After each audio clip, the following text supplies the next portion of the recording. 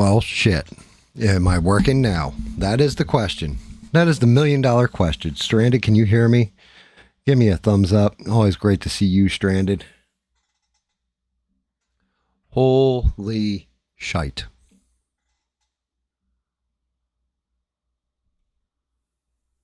I think it's just you and I right now. Yeah, sorry that I was past due.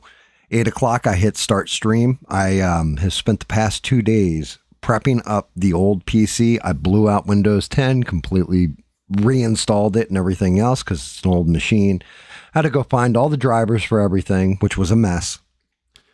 And hit start streaming, and it came up and gave me an encoder error. Everything set proper, encoder error. You need to update your files. I was like, oh, the hell with this. I just grabbed my good PC, slapped it in, rock and roll, because it's already set to go. And I had it as the backup. You always carry a backup to your backup, right? And I was able to just throw it together real fast. And I was like, hopefully a couple minutes late, people won't be pissed. But yeah, I mean, good evening, everybody. It is it's going to be an interesting one tonight. You want to talk about hiccups here, hiccups there, hiccups everywhere. Between the laptop, my streaming laptop for the paint streams, just, it's got to get, I'm going to have to clean it up. I'm going to have to do a test stream at some point and make sure that I can actually get the encoder to work. I might do that after I get done stream tonight, maybe tomorrow before the gaming stream. But yeah, so I had that happen. And then I was going to paint Wasp, the 1960s version from the Avengers comics tonight. And I'm looking at the body on it, and the body's got a massive flaw to it. I was like, how did I overlook this before? Because I even sanded down her butt. I'm like, oh no. So I had to switch up what I'm painting. We are, and let me kill off my my title screen here and everything else. Rock and roll into it. We are going to be painting these two little tiny figures. It's Samhain, and this is a Sphinx. And we're going to be doing those. That's for the wife's collection. But I had to grab whatever was close because I was like, well, if I'm not going to work on Wasp, this is going to be a headache. So it's like anything that can go wrong is going wrong. It's mainly my fault. I should have been better prepared.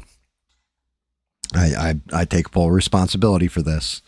At least my mouth will keep running. The shit will keep flowing from it. And because we've got a lot of shit to talk tonight. Between the news, everything else, I watched a really good movie. Caught up with Invincible last night. Fucking fantastic show. There's a lot to go through. I can tell you now, it's not a good time to be a female in the Trump administration. On top of it, after the address last night, I jumped into ABL's stream. I asked Devin personally because, hey, shout out to Devin, popcorn in the chat for Devin. But she doesn't watch. I don't think she watches me anymore because I don't do rah-rah, and I think I make her feel bad when I'm streaming if I'm pointing out these obvious facts because she wants to be rah-rah and kind of blind to things. I don't think she wants honest. This is legit what's happening in the world, and it kind of brings her down. So I can appreciate her not watching the stream, but she's still my friend. Like, she's still really cool with me every time I see her, everything else. And I asked her what she thought of Trump's speech because I know she's very rah-rah. And she even said it was mid. But while I was in there, I caught something on ABL. I was like, oh, you've got to be shitting me. Are you really showing this stuff? So we'll get into that a little bit. Well, no, Wasp is still like the rest of it's good, right? It's just after doing Bizarro Stranded and seeing the level I can get it to with no seams and how clean it was as far as the paint job, the way the model went together and everything else. And I had to do multiple parts multiple times on him too. Looking at this one, I was like, yeah, I'm going to notice these flaws now. I'm trying to get not just the paint end of things up in notches, but also the creation of the model. Like, one of those things is Man of Steel has been requested big time for a long time. I have the model, but I want to make sure when I do it, I'm doing it fucking justice. no pun intended on the Justice League, but I want to make sure that it is coming out the way it should be coming out. That it's not just some, like, I know this is going to sound terrible, but in video games, you have what's known as a beach bob, which is basically you just lived on a beach, clubbing the noobs, even though you're high level and stuff. We used to call that a bob, right? It's no shot at Bob KMIT. Shout out to him. But it's just a video game term we all used. Oh, you're a Bob, right? And that's just it. I don't want my model making to be a Bob model, you know? I want them to be seriously good, can appreciate them, and keep getting better with it. I don't want to regress. So with Wasp, I want to do her proper. And the 60s hairdo, everything else, the outfit and all that, I want it to look sharp. So I'm not going to settle for less now. I'm getting to that point with it where, oh, that is good enough. No, there's no such thing as good enough for GAM anymore. Now it's okay. We're getting serious with this to an extent. It's good, more fun, more difficult, more of a challenge, but it's worth it. But yeah, it so far has been a nightmare with the thing with the PC. As a matter of fact, I said to my wife, I'm like, because okay, so I know this is like behind the scenes shit. You guys probably don't care. But with the old laptop, I fire it up. I get Windows 10 back on it, right? Like completely redo Windows 10. I plug it into the monitor because it's a laptop and it's got the external HDMI port. It won't turn on. The monitor will not recognize what is going on here. I fought with this thing for hours last night. Installing newer drivers. Some drivers wouldn't go in because nope. You're got to be on Windows 11 for this. No, that's not going to run. It's not recognizing that. Son of a bitch. So I go in and my wife's chilling. She's like, you know, she's online reading stuff. And I'm like, look, I just need a brain break because my head started to hurt because I've run through everything I can do with the hardware and the things trying to figure out. And I know it's software and I'm rattling my brains trying to get this damn thing and I like went on forums, everything else, anything anybody suggested just didn't work. None of it was working. So I'm like, this is some bullshit. I go in, I talk to the wife and everything else. And I'm just like, look, I just need a brain break, get my mind off it. Well, what's wrong? My laptop, this, that, and the other thing. So what does the wife do immediately? She goes, oh, well, if it's screwed up, you know, tell me, let's go look, see the prices on, new desktops and new laptops. So she goes to a bunch of different sites and all this, and she gets a discount at some of them and everything. So she's going in there, applying the discount, looking at it. Well, this one's only $2,500. Is that what you want? We'll pull the trigger on that now. I'm like, oh, gee. I was like, after about the fifth one that we went through, where she's looking at it and like, I'll pull the trigger on this. I'll pull the trigger on that. I got it in the cart. We can just pull the trigger now. I was like, no, you've just given me the motivation to fix the shit I already have. And like came back in the room. 5 minutes later, I fixed the problem. Figured out exactly what it was. Fixed it. Right. And I came back in and told her, she goes, well, I'm about to pull the trigger on this. Don't you fucking dare. Like, I don't need to spend this kind of money. Like, I love my wife so much. Like, I truly adore my wife. I can't picture life without her. But the whole thing is, because she had no problem. She's like, oh, I won't even, you know, we'll be fine. Like, if you want that, you know, get it. And I'm like, that's the problem is I want it, but I don't need it. You know what I mean? And just like fighting it, like, it was an internal struggle in me of old brain versus new brain. Old brain says, oh, yeah, you know, just spend it. You got it. It's not really going to make that much of a dent. New brain is like, you retard. You've got a machine in there. Yeah, it's old. Yeah, it's crusty. Yeah, it runs slow. Yeah, you're having all these problems, and it's a headache to get it up and going and all that. And nice and new would just run immediately right out of the fucking box. But you know what? Why are you going to throw right now? You know that computer prices are up, you know, chip prices are up, and they're going to keep going up, right? You know, all this, you better be happy with what you have. Sometimes old that works is better than new with no problems. I mean, now if my PC was like, well, that's it, I burned the CPU out of it, the motherboard's fried, even a hard drive crash wouldn't be that big a deal. I could just replace the hard drive. But any of these other things happen, this crapped or whatever, and I've got no workaround for it. Either I'm going to try and find somebody who's got a spare part I can switch in there or what have you. But I'm like, fought with every ounce of energy, just no. And because I love my wife, and she will indulge me. She will just, okay, no problem. As long as it's not killing our budget, as long as it's not cutting into our savings, as long as it's not screwing us on the mortgage, something like this, she has no problem at all. She doesn't even bat an eyelash. Yeah, click. And I'm like, that's why you handle the money. But at the same point in time, because she's built it up over time where we can be like that. If I were driving the boat, though, and this is what I said, it made me question myself. If I were driving the boat, would I have pulled the trigger? So then I realized, like, no, I've actually learned pretty good self-restraint. I just got to have that internal argument with myself over things sometimes.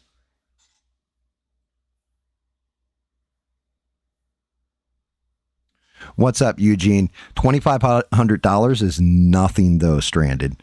Some of the first system that she pulled up, she goes, what about this one? And I was like, that shit is $4,500. It's $5,000 with your discount out on there, and she gets like a 40% discount or whatever on that site. I'm like, there is absolutely no way. She's like, yeah, but we can afford it. It's not that big a deal. I'm like, the hell it isn't. Like that was like the first one that she had pulled up. But like I said, we got the one that was about $2,500, and I was just like, she goes, well, it's an improvement over even like your new laptop. I said, oh, absolutely.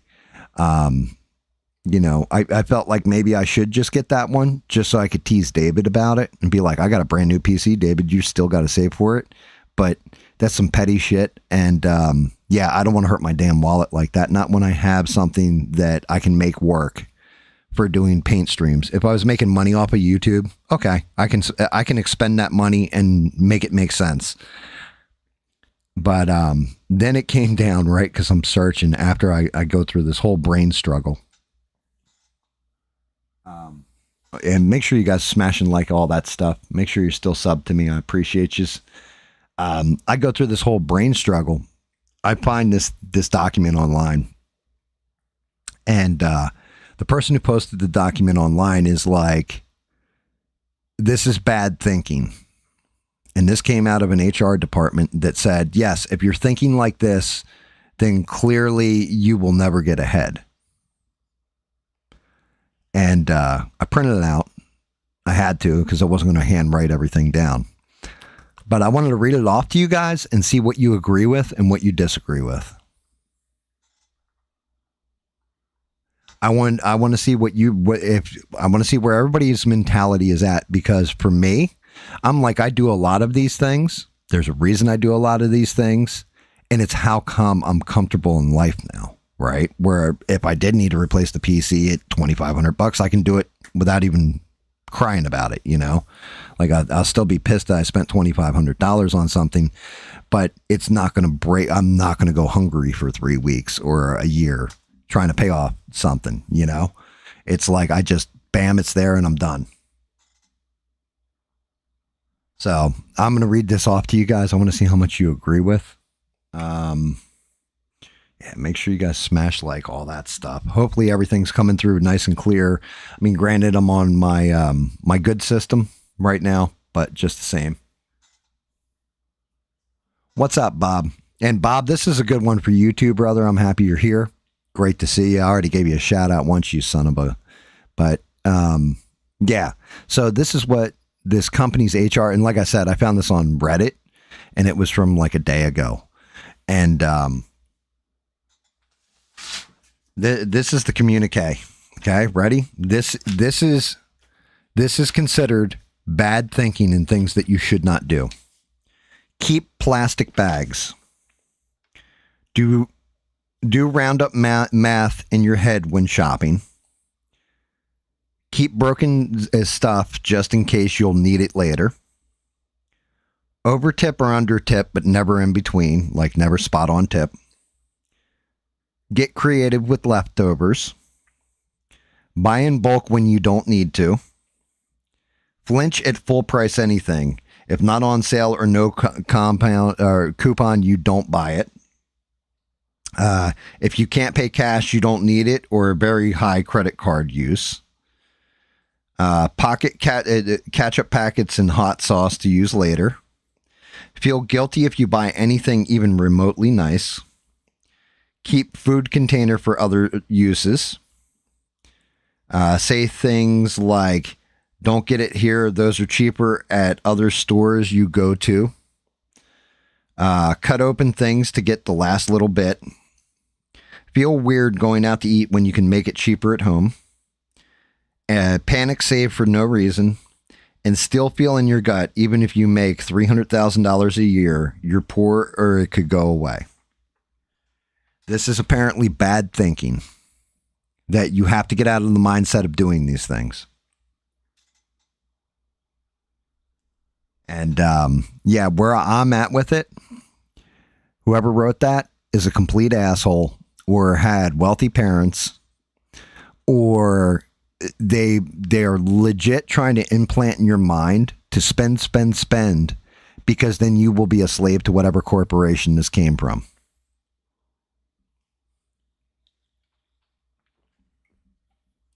And I will tell you the things that I do and why I do them now. So the first one, number one, keep plastic bags. When I go shopping at Walmart, Publix, wherever, I keep all the plastic bags. Why? Because I have cats in the house. Their box needs scooping on a daily. They need a complete change once a week, but you want to keep that box clean, right? I use those bags to clean the cat box because what else am I going to do? Just throw it in the bottom of a trash bag? Trash bag rips. Now I've got cat stool and dirty fucking litter everywhere. And then, it's an extra vacuum cleaner trip. The other thing I'll do with those plastic bags that I keep is when I'm clearing food out of the fridge, old food from like a week ago that nobody ate and it's got to get tossed, I'll dump it in there, tie it off, and then throw it in the trash bag instead of putting it down my garbage disposal, unless it's something that, because a lot of the stuff we cook uses butter or some kind of oil, I don't want to clog up my pipes on my plumbing, and then that's a whole nother bill. So that's why I keep my bags. Okay. And like I said, Bob, this supposedly came from a company's HR department that is telling you this is not the way you should be thinking about things. And I'm telling you why. If you guys really want to be comfortable in life and financial and all that, these people are idiots. These are people that obviously either had a silver spoon in their mouth their whole life, never had to struggle, or they assume that they're going to be employed by the same company forever and need to be in debt slave, what would we call it? Indentured servitude for the rest of their lives to this company, right? All right. So the second one, do roundup math in your head when shopping. Always do roundup math in your head when shopping. If anything, always go with an overestimate. So it's a lot easier to do 10% sales tax on something, even if your sales tax is 6% or 7%. So if something costs $1, it's $1.10, right? 99 cents. And then you're just going to round that to $1, put that on there. You know what happens when you get up to the register? You don't have to take stuff out of your cart if you don't have enough money and put it back on a damn shelf. You've already estimated in, this is about how much this is going to run me. And because of that, you if you're on a budget and a strict budget, you don't have much money in the bank, you're not going to come up like, oh shit, I'm $10 over. How'd that happen? Oh, because I didn't figure out tax in there. I don't need to be exact with my math, but I know that even if it comes up to $100 and I have to pay $100 out, that I already estimated for $110. I still have $10 in my bank account. I'm good, right? So that's point number 2. Point number 3, keep broken crap just in case, right? Some stuff you can toss out, but there's other stuff, and Bob will probably be one that completely agrees with me here. If I broke, so let's take my lawn tractor. Carburetor went bad on it, right? The float is completely snapped on it, everything else. It was cheaper to order the full carburetor instead of just the float. The float was like $15. A brand new carburetor was $20. So I ordered a brand new carburetor. What did I do with the old carburetor? I kept it. Why? Because let's say the float doesn't die on the new carburetor, but something else in there, one of the springs, something else goes bad. I can cannibalize that old carburetor and use that part on the new carburetor. So legitimately, why would you throw out something when you can find another use? Because otherwise I'm going to have to spend $20 on a new carburetor instead of just taking a part off one that I already, had on hand. It's just fiscally responsible. Okay. Over tip or under tip, no in between. Stranded said this in the comments, and this is right where I'm at with it. Now I can do the math in my head and give an exact tip every time, right? That's not a problem to me, but I base it on the service that I've received. If I've gotten dog shit because, and it'll go into another point here in a few, because I rarely go out to eat. The only time we usually go out to eat, if it's not fast food and sit down in a restaurant, is because the wife wants to be waited on hand and foot. So if they do that and they do it with a smile and they do it promptly and everything comes out, even if the meal is kind of crap, but the service is excellent, they're still going to get a tip because I don't fault the person for who's delivering the meal. I fault the person who's cooking it at that point. But if they come out and they're a complete asshole, oh, look, you got toilet paper on the bottom of your shoe dragging shit through the restaurant and, things like this, and you're just a miserable person and you're giving me shitty service, I'm going to undertip you. It doesn't have to be exact every damn time. And most times we end up over tipping, and most people that know us when we go out to eat want to wait on us because we over tip. So that one's right off the table as far as I'm concerned. Has nothing to do about the math on it. It's about the quality of service you receive. People that do a good job deserve to be rewarded for it. And by the way, thank you again, Beans, tipping tossing coins to the Witcher and all that. I appreciate you. You're telling me I'm doing an all right job here, even if you don't like everything I say. Okay. So, get creative with leftovers. If I've got food in my fridge that, say, I don't know, I made some spaghetti. There was too much of it. I got a little extra sauce and I put it up in the fridge because I'm like, shit, I'll eat that later. We don't throw out food as much as possible because to us, it's wasteful. There's somebody else in this world that could have been their entire dinner. Maybe that was what they had to live on, hand to mouth. Maybe they're not making it by. Maybe they're struggling. Maybe it was like me and the wife when we first got married, where skip a meal or two here or there to make sure the kids ate. Right. So we got real used to, we don't throw food away. Now I've got that spaghetti in the fridge. Well, you know what? I got chicken that I was going to eat the next night. Chicken breast. Why don't I cut up some of that chicken breast, fry it out, everything else, mix it in the sauce with the spaghetti. Now I've got like a secondary better meal that also combines a little bit of and then the next night I'll eat the rest of the chicken, right? Little things like this. Why be wasteful with food if you know that there's other people struggling out there? There may come a time where food, I'm not going to say there's going to be a scarcity, but it's not going to be as easy to get as it is right now. And if you're out of practice with that, or you're not thinking in that kind of common sense term, next thing you know, it's like, well, sorry, you can't get food today. You didn't get a voucher for it, kind of thing, or shit, now we got to go hunt down 2 more deer, whatever. But so for me, it's just like I said, you were born where you never went hungry in your life. So you can fuck yourself, right? Well, not fuck yourself. That's a good thing. I hope nobody goes hungry in their life. But at the same point in time, from somebody who has gone hungry at times, It drives you and everything else, and it's smarter fiscally. You're being more intelligent with your money.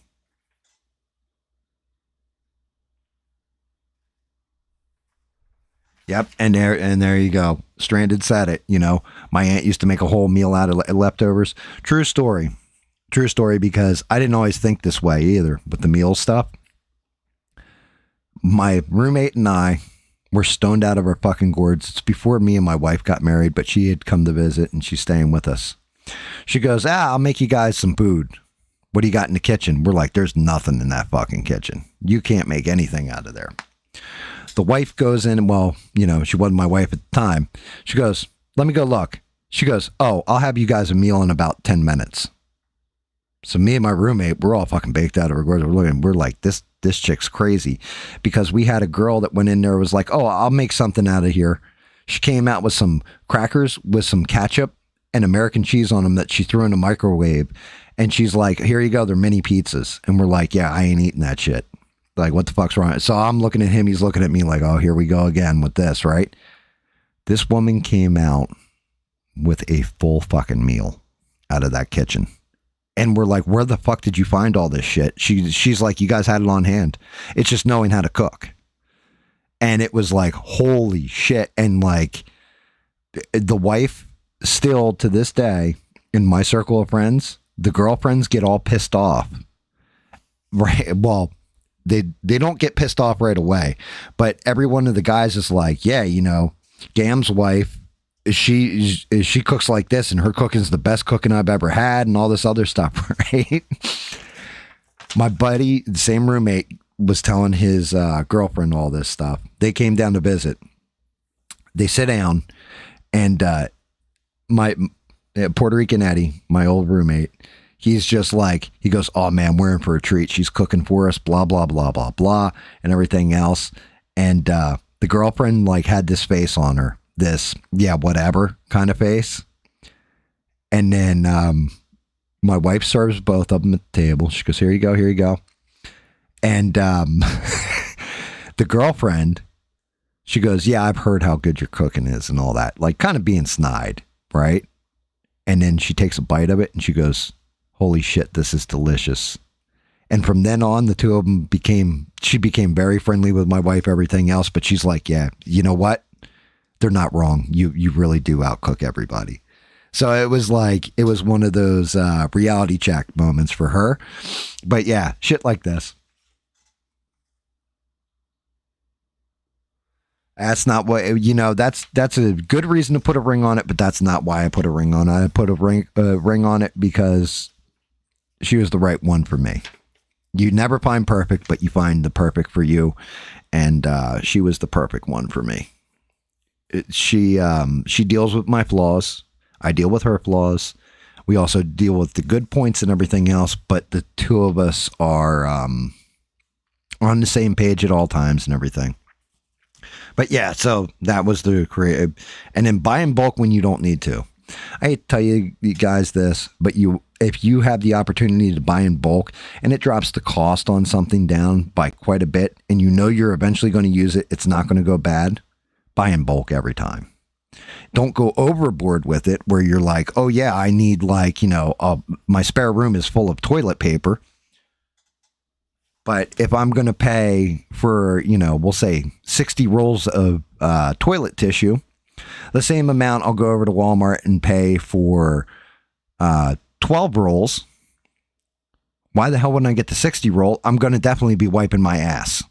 So, you know what I mean? That's just fiscally, it's more responsible, smarter. And then flinch it full price anything. If not on sale or no coupon, you don't buy it. I kind of think like that.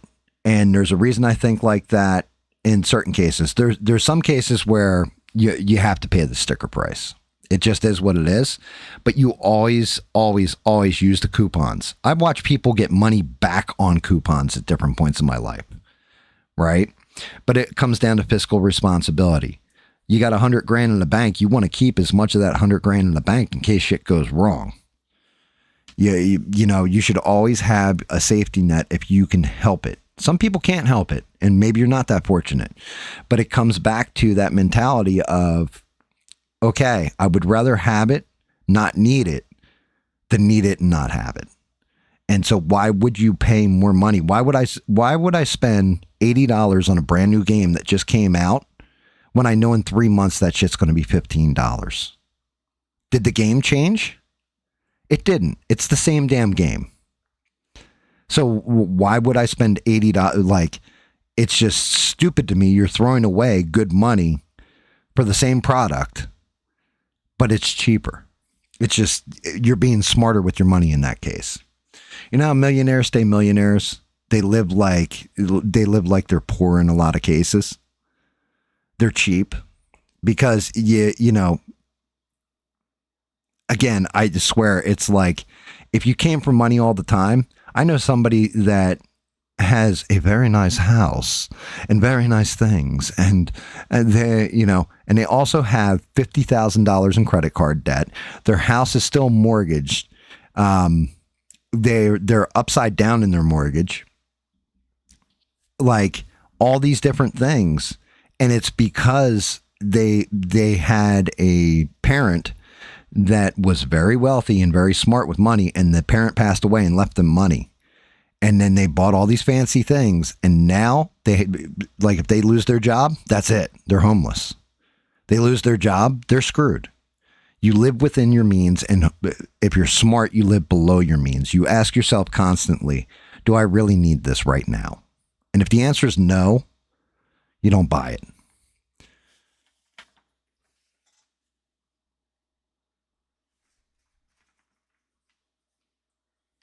And shout out to Rogue. What's up, Rogue of the Leaf? These things. This is a list from an HR that I found on Reddit, where the HR department put this out and said, "Hey,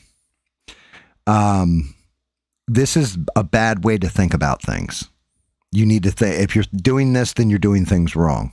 And these are what they're listing off. And I'm telling you the reasons why I personally do this kind of stuff. All right. If you can't pay cash, you don't need it, or very high credit card use. The very high credit card use, I agree with. If I don't have cash and I can't afford cash out of my pocket, 99% of the time, I'm not going to buy it.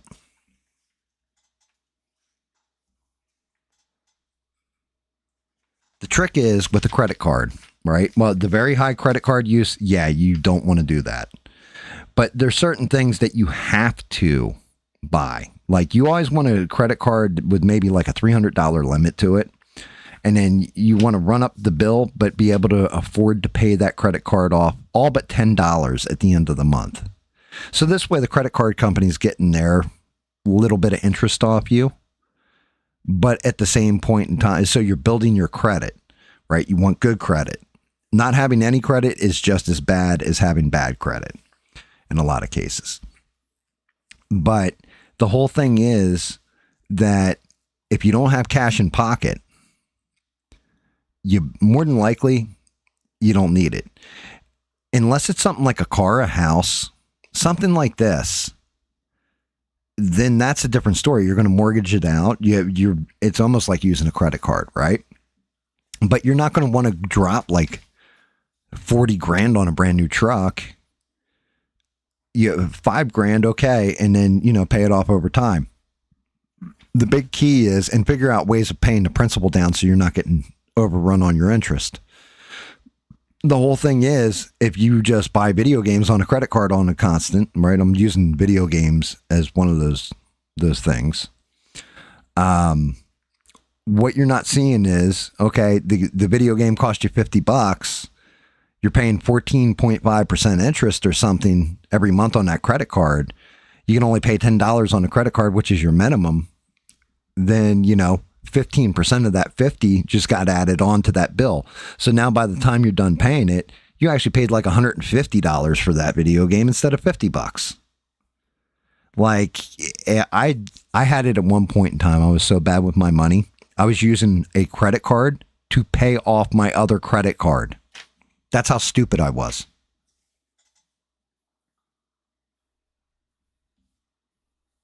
And there you go. You want that credit card for emergencies, but you don't want to do it as oh, well, look at this. I mean, I ran it up on DVDs, all kinds of shit I didn't need at one point in time, credit cards, and like just dumb shit, and literally made myself where I was in indentured servitude to the credit card companies, basically. And then the wife was the one who taught me, like, no, you don't have the cash, you don't buy it. It's as simple as that. You don't have money in pocket, don't buy it. And then we got to a point where it was like, okay, well, we need to build up credit in case we need a house, in case we need a car, in case we need some big expense comes and we have to take a loan. We have at least amazing credit. My credit's like 780 right now. Just saying. Changed everything. And my credit was like six something, like high sixes, like 690 or some shit when I started. And that was with a whole bunch of debt on me. But it's up to 780 now. And it's a struggle to keep it there. But yeah, that's just it. The interest is what kills you on those damn things. Pocket ketchup packets and hot sauce to use later. So the whole thing is I do have bottles of hot sauce like sriracha or, things like this. But to be honest with you, you go to Taco Bell, get as much extra sauce as possible. You throw it in the fucking one fridge drawer. And I bet you everybody in here probably has a fridge drawer with some kind of sauce from Arby's, from Chick-fil-A, whatever. You've got that sauce on hand. Why? Because it's good sauce. And you might want it if you're going to do Arby's at home, or you're going to do a Chick-fil-A sandwich at home, or whatever.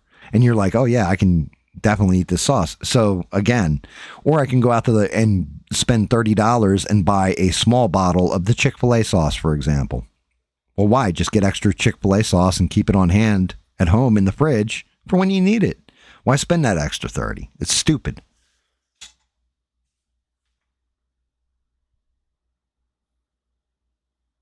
So the person who wrote this list, again, HR department. So now, and it was for a bigger company, apparently. The reason they wrote this list and said it was bad thinking is because you run up your credit cards, right? You think about this list. You're just pissing away your money on everything, thinking you have job security. Now they cut the hours back, right, at the top, and they want to throw more workload on you. You can't say no to it, because if you do, like, you're still making the same paycheck and doing double the work. But you're going to say okay to that doubled work because you can't lose your job because you're upside down in debt. I can't just quit and just go off and, try and find a new job for 2 months. I'll be screwed. So now I'm trapped there. Like, I'm ankle chained to this job.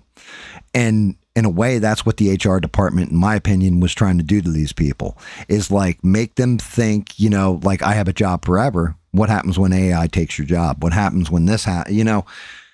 It's just a level of unpreparedness and fiscal responsibility that will keep you slave labor to a corporation for, a better term.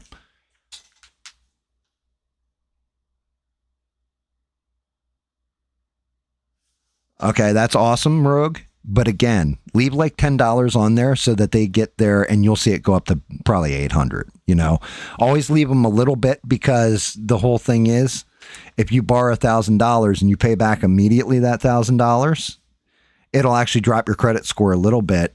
Paying back $990, well, they made a little bit of money off you. You got to give them that little bit of profit. Same way if you borrow from a loan shark, you kind of want to pay them off in full.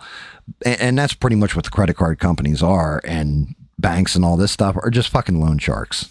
They're just not going to break your ankles or your legs or your thumbs if you don't pay them back. Instead, they're just going to take your house and shit. But you want to give them that little taste so they make a little off of it. So this way in the future, they're willing to lend to you more money and more money. And then feel guilty if you buy anything even remotely nice. That one doesn't apply to me. Like, my whole thing is that I rarely buy something super nice. And if anything, I get it as a gift a lot of times. Now, If I'm buying it for somebody else, I never feel guilty because I'm buying them something nice. They deserved it if I'm giving it to them, right? So unfortunately, that one I kind of agree with. You know, I think everybody should have something that's my thing. Whether it be, you know, your Napper Crapper 3000 chair that you sit in, the big screen TV on the wall, the beautiful computer, the nice car, whatever. Everybody needs that one thing that you take a lot of pride in, because usually it means that you built up, you worked your ass off and you got it, right? Or even if it was a hand-me-down from somebody like an heirloom, the fact that you appreciate your thing and all that kind of stuff, it's the way it should be.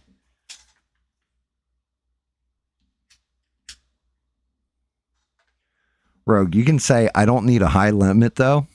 And then the next thing you know, you get lung cancer. Or, you know, your property gets damaged to a point where you need to do massive house repairs. You need that limit at that point. So even if you're never going to use it, make sure you build it. Keep the high limit up. It helps with the FICO score. It helps with your normal credit score, but you want to keep those limits high, because then when you need them, they're there. Now, if you get those high limits and you do stupid shit with them, you're an idiot. But get it where have it where you know, if you need it, you have it. Try and keep it where you never need it. You know, have it for if you need it. It's an emergency, it's a backup, and all that stuff.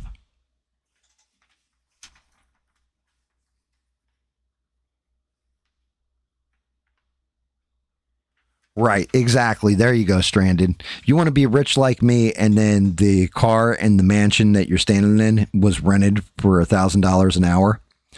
Yeah, it's shit like that. Don't buy any get rich quick things. That's one of my big things. Is you don't ever buy in get rich quick schemes. They always fuck you every time. It's scams. It's one of the things I hate about people who grift online, stuff like that, are these things. Because they prey on people that want their mansion, want their Lamborghini, want this, want that. And instead of saying it's going to take ass breaking hard work, it's going to take you, cutting yourself to the bone at times, being fiscally responsible and all this. They're like, no, all you got to do is sign up for this course and I'll teach you how. Shut the fuck up. People that have done it, been there, done it, will tell you for free how they did it in most cases, because they genuinely know where you're at in life and want to help you. Because nobody wants to be in that spot. It's terrible.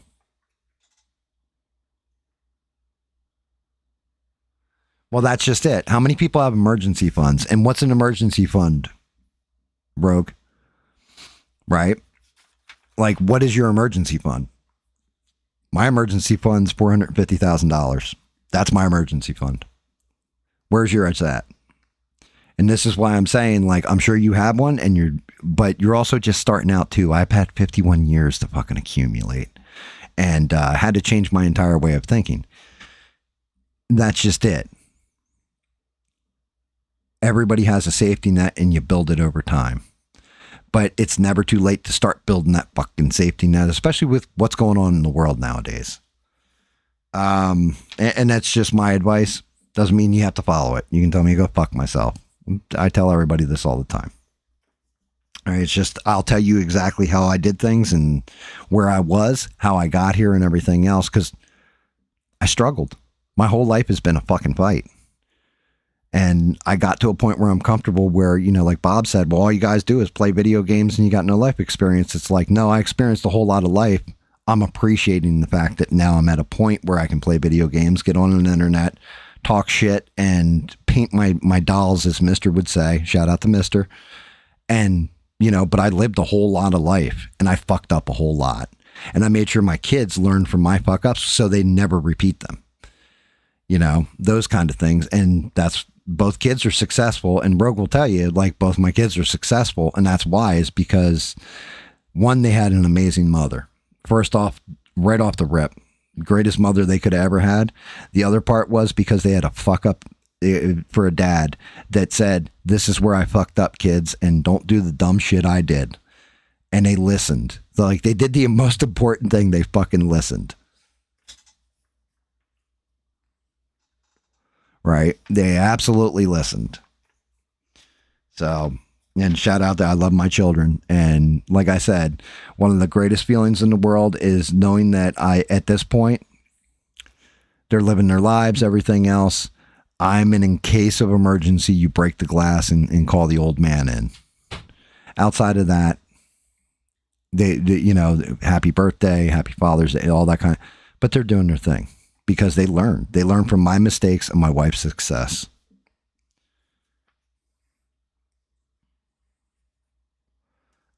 Keep food containers for other uses. So like, if you get like, it's almost like Tupperware, they'll pack like ham in it, stuff like this that you'll get at like Walmart and stuff. I keep those. You know why? Little spare parts. Maybe I got a bunch of screws and I sort them and I'll throw them in there. Maybe we'll reuse them like their Tupperware, because why are you just going to throw out your Tupperware and buy new shit when you don't have to? You use it a couple times, you wash it real nice and everything else. Why contribute to the if you're looking at it from an environmental standard, why waste all those extra plastics? Why not use it for something? Like if I have resin runoff, for example, when I'm 3D printing and I got to do an emergency vat change, I'll grab one of those because, well, it's disposable anyway. So I'll just fill that up with the resin and toss the whole thing out. Things like this. But again, fiscal responsibility. And then say things like, don't get it here. Those are cheaper at the other store I go to. This all comes back to, why the fuck would you pay $5 for something you can get for $1 and it's the same exact product? Why? You just spent $4 extra you didn't need to. You could get 5 of the same thing over here at Walmart, but then you go to a Publix and it's $5 for that same item. No, the hell with that. You're going to the other store anyway. Why would you even buy it? Like, it's stupid thinking. You spend an extra $4 you didn't need to. Maybe you're a cigarette smoker. That $4 is like a chunk out of your pack of cigarettes. Maybe you're a drinker. That's like one of your old malt English 40s right there. That $4. There you go. 1000% Rogue. Exactly. And that's why I'm saying, like, whoever wrote this either wants you to be in servitude to a corporation, or they want you to be just fiscally stupid. But again, this is supposed to be a list of things you're not supposed to be thinking. Well, why? Do they want to keep you poor while they're rich? Is that it? Because this list right here. But yeah. Cut open things to get the last bit. Now that I don't do. The only thing I do with stuff like that is the peanut butter jar. You know what happens with the peanut butter jar, especially since they're plastic? I turn around and I call my puppers over and I throw it to him. And he'll get every last bit of peanut butter out of there, But, cutting open the bottom of the toothpaste or whatever. I mean, if you do it right, you've squeezed through most of the toothpaste. What are you going to get, an extra brush full? It's actually more effort than it's worth. So I kind of agree with that one to an extent.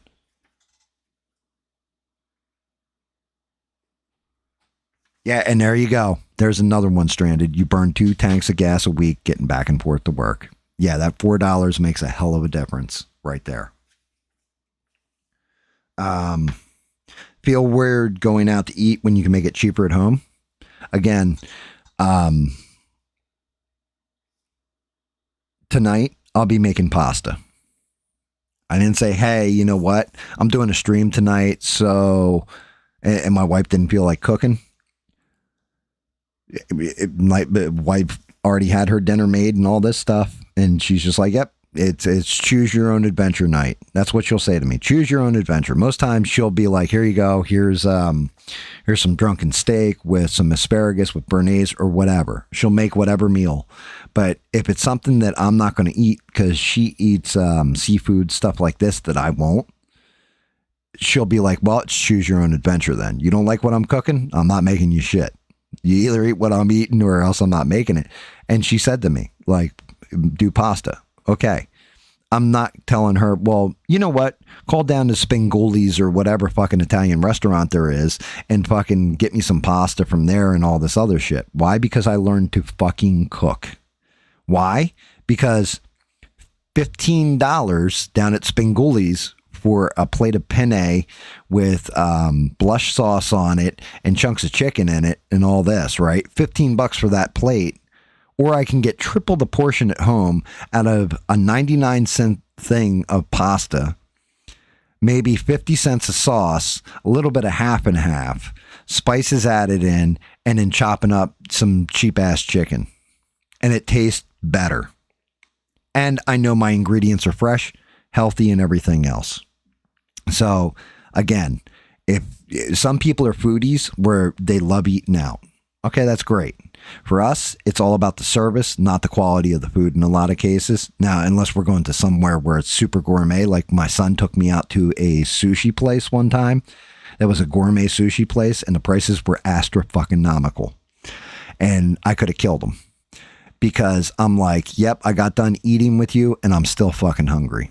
Yeah, did it taste great on my palate? It did. It didn't fill my belly, though. I'm going to go over to the sake house and go order like 12 of these fucking rolls for the same price you paid for one of these dishes here. But I didn't say that to him because it was Father's Day and he was treating the old man.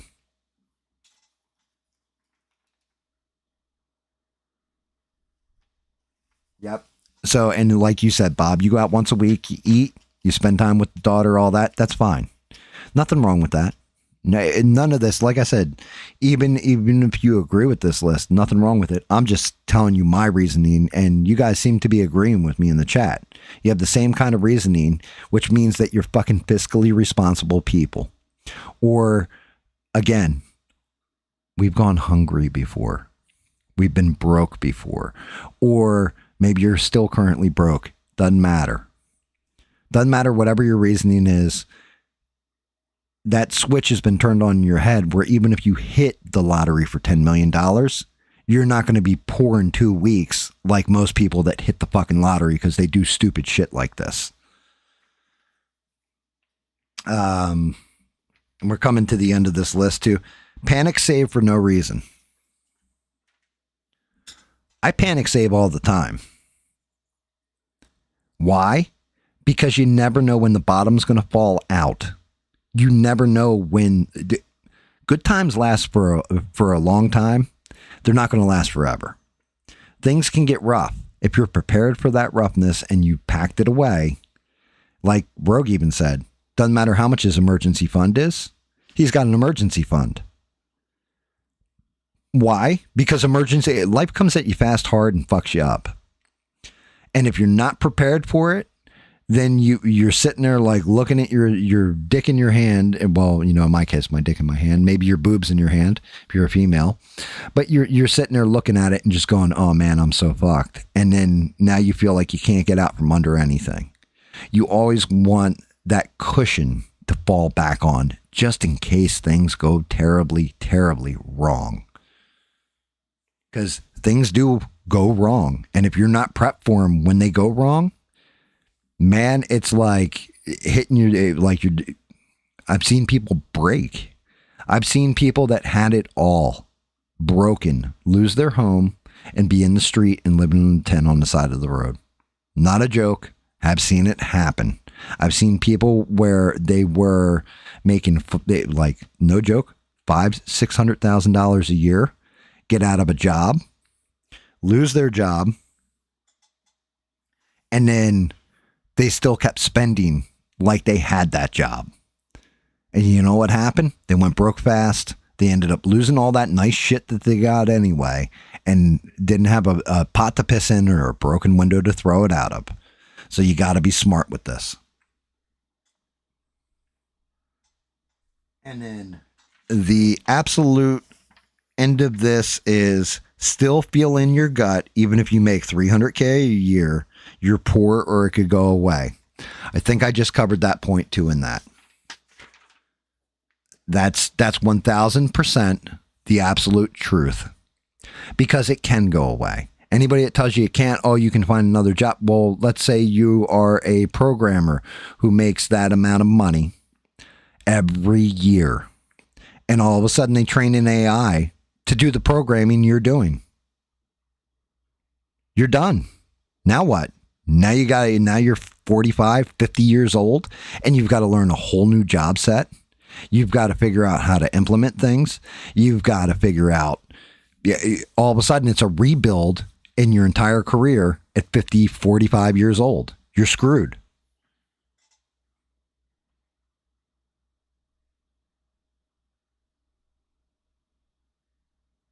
And good for you, Stranded. You know what? I'm proud of you for that one, because you know what? You fucking ate. Ain't no shame in that at all. That was smart, in my opinion. I hate that you're in that situation, but that was fucking smart. You used your resources, you adapted, you overcame. That's what it's all about. Sometimes you got to fight like that. The whole thing is, everybody always wants to do like, oh, well, like in a fight. Because again, whole life, I've been in some kind of fight in one way or another. And everybody always goes, oh, that's a dirty cat. You like, oh, well, Bob, just kicks people in the nuts because that's what Bob does, right? Bob won those fights. He didn't get hurt. To me, that was the most intelligent move you could make. You don't start the fight, but man, you end it fast, as hard as possible. You make sure you walk away intact and call it a day. So shout out to Bob for nut kicking. But it's the same thing when it comes to food. You need food. Hey, look, you do what you got to do. It's an unfortunate fact, but you're either going to die or you're going to survive, especially if you're starving. And that's where I understand, at one point in time, our welfare system was built because of things like that, to prevent those kind of things, where the government would give you for basic essentials. Where I disagree with it now is they give you like a SNAP card and you can go buy Pepsi Cola and some potato chips and all this other stuff. That's not right. You spend it on cooking essentials like flour, eggs, milk. And I mean, that shit's expensive too. Bacon, whatever. Make yourself breakfast every day for the month. Get some Bisquick, do some biscuits. Do pancakes, whatever. You figure a way through.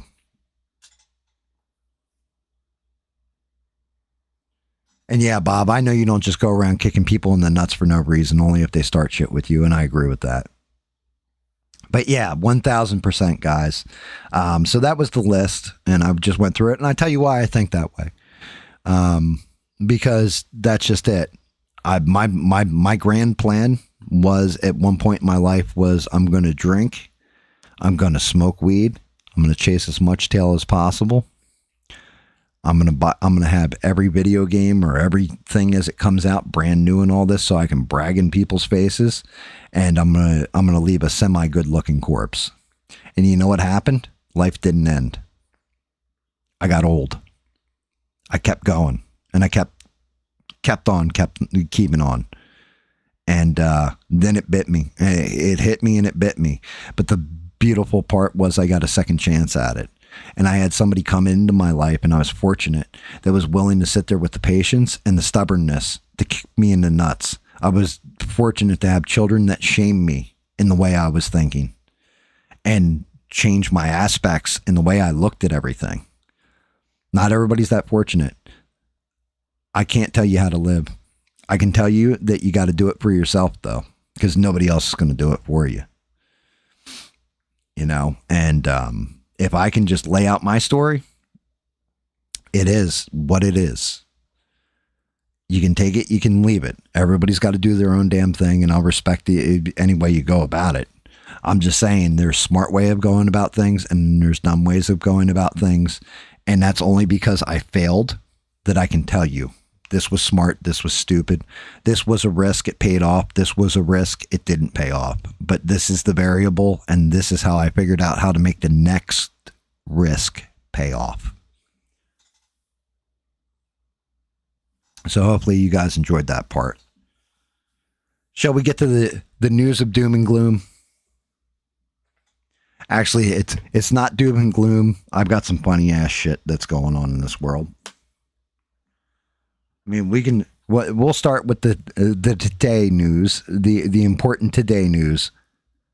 Ding dong, the bitch is gone, the stupid bitch, the blonde ass bitch. Pam Bondi gets fired. Now, rumor has it the reason she got fired was because she fumbled the Epstein files and didn't bring enough prosecutions against people. Didn't go after Trump's political enemies enough, all that kind of stuff. Like she botched the Letitia James thing and the James Comey thing and all that. And that's why they let her go. Now, my problem with this is that should have been done about 6 months ago. My opinion, I was saying this. I've been saying this the whole time. Out of everybody that needs to get fired, the people that really, really need to get fired are Pam Bondi, Todd Blanche, Kash Patel, and Dan Bongino. All of them need to be gone after the debacle that was the Epstein files. And I did not see who Tiger Woods called after the crash. I was going to get into that one too, because I think that shit's funny.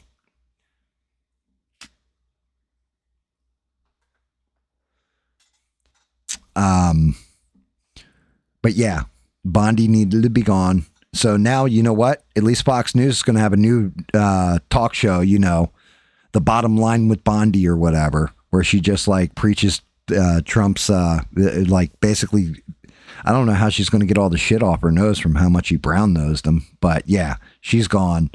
Todd Blanche is apparently taken over temporarily, but that may become permanent, which I think is a bad move. There's been two names that have been bandied about that he might be replacing the AG spot with. One is Ron DeSantis, and the other is Lee Zelen. Is that it? Is it Lee Zelen, the guy who is in charge of the EPA right now? But rumor has it he might be tapped to become the AG. He's not a bad choice, my opinion. I don't know about Ron DeSantis, but Lee Zeldin is definitely not.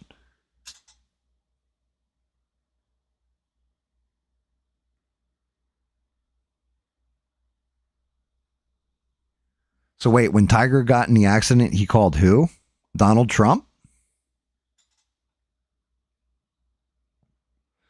Dan Bongino quit because he's a bitch.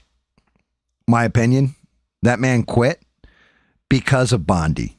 Because instead of hanging in there and fighting and, you know, going, look, here's the absolute truth with the Epstein files, he was like, oh no, I've got to play ball. And that's why I think they let him walk away. They did. And everything else is because he hung in there and played ball. But if you remember and you go back with Dan Bongino, and his show is fucking like on a nosedive too, by the way, because everybody just wanted to know about the Epstein file. As soon as he didn't provide any information, that was game over.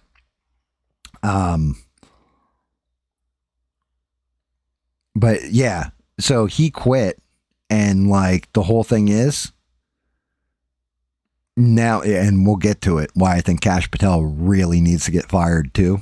But Bongino absolutely needed to get fired. And a lot of that is all going to come down to one man, Charlie Kirk. But let's stick with the females in the administration for now, because it's not a good day to be a female in the Trump admin.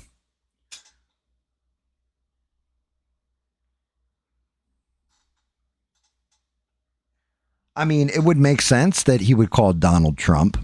Tiger Woods would call Donald Trump. Donald Trump owns a lot of golf resorts, loves golfing and all that other stuff. I just think it's crazy that, you know, you've got an Asian, a black Asian dude who is rich, famous, and still can't drive a car worth of shit and does it drunk too, or fucked up. You know, I think that's the hysterical part to me is like, yo, bro, like you couldn't afford a limo. You couldn't afford Uber. I know we're talking about being fiscally responsible, but yeah, come on now. Like we're talking multi-millionaire where you're too banged up. How do you not have something installed in your car like most people with multiple DUIs have, where you have to blow in it to, it's a breathalyzer that you blow into and the car won't start if you're too hammered. Just come on now.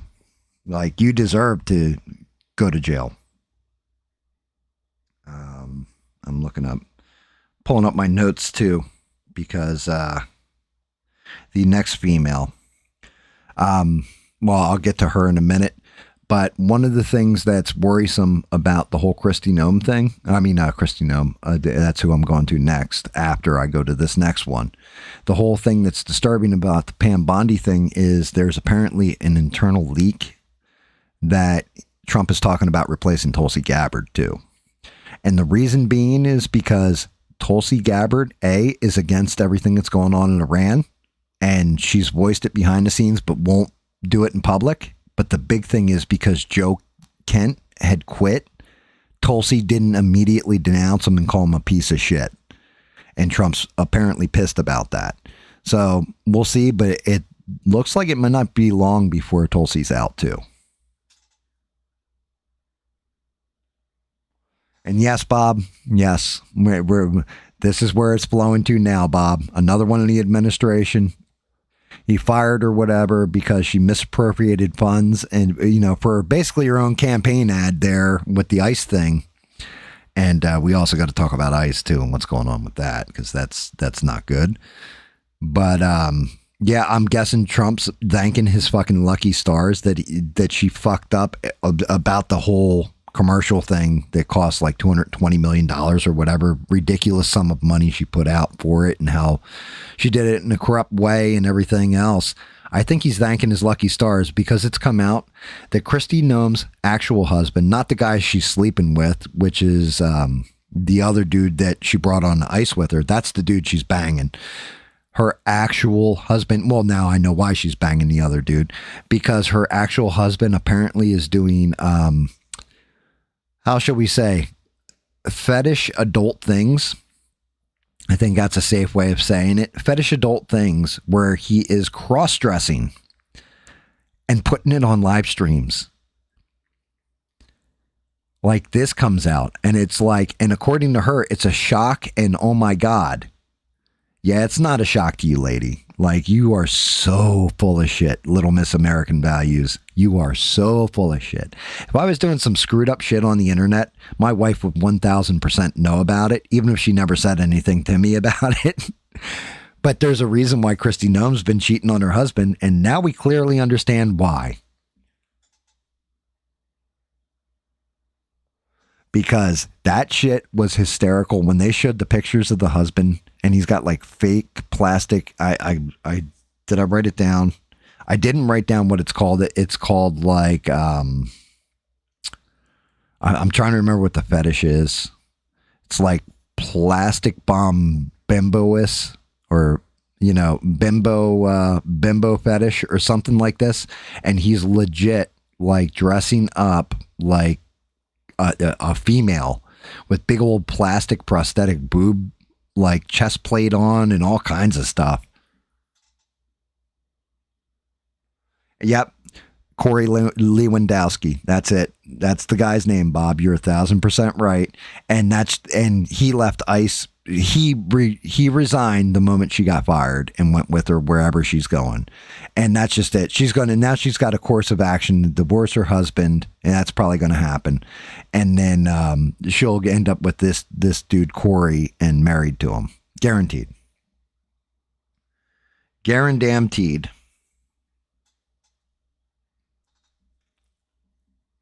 So that happened.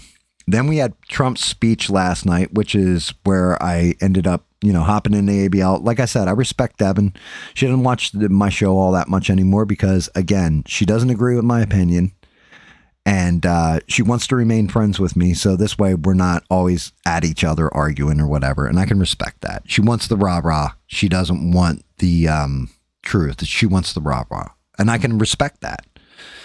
But even Devin said, I don't understand. Trump's speech was basically nothing. It was a giant nothing burger. We got to stay there for 2 more weeks. Well, I've heard this before. I've heard this song and dance. It's going to be another couple weeks. He said that we will be, we've completed most of our objectives. Well, we're not walking out with the nuclear material. The regime is still the same regime firing the same missiles. Militarily, we've beat the shit out of them, but reality is they're still holding the Strait of Hormuz. We're kind of screwed there. If anything, we gave them more power over the Strait of Hormuz by doing what we've done so far. So I don't see where he's saying, we've achieved objectives. He said he's going to hit them hard, very, very hard. But what are you going to start hitting? Civilian targets? Because according to you, you've wiped out, like 80 or 90% of their military and all their Navy and all this other stuff. So what's left? Start hitting civilian infrastructure? That's about it. So that's a little concerning. Definitely a little concerning. Yeah, but as far as Devin goes, shout out to Devin. Popcorn in the chat for Devin. We appreciate you. You're still my friend. And I'm glad that we agreed to disagree. And every time I see you, it's still, here's some popcorn, here's a hug. And I can dig that. We can just have differences and still be cool. So I appreciate you, Devin, wherever you are.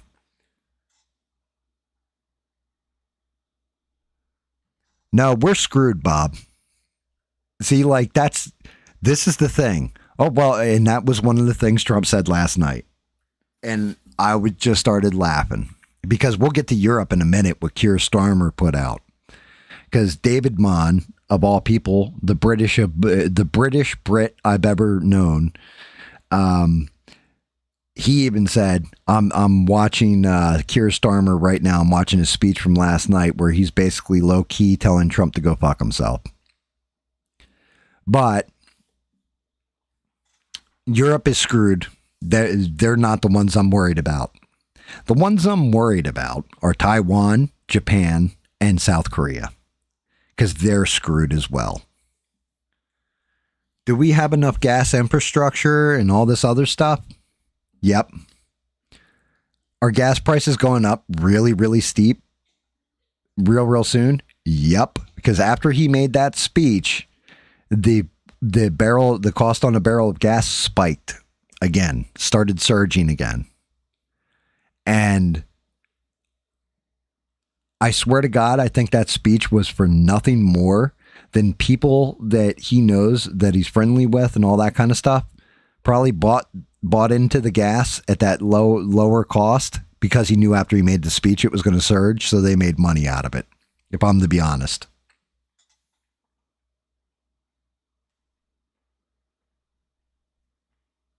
And yeah, they hit a massive bridge. That's fine. You're hitting a massive bridge. You haven't wiped out the regime.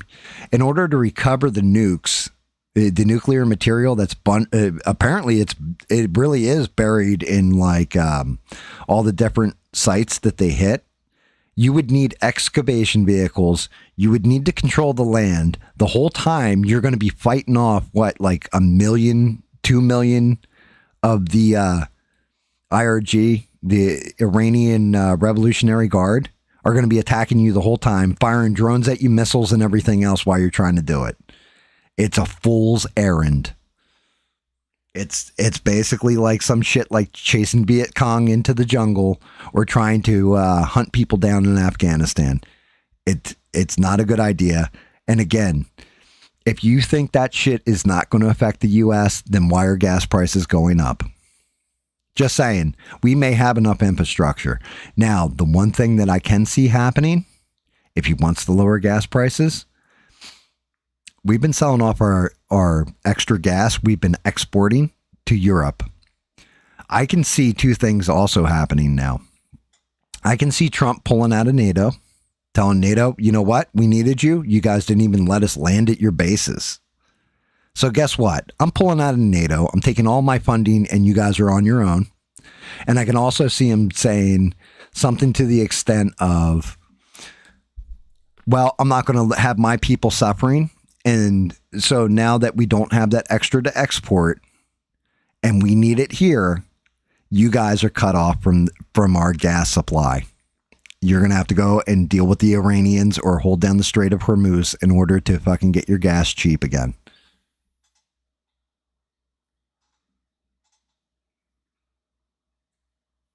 But yeah, Keir Starmer's speech, he basically like doubled down. Like David was saying, he basically low key told Trump to go fuck himself.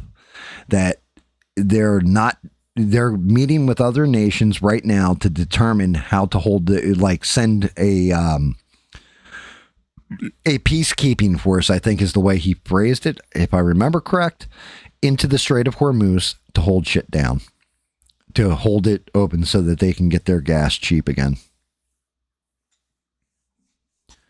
So, but he will not like go in there and assault and all this other. He's going to discuss it with these other nations before they go in. Europe has not stepped up in any kind of way for this, but the ones that are starting to step up that everybody should be keeping an eye on are UAE, Saudi Arabia, UAE, Saudi Arabia, and Qatar are all like, they kind of want Trump. They're cheering Trump on to take out the Iranian regime because they not only did they get hit, but it's also, it'll stabilize the region more if that regime is out of power. So who knows? Maybe we will we'll be out of NATO, but we will create a new coalition, like a Middle East coalition. You know, that whole, what the hell was it? The Council of Peace or whatever that Trump started along with Israel, and they'll just lock down the Middle East. Who knows? Maybe it'll work out that way. I don't think so, but it's a possibility.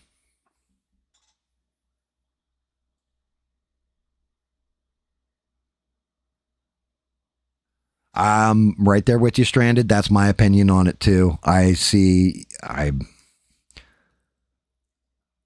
it almost the same way, that I'm watching the people around him and who he's keeping around him and who he's listening to for advice and all that. And I'm seeing these people that they're not enriching themselves directly. What they're doing is they're putting their children in charge of companies and then boosting the shit out of the company, including Trump's own kids. You think Jared Kushner and Ivanka Trump aren't making fucking multiple millions out of just deals with Gaza, for example? Why is he in the head of driving the thing? The Iranians also, because Trump in his speech said he was talking to the president. Well, there is no current president of Iran, from what I understand. So he's lying. And then the other part of it is the Iranians, when he said we're close to a peace talk and all this kind of stuff, apparently that's complete bullshit too, according to the Iranians. Now, granted, maybe the Iranians are lying. But if I'm to guess, I think that what the Iranian tweet said, I'll say that first, said basically we were in negotiations in good faith. Then you struck us, attacked us, and then called a ceasefire. We went through that once. Then we came back to the negotiating table. Then you and Israel came and attacked us. And now you want another ceasefire.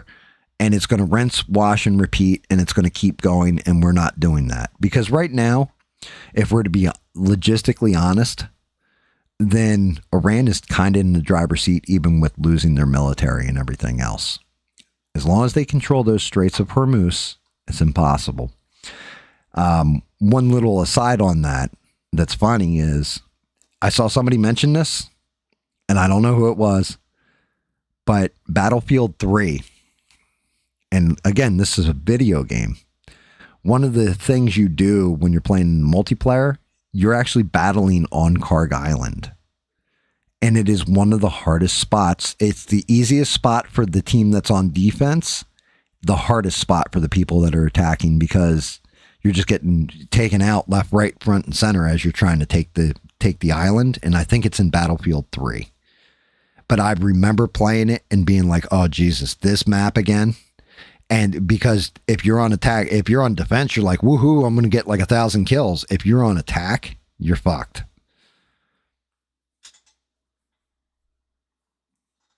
So, yeah. I also think that Trump is saying all kinds of different things, right?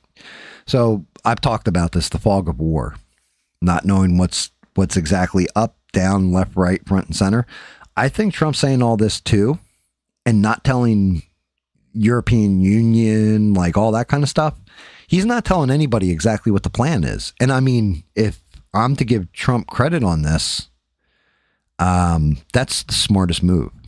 Because let's say he tells Keir Starmer runs his gums. You can keep a secret. There's an old saying, the only way three men can keep a secret is if two of them are dead. Right? He tells our European allies they leak something or it gets out or whatever. And then you've given up the goat and your plans have been exposed. But I think Trump is being smart by keeping everybody in the fog of war where nobody knows exactly what's real and what's not. Peace agreement real, peace agreement bullshit. Because it can either come out as a surprise and, oh, we're at peace, or it can come out as a surprise and, well, ground troops have just landed.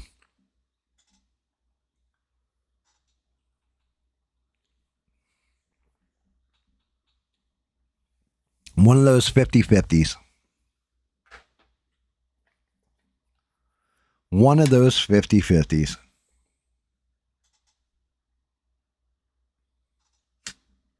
But I do think it's wise. You don't want to leak your plans.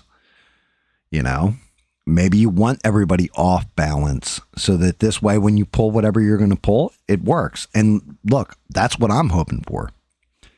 Because the way I'm seeing this play out now, not good. But it could also reverse course and maybe be a very good thing. We have to wait and see. We have to see what the truth is, but we're all in a fog of war. So nobody knows exactly what the fucking truth is. And in a way, that's a good thing. In a way, that's a terrible thing, too, because we're now in the middle of chaos. And it's going to fuck up the markets. It's going to fuck up the global economy. It's going to fuck up the global gas supply, everything. So a lot of people are going to get hurt. I mean, I've said this before, and, you know, I think Bob said, geez, you're kind of mean, Gam. It's the whole thing is, though, I play to win.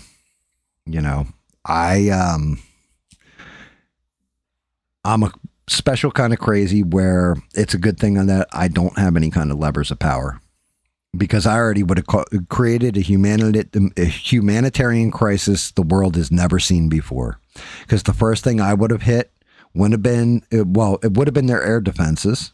I absolutely would have. They locked down the Straits of Hormuz. The first thing I would have done is make an announcement directly to them, and also appealing to everybody on the TV saying, I am blowing up your desalination plants unless you unlock that motherfucker right now. I'm taking out all your desalination plants. I'm cutting you off from water. I'm cutting you off from food. I will let you've got 90 million people there. I hope you're prepared for 60 million of them to starve to death and die of thirst, because I'm here to win. I'm going to end this fast. So you have a choice. You coming to the table? We going to talk? Or am I just going to fucking kill you slow, painful, and brutal and fast all at the same time? But the whole thing is, in order for Trump to do that, he's got to be all right with killing 60 million people. I mean, that maybe he's holding that in pocket like that's his omega solution. That's the end of it. But yeah, the whole thing is, I rarely know people that have won a war by being nice. We defeated Japan not because we dropped an atomic bomb on them, because we dropped 2. And the American people wanted to drop 3. Just saying. The electric grid's one thing. The desalination plants, because, I mean, that's the other part of it. Now you're going to need parts to repair everything. And I'd also send out the warning that, we hit this. Anybody bringing them parts, we're blowing up those shipments in. Like I said, sometimes you got to go full savage. I don't like having to think like that. I don't like having to even think in those terms, because I don't want to extinguish one life, let alone 60 million of them. You know what I mean? But it's the same thing. Like, I was having this conversation with somebody and and I told them what I'd do. And they're just like, oh, but that won't work. So what do you mean it won't work? They said, well, you won't sew enough. You'll just pull the people together. Yes, you will pull the people together. Right? But there'll be less of them. You're going to have less of a headache, all this other stuff. Plus you'll break them in certain cases. You're going to shatter them. I was like, if you want to be honest, if I were a foreign government and I really wanted to fuck the United States up, I would target energy supplies running to every major city. I was like, I would kill the American population down by like half just by taking out the electricity in inner cities. The rioting, the looting, you take somebody from an urban area, you throw them out in the woods, they're going to starve to death because they don't know how to hunt. Well, what do you mean I can't just go to the store and buy it? What do you mean? Like, oh, I'm going to drink this water over here. Oh, well, now you're poisoned with parasites. You're going to die painfully within 2 months. You know, you don't have the medicines to keep your diabetes in control. Like, sometimes savagery is the way you win, but that's only if you're playing where you want to conquer. And with this one, if you're going to destroy the world's economy, you're going to destroy the fuel supply and everybody's way of life, then you know what I mean? You're willing to cost 60 million lives, hell, 1 billion lives in the world by doing what you're doing. So I'm willing to take 60 million of you out almost immediately, not nuking you, but just hitting something small, some small little infrastructure that you're going to be screwed. And the people will revolt because they'll have a choice. They can have water, or you can rid yourself of this regime. Your choice. Camera's not frozen. I just haven't moved anything. I'm sitting there smoking cigarettes and talking shit. Like I said, a lot of news.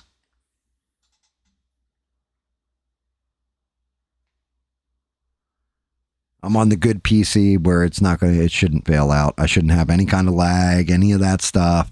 Like I said, the old PC, actually, when I fired it up before, when it was trying to start the stream and all that, remember I was saying the PC or the CPU usage went to 70, 80% on that stream where everything was crapping and freezing and all that stuff? Yeah. That sucker was running at 15 to 25% on the CPU. I was like, it's back in normal range. So I know the PC will work. I just got to figure out what's up with the encoding on it.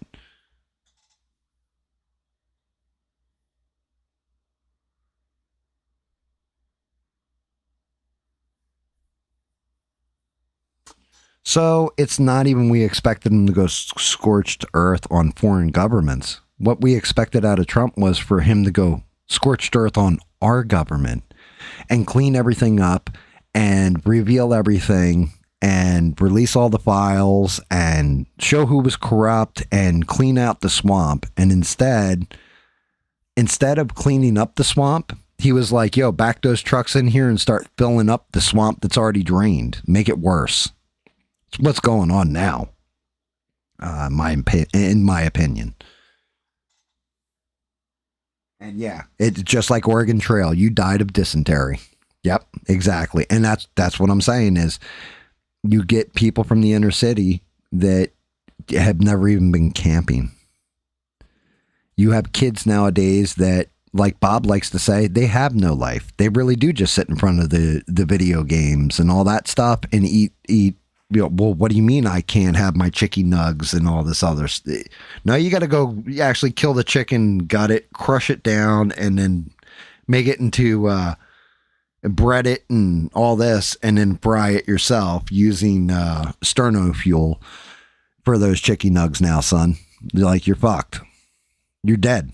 They're going to die.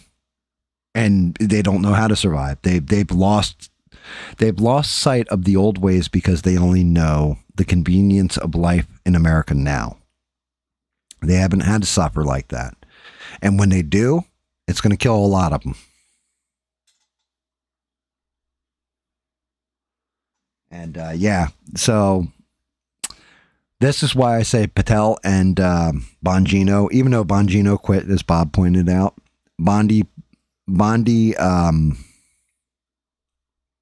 Patel and Bongino need to get fired, like immediately, like post haste, fast.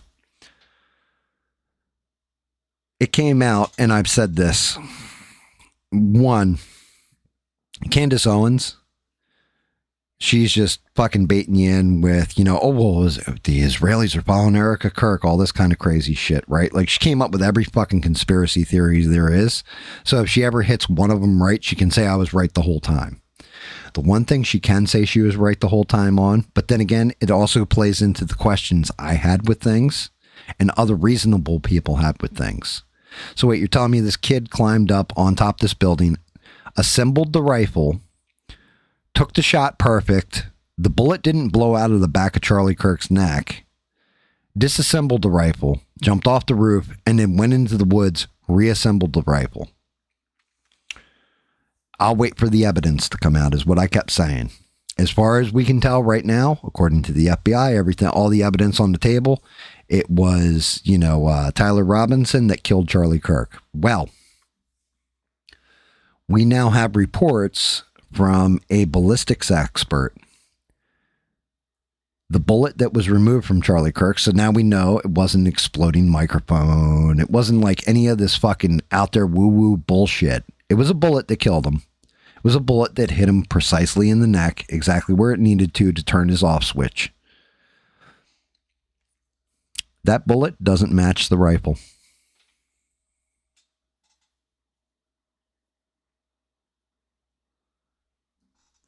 That bullet does not match the fucking rifle. On top of it, the defense has let leak and put out. They had the rifle analyzed. There are 7 different people's DNA on the rifle.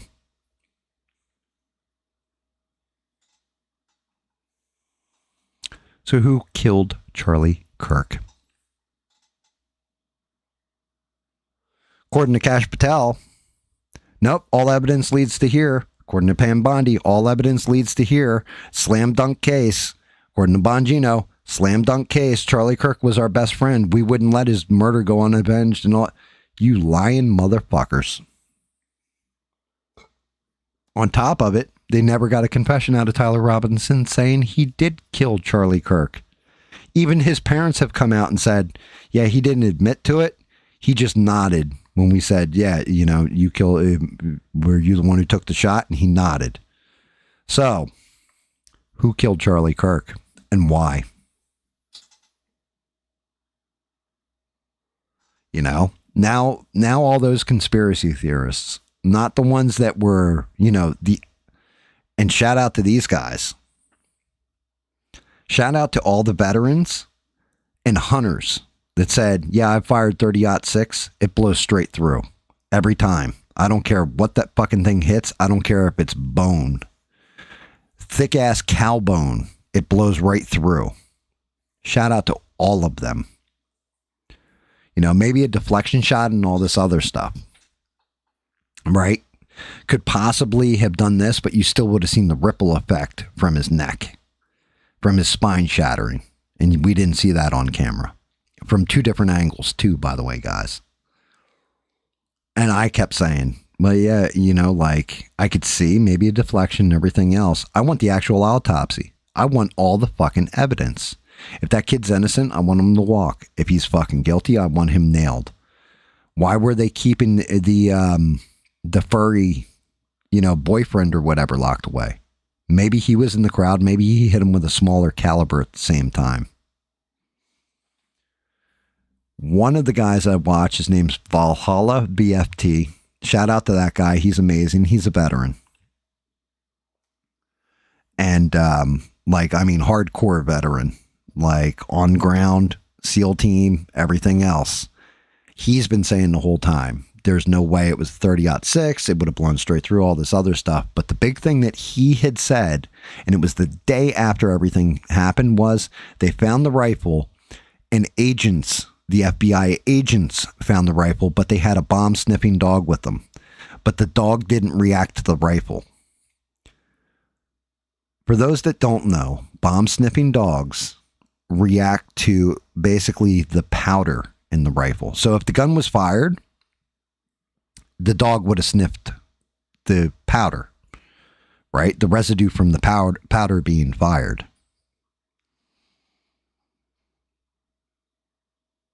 Dog didn't react. That means that gun might not even have been fired.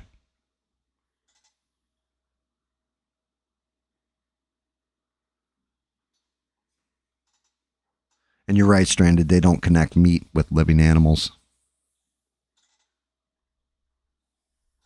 But who killed him? Like, who killed Charlie Kirk and why? I mean, we do know this much. When Charlie Kirk was alive, he was the one person that Trump would listen to that kept saying, don't go into war with Iran. Kept saying it over and over again. I'm not saying Israel had him killed or some shit like this. I don't know. I don't know. I couldn't tell you. I have no idea. I need to see all the evidence on the table. They paved over everything in where he was killed. Completely tore it up and paved it over. So the entire crime scene's gone. Was gone like, what, a week after or something? It's like JFK all over again. There is definitely a cover up and a conspiracy here. Now, who and why? I have no clue. But if all this evidence comes out, and that's what I will run off of. I will not speculate. I'm not going to say, well, I think it was Colonel Mustard in the foyer with a candlestick. We can throw out some of the woo-woo, like I said, because we actually have a bullet that actually killed him. All of us saw where the bullet entered his neck, so we know he was definitely hit. But yeah, I'm gonna run off the evidence. I'm not gonna speculate and call different people like, oh, Erica Kirk had him killed and crazy shit like this. But I can tell you now, the evidence holds. Tyler Robinson is going to walk, and if that kid didn't kill him, he should walk. But then again, is Tyler Robinson a patsy?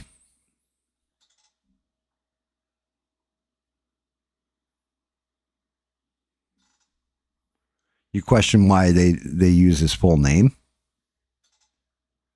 You know what? Stranded, you're fucking brilliant. I didn't even think about that. Who shot JFK? Lee Harvey Oswald. Who shot Martin Luther King? Earl Lee Ray. 3 names. You're always saying their middle name too, so this way it's distinguished. It's not just Earl Ray shot, it's Earl Lee Ray.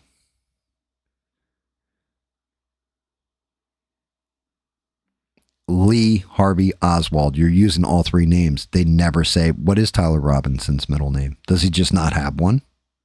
And if he's an assassin, don't we always give them their middle name too? That's smart. That's actually, that's brilliant. I didn't even think about that, Stranded. That was a excellent call, I'm going to say.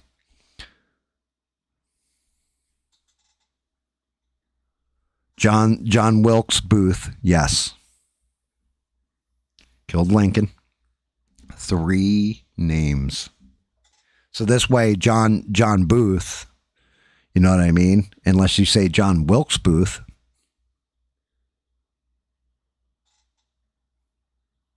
Yeah. Yep. Yeah, it's fucked up. Yeah, that is actually a point out, but this is why I say Bongino, even if he hadn't quit, should have been fired. Bondi should have been fired, and Kash Patel, because Kash Patel is more worried about what his fucking dizzy ass bitch of a girlfriend tweets, and going to hockey games to support the American hockey players and all that stuff. Which, hey, go America! But at the same point in time, you got bigger fish to fry. This should have been something that you had figured out right away.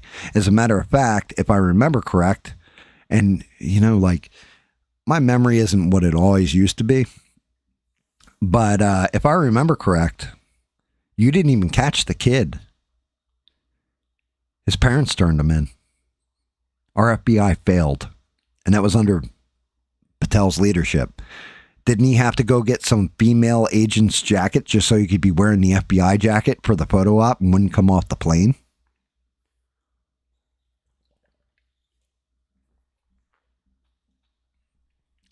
Fuck that gecko-eyed looking motherfucker.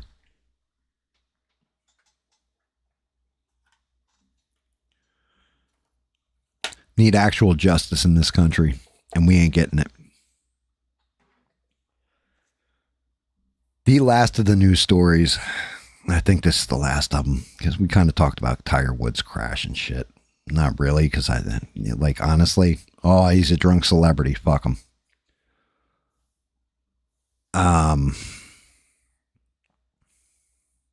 The last story I had was the partial government shutdown. Now, take this as rumor.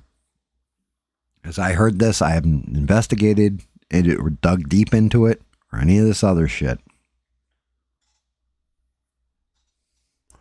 Apparently, they're going to end the shutdown. The Republicans drew up a new spending bill. They will be covering everything, TSA back, all that stuff, except for what's not getting funded. The Democrats win if this is the case. But guess who's not getting funded with with this spending bill that they're talking about passing to reopen the partial government shutdown?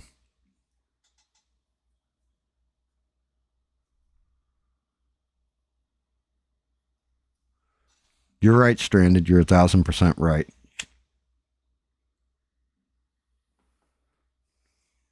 Matter of fact, the guy who shot Reagan is out of jail. Shot Reagan because of Jodie Foster. Dude, Ronald Reagan's a badass. They shot his Secret Service guy, and Reagan got shot at the same time, right? When they got thrown into the car, apparently Reagan was like, "Are you okay, son?" and was checking on his Secret Service guy to make sure he was all right. He's shot, and he's checking on somebody else. That's because Ronald Reagan is a fucking beast. ICE is not funded until 2029. And that's correct, Bob. It's ICE. All of DHS will be funded except for ICE and Border Patrol. You know where that money's coming from? They're going to fund them. You know where? The big, beautiful bill. So the independent funding, no. They have to take it from the big, beautiful bill spending budget. And that's because they can't get the Democrats to sign on to fund ICE going forward or Border Patrol. Yep, and you got it in one, Bob, the triple B. The big bloated bill. Yep. So, yeah, but I want you to think about this. You control the presidency, the Senate, and the House. And you just capitulated to the Democrats' demands. Not saying you're not doing nothing, but yeah, I'm pretty much saying that, well, you're useless as tits on a bull.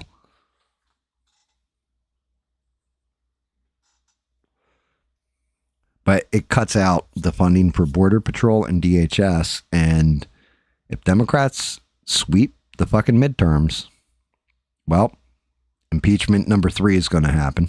Telling you that now. If they take the presidency and keep the House and the Senate, well, everything that you guys thought was going to be prevented over this past 4 years, we're right back to square one. We're going to have something worse than Kamala or fucking Biden in office. And it's going to be bad. And we're talking steamrolling.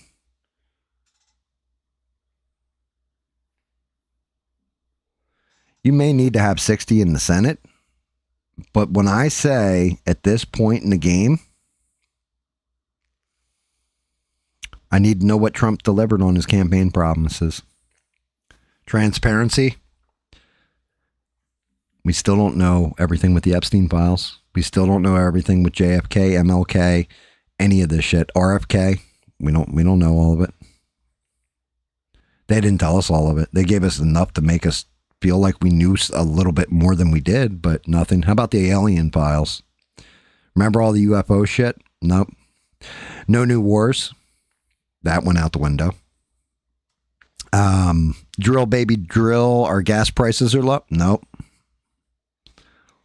Border lockdown, yes, but only because you had to go to excised funding instead of natural funding. Not good. A lot of shit's executive orders. Shit isn't codified. It all rolls back. First thing Biden did when he got in office after Trump's first term was what? I'm writing an executive order to roll back everything Trump did the entire time he was in office because you guys didn't codify shit in the law. If Trump gets impeached, Vance would take over, and I've said that could be a gift, depending on how Vance handles it. There's a big problem with Vance. His wife's pregnant. A lot of rumor that Vance might not even run. So, I don't know. I mean, you got another kid coming. You're seeing how dirty the swamp actually is and how deep it goes. I don't know. Might not happen that way. Vance might not run because he might be looking at everything and going, if I run now, I lose. I'm not going to be a loser. I'm not going to be the VP that runs and loses. If everything was going swimmingly, maybe he would feel it out and be like, okay, I run. Maybe it'll be Marco Rubio. I don't know. I don't know what's going to happen. I don't. But it's a whole lot of news and a whole lot of fucked upness going on in this world right now. The good news is this, though. We got each other. We got shows like this where we can just lay everything on the fucking table. People can disagree, agree, and still be cool and enjoy life and look at life and say, it's still not bad. Our lives aren't tragic yet. We can look down the road and say, this might happen, but maybe it'll all turn out okay. Who knows? Got to wait till we get there.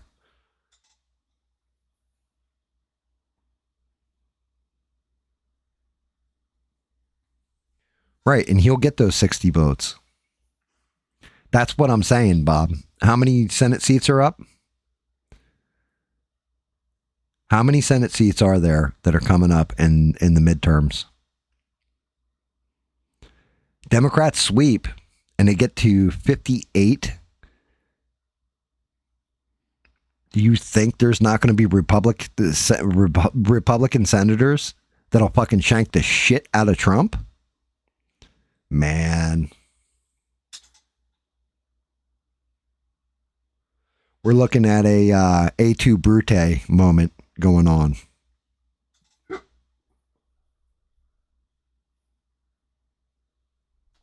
Right. And that's what I'm saying, Stranded, is you're in your state's, well, I mean, you're starting to lean towards purple, but it's the same thing with North Carolina or Virginia. Like, ask Bob. The last governor was a pretty decent governor and still got stomped out. And like, I don't know, like his successor got stomped. Losing Ohio would be one thing. If you lose South Carolina, oh shit. Like Montana, South Carolina, if you start seeing like Democrats winning there, man, hold on to your ass cheeks because it's over.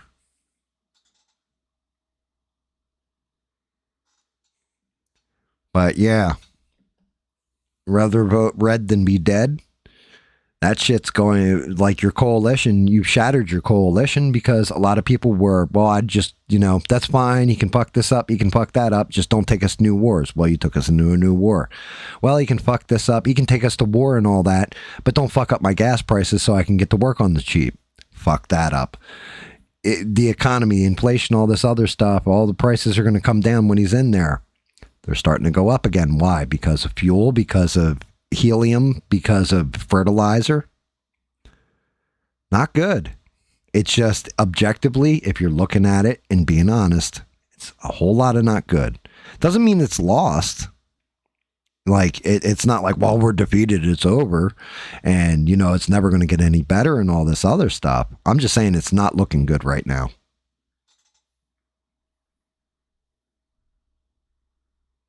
$67 votes. And how many Senate seats are up? Because I'll tell you what, Lindsey Graham's going to win re-election here. If Lindsey Graham does not win re-election, unless he gets primaried out by another Republican, Lindsey Graham will remain a senator. I can pretty much guarantee you that. Because a good chunk of, you got to realize, South Kakalaki, and you know this, Bob, because of Charleston, or as you like to say, Charleston, right? But you got the home of the Marines here. Everything here, like the big investment was Nikki Haley when she was governor, brought in Lockheed Martin, gave them tax breaks and everything. So here's a big time military place. Like most of we don't have Amazon warehouses. We have fucking war weapons and biological weapons and all that kind of shit going on in this state. That's what Monkey Island is. They're testing bioweapons. So like I said, if you start seeing, like if Lindsey Graham gets wiped out by a Democrat in South Carolina, woof.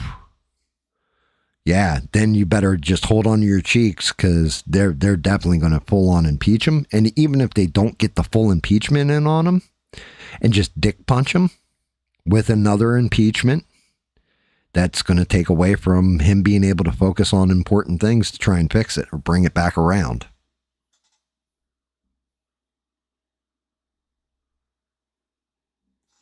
So that's 28. What about 27 or 26 rather this year?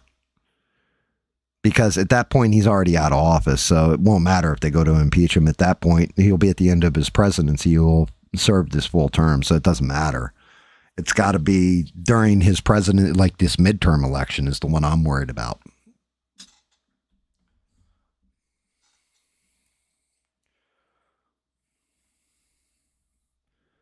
That's the one that I'm like, oh shit, this is not good at all.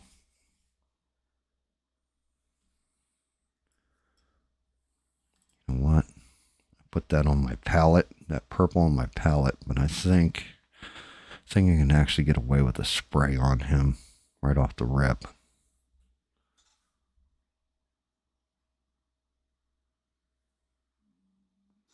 You're saying 28 though. In 28, do you mean 26? I'm looking it up now. But yeah, that was, sorry guys, the doom and gloom went longer this show than normal. And I'm sorry, but it's just a lot of news to catch up and get everybody caught up on. 35 seats are up in 26. Let's say they win all 35, or well, we'll say they win 34 of them. What would the Senate be at that point?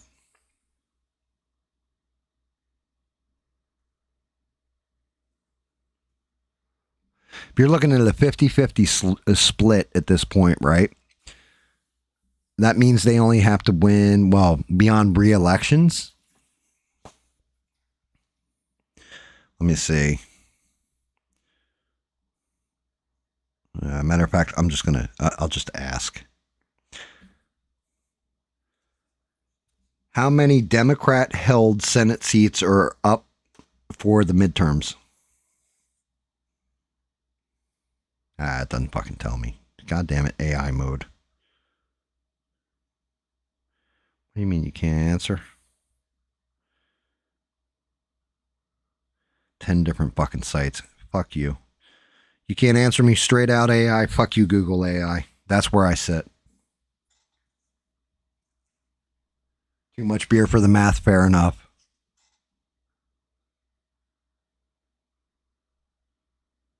Yeah, that's a good call. We went to war. We fought over a 3% tax hike. What the fuck do you think this is going to do? Dear Lord. I got to bring up Samhain. Let's take a look. So the one I'm going to be working on first, good old Mr. Pumpkinhead here looking dude.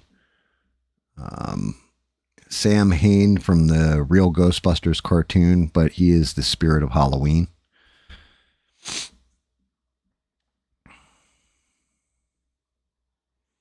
Oh, dear Lord, I don't need to know that. Give me a whole history. Real Ghostbusters. Samhain is what I want.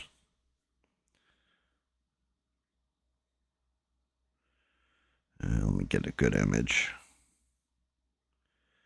I mean, I got a figure, but he's a basic bitch figure.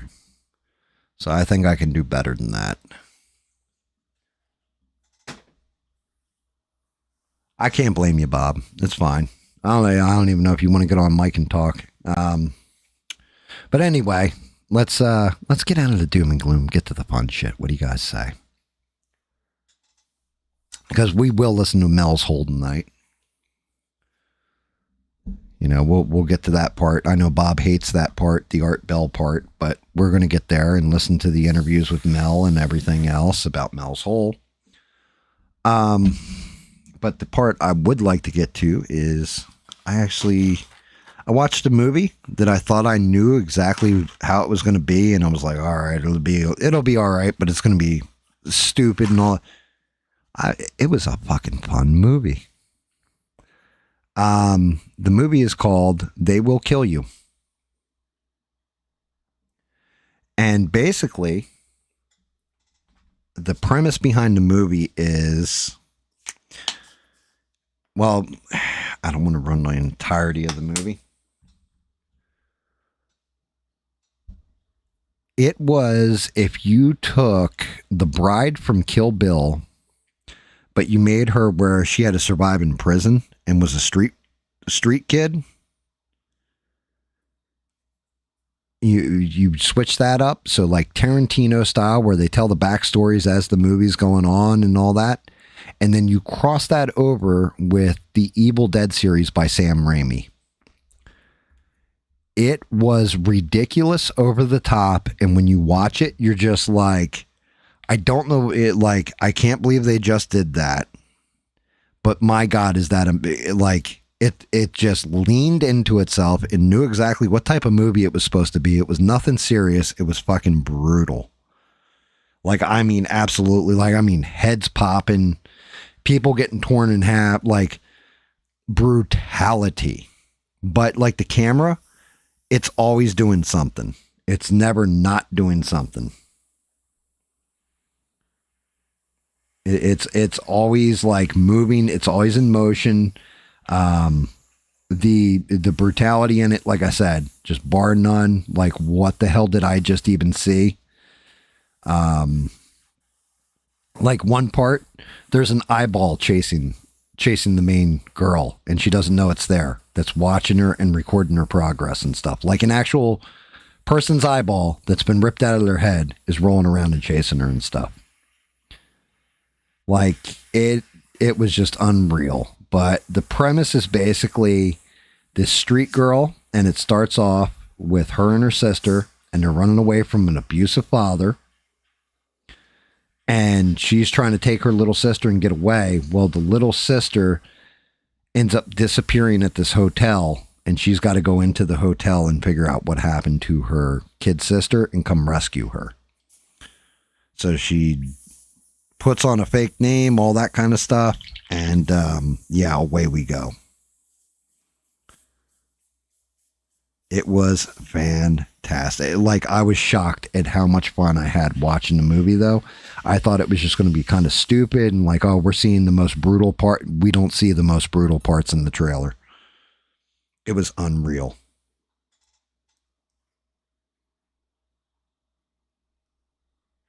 Can't blame you for doing the math, Bob, or not being able to do the math while you had a few. I get it. But yeah, it's so that was a good thing. And, you know, as far as I'm concerned, it's looking like Hollywood might actually be turning the corner and their entertainment at least is getting better. I started to watch season 2 of Daredevil, the second episode of it, and fell asleep. So that tells you where that show's kind of at, where if I'm bored at a superhero show to a point where I'm like, yeah, fuck it, I would rather sleep than watch this. That's not good. However, I did in fact watch Invincible and got caught up on it. The new season of Invincible is following the comic books pretty much identical. Little changes here and there, but it just keeps getting better and better. Like, it's been fantastic. Like, he literally had to fight Conquest again, and he strangled Conquest, and while he's strangling Conquest rips his stomach open and starts disemboweling him, trying to get his hands off his neck. And that's kind of where it ends, is like Conquest is dead, but the main hero, Mark / Invincible, is laying there with his guts like hanging out of him.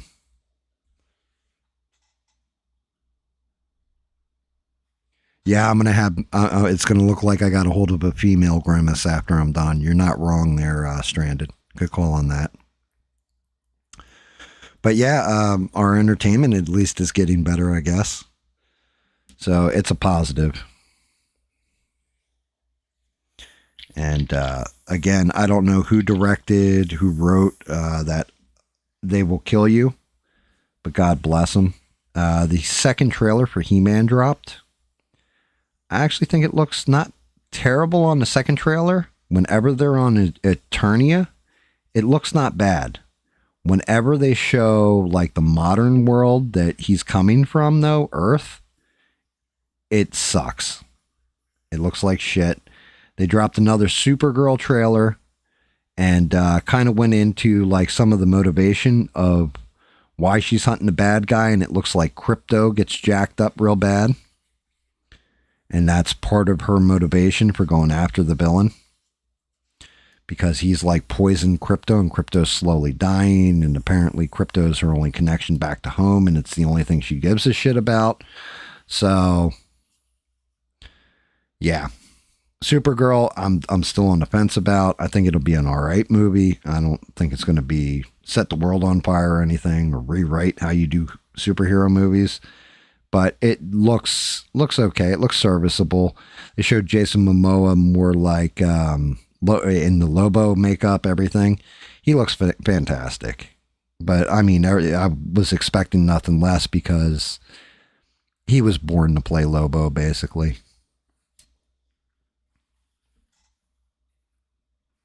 And yeah, well, that's just it. In the Superman movie, apparently Lex Luthor was supposed to torture the shit out of Crypto, and they cut it all out because during test screenings, people were getting too upset and leaving the theaters because they didn't want to see Crypto getting jacked up. So you had to cut all of it out. But like, you know, when they're in the Fortress of Solitude, for example, and he gets jacked up, like they take him prisoner, take Crypto prisoner. Apparently what had happened was they like the chick actually like beats the shit out of Crypto, and then they supposedly were cutting him on a table at one point, and like they cut all this stuff out because again people got like reacted gutturally to it and didn't like it. But this one looks like, you know, you basically shot John Wick's dog kind of deal is the way I think that's the way what they're going for. I'm like, I should have cleaned out my airbrush better. after the last stream and didn't. Should have given it the bath. Because it's gooping up. See if I can't dilute the paint a little bit more. Be runny, but at least it'll be flowing. But yeah, I don't know. There's not much else I've seen recently that was amazing. Oh yeah, that's bad. Oh shit. I just realized, I'm like, why is this like just sputtering out and everything else? Might help if I turn the compressor on. Nobody told me to turn on the air compressor. Wondering why I wasn't hearing the noise. Now we're shooting again.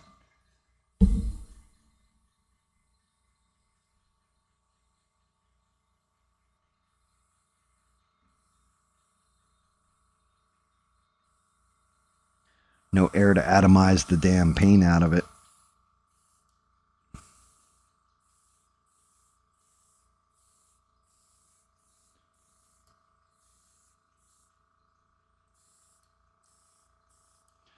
Going in with a very heavy purple at first. Just so we can get the undertoning. Oh yeah, now we're flowing. Now we're cooking with gas.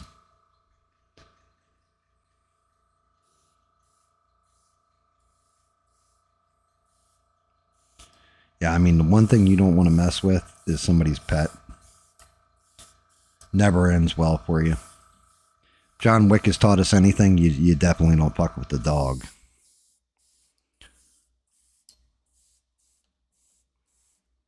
It's suicide.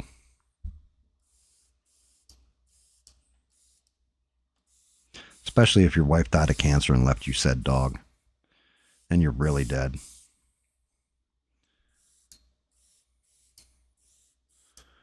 I heard you struck my son. He killed John Wick's dog and stole his car. Oh, I see.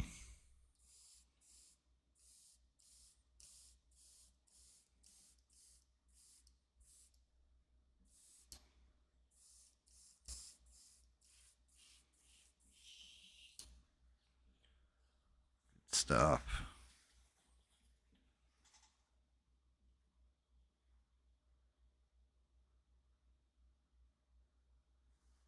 What, somebody broke into your house and stole your dog or killed your dog and stole your car, Bob?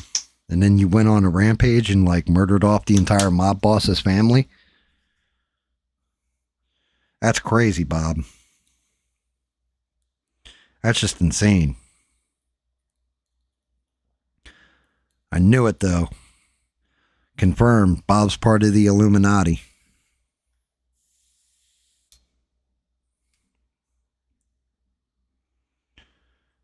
He's like, he knows who actually built the pyramid. He's a Knights Templar.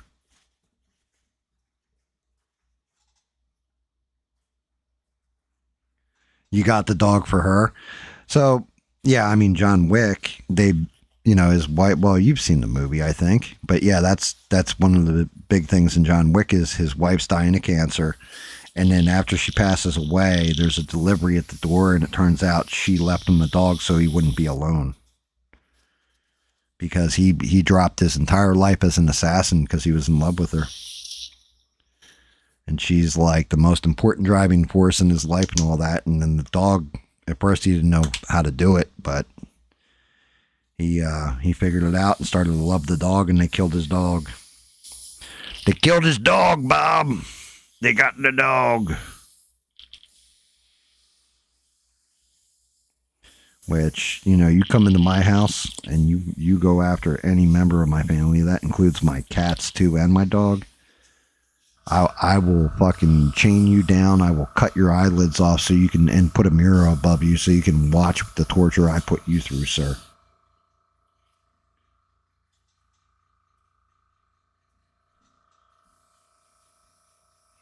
I will have you know savagery like you never knew savagery. And then on top of it, I'm going to give a good call out. I'm going to get online. I'm going to start a stream immediately right before I do this, and I'm going to put a call out to Bob and get him to fly here, and I'm going to have Bob just step on your nuts with steel toes.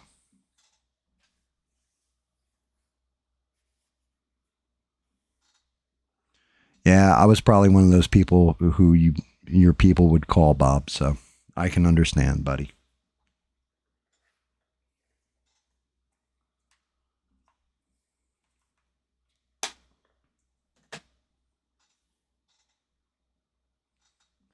Dear Lord, it doesn't even look like I painted anything. Well, now it kind of does. I just got to let them dry because I didn't realize the compressor was on and diluted the paint.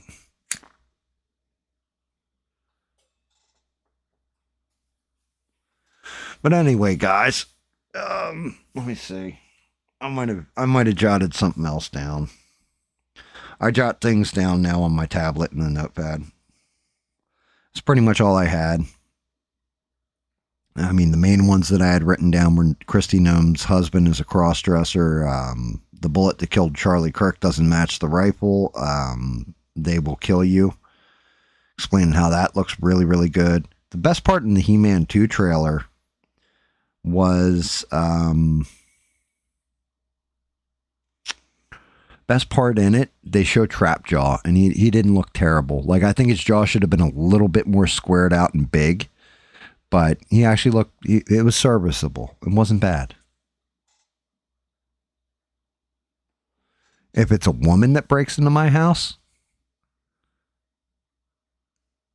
well, one, I have a wife, she'll take care of it. Actually, tell you the truth, with an intruder, you better hope that I get to you before the wife does, to be honest with you. But even if it was a female, then I would just straight, knock her cold and just let the wife deal with it.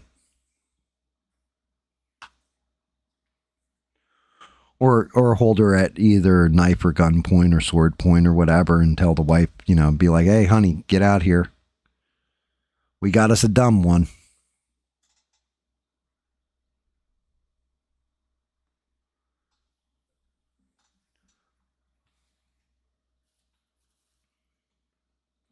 Don't worry, Bob. You know me. That's all you need to know sometimes. As long as you got a deep pocketbook, you're good, buddy.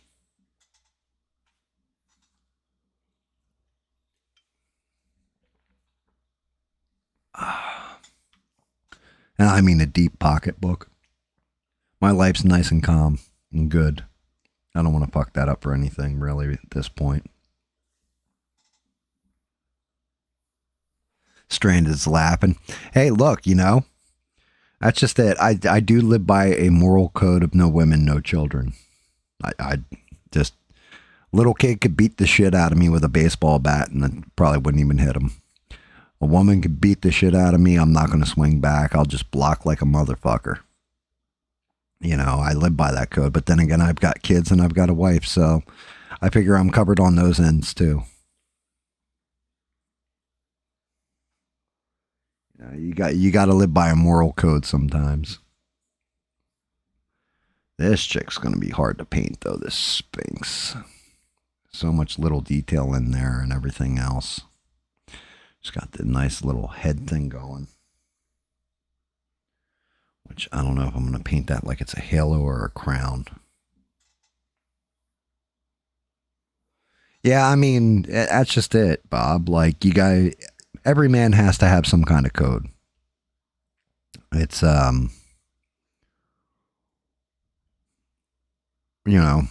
look at it this way. Not in all cases. There's definitely, I've met some women that can kick the shit out of me, even if I was full on going hardcore on them. Still doesn't make me feel right about it. And then kids, like how are you going to hit a kid? Like, when I say kid, I mean somebody that's under the age of 18. Like, even if they're a little bit older than 18, 19, 20, like early 20s, you kind of feel fucking bad about it, because you have that bone density, even if you're not stronger than them, they have better training than you, stuff like this. You still feel bad because they're still in a way weaker than you in most cases, especially if you know how to break bones and and joint lock and everything else. Like it feels like you're in a pillow fight using a pillow filled with bricks against somebody. I don't know. It just feels dirty and wrong. The missus would be way more savage than me. Way more. You know, like it's not an exaggeration. I can't get too deep into it. I can just tell you that it would be like a pleasant walk in the park what I would do to somebody who broke into my house versus what the wife did to somebody that broke into the house. I can just say it like that and be honest about it. She is the more savage of the two. I'm more even keel, we'll say, or more forgiving and more understanding and have a bit of compassion. Women are the deadliest of our species. Maybe not physically in all cases, but when it comes to that part of the brain, they can give life, they can take it, and when they take it, they can be more brutal with it because they know how to hurt you more brutally.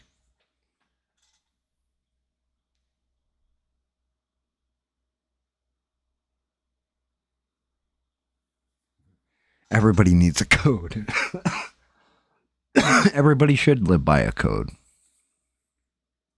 You know, my first, like Bob has a code and rules. Bob's first rule is the stupid will be punished. I like that rule. That's an excellent rule to have.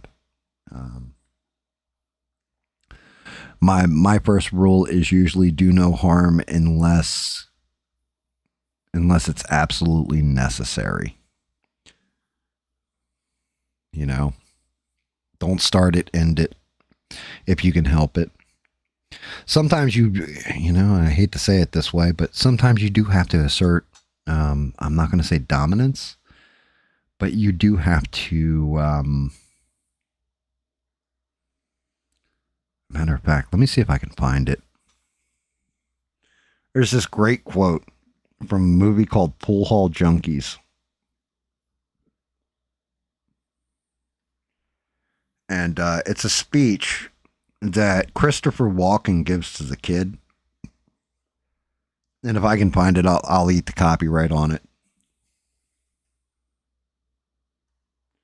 Because the story he tells is perfect, and I can't phrase it better. And if I try to paraphrase it, I'm going to fuck it all up. The movie's called Pool Hall Junkies, and it's a speech that he gives.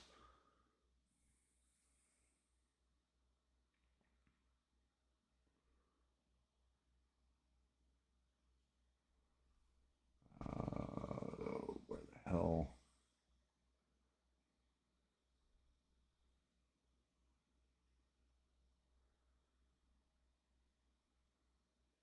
Let's try here.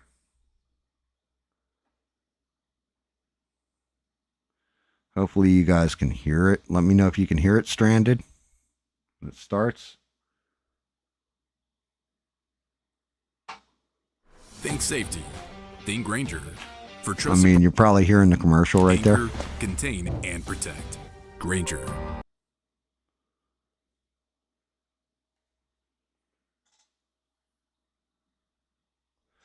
Can you hear that? Hold on. I'm going to hit play. Let me know if you can hear this. Nature documentaries on the cable. Yeah. Can you hear that?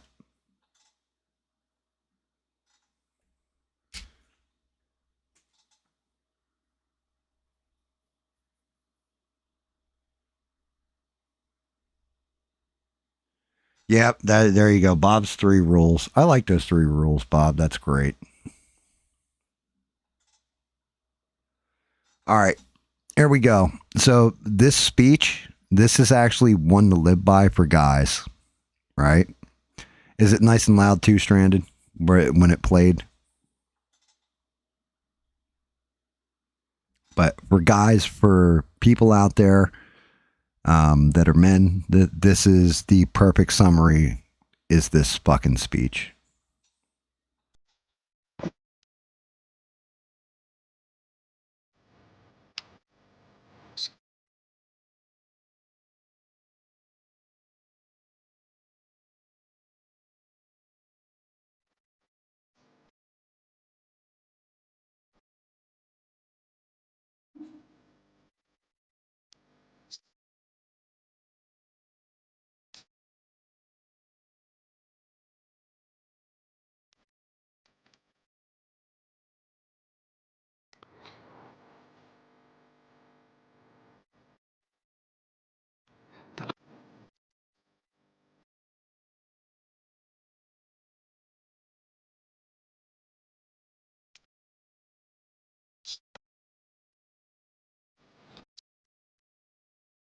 Yeah.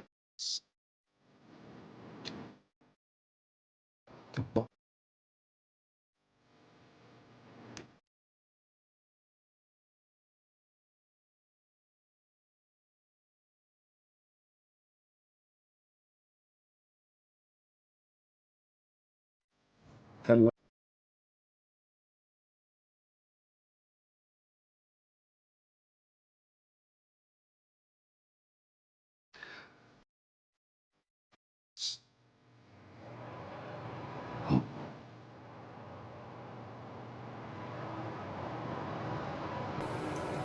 It's too late to be scared. It's time to kill. I'm going to the other room. You come out when you're ready. This digital calendar. Yeah, that's the speech, guys. Right there. Yeah, I can't say that shit any better.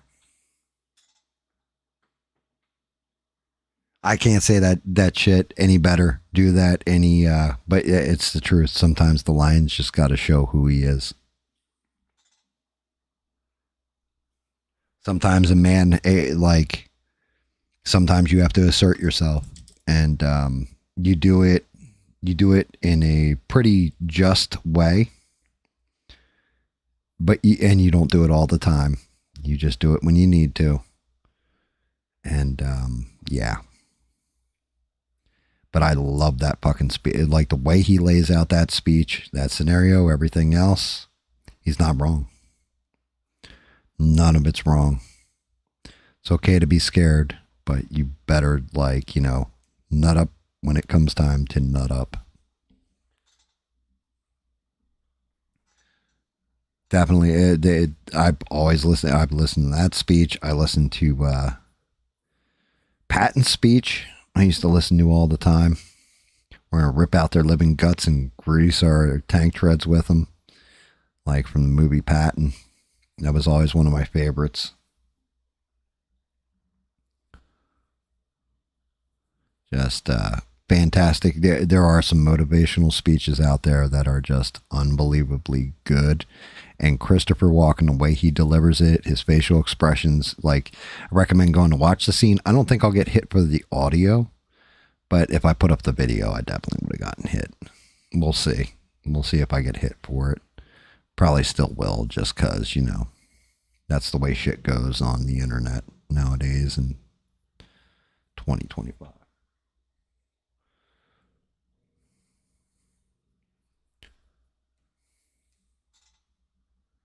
But yeah, fantastic speech. And I mean, that doesn't just apply to guys either. It applies to women. Sometimes you guys got to show your dominance. You got to show all the other women why they should be not so much afraid of you, but at least respect the shit out of you. And if you don't, then people are going to walk all over you for a good chunk of your life. And nobody wants that. Nobody wants to be the one that's walked on. Doesn't mean you got to live the thug life and do stupid shit that gets you thrown in the old pokey for a long ass time. But you definitely don't want people thinking you are the guy to steal on, to beat on, to take for granted.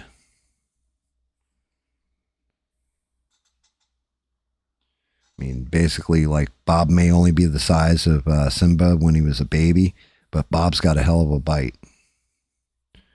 His toes, his steel toes bite in there decent, and he just sack kicks them.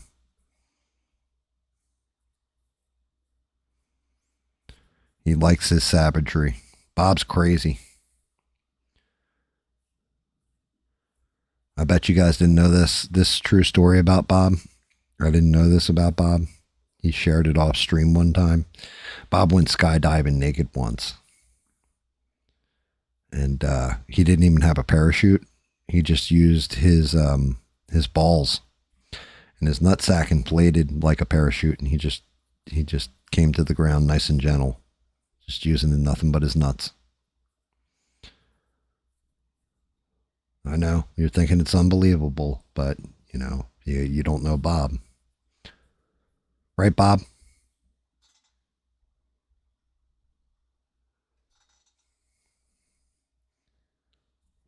He just fluttered down like, you know, like a leaf on the wind.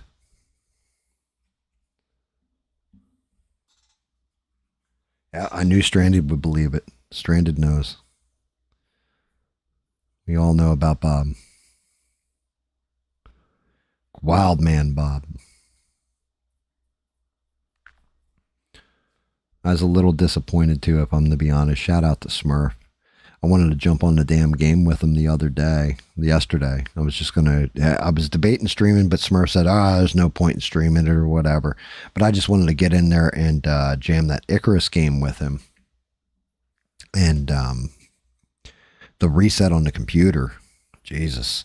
Like I said, I ended up having to go to the new laptop again anyway, just because something's wrong with the encoder on it.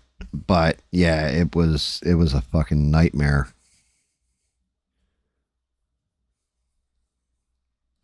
Absolute fucking nightmare. Resetting an old computer. Here comes the BS. At least Bob knows when I'm joking.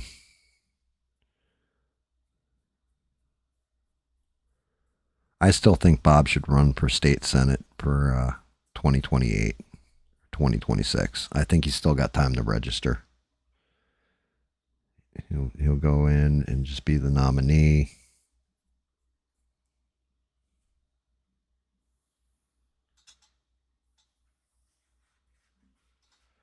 Oh, dear Lord. All right, guys. Well, I think I have talked all the shit I need to talk for now. Get this paint job on here. I'm all screwed up because I had an entire color palette laid out and ready to rock and roll for Wasp. And yeah, it got switched up to these guys.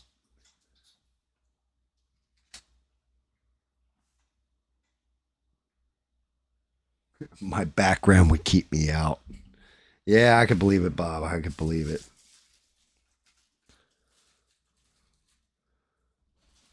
But yeah, I'm 1000%. I'm at that point where shall we get into Mel's hole? Shall we get into our Art Bell part of this?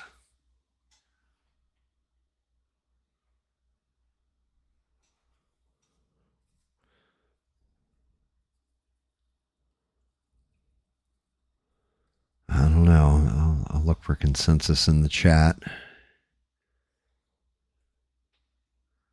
Unless there's something else you guys want me to talk about, review, or anything you guys want to bring up.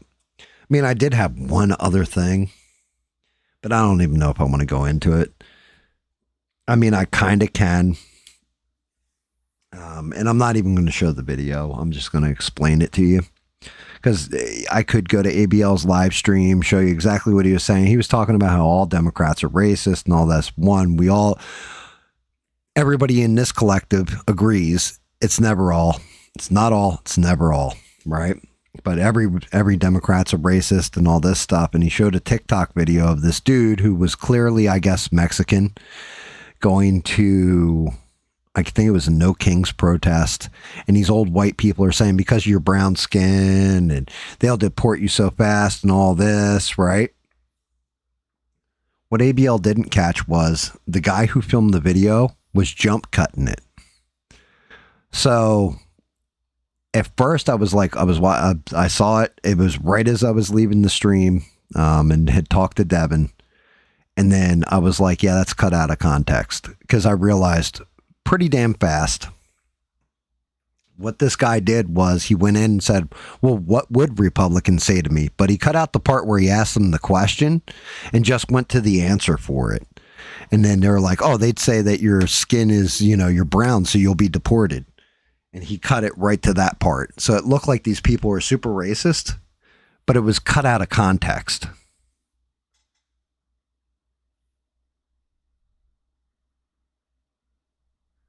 That's the other thing that happened. Thank you, Bob. Artemis 2. Yeah, we got guys going to the moon. Well, they're not going to the actual moon. They're just going to orbit around it. That'll be interesting. Let me know how that works out, Bob, if there's actual good live feed, and, please come back in and tell me what you see and everything else. I would love to know.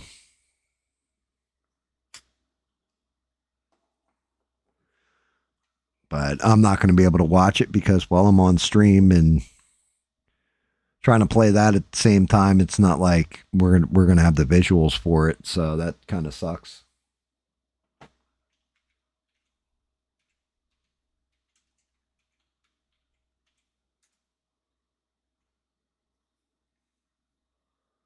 All right, here we go.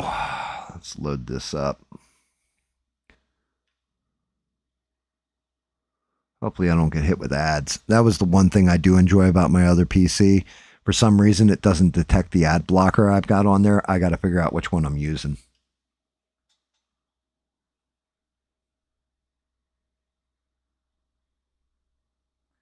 I'll still be on. It's going to run for like 3 hours, the Art Bell part. Before you go to bed, Stranded, just do me a favor and sound check me. Make sure this isn't too loud. This isn't,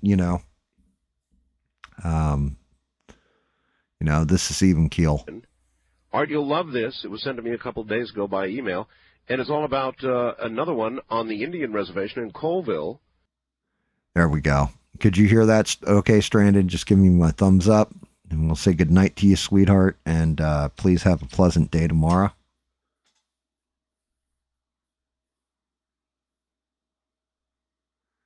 Cool. All right. Well, I'm going to let Art Bell play. I'm going to shut my cake hole. And we'll listen to the story of Mel's Hole. Here we go, ladies and gentlemen. The Mel's Hole complete saga. Where there is another mystery hole. Anyway, we'll get to that. Well, all right. Now to Eastern Washington. I guess this is Eastern Washington. Mel, are you there? Yes, I am. First of all, Mel, thank you for answering. What are you doing up at this time of the morning? Well, after I sent the fax, I'm living in town here now because we had a couple of our buildings out there cave in after the big snows that we had out here last month. Oh, yes. And so thereby goes some of the construction debris into the hole. So, all right. When did you discover this hole? Well, the hole has always been there. We've been out there for a couple of years now, and the hole has been there since we've been there. It's been there since the previous owner was there, and the previous owner there was quite elderly, and I'd say he was there for a good 30, 40 years before we moved in. Wow. And then and so there's been a thing of throwing stuff down this hole for a long time. It's been going on, for as long as the hole has been there, I assume. When nobody knows that, I guess. All right. How do you pronounce the name of your town, Manastash? Manastash. Manastash. Right. That's right. Thank you. Actually, I'm in right now. I'm in a little town called Ellensburg. Oh, I know Ellensburg. All right. You must know about a rodeo here, then. Oh, sure. Okay. Well, so we've been there for several years, and we just take all of our trash, rubbish, anything we have that we have to get rid of, we take it, throw it in the hole. Everyone's throwing their stuff in the hole. The people from around there throw all the stuff in the hole. I mean, it's just been going on for a long time. Well, I got this thinking one day, how come this hole is not filling up? It must be an awfully deep hole. That's a good thing to consider, sure, as you throw stuff in it for decades, literally. And so, I used to be I would say pretty close to a professional shark fisherman. So I had a couple of huge fishing reels, went out there and started letting the line down. I figure after one... Did you weight the line? Oh, yeah. There's, in fact, the original line is still down there. I've just been adding to the line and keeping track of how much line I have used. So I've not reeled it in. How much weight is on it? There's a 1 pound weight at the bottom of it. 1 pound weight, all right. 1 pound weight. It's a triangular 1 pound weight. Okay. And so that's at the bottom of it at first. So in other words, it would go down kind of like a plumb bob. Exactly. In fact, I have it rigged across the center of it there, and it goes straight down from the center there. And occasionally I try to move the line there, but when you're moving that much line, you really can't do a whole lot with it. But it seems to, there seems to be, it's not resting against anything at this point here, and it continues to go down freely. And so when I was out there earlier, I let out a little bit more line. And so you actually went out there tonight after I read this? Yeah, exactly. Oh, man.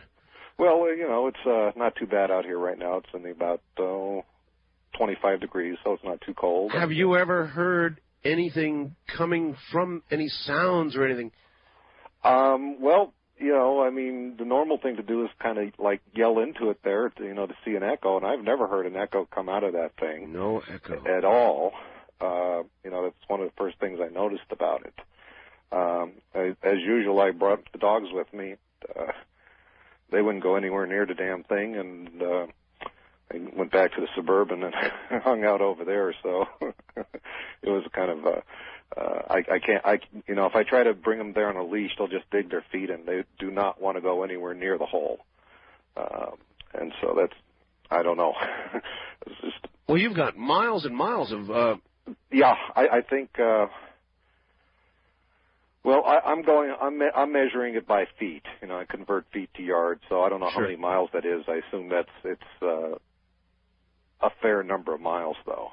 Well, 5,280 feet is a mile, so you really think you've got 80,000? Yes, yeah. I get line in 5,000 yard spools, and so I've gone through that many. Well, you have got a hole then that goes. Well, you can't say to the center of the earth, but you've got a hole that goes miles and miles and miles into the earth. I would think a university would be out there, boom, just like that. Well, my wife does work for a local university here, and, we've been talking to them about it, and one of the things is they find it quite incredible that I've let that much line into the ground, but that's what I've been doing. Have you ever thought of winding it all back up again? Well, when I let out the first 1,500 yards of line, I reeled all of that back in.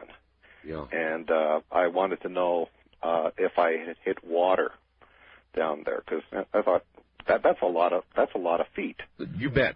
That's 4,500 feet of line. Did I hit water? So I did. What I did is I sent down a roll of lifesavers. Lifesavers? Yeah, so when it hits the water, the lifesavers will dissolve. That's true. Oh, I see. So very smart. So it's an old shark fisherman's trick there. We used to send our bait out on a balloon attached to a roll of lifesavers, and the bait would go out into the ocean on the tide. Yeah. And then eventually the lifesavers would melt, and the bait would fall to the bottom. You couldn't cast a big old mackerel out there that far. So that's amazing. So, what do you got any guesses? I don't. I have no idea. I thought it could have been a mine shaft, but the thing about it is the surface part of it's been very well cared for. I mean, someone built a very lovely wall around it. And all right, tell me about the nature of the side of the walls. In other words, you must be able to look down far enough, at least, to examine the side of the walls. Sure, it's stone for about 15 feet down. Yeah. And then after that, it's soil, dirt, and then further down rock. So, but I can only see to the extent of, really powerful flashlight. I brought halogen lights out there to try to get a better look down there, but the visibility really isn't there. You cannot see much after a while. But it's a retaining wall. I'd say it's about a 3.5 foot retaining wall, and it goes down about 15 feet, and then it's... Well, I'll tell you this much. No matter how powerful a light, and I was even thinking about a laser, when you're talking about 80,000 feet, forget it. No. Well, they should have some technology that can give me an idea of how deep this thing is. I mean, obviously, the old fishing line method is only going to go so far. What we need here is a volunteer. I'm serious. Somebody who would be willing to be lowered into this hole. Well, I don't, to be honest with you, I don't even know if there's any air down that far. I mean, I wouldn't know about that either. Or what true. kind of pressures we're dealing with. These are things that are totally beyond my grasp in terms of knowledge about these things. But do you own this property? It's our property, yeah. How long have you been working on this? Well, we've been out there for a couple of years. I said about 4 years now. But this project here with letting down the line, that's only been since last summer here, and it was just I said, well, how come this thing isn't filling up? Well, sure. And I talked to the neighbors around there, which are when you're out there in the country, your neighbors are pretty far away, but they all know the hole out there. They all know about it, so it's because they all bring their trash out there. So the local legend of the hole. Yeah, this could be an apocryphal story, but one guy claims that he threw his departed canine down into the hole. Oh, really? And he swears. Well, the story is the guy that did it swears the dog actually came back to him, and he was a hunter.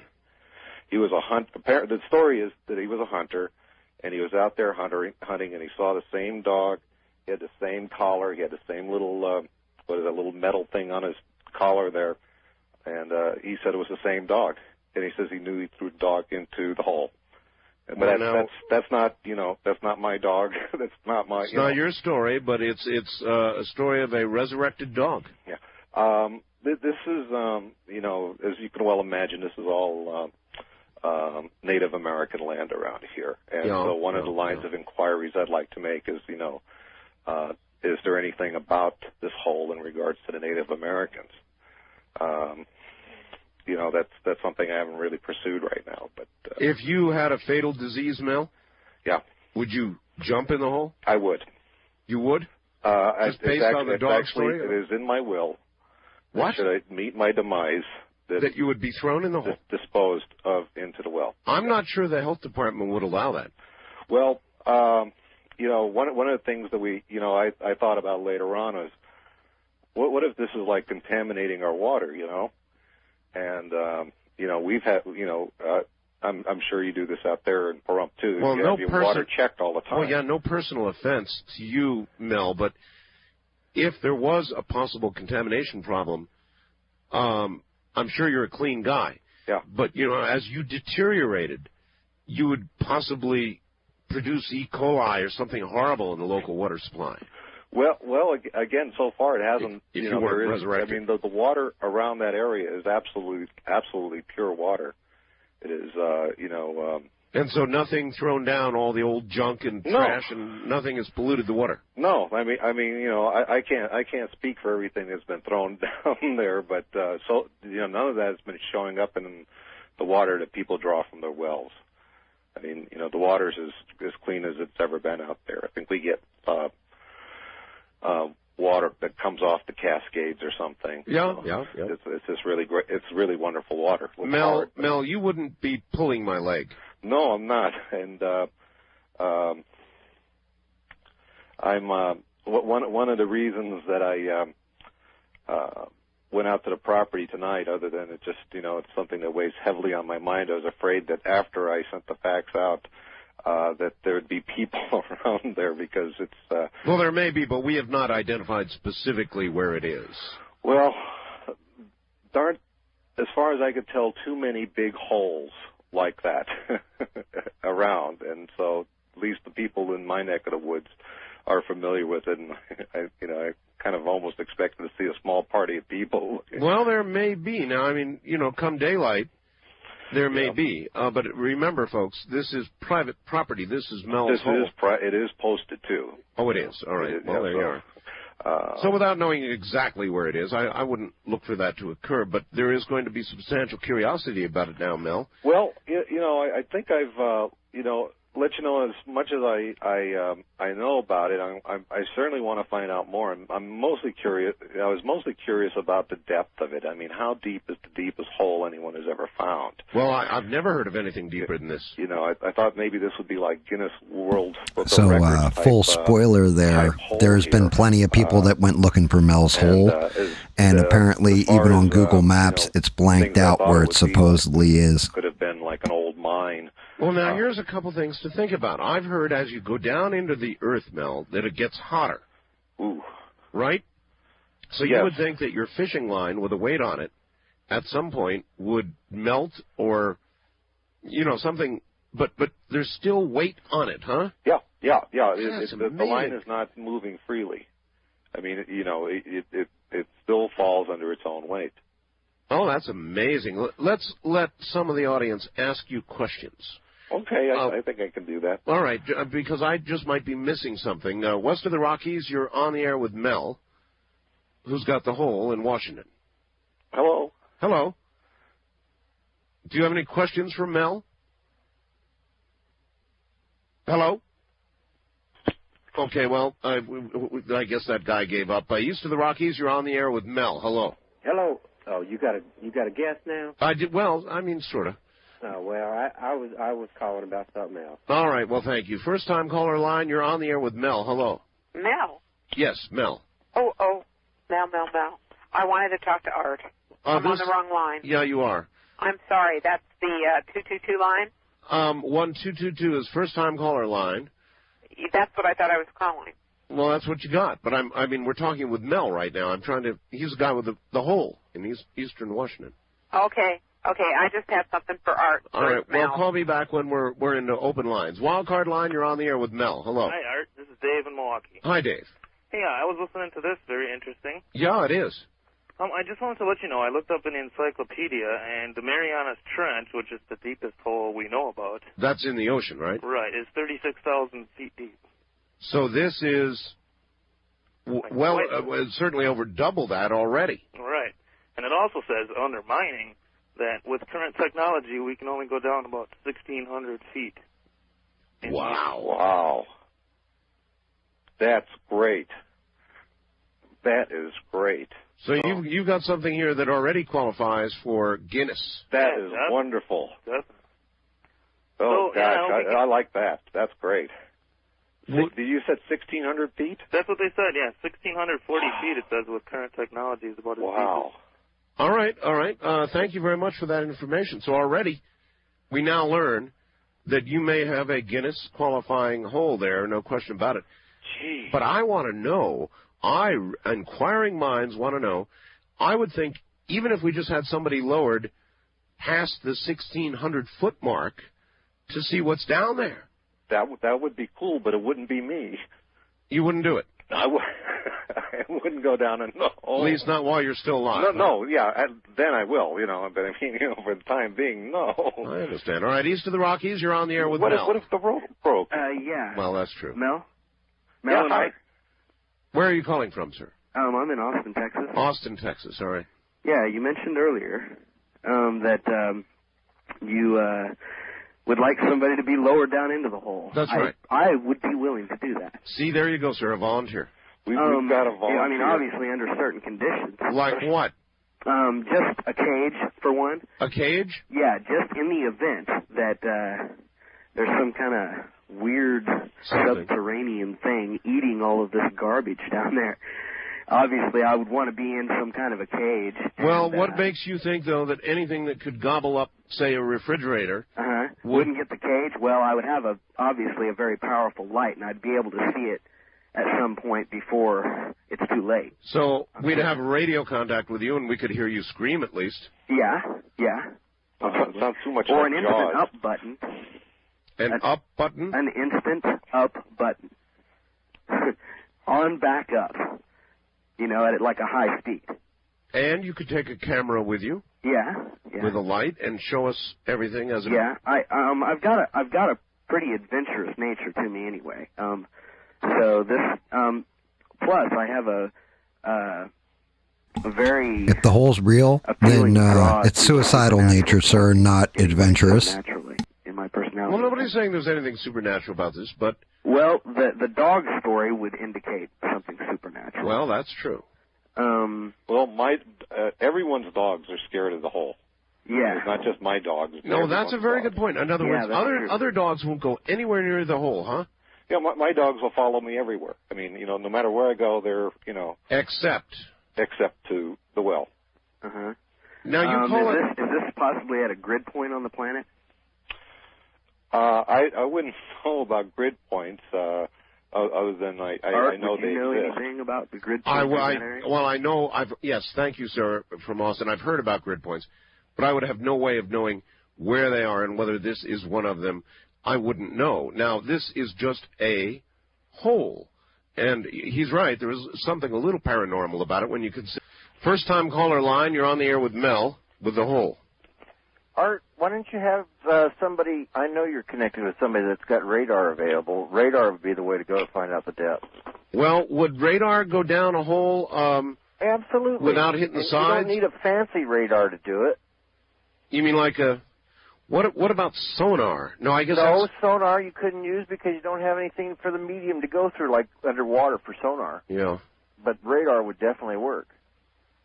In other words... I was just curious if he'd call a government agency to come out. But wouldn't radar return a hit from the sides of the hole and bounce around down there? No. Purely directional radar. What do you use when you're driving down the highway?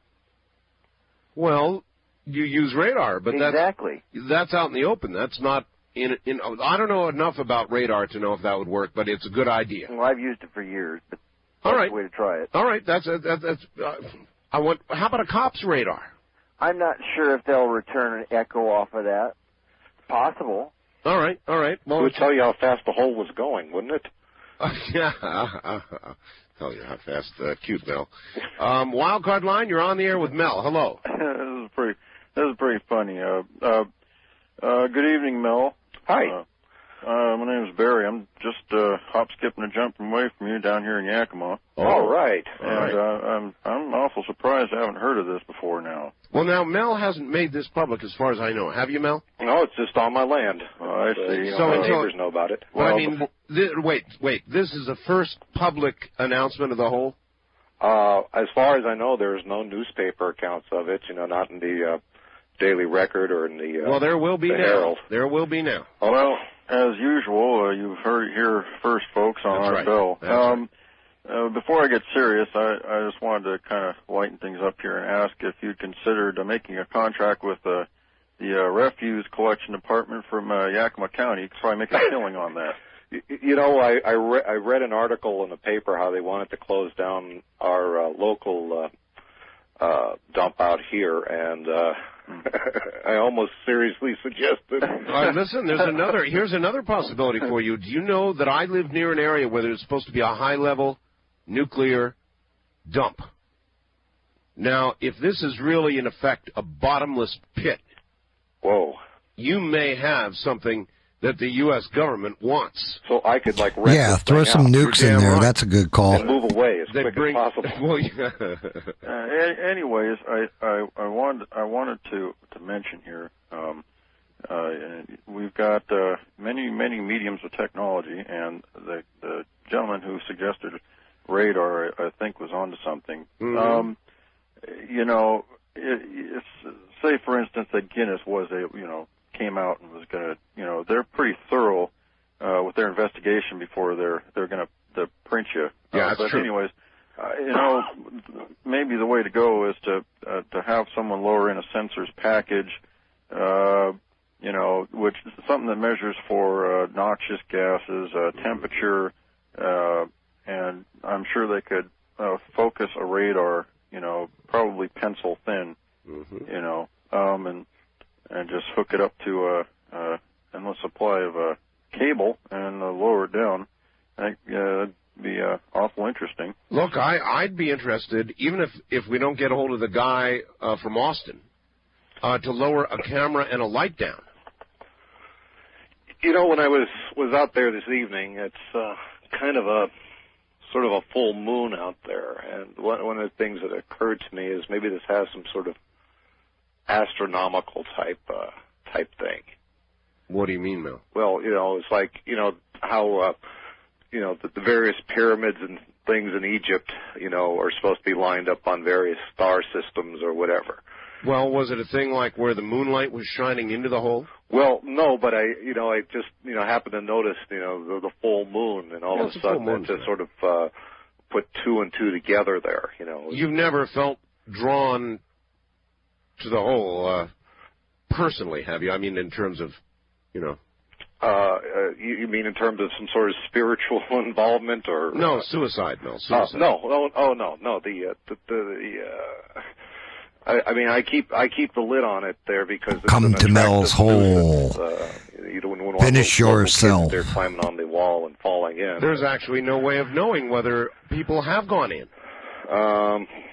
Because they'd be gone. Not in my down with the refrigerator. Again, if I can find out something from the local Native Americans on, maybe with some sort of burial thing, or I mean, and you can drop a big rock and you can hear it going down, probably bouncing off the walls or something, but you never hear a splash. You never hear a splash. I've even taken like old television tubes, the picture tubes, and you've dropped picture tubes down there? I've dropped. I hate to say this here, but I've dropped more than one of them down there, and I've never heard it implode or anything. Nothing. EPA, you probably shouldn't say that on the air. Well, they'll come and get you for that. I mean, TV tubes. Well, it is my. It's your own property, I know, but these days, Mel, doesn't make any difference. I mean, tomorrow morning you're liable to wake up and there'll be tanks in Boutros Ghali will be there. That's true. All right, east of the Rockies, you're on the air with Mel. Hi, WKXY, Sarasota. Sarasota, Florida. Let me say, let's throw Mike from Las Vegas down the hole. Really? Right? Yeah. Okay, he's the cat. Okay. I do have a question for Mel. You're a fisherman, right? Yeah. Okay. Have you ever felt a tug on the line, and if you did, what would you do? I don't have a hook on it. There's just a large, there's a 1 pound weight. Yeah, but she's saying if something obviously was pulling on that line.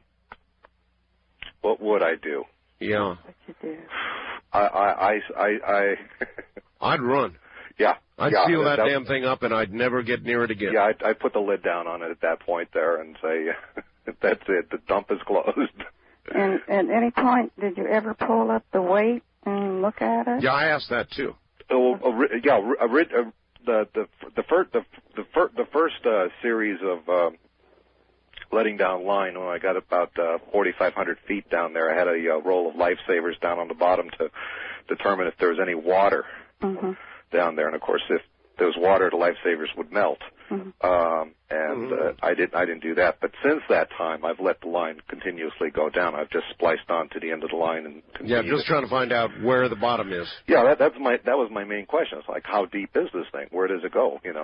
Well, it goes into the earth, but how far does it go before it'll stop? All right, thank you, ma'am. I think that a light and a video camera, I mean, Mel, you could have a special as you got down past, what did they say was the deepest hole, 1,600 feet? 1,600 feet. As you got down past 1,600 feet, you'd have a network special on your hands, Mel. That would be good. I'm thinking about putting up a web page on it there if I can get one of those. What's his name? Rivera would come. and they'd lower him into the hole. Only if we were all lucky. West of the Rockies, you're on the air with Mel. Hello. Yeah, this is Terry from Bremerton. Hello, Terry. Oh, you're up in Washington again, yeah. You're right. Well, I was wondering about how much does 15 miles of fishing line weigh? I have no idea. I'm just letting that sucker go down. I have not reeled What if it in. you've already hit the bottom and you got a pound of fishing line on it? That's right. Letting it down. Yeah, I should hit the bottom. I should weigh one of those spools because I'm getting them in 5,000 yard spools. Yeah. And so I should weigh a spool and sort of deduct the cost of the spool itself and see what that would add up to in terms of how much that weighs. Miles. So in other words, it could have hit bottom some time ago, and simply the pure weight of the line. Right. It doesn't feel like it is reached bottom there. There's no slack in the line. But even so, well, there might not be with that much weight. But even if that's true, caller, think about it. He's still got the deepest hole ever heard of in the world. Yeah, he does. But the weight of the line would keep pulling the line down. Yeah. But there would be so much line down there by then. But what pound test line is it? I'm using 20 pound. I couldn't pounds. afford to go much higher. Do you think you have 20 pounds of line on it already? Pardon me? Do you think you have 20 pounds of line in the hole already? I'm sure there's more line than that. It would break by then. We're talking how many? There must be a lot of tension. I have about 20 spools of line. A lot of tension on that. Yeah. 20 spools of line on there. Wow. And it's still hanging on there. That weight continues to go down. I don't know if there's a way of weighing that thing, as it is. Yeah, I was just interested in how much the line would weigh itself. I could probably do that. Get one of those hanging scales. Sure. And the spring operated and stuff, and just sort of knot it off up there. Yeah, why not? It's worth a try. And the other thing that's worth a try, I suppose, although you'd be cranking for a long time, would be to crank it back up again. Well, no, I could just weigh like one spool of line and multiply it. I think I'm up to about like 18 spools of line right now. So, it wouldn't be too hard to get a weight on it. All right. You'll report back to us on that? Yeah, I can. Sure, definitely. All right. Yes, definitely. All right. First time caller line. You're on the air with Mel. Hello. Yes. Hi. Where are you? I'm Bellingham, Washington. Yes. Oh, Washington again. Yeah. Yes. Yes. I was wondering what was the Mel said that he had a triangular 1 pound weight on the end of the line. You're right. Yeah, I was wondering what elements was that weight, or is that weight composed of? It's a standard lead fishing weight. Mm-hmm. You were talking earlier. Al was talking earlier about the heat. Standard lead fishing weight covers nothing because it could be, they come in different sizes and different ounces. So how many ounces? Yeah, and also, what about the magnetism? That's a factor you consider also. The magnetism? Yeah. You're off into a territory that I can't answer. Mel, are you're gonna contact your wife works for a university? Yeah, a local university. Have they? Did she tell them about this? And if so, what did they say? Well, the people she talked to, because I nag her about it occasionally, say, Sure. they're telling her, you don't have a whole day that deep, So, in other words, they don't believe her? No. What I'm trying to do is, kind of entice them out there and just bring something out there to measure how deep it is. That's well, Mel, would you be willing to talk to, like, newspaper people or television people? They're crazy. They'd send someone down there. Well, I know I'm talking to a lot of people on the phone right now and on the radio, but I am not sure if I'd want to have a TV crew and So you're not sure you want that kind of publicity? No, I'd be happy to, like I say, I could put together a website on it and keep people, informed about what's going on, because, I'm sort of making this my... People would accuse you of going to the well one time too many. That's probably true. West of the Rockies, you're on the air with Mel. Hello. Hello there. That is absolutely amazing. All right, this is Ken from Scottsdale. Yes, sir. And one thing I wanted to mention about that, when you mentioned about a car that had apparently fallen from the sky. The Chevrolet, yeah. Right. I recall reading about many, many incidents in England and throughout Europe of nuts, raining nuts of different kinds. Brazil nuts and hazelnuts. Sometimes it rains nuts on my program. Listen, we're not talking about things falling from the sky right now. We're talking about a hole. Right, I know. Well, this was... I knew a girl once. They used to rain nuts on her. Just saying. Because I have Mel. Oh, well, anyway, as far as the hole goes, isn't it possible there could be like an aquifer or something in their water or something? Mel has not found any water at all. He lowered lifesavers in, and the lifesavers came back, and that was how far, Mel? 4,500 feet. 4,500 feet, and the lifesavers came back intact, right? Oh, yeah, they were absolutely dry. They weren't dissolved. They were just perfect. That's pretty definitive. First-time caller line, you're on the air with Mel. Hi. Mel? Hi.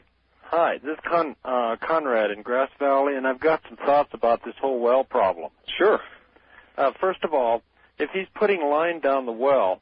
Wait a minute, sir. We've got to stop this because people are going to call it a well. There has never been any water found. It's in Mel's this hole. well. Okay, a hole. Yeah, thank you. All right. If he started out with a 1 pound weight, and he starts adding fish line to it, right, then the amount of weight down the hole increases. All right. Now, if he knows the weight of the line on a per foot basis, as he puts more weight down the hole, if he could measure the total strain on the top of or load on the top of the line, he would know if any of that line was draped on anything. See, the thing is, once he gets a fair amount of line down there, that's a good point. The 1 pound weight on the end is insignificant. And he wouldn't even. It could be hung up on something or laying on the bottom or something, and he would never know it. Yeah, but he put lifesavers down 4,500 feet. So even if what you're saying is true, this is still by a long shot the deepest hole ever. Well, that assumes it's even that deep. The one thought that you had that I thought was very valid was the temperature as you go farther down into the ground. Well, that's what I think that's right, isn't it? Oh yes, of course. By the time it's down 4,000 feet in the ground, where the temperature would probably be well over 100 degrees Fahrenheit. If the 100, the monofilament and the lead would certainly survive 100 degrees just fine. You're probably right. That is interesting. Mel, I say that we got to put a person down there, a volunteer. Not a cat. No, not a cat. No cats. But a person, maybe like a media person. One of these anchors from maybe one of the Seattle Como stations or something. Lower them down. Oh boy. Again, I'm intrigued. Again, I've been running line down there for quite a while, and I don't think I've hit bottom. The weight seems to be hanging plumb over there, and like I say, we've been throwing things down there for a long time, and this hole has not filled up. I don't know. Maybe it's getting incinerated down there. I don't know.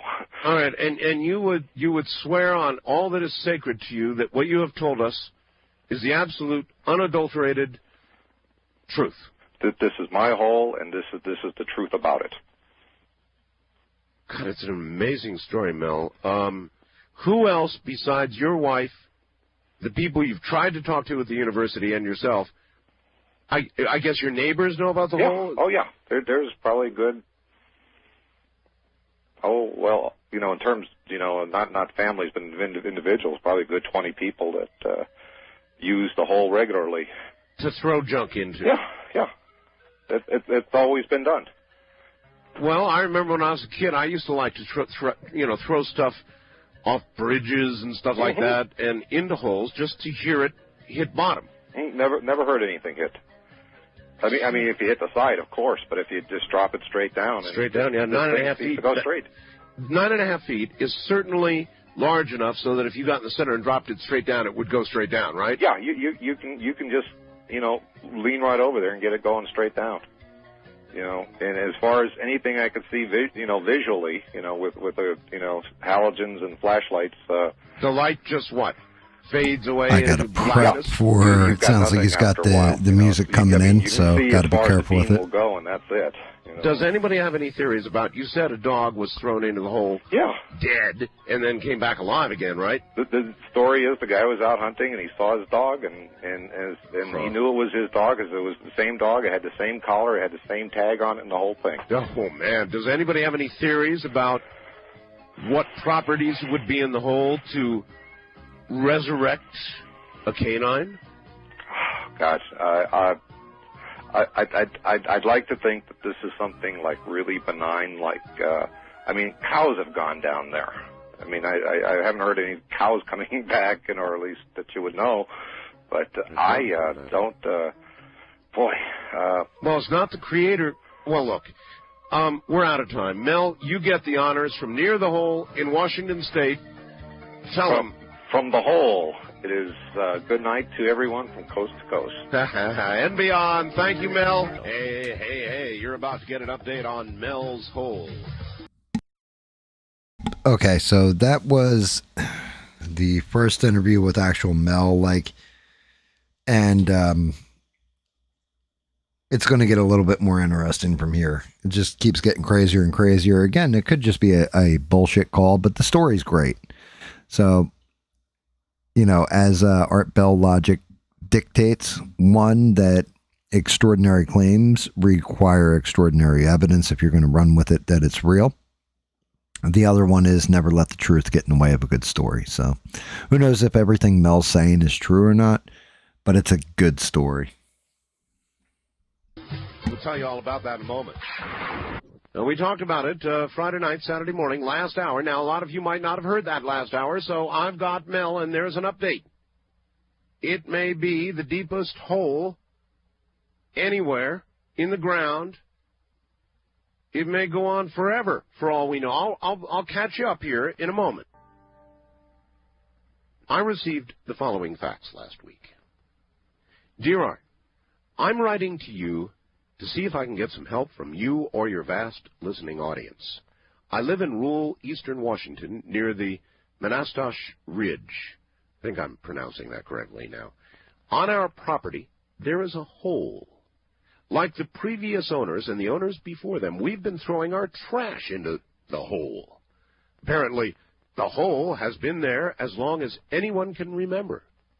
At first, I thought it was an ancient well. Anyway, the hole is 9 feet, 9 inches in diameter. There is a stone retaining wall around it, and we've put a steel door on top to keep anyone from falling into it. As I said earlier, people have been throwing their trash into the well, that's in quotes here, for decades. Furniture, household trash, dead cows, building debris, you name it.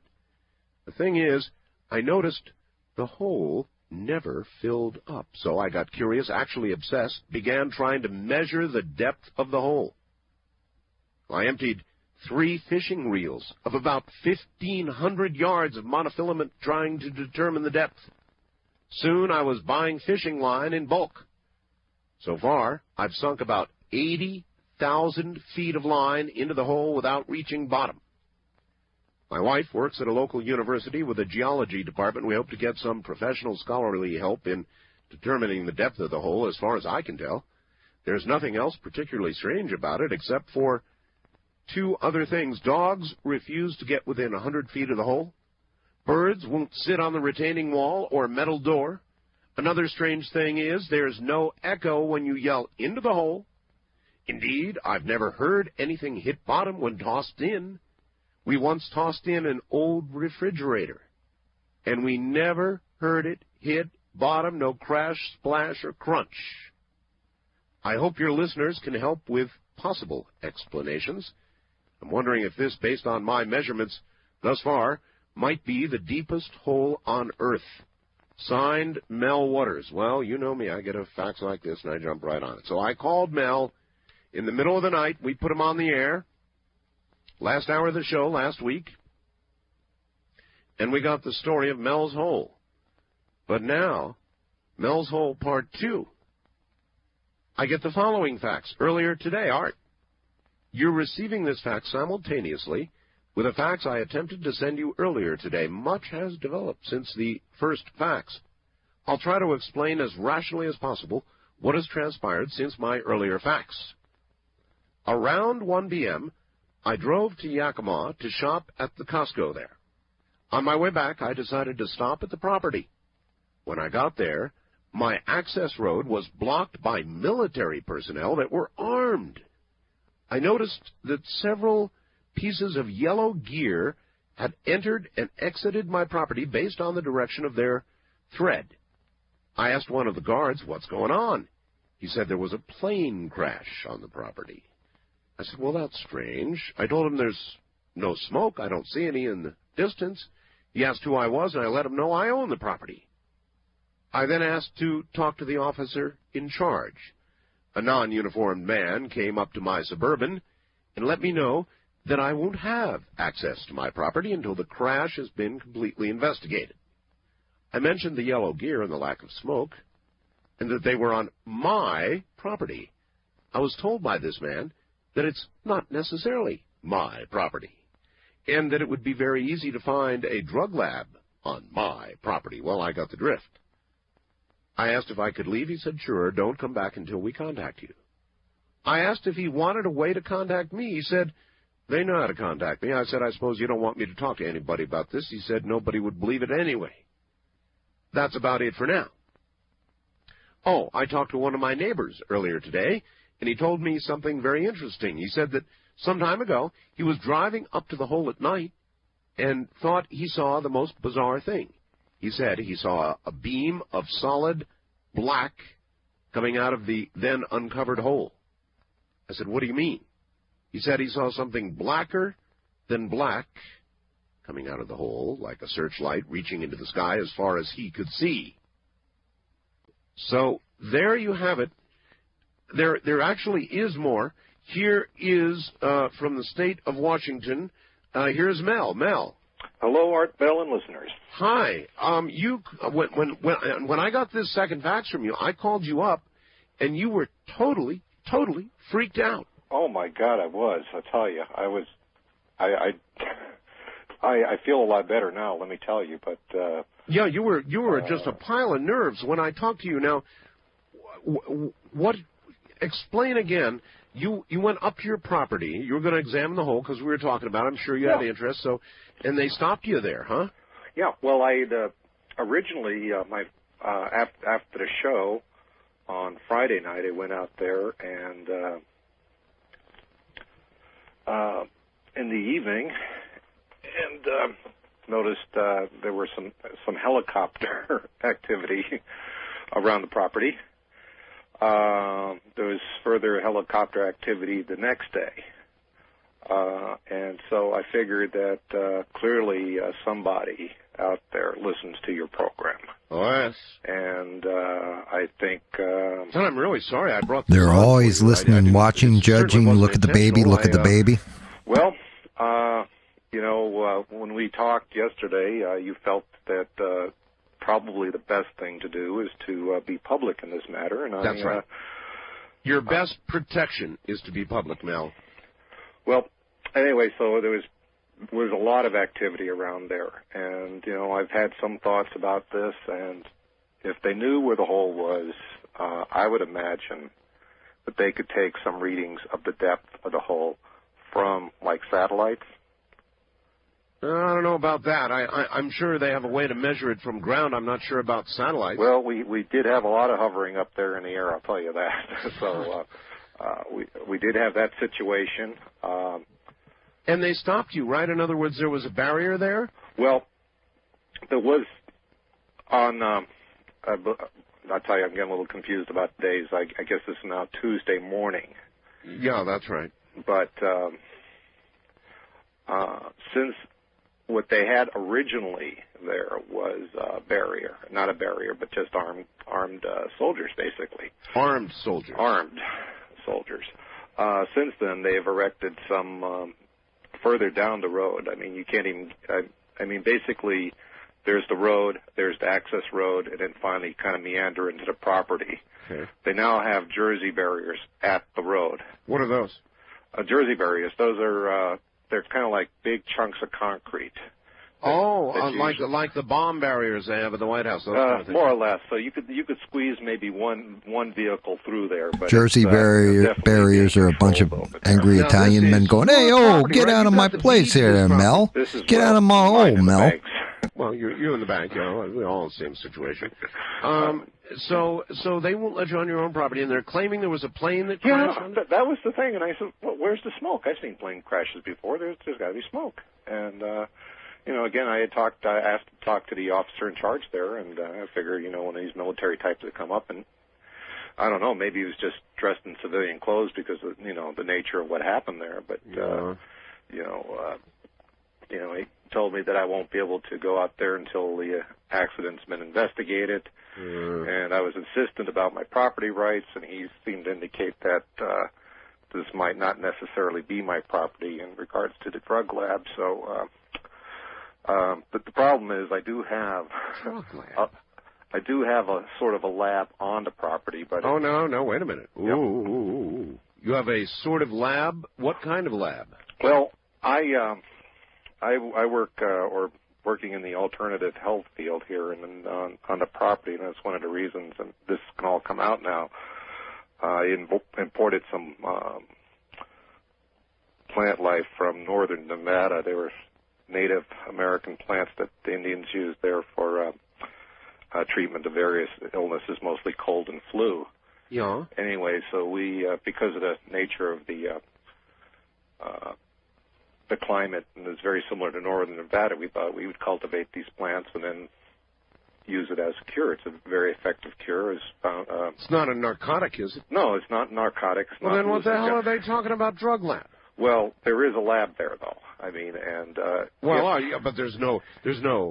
You're not cranking out crank or methamphetamine or anything. Yeah, but if they had, for instance, if they found like it was a drug lab, they could seize my property.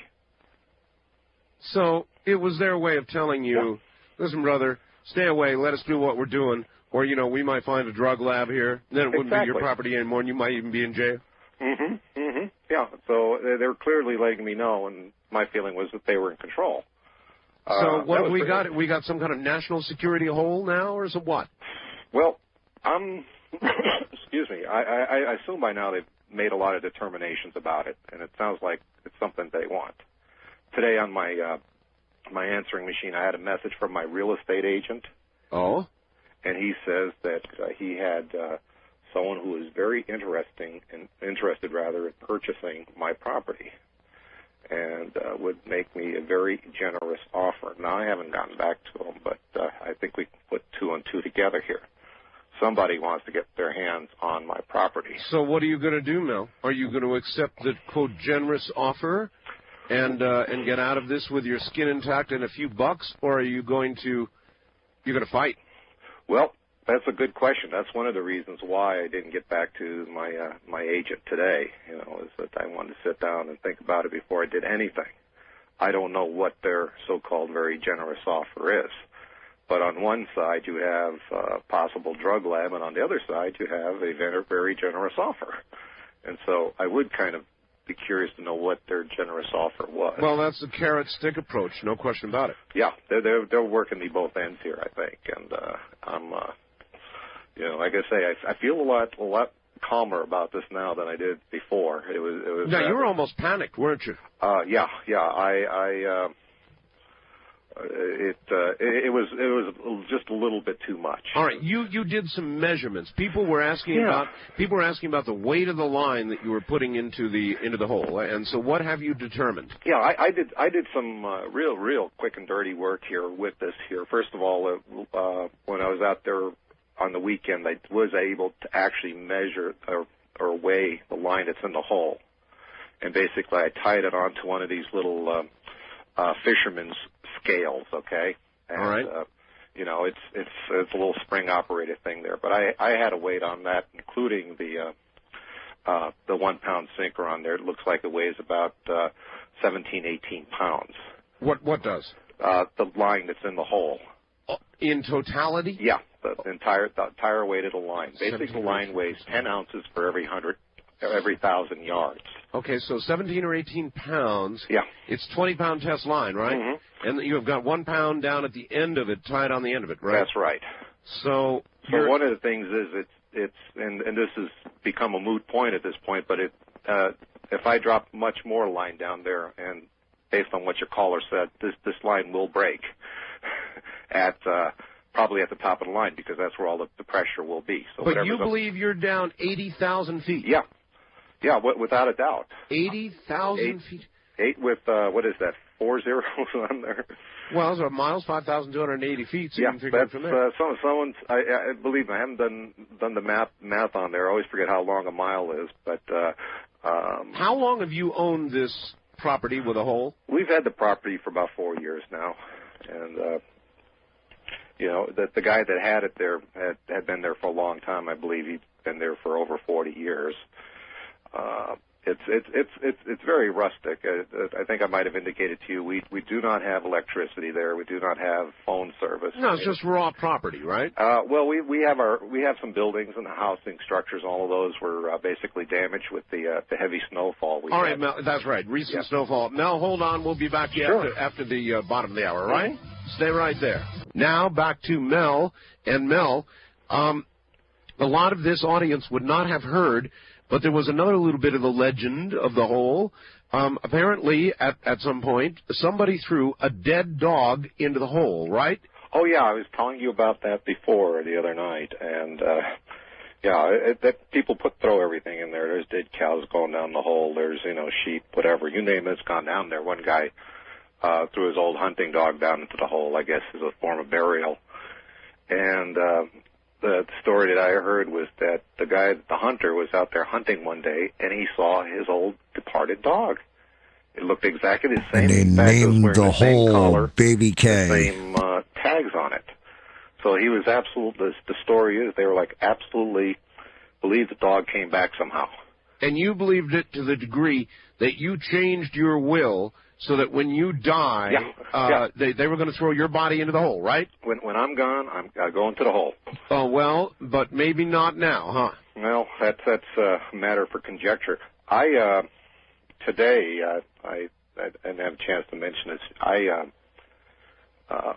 After finding out, the story about the black beam, the other day, I thought I'd go out there and do some more research amongst my neighbors who, may have... That makes sense. You can't go on the property. You might as well talk to the neighbors. Yeah, sure. And so, you go out and buy them a cup of coffee and find out a few things here. Anyway, I talked to one gentleman who's really quite elderly and has lived in the area for a long time, but he said that originally, and this is going way back, so this must go back about 40, 50, maybe longer, that there was a series of, around the hole, there was a series of stone columns. I said stone columns? And stone columns? Yeah. And so I asked him, could he I sketched out a little how the property looks there and see if he could place the stone columns on it. Yeah? So, he drew it on the napkin built there. Stonehenge. Very interesting. Well, I had my power book with me, and I pulled up a picture of Stonehenge. Yeah? He says, that's exactly what the thing looked like. You're kidding. He said that they had these, pillars lined up, and just like that. He said it wasn't, it didn't have that thing on the top, they had some, things on top of the pillars, Stonehenge. Oh, that's really odd. Listen, you can't get photographs, Mel. I'm sorry to interrupt, but I asked you about photographs. They won't let you close enough to take any photographs. I was afraid to take pictures of the guards, to be honest with you. No, I understand. How about a drawing, Mel? Can you get us a drawing? Yeah, I could do that. I had a question for you. The night that I talked to you, said you got another fax about another anomalous hole. That's right. Colville area? Oh, that's right. That's exactly right. I've got that fax. And I'll try and get to it. But... Okay. On Sunday, I listened to your show a bit, and you had Linda on talking about HARP. That's right. Project HARP. Now, HARP is supposed to look for underground bunkers and tunnels and such. Yes. That's right. Now, maybe it's looking at your hole. Who knows? Here's a fax for you. The following is a theory regarding Mel's property. 1. Imagine 2 naturally occurring iron veins just happening to reach toward the Earth's surface around help me pronounce it. Washington. There is a tremendous amount of naturally generated high-voltage electricity deep in the earth. What if the bottom of the hole on Mel's property is a naturally occurring focal point, a lot like the device that Mr. Markham built? The earth could have its own, in effect, time machine. Over the centuries, through various quakes and so forth, all of the soil above the portal would have fallen into the bottom and been launched into some other time. This explains the lack of echoes and the apparent depth of the hole. Tell Mel to lower a clock down there. Well, let me tell you, I was over at the university library today, and I wanted to find out a little bit more about Earth geology. And one of the things I found out is the crust, on average, on the Earth is about 20 miles deep. Okay. Now, underneath the crust, and this is something that a lot of people don't know about, there's something known as the moho. Mel has a crusty hole. The what? The moho, M-O-H-O, discontinuity. What is that? It's named for a guy named Mohorovic. He was a Croatian seismologist. But I don't know much about seismology, but I'll tell you what I know about this discontinuity. P waves, and I guess those are seismic waves, through this discontinuity move faster than they do through the rest of the Earth. They speed up. Okay. Normally they go 7 kilometers per second. These are going 8 kilometers per second when they go through there. And it's believed that it has to do with a chemical difference in the type in that area of the Earth. So you've got the crust, you have the moho discontinuity, then you have the mantle. And so that region is very, very little known, as you can well imagine, because you really can't get to it, at least not yet. And the scientists really don't understand that. But we have this thing that goes on underneath the crust that is very, very peculiar. And I just thought I might mention that. All right. Well, I don't know anything about that. That's very interesting. All I know is we had all kinds of cool plans. I mean, we were going to, Mel, I'm telling you, I've got volunteers who are willing to go down in your hole. But now that's obviously not going to occur because they have your hole. I mean, this is outrageous. This is your property. Yeah, it is my property. That's the. It's all about this man's hole. Thing, I could not step 1 inch onto my property.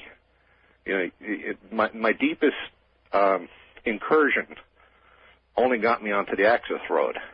I mean, I was kept way away from that thing there. How far is it from the access road where you were stopped to the hole?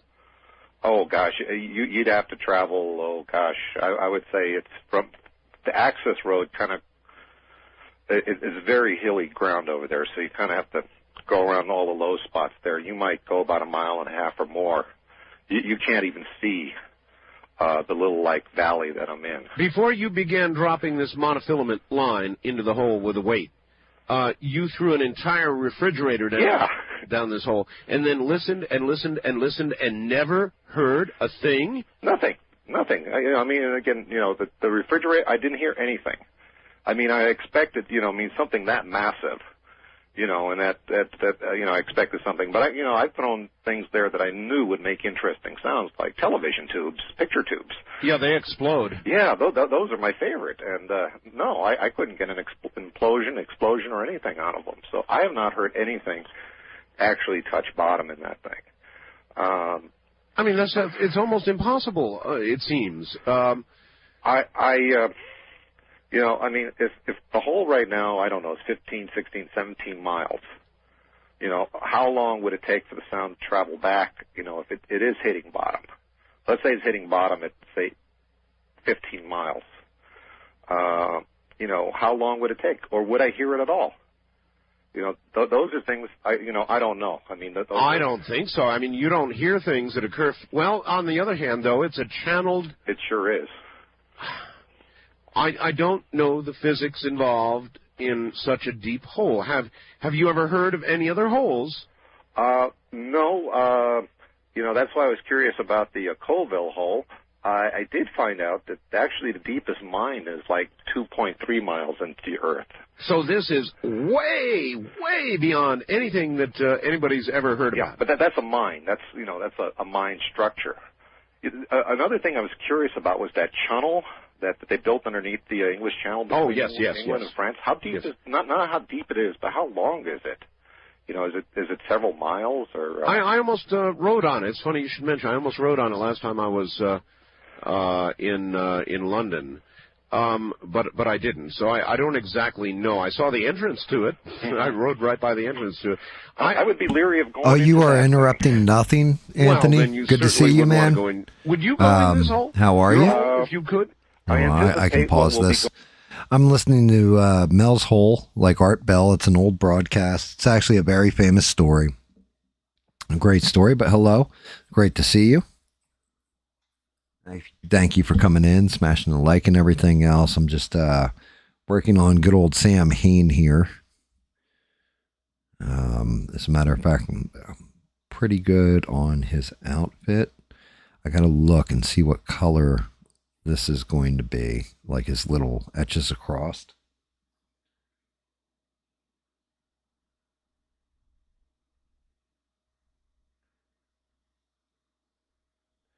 Like maybe I'll go into a very highlighted purple on them or something like that. But yeah, just sit back, chilling, listen to old school radio broadcasts.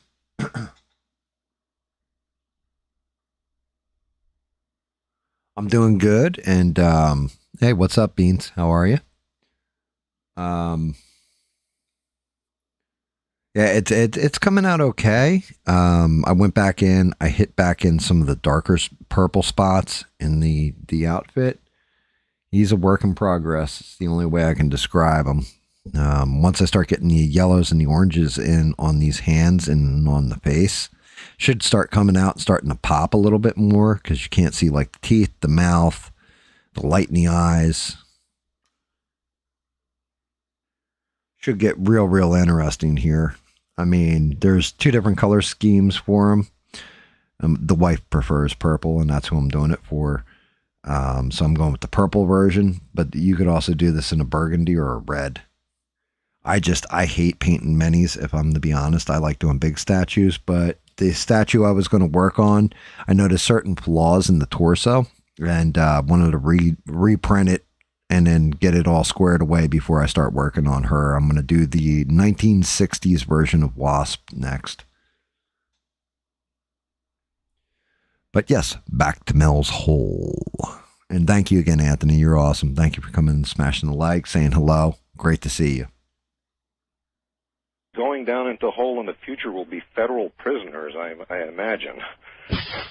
We'll be going down there on a non-voluntary basis, I assume, because, I mean, if we're talking the government here, which it is obviously the government that's been interested in this, they have every piece of technology they could ever want.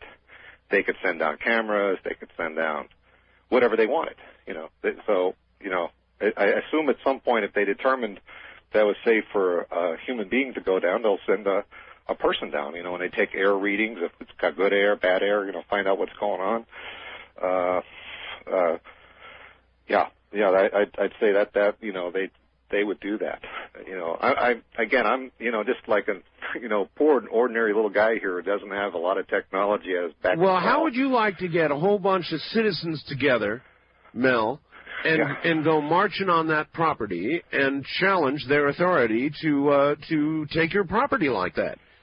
Well, we talked about that over coffee with the guy that told me about the stones out there. Saying we're pretty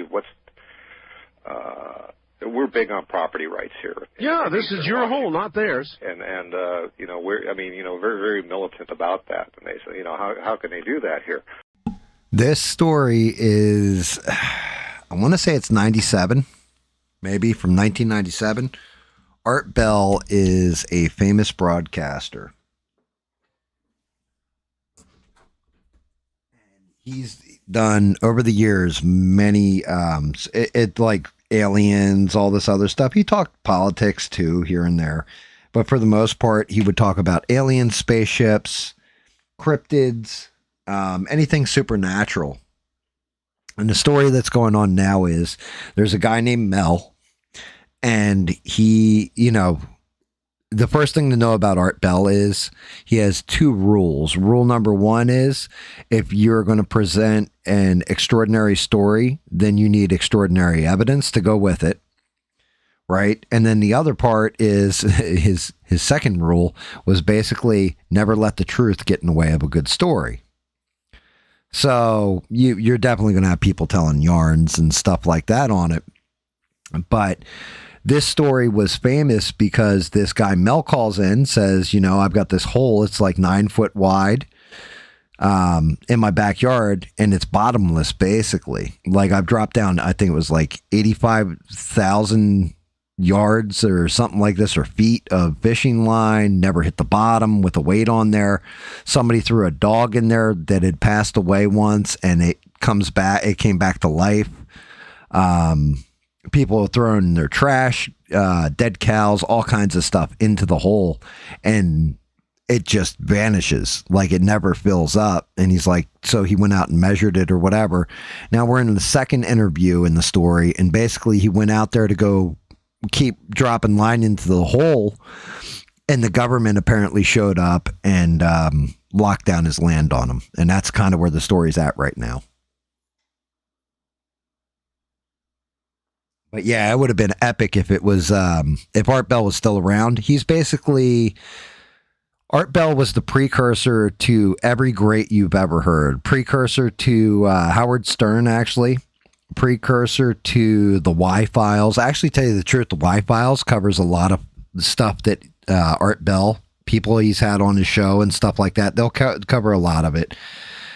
Joe Rogan, actually, like Art Bell's kind of the precursor to the Joe Rogan experience in a lot of ways. He is, he's like inspirational because he would sit there with normal people and have them tell their extraordinary tales. And this one just happens to be one of the more famous tales, the story of Mel's Hole. Yeah, and supposedly like it was a hunter and his dog had passed away. He put the dog down the hole and he saw it like running around later on. So that's kind of where we're at in the story. And yeah, I'll let it play.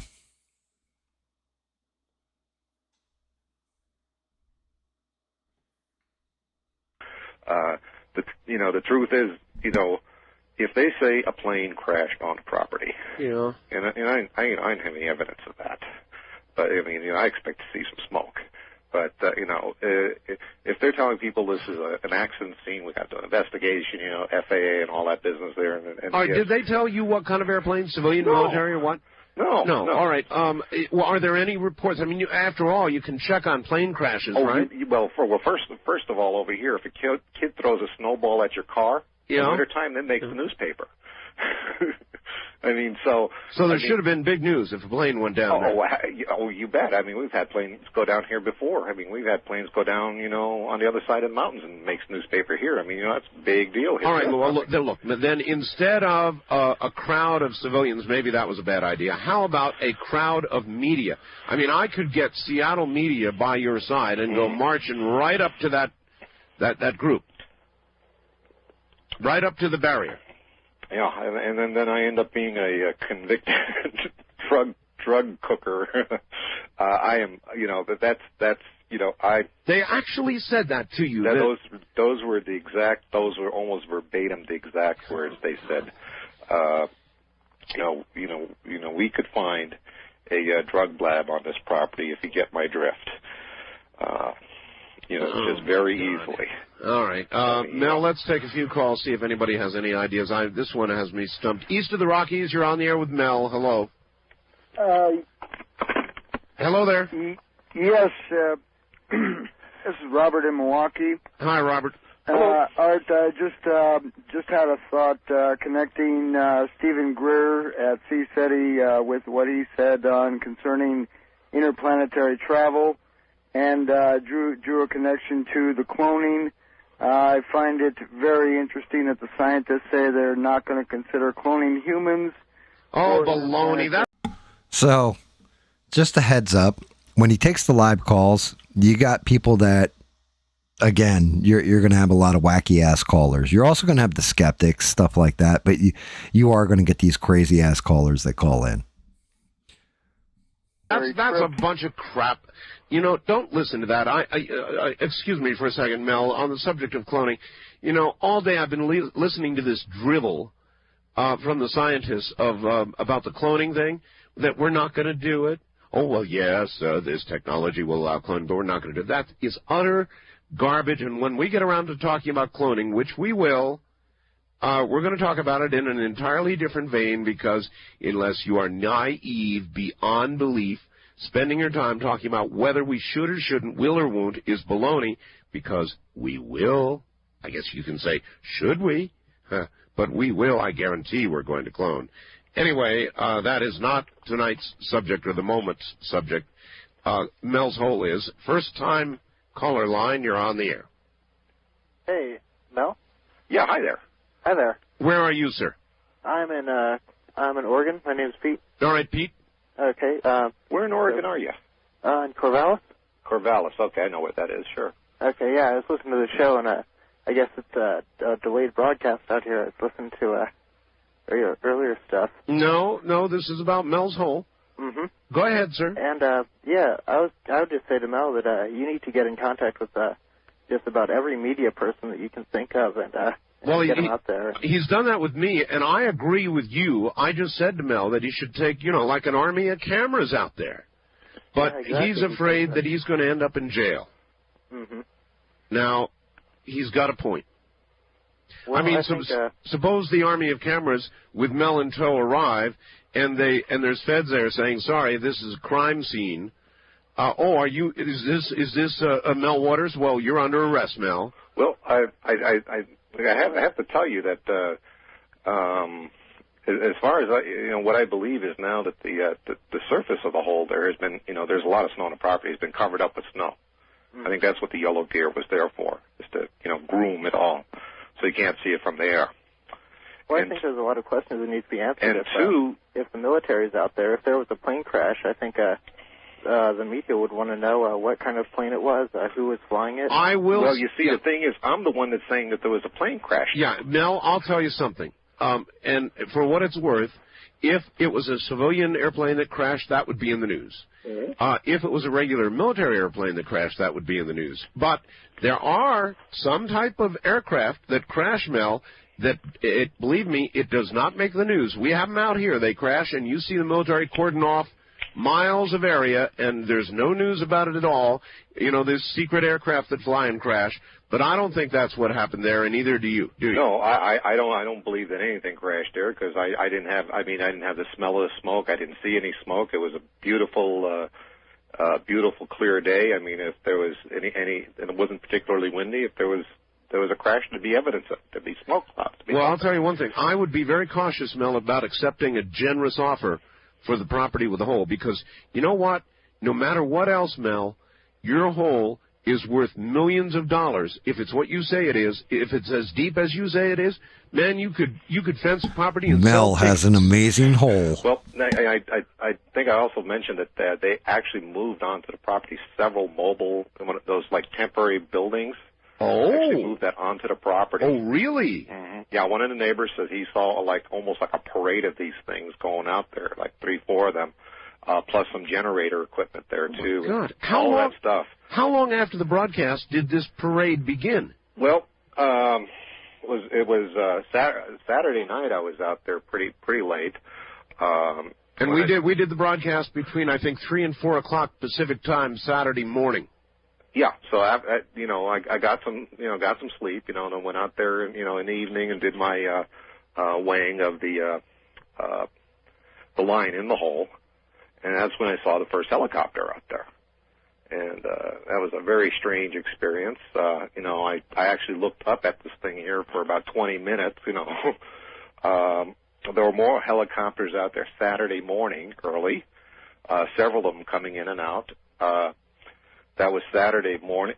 That was Sunday morning, and then by today, the chronology is getting real confusing for me. But now, yesterday, I guess, really. Yeah. I lost a day in here, Art. But what they saw is actually some mobile buildings being moved onto the property. Apparently, some generators there. Again, I have no power or phone on the property. There, we use cell phone if we need to make a call, and we used to use solar out there too. Well, I feel in a way guilty, Mel, but your original facts got me going. Well, and there was no way not to follow up on that, and I guess once we aired that, it was too late. It was a done deal. Well, when I originally approached this thing here, what I wanted to do was to get some good ideas about the nature of this thing here. I guess I was pretty naive about it. All right, Mel, one thing I've got to ask you. Yeah. Don't think me rude, but I've got to ask, Mel. Yeah. That's not a drug lab you've got out there, is it? No. We are working with Native American plants. They're plants that Native Americans used in making what they would. Hey, Mel, peyote is a Native American plant, just saying. World War I time, who found a cure for the flu. He gave this stuff to his, he was a military doctor, gave to the people under his command. All right, Mel, hold on. We're in a cart rack, and my cart rack came out of the wall. And it's in there with some molly, so I went and got some super glue and tried to glue it back in, and that's when the disaster began. And I just tried to pull my Pink Floyd cart out of the cart rack, and I noticed that I had glued my carts into the cart rack, along with wherever else the glue went, which I don't want to discuss. The glue obviously got on these carts and glued them to the plastic cart rack. So now the cart rack is off again, and a portion of the cart rack is in my Pink Floyd cart with piece on it, so I can't even get the cart in the machine anymore.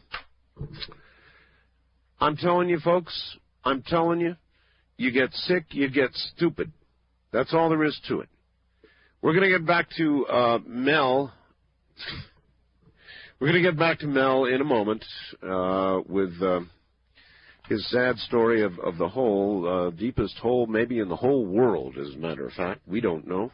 We'll probably never know now. That's the sad part of it. All right, back now to Mel and the dilemma of the endless hole. Mel, are you there? I am here, Art. All right, there are some people with questions. Do you have anything else you want to say? Just that, just after beginning to explore this thing here, with the help of your audience and, further questioning on, people, that live around in my area here, asking them, really, do you remember anything strange about the hole in particular? Well, I would say a resurrected dog would be pretty good. I would. It just becomes more and more mysterious. I have no way of understanding any of it. I would say a darker than dark beam that seems to go straight up into the sky would be pretty strange. That to me was utterly fascinating. Yeah. It's like, the hole itself is dark, but for it to send out darkness, into the sky, to me was just absolutely I couldn't begin to explain it. I mean, it was, the way he described it, it was just... All right. Look, let's bring some people on. East of the Rockies, you're on the air with Mel. Hello, where are you?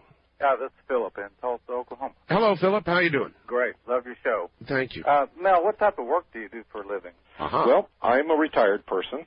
You have no criminal record of any kind? Pardon me? No criminal record or anything? No criminal record. I'd find me a lawyer and get a local group of citizens and press and militia, and that's a good reason why we need the militias in this country, is to prevent this type of situation from happening. The government coming in, taking over your property, threatening your life.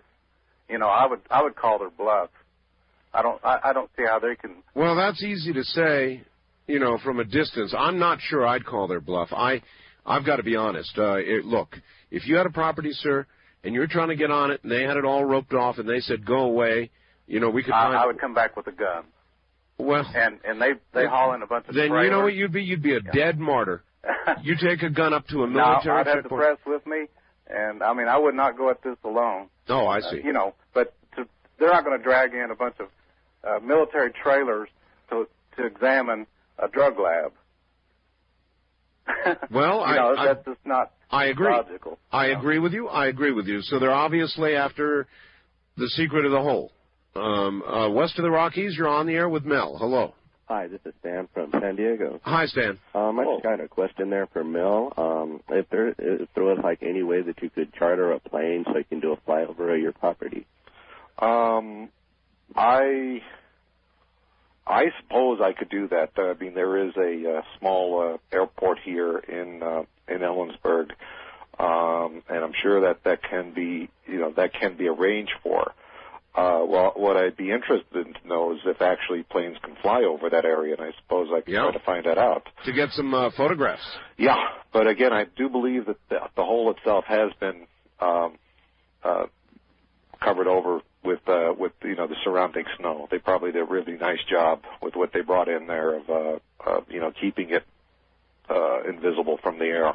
That was my speculation of why they brought the yellow gear out, as to kind of dress it up a little bit there so that anyone casually going over there wouldn't notice anything. That's just my opinion. Okay, and another thing is I got a little assumption of why none of the animals want to go by there. Why? Maybe they see the apparition of the dead dog, and it's warning them not to go there. Maybe. Maybe. I mean, that's pure conjecture. Who knows? But no animals will go near it? The observations I made was my dogs and other people's dogs, that come visit, they won't go there. If I put them on a leash and try to drag them there, they'll dig their feet in there, and they just will not budge. You know what, Mel? I once was on a trip with my family going to we used to go to Florida, drive to Florida in the winter, and we once got near a slaughterhouse, and on one of our stops. And, man, I had a golden retriever, and that golden wouldn't get anywhere. He did the same thing. He dug his feet in, and I don't care how you'd pull, he wouldn't get he could smell the death. Well, when I was in college, I had brought from school a human skull, and I brought it home, put it on the coffee table. My cat walked into the room, and he saw that thing, and the cat... What's up, David? How are you, brother? I bet. David came in, smashed it. I appreciate the hell out of you for that one. They sense these things. There's something about it. First time caller line, you're on the air with Mel. Hello. I love your Scott from Kirkland, Washington. I love your coverage of Keir Starmer's thing, by the way, there, David. You're right. He just basically told Trump to go fuck himself in a polite way, mate. That was crazy. That was definitely that's insane. Because I watched it too. I watched it right after I watched Trump's thing last night, and actually, I read a transcript. So, and there was a couple things. I mean, if you want, let me know if you want to hop in Discord and explain to me. Because I don't understand completely everything over in Europe, in Britain in particular, like I do over here in America. Because he was talking about like gasoline tax credits and stuff like this, and I don't know how all that works. So if you're still out there, let me know, and I'll hop on Discord. You can kind of explain that to me, because he was going over like, oh yeah, we're giving tax credits for gasoline and fuel and all this kind of stuff. And I'm not sure exactly how all that shit works. Unless you're busy and you don't want to talk, let me know too. 10 minutes. All right. Yeah, that works. I mean, I just need to pick your brain. Sorry guys, this is a pause on the call-ins. But yeah, hopefully this is working too. I'll make sure I turn it off and on again.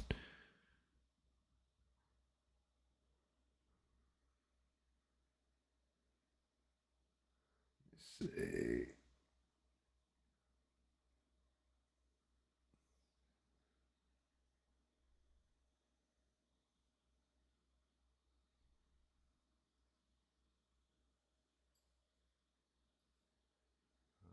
Nope. I hate messing around with the Discord shit when I'm doing this.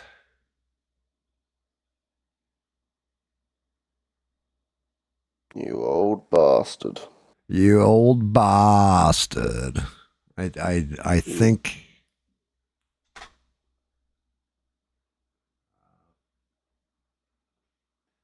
You have an amazing night too, Anthony. I appreciate you.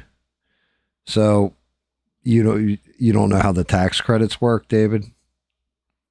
In what case, just the oil? Yeah, so the whole thing is you guys are going to get heavy because a ton of your oil comes through. Mm-hmm. We don't have much self-produced oil in the UK at all.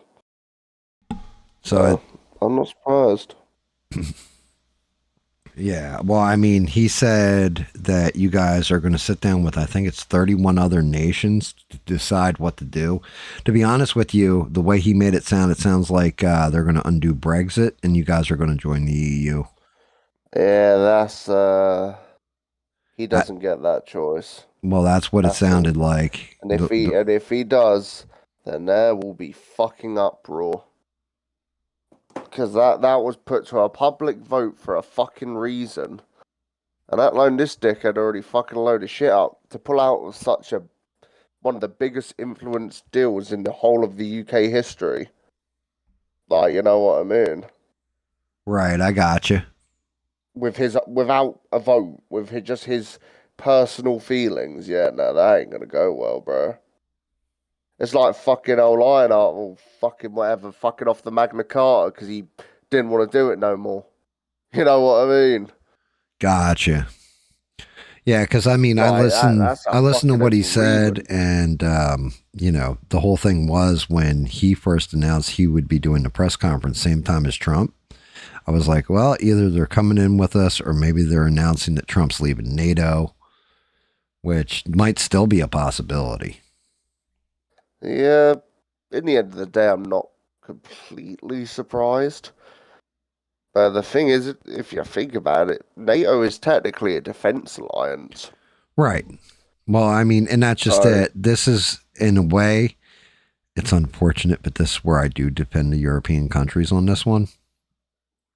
You said it. It's a defense alliance. It's not an assault alliance.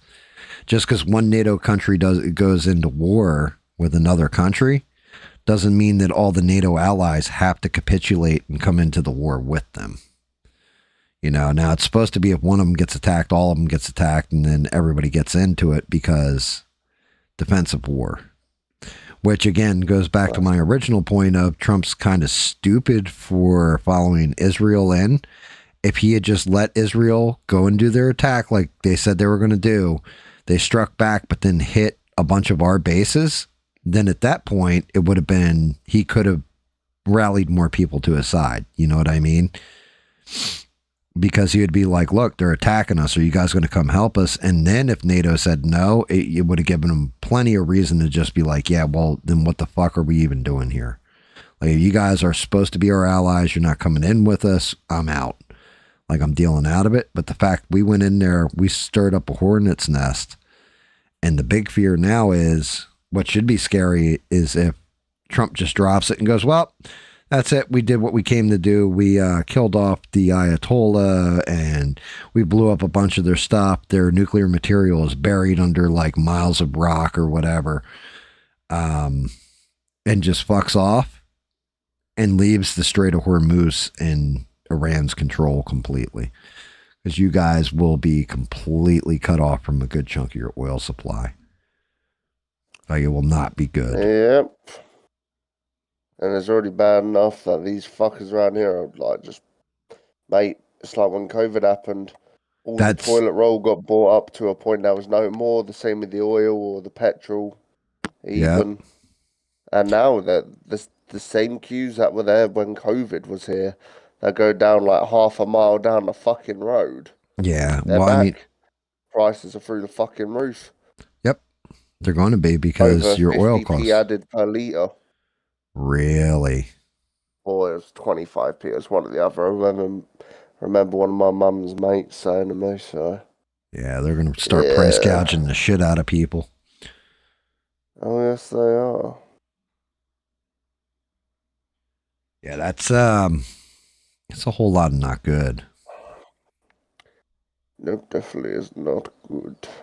And yeah, that's just it. We're all looking at it like it could be a COVID lockdown. Well, that's how I've been looking at it is, remember it was 2 weeks to slow the spread. We need 2 more weeks. And, we got a vaccine coming and all that stuff. Just give us 2 more weeks. And that's kind of what's been going on. Like when the war first started, they're like, oh, we'll be there for like 2 weeks, 2 to 3 weeks, right? Then it became, well, it's going to take at least 4 weeks. It's going to take maybe a month or 2. And now last night on that address, Trump said it would be like 2 to 3 weeks we're going to be there for. And it's like, you're going to keep going 2 to 3 weeks. Oh, but something else came up and we got to stay. Like, it's just obvious to me what game is being played here, because you guys already ran this same playbook. The only difference is that our citizenry here is well aware of what you're trying to pull now. Like before, you could have gotten away with this, but because you guys did COVID and kept everybody locked down for a couple years, you know what I mean? We're all like, oh yeah. Yep, it's going to be like this. This is the game that's being played. This is that bullshit. And I know less and less people, as far as I've seen, are supporting things over there. Like there's still people that are like hardcore, like, oh yeah, we're wrecking them and stuff like that. And technically, when it comes to the military end of things, blowing up planes, all this kind of stuff, we're kicking the shit out of them in that regard. But the economic part of it, it's going to become very problematic very, very fast. And now that you've gone in there and they've realized that they can actually hold that straight as well as they're holding it, I expect it to that's going to extend things very, very far. I mean, nothing that surprised me at this point, shit. And I don't know what the Brits would do going in there either. Jack and fucking shit, mate, under this fucking government. And I would argue even the fucking monarchy, even though they don't usually get a say, they have an influence. And right now, that fucker's got fuck all for influence. Why's he got fuck all for influence? Tell me that for free. Like old Queen Liz would make a comment. Good comment. I have an opinion on it. Couldn't really make the call or nothing, but you know what I mean.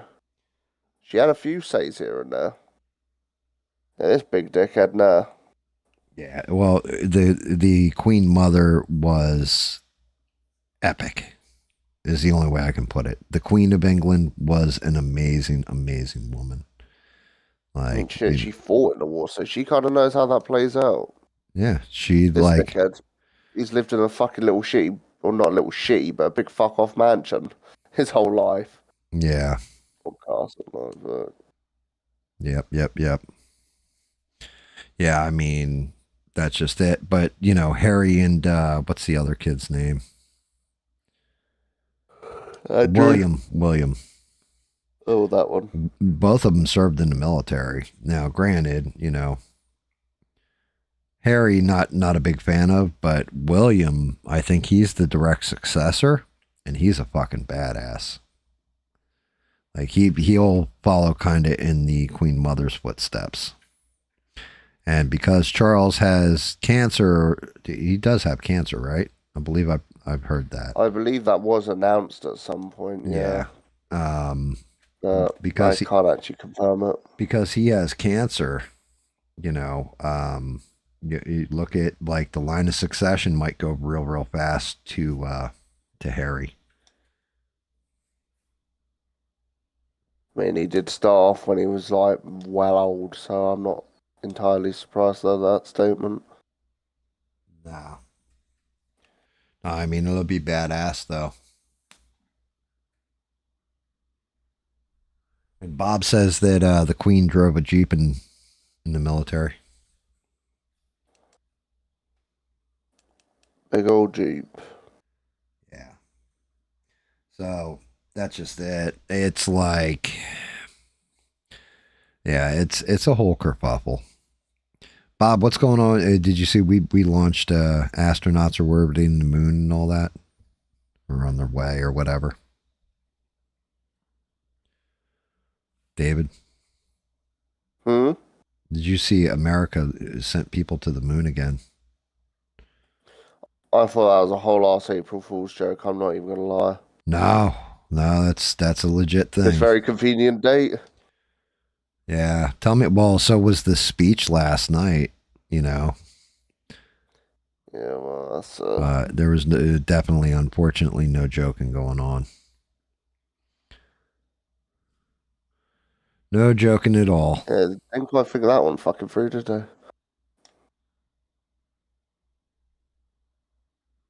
Well, like I said, when I saw the announcement that we're going to have, you know, the PM, because the PM of Australia basically was just like Starmer with what he said. Yeah, but Australia's a bit different. I know they're just out of the way, really.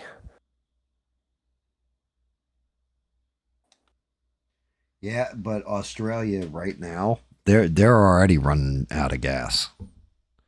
Like where you guys are starting to get to, they've been at for like a week now. Which is really surprising considering how much oil deposits they probably have. I don't know. I mean, it also depends. I don't know all that much about as far as Australia's energy infrastructure. I know, you know, England, you guys got to get it from other places,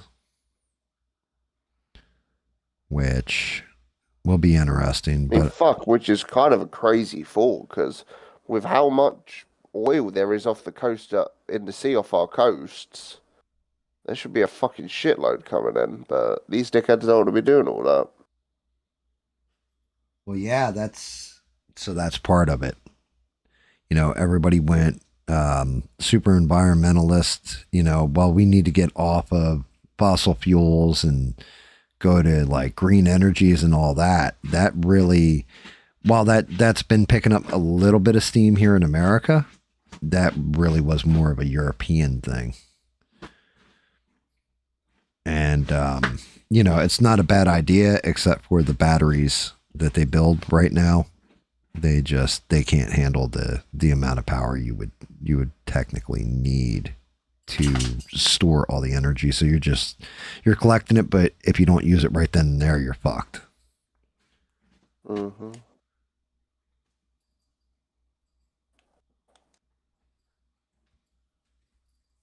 So they just gave it, Bob saying that the astronauts just gave like a normal ass interview. Like, yeah, we're happy to be up here. It's awesome being in space. Can't wait to get home. Well, they just send them to space with the moon. I doubt it's well, the moon is in space, David. Well, no fucking shit, Sherlock. Well, I'm not the idiot who said, did they send them to space or the moon?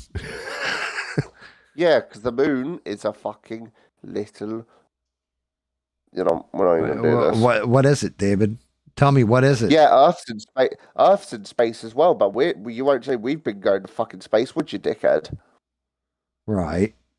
Well, yeah, I mean, once you leave Earth's orbit, then technically you're in space. So what are we saying here, David? And what is the moon? What would you call the moon? Hunk of rock that orbits us. It's called a moon. Mm-hmm. Exactly. It's simple. It's just simply called a moon. That orbits the Earth. It's a hunk of rock that orbits the Earth.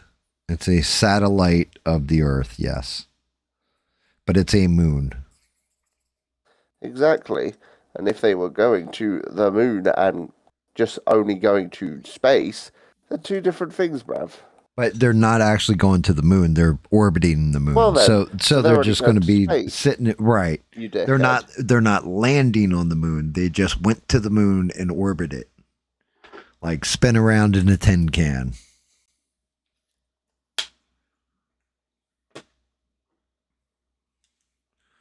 You know what I mean? That's like saying you went to yeah, go on. No, right. Saying what, mate? Say it. Go ahead. Say your bloody lines, mate. Don't make me angry, David. Bloody fucking hell. I have conversations with you and you get all packy like on me, mate. Right. I'm not feeling good about that, mate. Yeah, them orbiting the moon. It's been a long time since America's gone up and even fucked with the moon at all, which is interesting too. We are even dealing in that. especially right now with everything going on. But what else did Stormer say, David? That is a big fuck off wet wipe. Right. Well, we knew that bloody well, mate. Right. Nothing else like super interesting. Anything that you picked up that we wouldn't Nothing pick up worth over in the Yankee land? Say that again. Said, was there anything you picked up that I wouldn't pick up because I'm a Yankee? I mean, other than BBC's bullshit, not really. Oh, BBC has started a few interviews based on how apparently we've been too accepting of dogs in the current world, how they should be banned from stores and shit. Which, and all this other bollocks. You're shitting me. No, you can only imagine why. No, I know exactly why, because Muslims hate dogs. Yeah. Not all, well, actually, yeah. Anybody who's like fundamental Muslim. Their religion, they see it the way they see pigs. Right. Filthy animal. Yeah, I see them as filthy animals. What do they think of that, David? You should ask them on the street. I mean, Fucking shit, there's a load of bitches. uproar as well. Another one on the monarchy. How, big old sausage finger did a speech for Ramadan, but he refused an Easter speech. You know, that's a big fuck off thing right now. That was. And I could see why people would be pissed at that. That was one of those things that didn't catch much news. But there is, like, I guess the head of uproar about it. The head of the Catholic Church over in Israel went to go give, I don't even know what the holiday is. Good Friday, Ash Wednesday, whatever the fuck it was.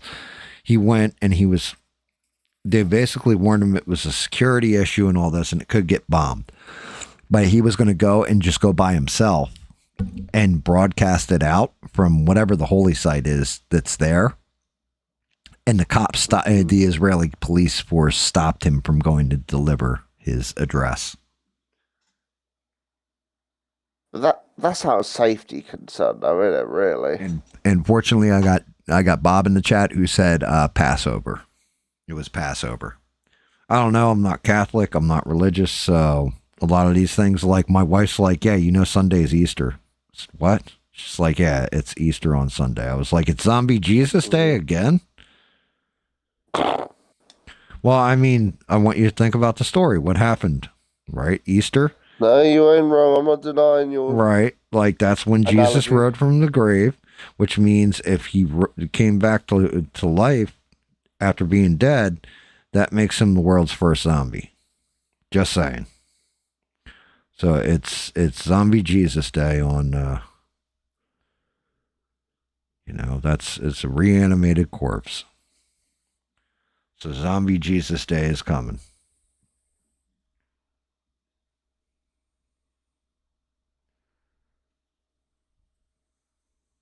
I mean, from the way I understand it and the way religion works, David, apparently on Easter, Jesus rose from the grave and he had these little dye packs and he dyed some eggs and hid them around for people. And then, he went out and caught a bunny and used his magical Jesus powers, and the bunny basically was able to shit chocolate at that point. And and then Jesus fed all the children with the bunny shit that was chocolate. I think that's how the legend goes. You forgot the part where he chiseled the head statues. He chiseled the head statues on the island? Yes.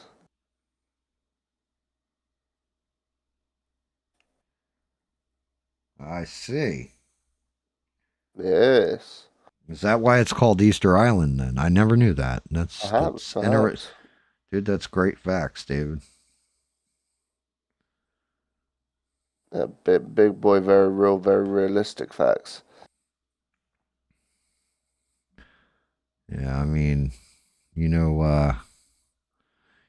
going to be people in the chat like Rogue who will kill me on this one, right? For saying that about Zombie Jesus. Gonna get all pissed off at me like, yo, Zombie Jesus, what are you talking about, motherfucker? That's You my Lord definitely and got a Savior. message when he used to say Happy fucking Zombie Jesus Day or some Oh, shit. I'm going to. You know I will. I do. Because, you know. I wonder if he'll send his old fucking friend Sir Bendover Easter message.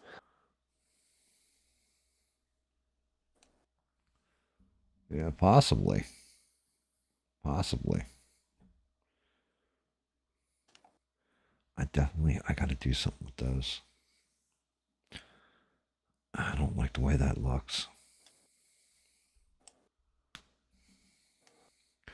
Zombie Jesus Day. Yeah, you're going to love Zombie Jesus Day. Day after Zombie Jesus Day is when you get all the good candy deals. I know you live in Britain where you guys... Well, dude, but Belgium's right there. They got like the best fucking chocolate. There are some rare cases where some shops be selling it, but it ain't fucking cheap, as you would imagine.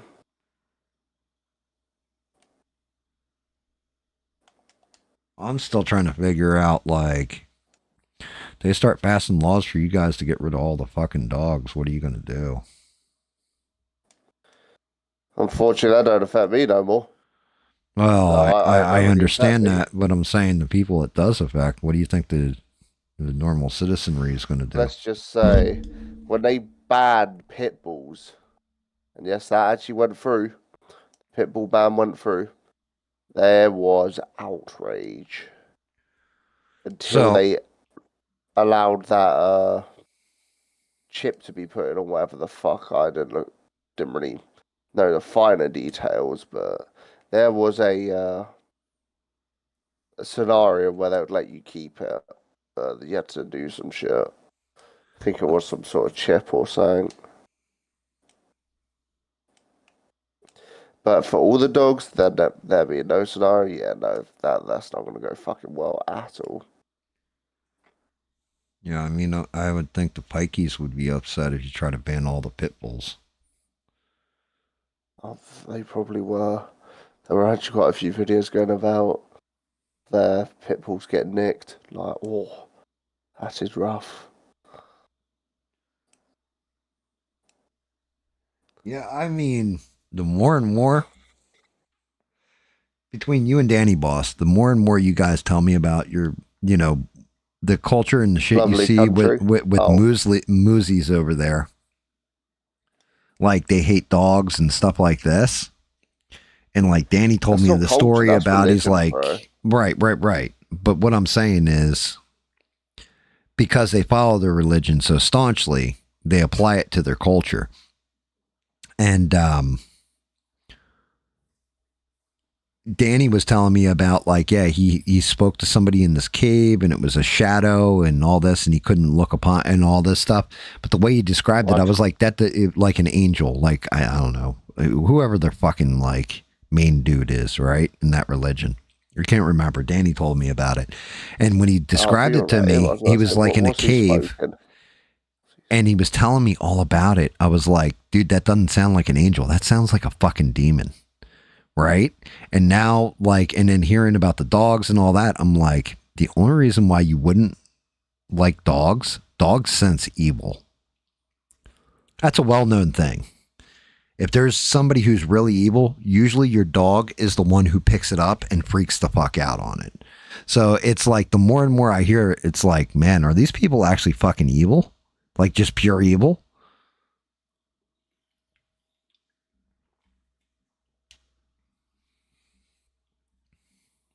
You know, you didn't say it. I can say it. I don't fucking know anymore.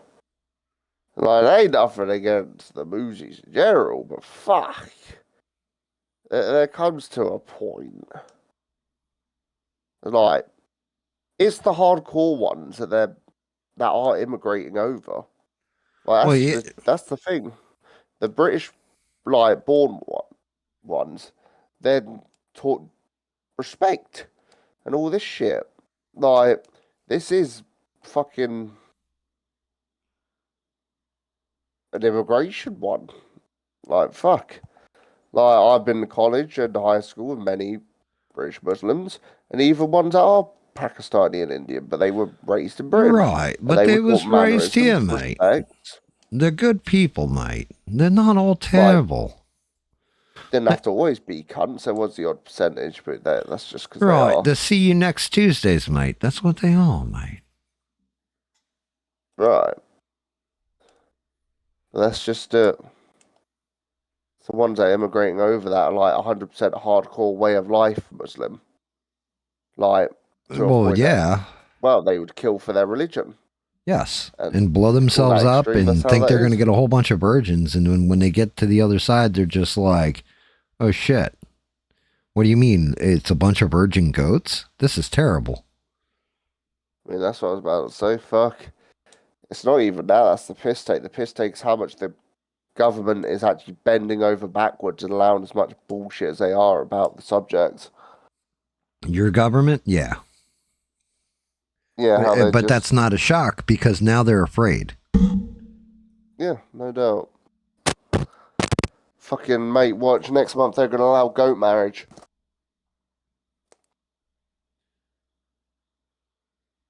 You watch and remember I said it to you. If for some reason this all turns around and we kick the shit out of Iran and bring them the heel, and then like UAE, Saudi, and Qatar like basically are controlling them, right? All of a sudden you're going to hear Keir Starmer like, right, well, you know, we completely support you in your decision and all this stuff. Right now they're afraid of them screaming jihad over there and then it hitting your British citizenry. You know why? Because you guys don't have armed people there.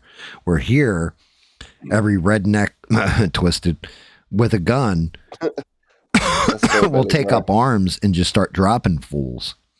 Like you have guys in the inner city that just, they won't even tolerate it for half a second and just start melting motherfuckers.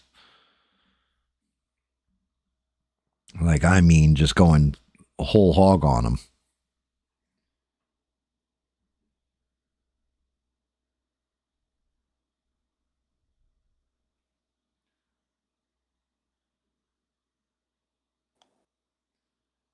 Especially if you tell them like, hey, you got to give up your pit bull. You know how many people would be like, oh, the fuck I will.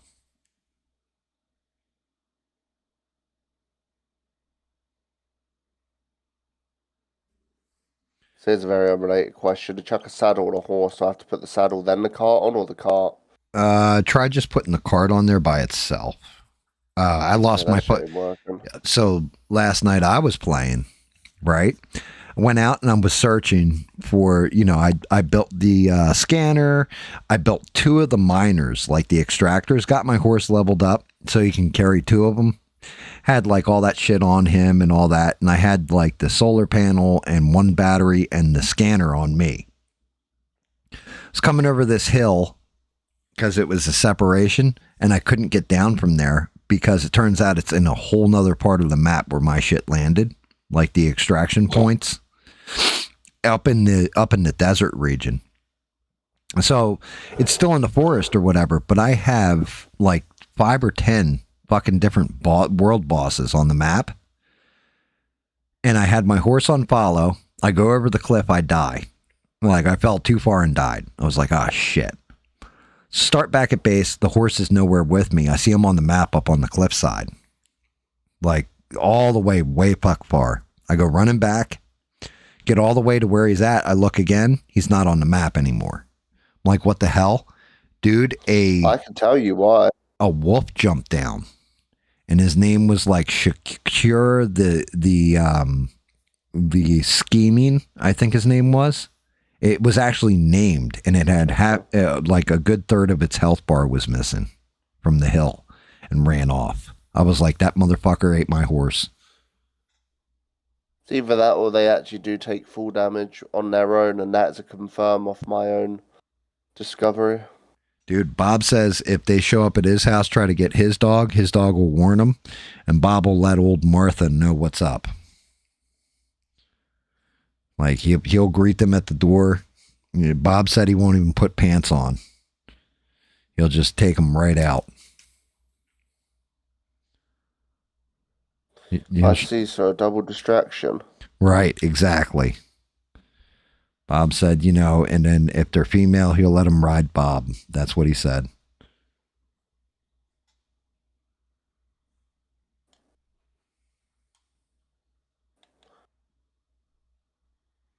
Yeah, this shit won't let me put a fucking cart on my horse. It's kind of crazy. Oh well, sweet baby Nay's not getting a cart. I don't think now I'm thinking about it, I don't think you can put the cart on the horse. That would explain a lot.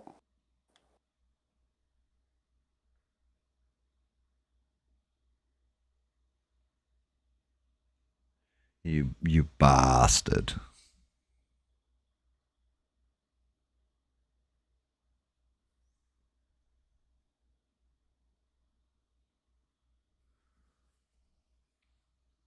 Creepy little fucking looking thing, huh?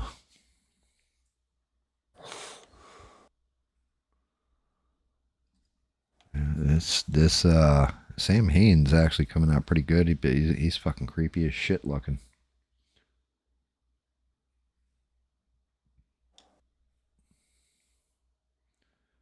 No, I've not seen Melissa tonight. Did you get on Twisted server at all?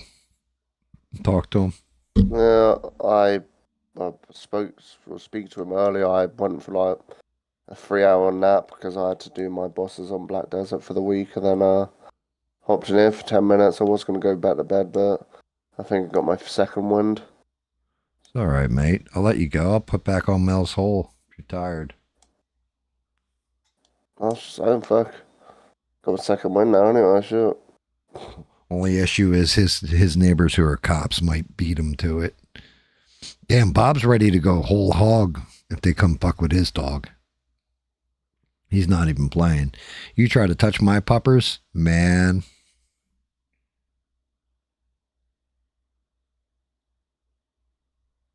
I don't care what religion you are. I don't care what God you worship. You come fuck with my dog, you better make peace with him because you're going to meet him soon after.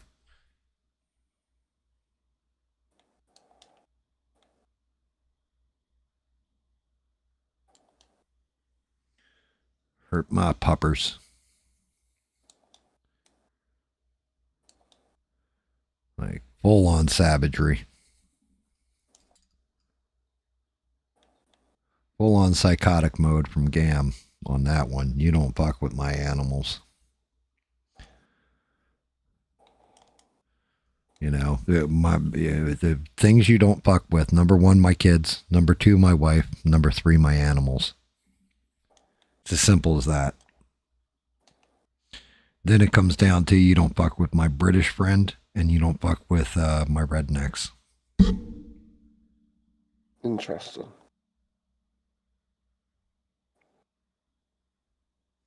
Well, I mean, think about it. What did I say to what's his name the other day? What one? Oh, Gimp. Yeah, whatever dude's name is. You heard what I said to him. Gimp. I was like, "Wait, do you guys have to go out to the homosexual store to find this guy? What the fuck?" I told you he was a fucking creature. He's an interesting one. I won't call that interesting, but go on. Oh, shit, here we go. It's about to get live and real, David. You know what's coming. Bob coming in. We're going whole hog with Bob. Bob's coming in to drop his We're not dong. going to finish that fucking show tonight. What show? That fucking thing you had on. Oh, Mel's Hole? I mean, we're halfway through it. I can always continue it later. It's not a big deal. It's just background noise for me when I'm painting. What's going on, Bob? Can you hear me? We can't hear you, Bob. You're saying words, but we can't hear you. Yeah. Yeah, we can hear you, buddy. What's up, brother? Oh, nothing. I was just wondering, David, you sound kind of depressed. Is there a particular reason? I just fucking woke up, mate. Oh, you just woke up. Okay. Yeah. 1, 2, 3, 4, 5, 6. Yep, that makes it about what? 6:30, 7:30 in the morning over there? It's 5:41 in the morning, but I woke up like 2 hours ago, but fuck. Yeah, that's I too literally goddamn took early. like a 1 hour cat nap, had to wake up, do some shit, and then said I'll give that gam 10 minutes, and we've been here 30, and I'm awake again. Well, you can blame that on the gam. That's usual business, nothing I'm not used to. Yeah. So Bob, what was it? The Sunday? I think it was it Sunday or Tuesday, David, when we were playing? And and I hopped into a party with Twisted and those guys, and they were doing stuff on the game. And I had been up all night and ended up staying up for, let's see, 24 hours. Would have been at 5 o'clock, and I was up till 2 in the morning. So that should tell you how late I was up. Well, you're up, seems to me, all the time. I mean, even I lay down and sleep for 4 or 5 hours. I pass. You seem to be up all night. Well, I pass out, but then like I'll wake up and I just like, don't ask me why. There's times where I'll sleep for like a 12-hour period. It's just straight sleep. And then there's other times where I can't sleep. I don't go to sleep, can't sleep. And I'll just stare at the wall, basically. Yeah, so basically what I was saying, and y'all were talking about dumb people doing dumb shit. Well, you come down my block. I live in the cul-de-sac. David, you know what a cul-de-sac is? Give me a quick brief. Okay, it's a dead-end street, has a circle at the end, and there's houses around the circle. Oh, yeah, I know exactly what that is. Okay, well, I live in the cul-de-sac. And Gam knows this. Anybody come down the street, want to mess with us. Number one, my dog. Neighborhood street. Yeah, well, number one, my dog's going to alert because he's good at that. And my neighbor immediately to my left, because I'm on sort of the left-hand side of the cul-de-sac. My neighbor to the left of me, he's a biker, okay? And he's not a cop, didn't retire as a cop, but he's a biker, retired out of the shipyard. And he's basically out there on his front porch cleaning whatever weapon he feels like cleaning. Shotgun, AR-15, 9mm, whatever it is. He's out, and he does it in front of his porch because it's a nice sunny day. Neighbor to his left is retired chief of police. Now, he doesn't clean his weapons, but we all know he has them. Neighbor to him, directly across from me, he's basically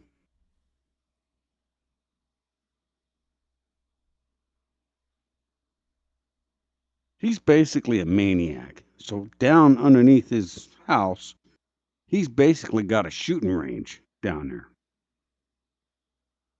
So anyone wants to come down the street and mess with anybody in the neighborhood, I don't think it's going to look well. And it's probably not even going to be a police report. We'll just bear him out back. I mean, that's where I live. And that's one of those things. Like, I barely talk to my neighbors, wave to each other when I go out, get the mail and shit and all that. But I catch somebody breaking into my neighbor's house, I'll flatline him, and he'll help me bury the body. Same thing with mine. Like, we watch each other's backs. We don't even communicate. Now, do they have anything like that over in you're in Britain, right? No. We can't even defend our own home. They're not even allowed to defend their own home from bad things. You ever think about making a trip over here? I'm not sure what you do for a living. Every day, mate. I mean, could you do it remotely or? Nope. No, he's a caretaker, so. No. Even then, there's a bit more than just coming over. There's paperwork involved. Well, not if you sneak over the southern border. Just pop right I would on just in, be right? too much of a hypocrite to do that Yeah, I mean, it would be cool. Like, same thing. I say the same thing about Danny, too. Like, Danny would probably get on all right in America, but these guys also wouldn't get on all right in America. There is a lot of culture shock between the two places. I mean, eat a bunch of food, don't say the C word. I think I'll get there. Have a gun. What's the C word? Cunt. Oh, well, yeah, that's. I mean, David can use it openly, and nobody takes offense to it because in England it's not that bad. Over here, no, that's a whole different thing. Yeah, you're going to be in a fight real quick with that word. That's another culture shock people ain't ready for. Brits have fists, but they don't have guns. Yeah, but not everybody who fights you will just pull out a gun and go ham on you. Like, usually most people will just beat your ass. Unless you're in the inner city buying drugs, then, you're probably going to have that kind of issue. Where they're going to be strapped up and clip you out. Most people go to their hands first.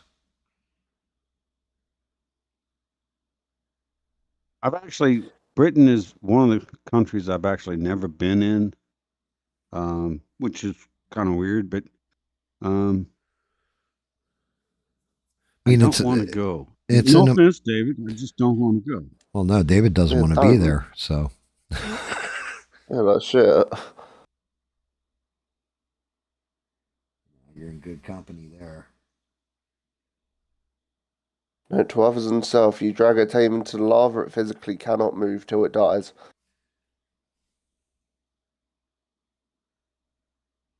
Okay, I kind of missed what you just said right there. That was more towards Gam. This game. He's playing a game while he's talking. Okay. He's saying I gave him a second win. That's lies. So I didn't ask you, Bob, though. What did you think of Trump's speech?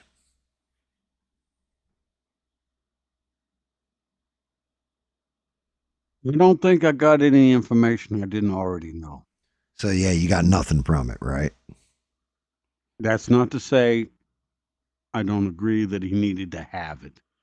Right, but I mean, what was, like you said, you didn't get any information that you didn't already know, right?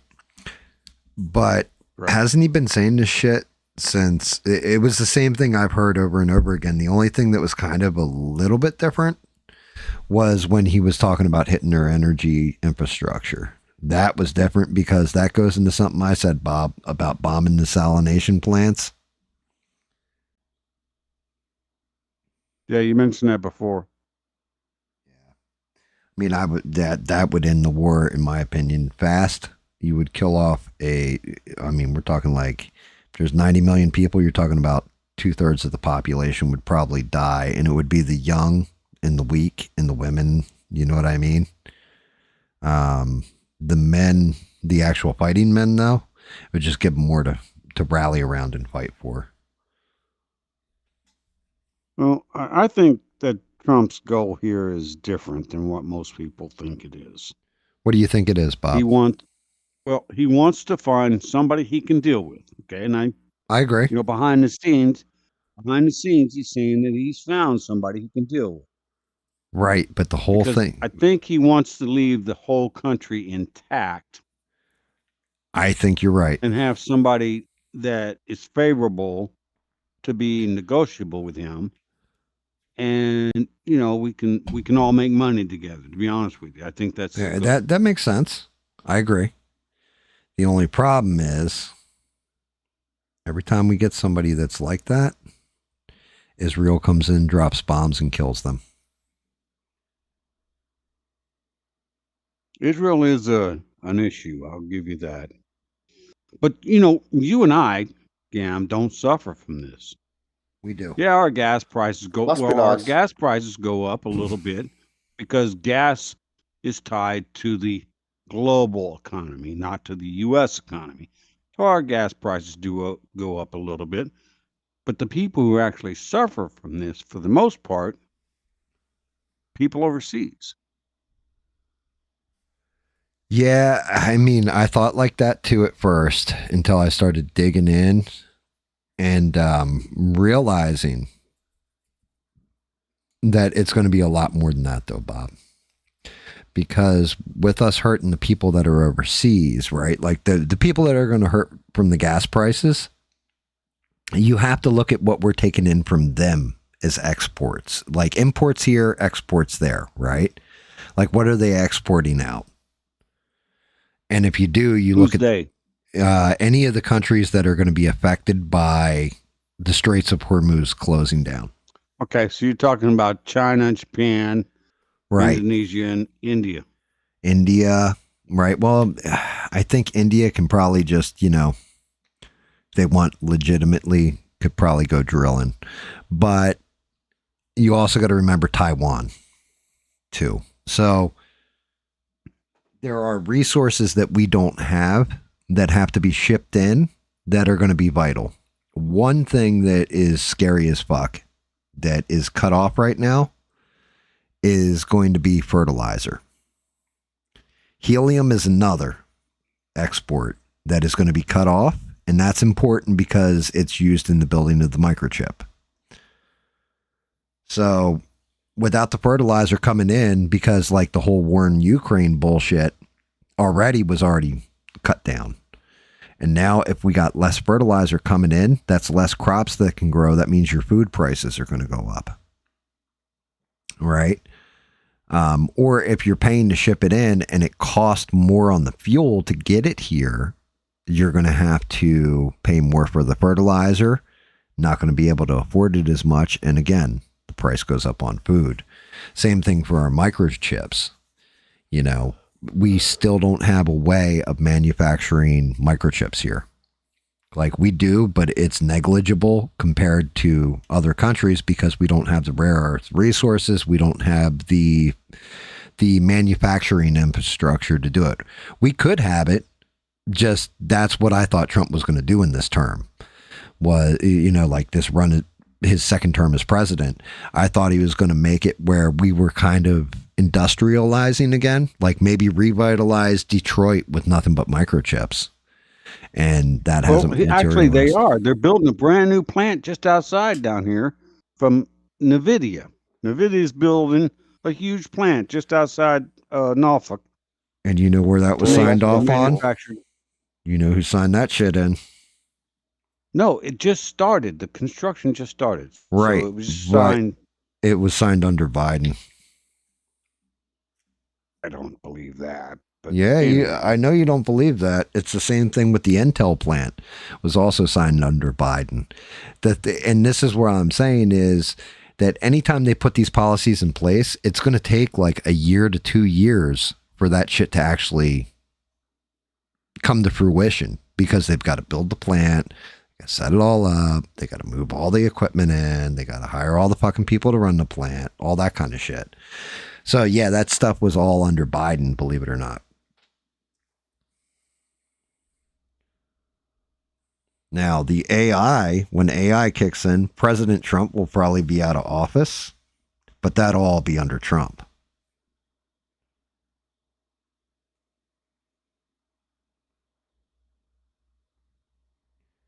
Why I say not everything every president does is totally bad. Like some of them do good stuff, but we don't see the results of it. Like it's never, hey, I signed this act and now 100% the next day, 2 weeks, 6 months even later, you're going to see the result of it. Takes a little while.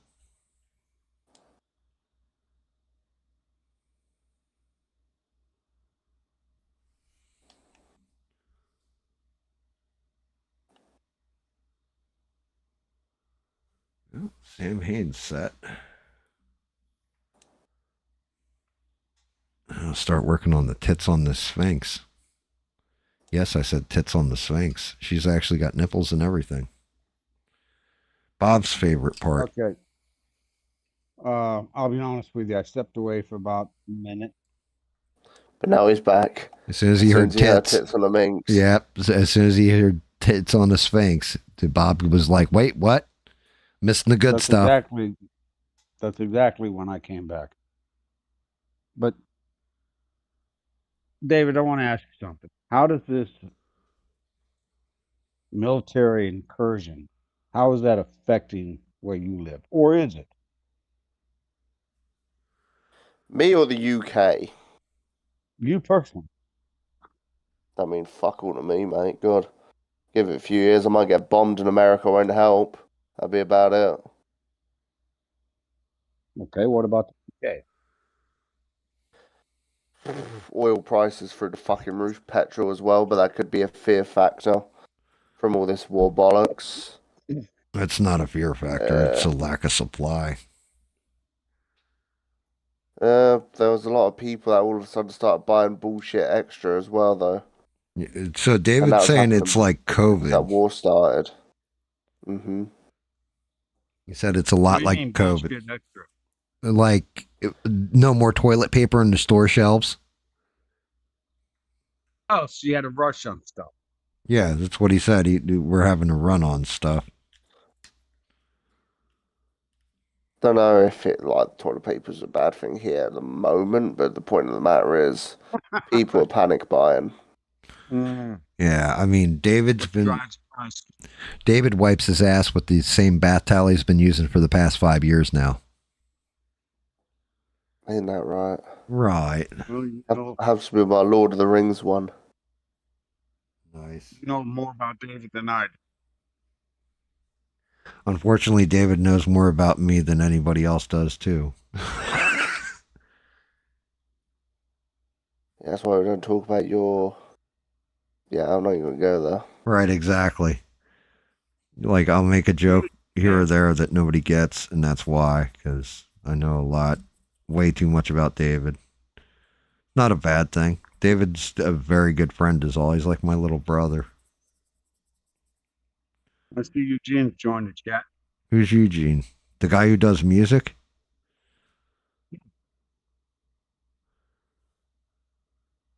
I thought he was supposed to put out like a song soon. He said he's working on something with pumpkins.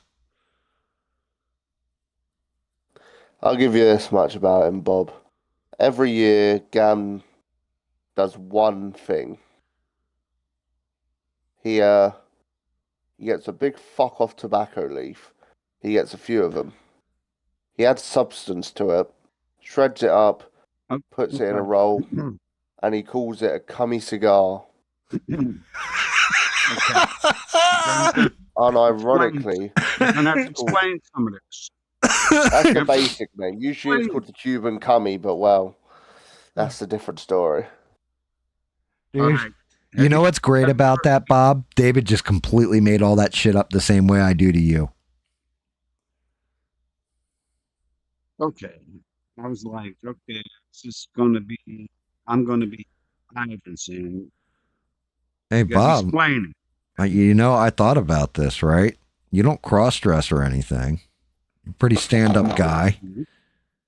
Well, Christy Nome is single now, so. I actually like her, you know, and I'm single now. She should be single. Maybe we can make that happen. Yep, got to take her on the Bob ride. Got to give her the. Are you going to use your face saddle for her, Bob? Is that what I'm hearing here? I'm sure whoever she does get the background. You're breaking up pretty bad, Bob. You away from your microphone? Okay, I'm pretty sure that whoever she dates gets a background check, which I would not pass. What? No, how's that? You'd pass it. I mean, shit, you ain't partaken in Thailand activities, have you? Negative. Yeah, I mean. Are you sure? Yes, I'm sure. I've never been to Thailand. Are you sure you're sure? Yes, I'm sure. Good man. David's just making sure. I'm an East Coast sailor. So boy, sailor. Yeah, I did 20 years.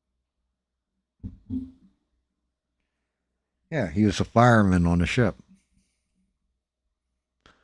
Damn it, David! Not just a fireman. We've been talking all about this. He was, there's times where he hired all the prostitutes for the boys on the ship, like the whole 9 yards. We've been talking about this for a while. The Thailand endeavors. All right. No, so the country that I've been to is like Italy, France, Spain, Portugal. I went to Iraq. And Don't tell me Philippines, because that's the same ball. Negative. Never okay, went fair to enough. You saved yourself. I went to Somalia, and normal places. Israel's probably my favorite, but that's got nothing to do with politics. It's just you just liked it best. Well, okay. I'm gonna say this in a let's say a dude way, okay? Okay. So just ladies, just so you know, Bob's talking dude. Yeah. Because I see beans in the chat. Let's just say they grow them big in Israel. So they're fat chicks? Or big boobs? You can put it out. You can, okay. Big boobies? I'm a sailor. You figure it out. Well, just because you're a sailor, you mean like Ahab, where you like harpooning whales? Like, I don't understand what we mean here, Bob. Negative. And Eugene says that he might not be around after April 30th because his family sold the property. They're selling his internet with the property, so he won't have internet anymore. Well, I mean, where's he going to go? I don't fucking know. Gotta ask Eugene. He dropped it in there and he didn't say anything after. That's a question for him, bruv. Yeah.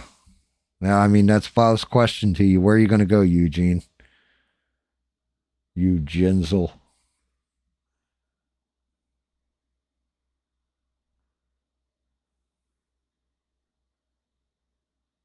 Have to wait till he responds for the answer there, Bob. Yeah, I see that. But I mean, I got like a whole master bedroom and master bathroom nobody's using. I've been thinking about renting out. Can you afford the rent that Bob would charge, Eugene? How much rent would it be, Bob? 2 beers. No. A little bit more. A lot more than 2 beers. I'm thinking 3 beers. $1,100 a month. Plus, you get your own parking space. Jesus. That's about. He's in Virginia. That's about the going rate. That's about right. Actually, that's not bad considering, only thing you have to worry about is if Bob's taking a shit. He shits with the door open. So, How'd you know that? Because you also set up that webcam that posts every time you go into the bathroom, Bob. Now he's talking bullshit again. But actually, Eugene says he's going to live on the streets. He's going to hang out with ABL on the streets, apparently. ABL on the streets, yeah, right. No, Eugene seriously said the streets, though. Hey, Eugene, no BS. I don't know where you're at. He's in Virginia. But if you find yourself homeless, come on down here, put you up, get you on your feet, figure out what you want to do, and there's always a place for you. I must warn you, Eugene, you know what this boy's been going on in Thailand about. And he will tell you $20 is $20, but rent is rent. Yeah. I'm just saying. I mean, I don't know what Eugene does for a living either, Bob. I don't know either, but I'm kind of curious because I didn't understand exactly what Dave was saying. In Thailand, $20 is $20. I missed something. Something went over my head. Nah, it's inside joke, Like, I saw you sucking that guy's dick. Hey, bud, $20 is $20, It's a joke. He's making it's kind of a sick joke. Well, yeah, especially if you're the guy who's getting the $20. Well, if you're the guy getting $20, Eugene says he's waiting to figure out what his family's doing. And I don't think he means his wife and kids. I think it's like his mom, dad, his sister, or whatever. So, okay, Eugene is a younger man. I think he's in his person. I think he's in his 40s. I think he said he was in his 40s, bud.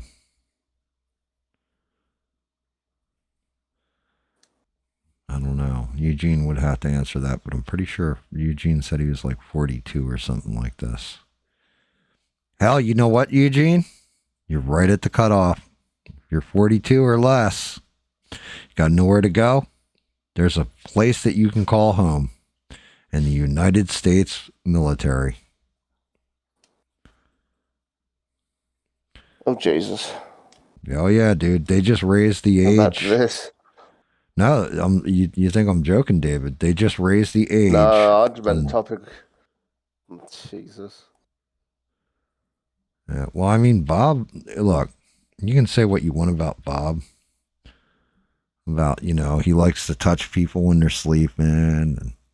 Negative. He may or may not have eaten a cherry out of a fat man's belly button covered in hot sauce. That is correct. And I believe it was truthful, actually. But the one thing you can't say about Bob is he's a bad person. And he does have a good heart, and he will help people out. I never said you weren't bad. I said you're just not a bad person.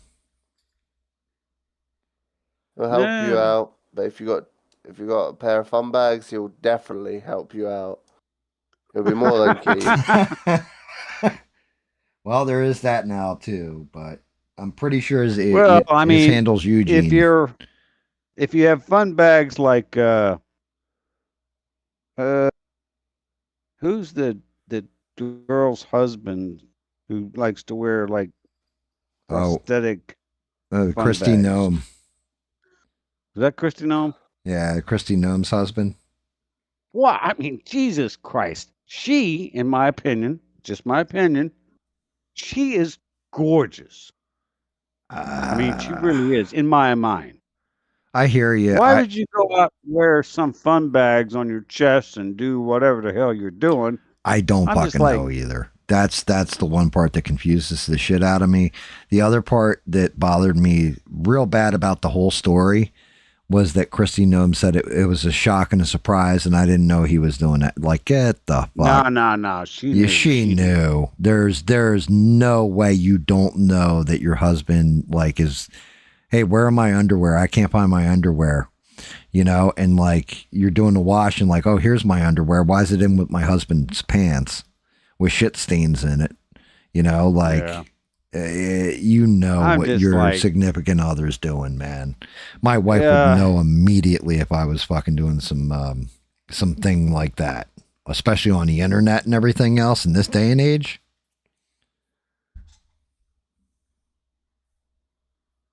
I just, I don't know what you got going on over the pond there, Dave, but I'm just Eugene says his job is he's an artist and a visionary.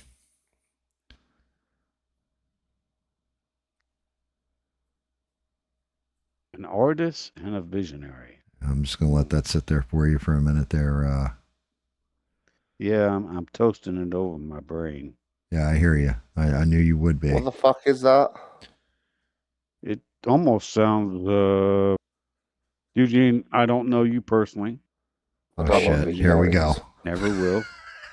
Never will. But that After he's just offered him a place in right? Ian said he moves.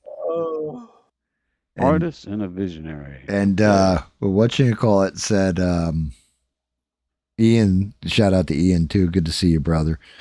Ian says that he just moved a buddy in from being homeless.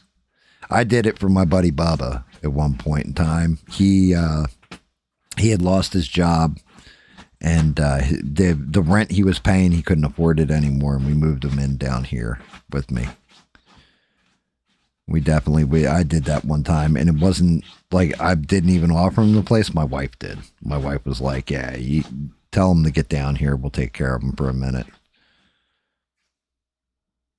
And you notice how Gam started talking real quick because he didn't want to hear what my thoughts were. Oh, no, I want to hear your thoughts, too. It was just, I was letting you mull them over a little bit more because you said artist and visionary, and then you trailed off. And I was like, uh-oh. Well, I was like, an artist and a visionary. No, and he was Eugene, just shut up, David. Just a question. Eugene is a dude, right? Yes, Eugene is a dude. Okay, well, Eugene, that sounds a bit gay. There you go, Bob. You didn't drop the F slur. I am fucking proud of you, man. Shit, get this man a beer. Yeah. I got one. Yeah, get another one. You deserve it, dude. I'm just saying. I hear you, but I thought you were going to drop like the homophobic slur for a minute there, and I was like, uh-oh. Bob's going to call him, I don't know you. I don't know him. He's probably a great guy. I'm just saying, as I told you, Gam. That's crazy. I used to be a welder. Yeah, I used to be a plumber. Right. I was a software consultant for many years. On SAP, not SAP. That's correct. And just, I've never said the words an artist and a visionary have never, ever crossed my lips. But it's just me. Well, you know what, though? To be fair, Bob, I paint this shit all the time. And you never hear me say I'm an artist. You never say in my art phone. You're not an artist. I say my skills, my, I never say artist though, because I feel kind of the same way. Like if you say it and you're not a girl and you say artist, it just makes you, I don't know. Maybe it's an old school way of thinking though. It makes me, it feels like I'm emasculating myself for some reason. Or I've got some serious talent and I don't have serious talent. I've got basic skills. And that's kind of where I'm at with me. But that's just me. Can I ask? Yep, can I ask Eugene a question? Yes, of course. Eugene says there was a Republican congressman, who was married to Jerry Ryan, and he was into weird stuff. Are you talking about Jerry Ryan from Star Trek? 7 of 9?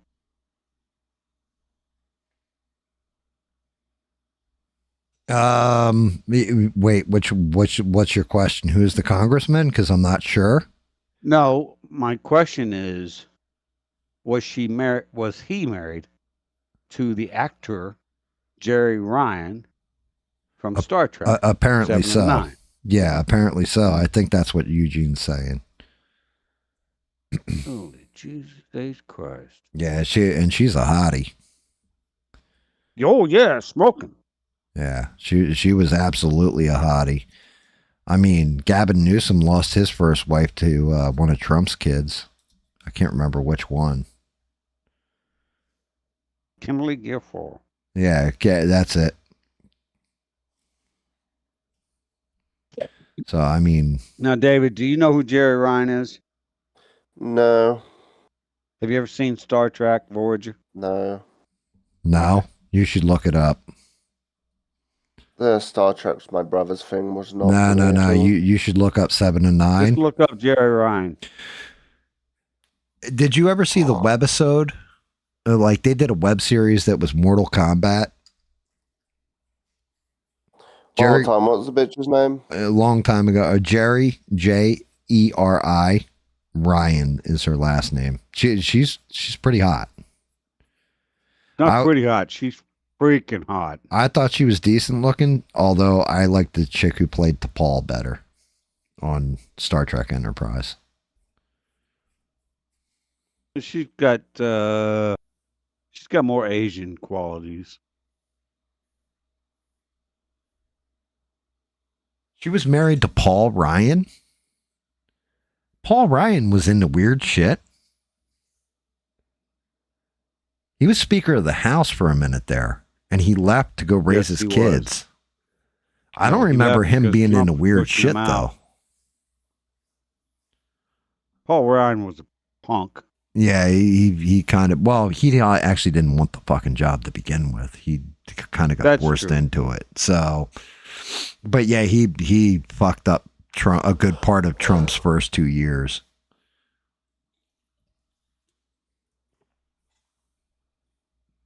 Okay, David. Jack Ryan was her husband. He said Jack Ryan. Yeah, so. I mean, that is a good question, Beans. Why didn't Eugene work? I have no idea. He's never said. I've never asked that question. I don't know. I mean, I should technically be pulling disability, but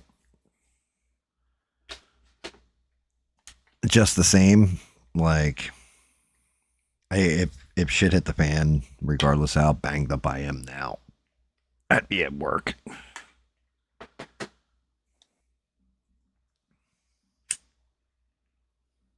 Hell, I'm actually thinking about going back to work. I thought you already took the job. I thought you were doing it. Well, they're supposed to call me in May. Oh, yeah, that's right. That's right. You're right. I'm always right. Not always, unless you're wrong. That's true, but let's carry on. That statement right there proves you're wrong. True. That's very true. Yeah, you know. On another note, though, going back to you saying you had a spare room, I know a tenant that you might like. Who's that? Massive knockers, lovely personality. He's a good friend of mine, goes by the name of John. Oh, Jesus. Johnny Shores?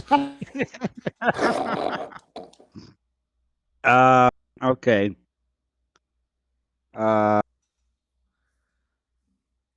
If I decide to rent the master bedroom out, this is going to come out ugly and everybody's going to hate me for it. It will not be to a chick. Honestly, that's actually a smart move. Good call on that one. It's actually not a bad call. And it's not because I've got any problems or any tendencies. So y'all don't get that out your head. I know you're just into guys. We get you. No. We're here and we support you. Yeah, it's okay, dude. It's 2026, Bob. You're a sailor, you know, we understand. No, it's just because I don't want any temptations. How's that? I got you. Bob Strong too. It's Bobby the Sailor Man. Bobby the Sailor Man. He's strong to the finish when he gets to beer 6. It's Bobby the Sailor Man. Okay. I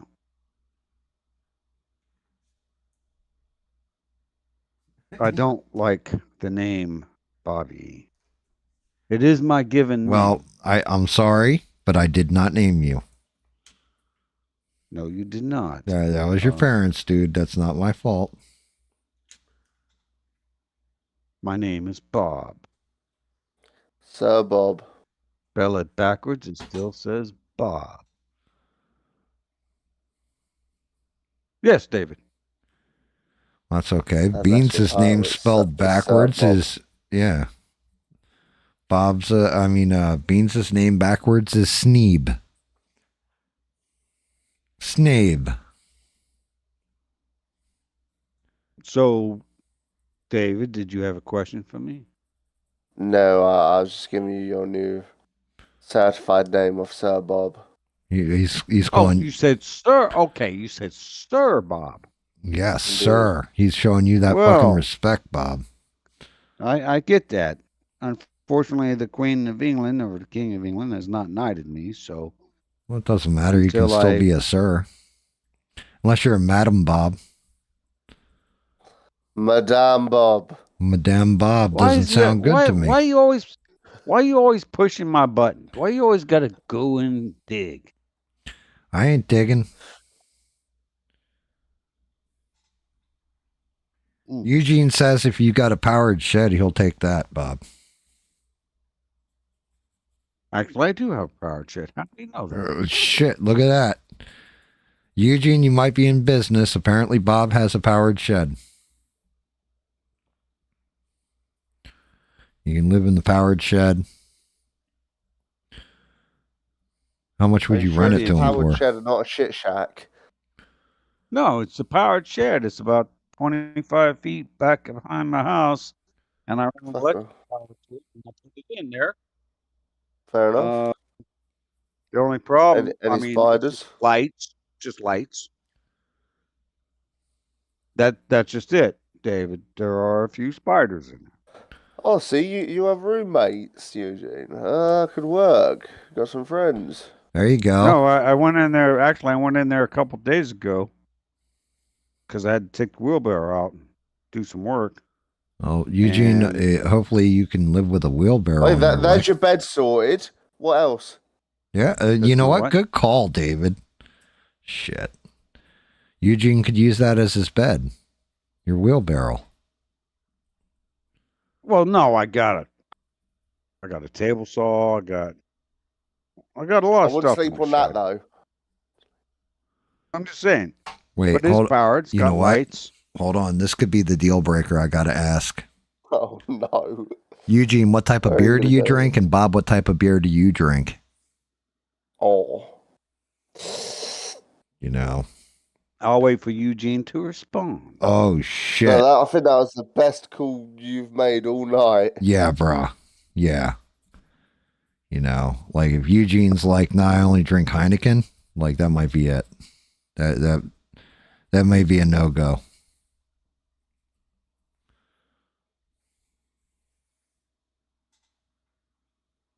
I can tell you one beer I don't like. He said he drinks Natty Ice. I see that. Okay, natural ice. It's called natural ice. Well, Natty Ice. It's actually it's not bad. One beer I don't like is Guinness, and I know that's going to piss off a lot of. But all right. I knew that was coming, Bob. Too dark and better. Blame yourself. So I went to Ireland. Mm-hmm. Okay, worked up in Ireland. And everybody was like, Bob, you got to drink Guinness. You got to drink Guinness. And I finally relented because basically I was trying to sleep with one of the girls that was part of the team. You don't say. Anyhow. And so I drank this Guinness, and I had to wait for like 5 minutes for this damn thing to figure itself out. The girl or the Guinness? The Guinness. Oh, okay. That shit hit straight to your stomach and you felt very sick. Well, I didn't feel sick. It just wasn't okay, the beer I drink tastes like water. Okay? Right. You drink it yeah, it's too thick. Guinness is a very heavy beer. Yeah, it was like syrup or something. It's creamy. Not sweet. Yeah, creamy. It's creamy. I just couldn't take it. I'm like, eh. But I will say the bar that I was drinking in was pretty cool. I was in. I fucking hope so for an Irish bar. Sorry? I'd hope so for an Irish bar. Have you ever been to Ireland? No. I've heard great things, and honestly, I would argue their pub culture is much better than the Brits. And that's a statement I don't say lightly. Well, that's because, you know, they don't have all halal cooking. They allow dogs in the bar and, you know, all that kind of thing.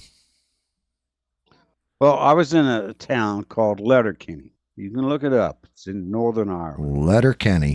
We know what Letterkenny is. So I was in Letterkenny, and there was another group of guys that were down in Sligo. And it's funny because we had to go there was a portion of Ireland that was like Northern Ireland, and it was a different country and stuff like that. Weird. But so I go up there, and the people I'm working with like, Bob, you got to get a Guinness. You got to get a Guinness, blah, blah, blah. And I'm like, give me a Bud Light. Come on. And so I ended up getting a Guinness.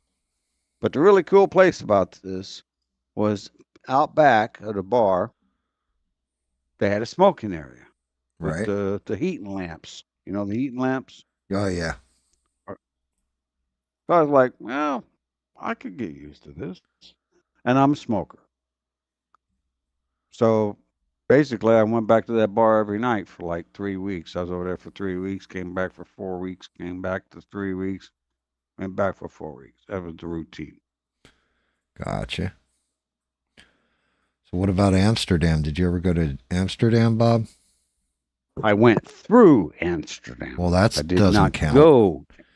You need to go to Amsterdam, Bob. Jesus Christ. What? I'm not sure I want to. Why? I don't know much about the place, but I've heard like they got like you walk down a street and there's like your window shopping for sex. Yes, that's called the red light district, Bob. Well, I know what the red light district is. I've been to many of them. Well, you haven't been to the one in Amsterdam, apparently, because... And I don't want to go. You're afraid of losing, you know, like next thing you know, you got a $50,000 bill on your credit card or what, Bob? No, I'm not afraid of that. I would be if I were you. Jesus. You ain't seen what's in Amsterdam, sir. I'm afraid of waking up with Smurf's butt plug in me. That's fair. That's a good call out. Shout out to Smurf. Yep. Blue Dingus brand. I mean... Don't want to wake up that way. No, I don't think any... Well, maybe there's some people out there that would like to wake up that way. I'm not one of them. So, I agree with you there, Bob.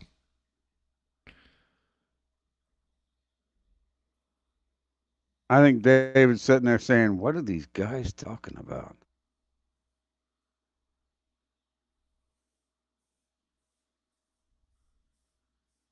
I don't know. Beans is saying that Ireland's basically like two different countries. It is. It very much is. Yeah. You go across one border and everything's in meters, kilometers, right, things like that.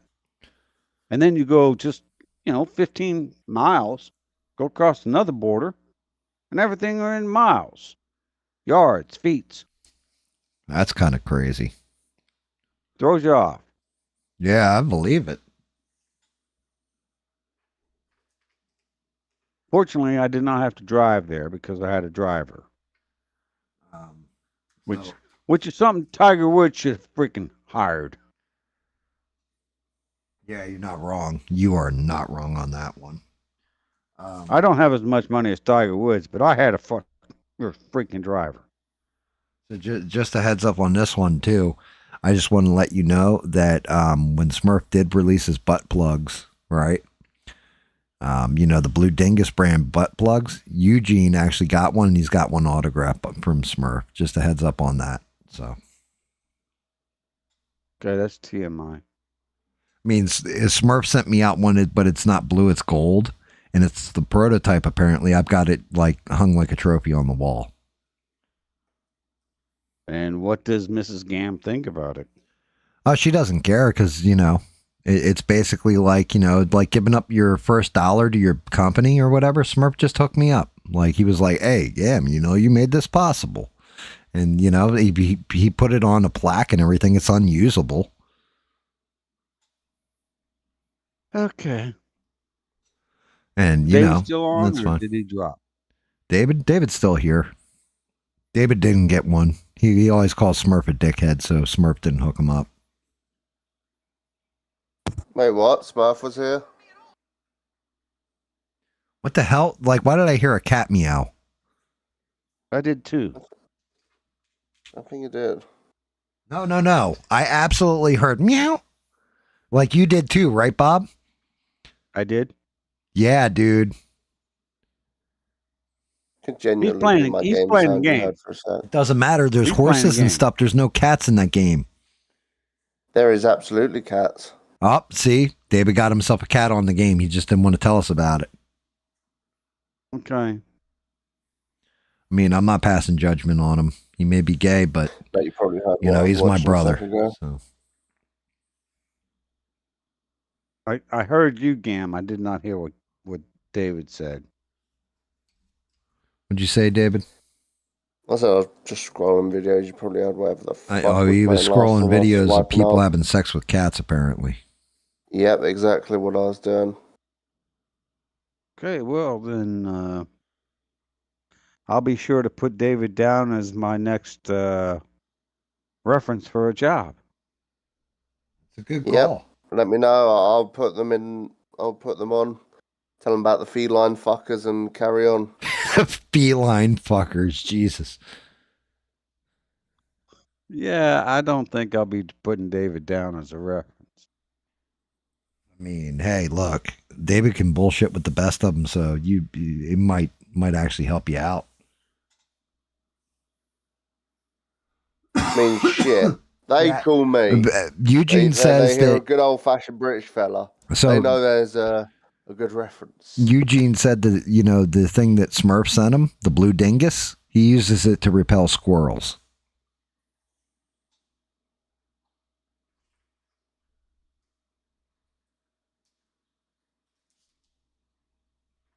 I know you think I'm making that up, Bob, but you can see it. It's right there in the chat, clear as day.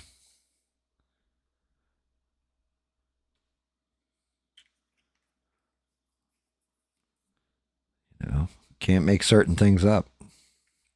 Yeah, Smurf made $100,000 overnight on OnlyFans, right?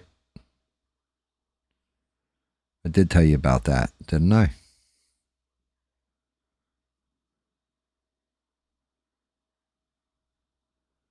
Damn, everybody got quiet.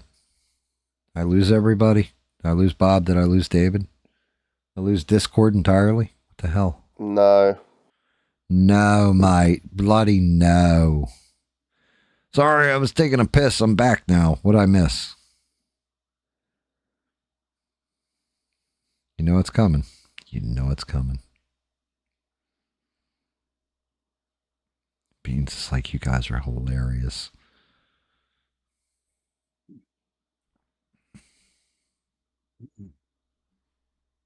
Bob's all quiet. Hopefully you didn't. Well, I had to step away for a minute. Yep, had to take a piss. We know. Okay, well, you don't need to tell everybody. Well, you if you don't want everybody to know, then you got to turn off the webcam whenever you go into the bathroom. I don't have the webcam on. As a matter of fact, it's got a little black piece of tape on top of it because I don't trust the government to make it turn on by itself. Actually, to tell you the truth, Bob, I do the same fucking thing.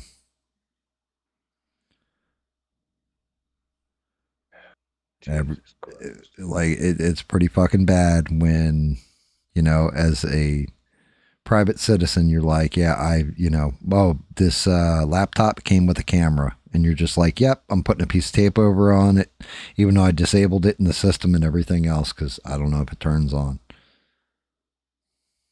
I did all that, and I still didn't trust it, so I took some little black electrical tape and I put it over the top of the camera. Yep, I did too.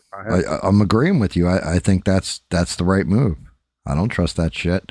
It's the same way, like, you know, I don't have an Alexa in my house. I never will, because all that's happening there is they're listening to you. Yeah, it's well, in order for it to work, it's got to be voice activated, so it's always listening to you. So okay, so I think David said fucking something. Hell. No. I just what'd you find, I had David? my first meteor shower on this game, and I shat myself because I didn't see the message. Oh. Well, I don't know. I just hear a big bang, my screen's shaking. Oh, fuck it, hell. Oof. He's in his video game. David, a big time gamer. David is, and actually, David is not just the fact he's a big time gamer, like plays games a lot. David is, he could probably go semi-pro, if we're to be honest. I'm out my prime these days, though, Bob. Semi-pro, is there like a professional organization that you get paid at doing this? Couple $100,000 to $1 million if you win your tournaments, Bob. Really? Yes. My now son-in-law, or my son-in-law, he's got these three. You go into the house that my daughter owns, and she's got this beautiful table that I bought her. Oh, that's fucking great. And he's got these three big ass monitors on it, and he's got a whole big computer system going on. And he's got foot pedals, and he's got joysticks, and he's got a rotor controller, and all this. He's a Right. big time flyboard guy. Right. Yeah. Unfortunately, there's no money in that.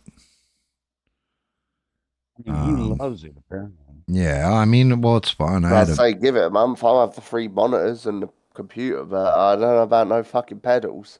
Did I tell you, David? Oh, he's got pedals. He's got 2 joysticks. Yeah. Not The joysticks. rudder I don't know about pedals. joysticks either. Controller and a keyboard and mouse. Sure. Yeah, probably and a a guitar flight hero stick. control. We can't forget that. It's probably got a flight stick. Just a heads up, David. I had a fight with the wife because the laptop that, well, I'm on my good laptop right now. Mm-hmm. Because you remember how the other laptop failed the last stream, and I was resetting it basically all day when I was playing with you and Twisted. Like I was in there, and that's why I was doing the mining. I was like, oh yeah, I don't mind because I'm blowing out the laptop. I reset Windows on it and everything else. Well, it wouldn't display out to the screen. It kept coming up with a fucking error. And I told the wife, I was like, yep, this thing. She goes, well, I'm curious. Let's look at new computers. So she starts looking at them. She's like, this one isn't too bad. It's $2,500 with my discount on it. This one isn't bad. It's only like what you're getting. It's like $3,000. I was like, dear Lord, dude, the sticker shock I saw was unbelievable, but the stats weren't bad. But yeah, I fixed my laptop. She motivated me because she was like, she had one in the cart and was going to pull the trigger on it. AMD 9AI CPU to it with a NVIDIA 5070 video card, 8 gig, 32 gig of memory. DDR4 5 RAM. Okay. Yeah, dude. And she had it down to $1,600. I'm kind of annoyed. Anyway. Yeah. Well, I mean, the wife gets a certain discount, and not an easy discount to get, but I told her, I was like, part of me wants to just buy this. And she goes, why? I said, because then I could get a hold of David and be like, hey, David, guess what I got? You're a fucking arsehole. I knew exactly where this was going. Well, no, but the whole thing was, I was like, nope, you know what? I can't drop that kind of cash. Like, I'm going to go fix my shit. Like, it made me go really knuckle down and repair my shit to an extent because I didn't want to spend out the money for it. But full on. I would have said it would have less annoyed me, probably really pissed off Twisted. Dude, well, hey, bud, my laptop's better than your computer. Dude, my laptop's already better than this fucking computer. Yeah, but fuck. What's he going to do? Try and one-up me and go buy another computer? He'll go back to fucking Best Buy and buy it. Yeah, just so everybody understands, never go into an electronics store like Best Buy or something and buy your PC. Ever. Never, ever, ever, ever, never. They see you coming and you're basically a sucker at that point to them. They're gonna fuck you over so hard on price and everything else for what you're actually going to get out of it. Not going to be upgradable, like all that kind of shit. But yeah, I was looking at it and I mean, like, brother, it took everything in me to fight not getting it because I'm on an AMD Ryzen 7 chip on my good laptop, 32 gig of RAM, yeah, but I'm on a 4070, not the 5070 for the NVIDIA chip. You know what I mean? All that kind of stuff. And I was like, oh, she's like, is it better than your couldn't laptop? I'm like, yeah. Yes, it is. And she's like, do you want it? And I'm like, oh, I couldn't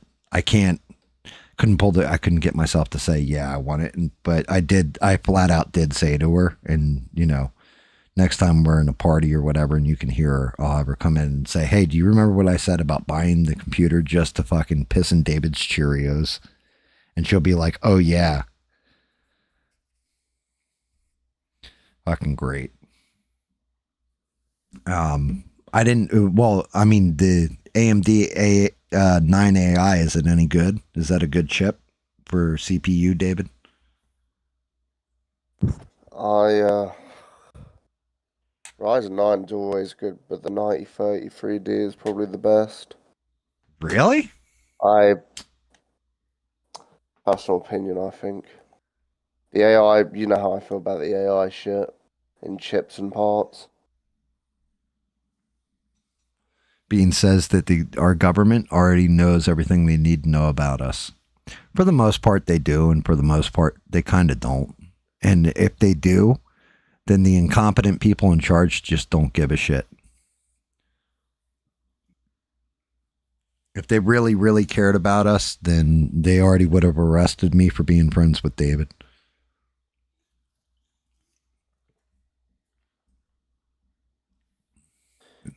You make it sound like I'm a horrible person. Well, I mean, you did like detonate that bomb in that subway and blame it on Pakistani immigrants. Huh. Can I ask you a question? I got a question for you, Gam. Go ahead. David, do you mind if I ask him a question? Yes, I do, actually. I don't want you to ask him a question. I'm quite against it. Then I won't. Ask him the fucking question, Bob. Why do you fucking lie so goddamn much? I don't lie. I don't lie. I'm just fast on my feet and like making up jokes. Which part was I lying about? Like David planting a bomb on a subway or some shit. No, because he couldn't hide it in his ass, Bob.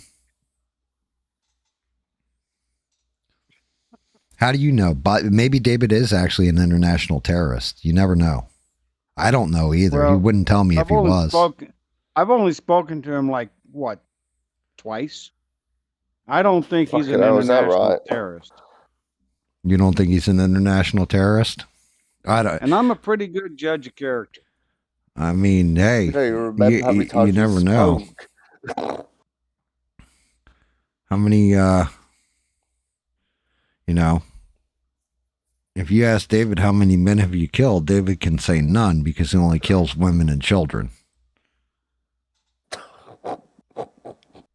I'm just sitting here looking at my ceiling fan going around going, what the fuck? The question you really need to ask yourself, Bob, is how do I come up with this shit so quick? Now, obviously, I'm joking. Like, I'm always joking unless I'm serious. Unless I say, yo, I'm dead serious on this one. And you can tell in my voice, too. Like, when I'm joking and when I'm not. Allegedly. Yeah, I get it. But I'm always telling jokes. And the reason why is because everybody needs to laugh. You know? Ian's being mean to me. Ian, what the fuck, dude? Don't you pick on Bob. I'll smack you in the tits. He's like, is it David or Danny? Jesus. Yeah, he's teasing you. He's being mean to me. Yeah, but you know what, Bob? I screwed that up. Yeah, but guess what? Who are you talking to right now? Talking to Gam. Right? And the British kid who's on here, who is it? David. Okay. Oh. So, Bob's got his British people separated. He understands the difference between the two now. For now. That's okay, Ian. You hurt Bob's feelings. I didn't even know Bob had feelings till you hurt him. I don't. I was just busting his chops a little bit. That's all. Oh, see? Bob's lying on you. Not lying. Just busting his chops a little bit. Oh, shit. Bob's going into teaser mode. He's going to start teasing me next. He's going to be like, Gam, you know, that time that you had sex with those 3 girls? I tricked you. They all had syphilis. There's only 2. David knew exactly where I was going with it. Oh, you can't make that one up. Nope. I mean, shit, at least we're talking about the same story.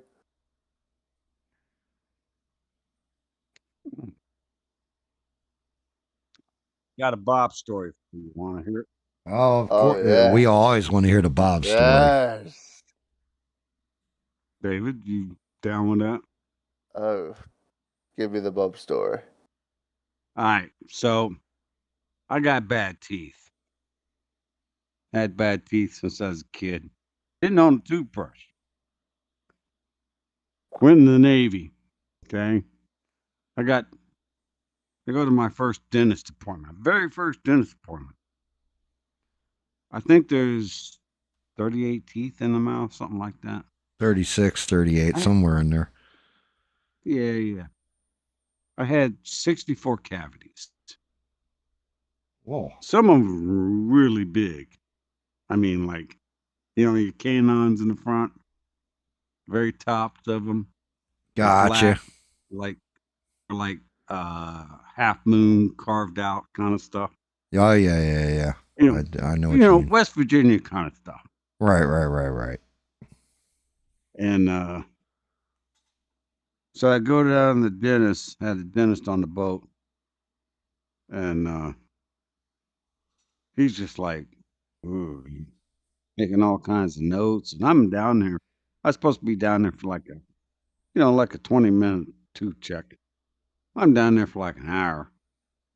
And he's like, we got this thing going on. We got that thing going on. We got that thing going on, blah, blah, blah.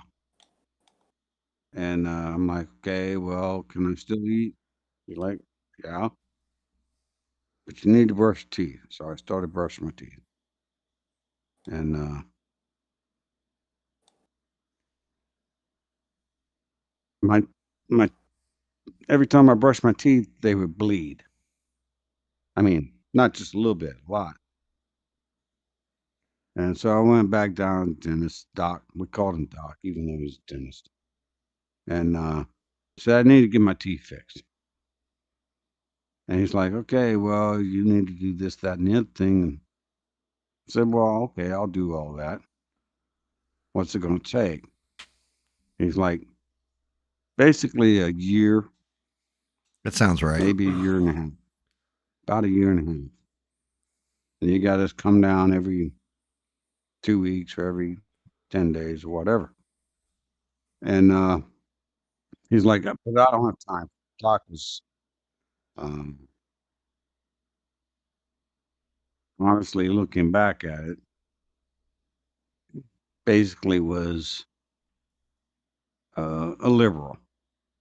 Basically, here's a white hillbilly hick who never learned how to brush his teeth, and I don't want to spend my time fixing it, right?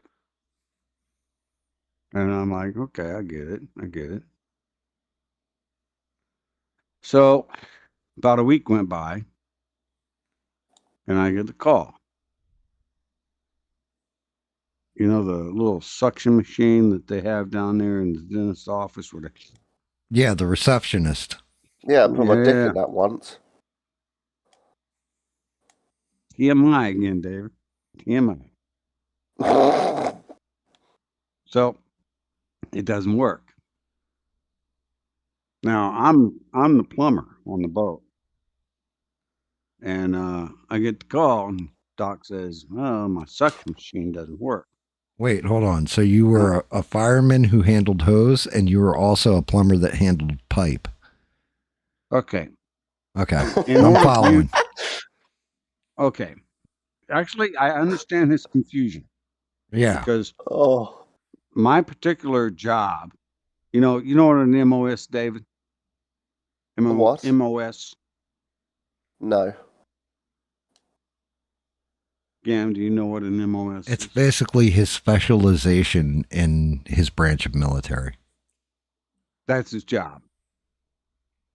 Okay. He's going to be a radio man. He's going to be an artillery man. He's going to be a tanker or whatever. In the Navy, we call that a rate. He's going to be an electrician. He's going to be a machinist mate. He's going to be a radio operator, or he's going to be a hull tech. I was a hull tech. A hull tech takes care of damage control, welding, ship fitting, plumbing, and flight ops. So it's basically a jack of all trades. So Doc calls me up. He didn't call me up. He called up my chief. I was, I think, a second class at that time. And he says, "Hey, my sucker doesn't work." Yeah, the receptionist. And this is after, yeah. And this is after I've already had the conversation about I got to have all these teeth fixed, right? And so my chief comes to me and says, he didn't say Bob, he said my last name.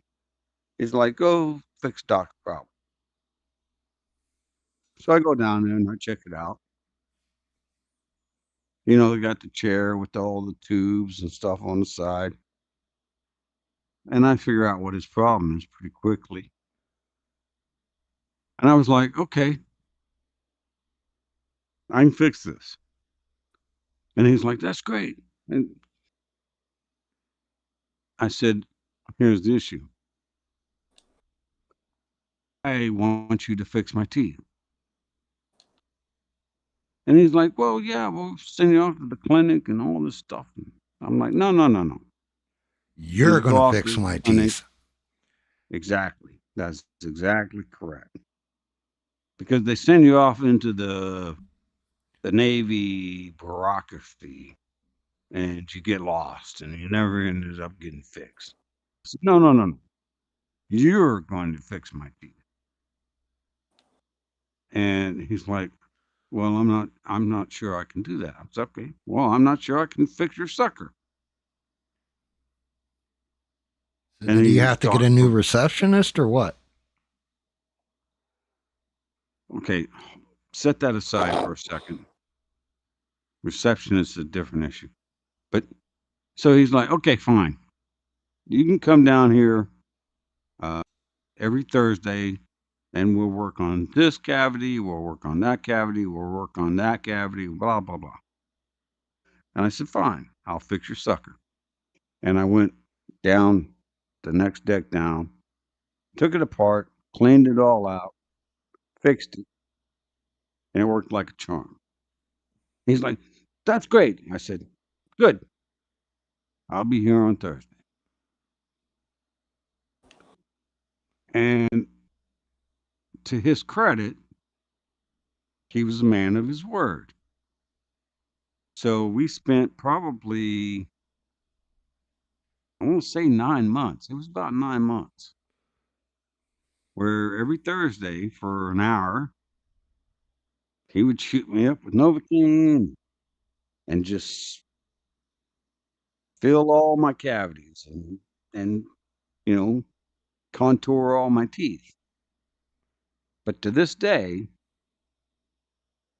I still have all my original teeth, not one denture. Dude, that's awesome, dude. And the only thing it cost me was probably about 30 minutes, about 35 minutes of cleaning out his sucker. My point of the story is this. So you cleaned his sucker and he fixed your mouth. He spent, I'm not kidding, the amount of work he put into my mouth was, back then, tens of thousands of dollars. Tens of thousands. Back then. So my point is this. Sometimes you need to negotiate for the future, not for what you need now. I like this. I like that point, Bob. That's actually a solid point. David was cracking over there. I don't know what he was cracking about. I got a blocked nose, mate. Anyhow, I'm sorry if I threw you off. No, you didn't, because that was I was talking about that earlier. Sorry. Like you heard me read off that list of what that HR department sent off to that corporation. Did. That you should get out of the way of this thinking and everything else. And like, I've read that and I was disgusted, because I'm like, you're basically telling people, don't save your money. Don't try and do stuff, where it makes fiscal sense to you and everything else. Spend all your money as fast as you get it and live in debt. Like, what kind of message is that to people? It's not a good message. Not at all. Like, what happens if they get unemployed? Right. And that's just it. But that's also the point to it, is that the corporation at that point, because now you're up to your eyeballs in debt, you're afraid of losing your job. So if they stack double work on you, you're going to eat it, because you can't not have a job. You know what I mean? You can't, and you're afraid to go to another company because it's unsure, or you won't quit as easy because you don't have a secure financial future. So it's a way for them to take advantage of their employees. It fucking disgusted me, if I'm to be honest. I actually kind of think I know, your situation. I don't know how you got there. Doesn't matter. My situation? But which part? No. I'll tell you. I'm open and honest about it for the most part. I got that, but I would like to know how things are with David. Well, David's homosexual. Unfortunately, I don't think you ever find out. I'm sorry? He just told you. I missed something. You probably won't find out about my situation. Yeah, I will not discuss somebody else's situation like that. I got you. If they bring it up, I can discuss it, but that's one of those things that it's one promise that I've made to a lot of different people when I started live streaming, David being one of them, that I'll never reveal stuff you don't want revealed. Like, it's a no. I got it, and that's a good thing. So I'm sorry if I crossed the line there, but no, there's no line crossed.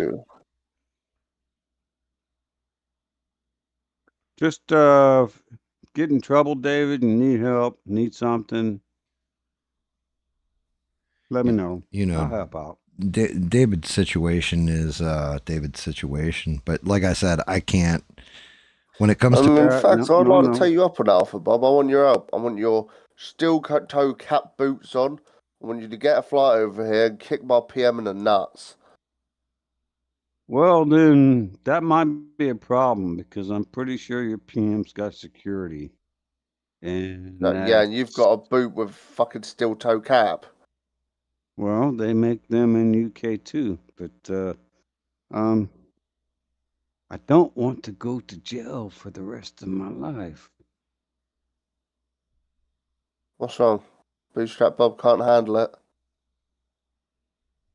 No, I can handle a lot of things, but I cannot handle jail. Okay, just gonna go crazy. I see. Bootstrap. I mean, I can handle war. I can handle, being shot at. But I'm not sure I can handle Bubba.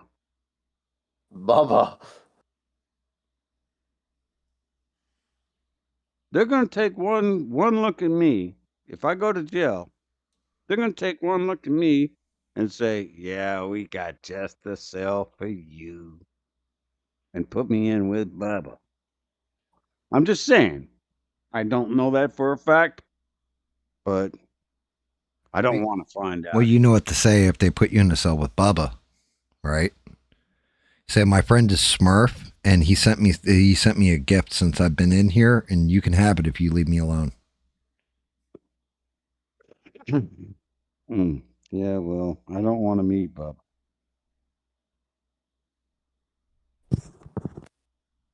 And y'all in the chat may not know what I'm talking about, but I've actually been to jail before. I did not sleep. Actually, I got thrown in jail for something I didn't do in a very, very, very bad city. And I was in there. I was only in the bunk room for, it was like 2 hours, and they asked me why I was in, and I told them, what I was accused of and what was going on. And the guys gave me the top fucking bunk. And they said, don't worry, man, it'll be all right. Like, it was awesome. They treated me like pretty decent. They were actually like not bad people. And then I got bailed out shortly after. But yeah, it was fucking crazy. Because I was walking in, I'm like, oh, this is going to be a fight the whole way through this bullshit. Turned out it wasn't. They actually they're like, yo, you don't belong in here. What the fuck are you doing in here? And I'm like, this is what happened. Told my story, and they were just like, yeah, that's fucked up. And I was like, which bunk should I take? And they're like, take the top one here, man. I'll move my shit. Like, because they felt bad for me because they were like, yeah, you don't belong in here. Yeah, well, you and I got thrown in 2 very different jails. I don't know, because the one guy that I was in there with, I said, what did you do? Or what did they allege that you did? That's how I put it to him. He goes, oh, there's no allege about it. I killed that motherfucker dead. Okay, you might want to sleep with one eye closed or one eye open. Nah, he was one of the ones that was like, yo, stick near me. If somebody fucks with you, I got you. I was like, yeah, you got it, bud. If you're willing to fucking just drop people and admit to it, then yeah. You're definitely the kind of guy I want to be friends with in here.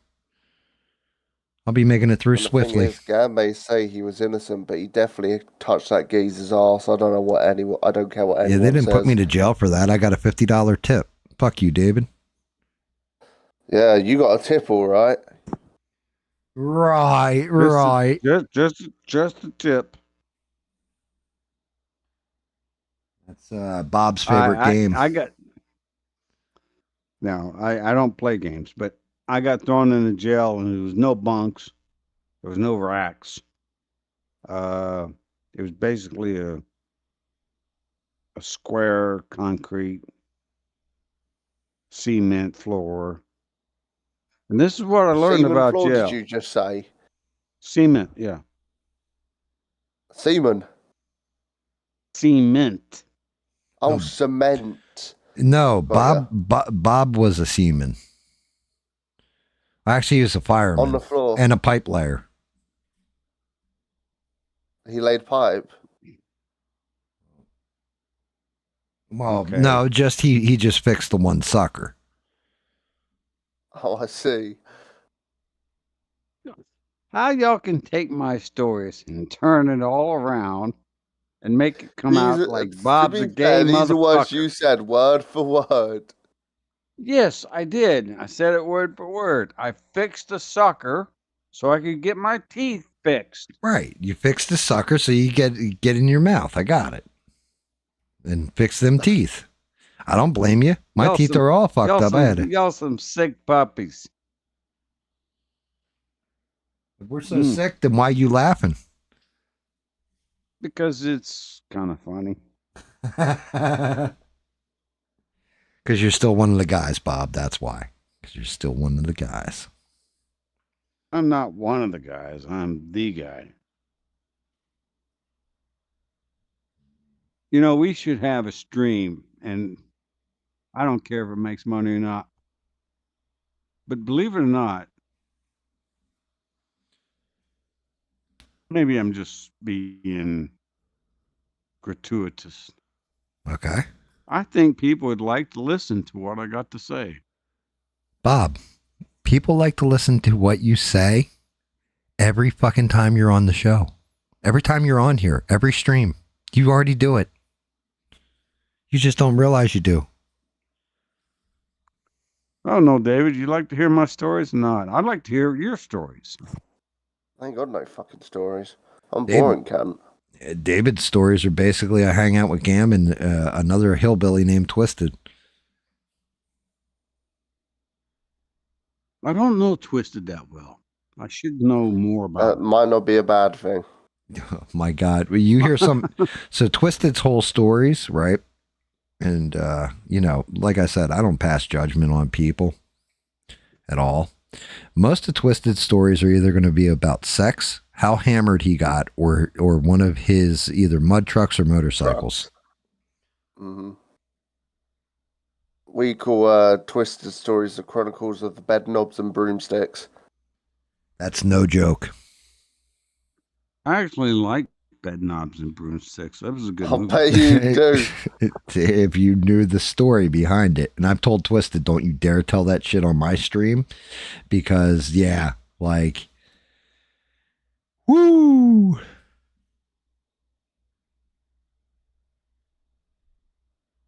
And, like, none of the shit he says, he's making up at all. Because his wife is in the chat with us, and she'll flat out tell you.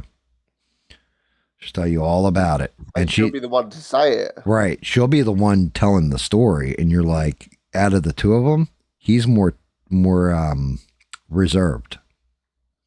She's actually the one that's kind of the bad influence. I got Eugene sitting here saying, I've got stories.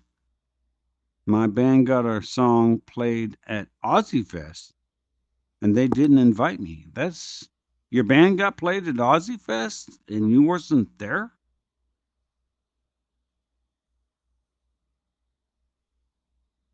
I don't know. Aussie Fest kind of a big deal.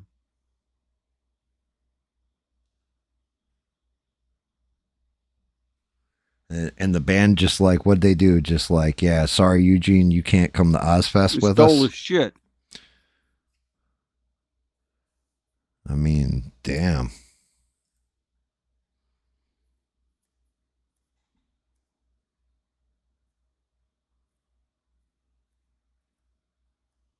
I mean, the band didn't invite you, or?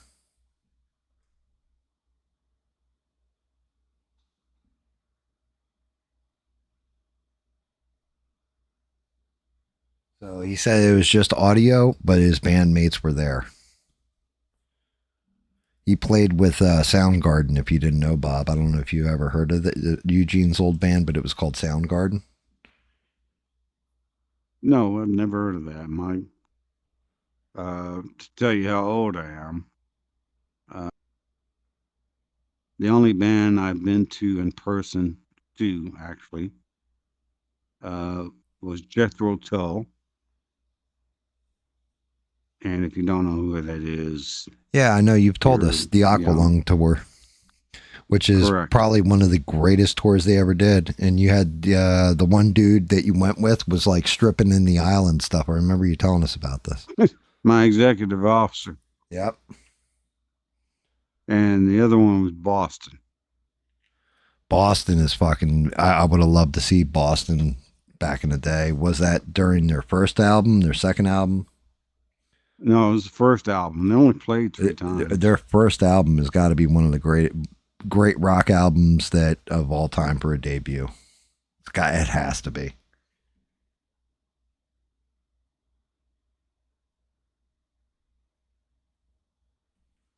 David went and saw Kiss recently. Kiss. I've never seen Kiss in person as a band, but I've met Gene Simmons. He flew next to me on a flight.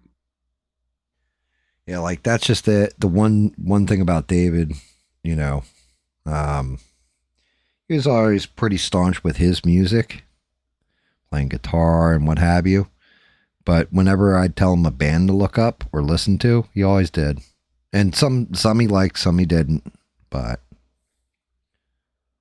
he was always good about that, even though he's younger and like most of his friends were listening to like fucking Taylor Swift and shit. And I'm telling David, go check out Ted Nugent's Stranglehold.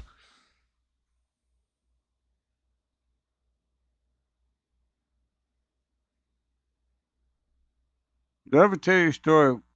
I probably did, because I tend to ramble when I've been drinking.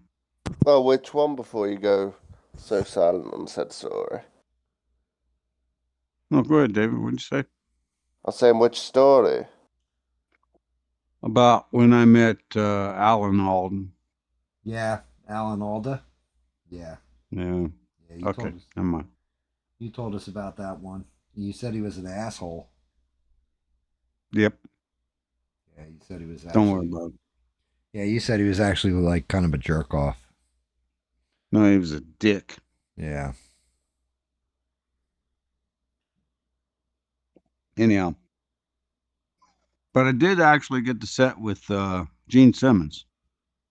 And that was a cool dude. I can imagine. He's got. You ever see his wife? Oh yeah, she was right across the aisle. Shannon Tweed's pretty hot, but her sister's hotter. Didn't they do like a sister on sister kind of porno?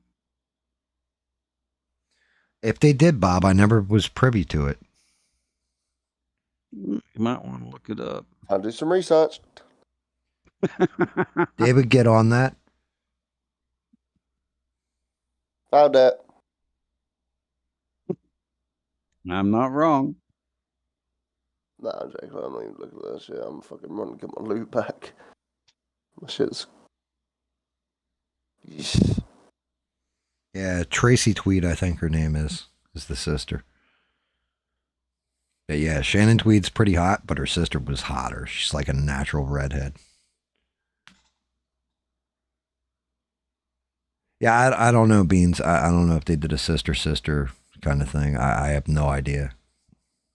But I mean, if Bob's seen it, then Bob's probably right. Remember, he's Bobby the Sailor Man.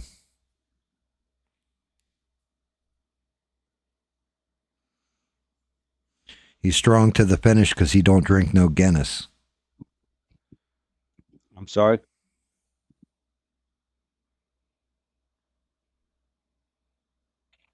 Said you're strong to the finish because you don't drink no Guinness. I'm not Popeye. Nope, you're Bobby, the Sailor Man. Don't call me.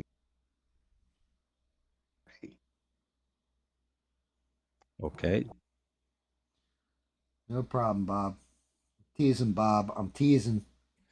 I heard you. I heard those boots start to lace up, Bob. I'm just teasing, man. You can relax. Yeah, I'm okay. I got to get up tomorrow and pay my lawn guy. He comes out, wakes me up. That sucks. Yeah, well, what are you gonna do? You got to pay the guy to cut the grass, right? I don't know, because I'm the guy who cuts the grass here, so.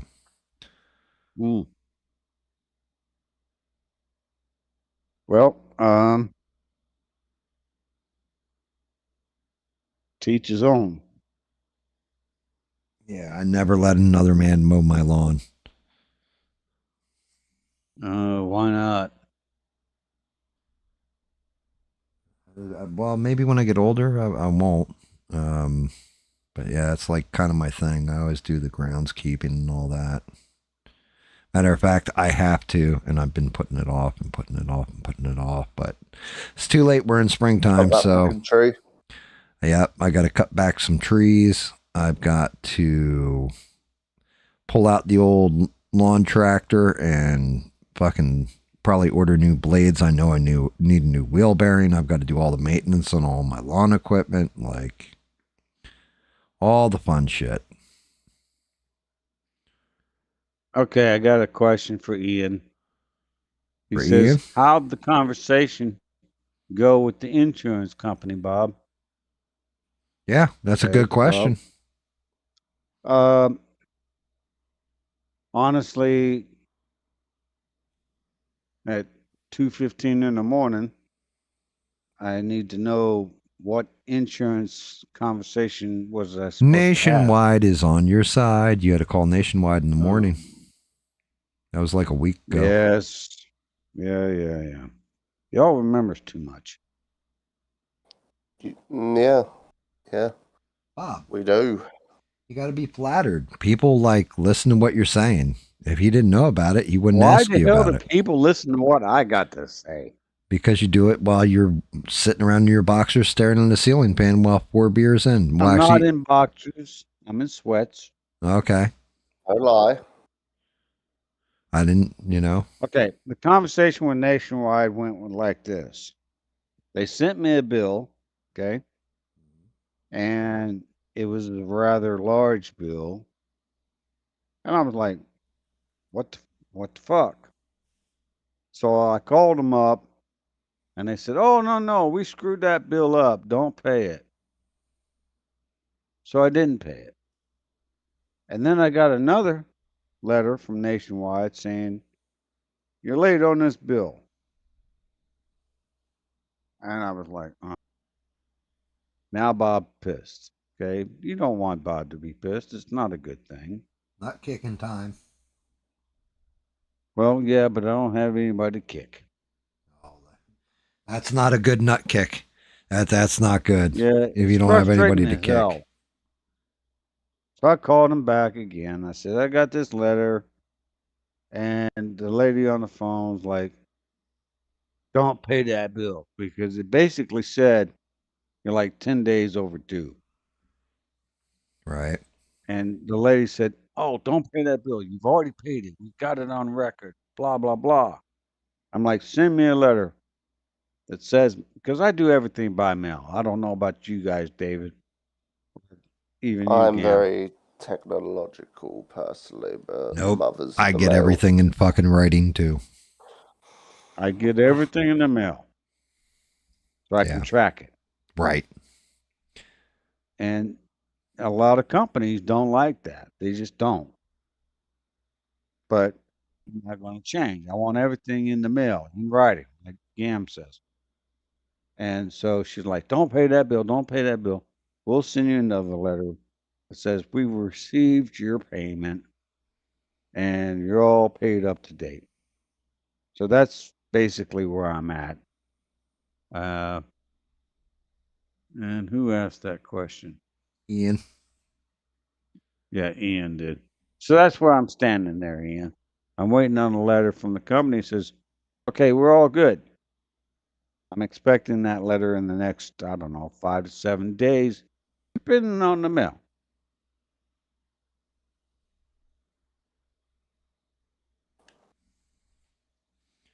Well, there you go, Ian. You asked a question. You got an answer, sir. And you got another, for the most part, kind of a Bob story. Now, will this Bob story have a happy ending or be a sadness tale? We have to stay tuned to find out. I will be seeing it, and you asked me if I'm going to sail the high seas to watch Mario Galaxy. Of course I will be. I just watched They Will Kill You earlier this week, and I'm shocked. It was Quentin Tarantino crossed with Sam Raimi. Like, it was actually like a fun movie. I didn't think I was going to like it at all. It turned out to be pretty good. Bob's like, who the fuck are you even talking about? I was thinking that, but I wasn't going to say it. Two different types of film director, Bob.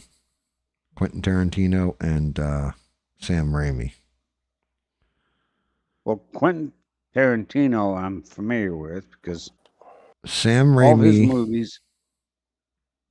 Sam Raimi did Evil Dead and Spider-Man 1 and 2, like the old school ones. And he he does something when he did his horror movies. It was called Splat Stick. So it's kind of a horror comedy, but it's like messy, gory kind of shit. And that's how this movie was. Like, I mean, people got fucked up in this movie, but it was funny as hell watching it too. Like, it was just over the top action. Well, I've never seen any of those movies. Really? But I have seen, nope, none of them. But I have seen Tarantino movies with, what was it? John Travolta was in it. Pulp Fiction. Yeah. That's a movie, at least for me, I had to watch it like 4 times to get all the subtle, Yeah. like, nuances. Yeah, there's little things hidden that you catch every time, too. Yeah, but you don't see it the first time, too. Right. Yeah, so he did a movie called True Romance that I used to love, but he wrote the movie and didn't direct it. And the thing was, the person who did it, he also wrote another one called Natural Born Killers and didn't direct that. And the people who did direct the movies, he was pissed off because it didn't match what he wanted to see on the screen. So that's when he did Reservoir Dogs and started directing his own movies. And then the next one was Pulp Fiction. I actually watched a movie today that you're probably going to find a little gay. Oh. All right, I'm listening. Was that you or David? That was David who said, oh, I said, I'm listening. I actually went back and watched a movie called The Lake House. I've never heard of it. Is that like Bridges of Madison County or some shit? I did not watch that movie yet, so I don't know. David, have you heard of The Lake House? Nope. Anybody in chat ever heard of The Lake House? I mean, I used to watch I watched The Notebook when that came out. I did not watch the Notebook. Never? Okay. The end is horrifying. Like actually terror in your heart horrifying.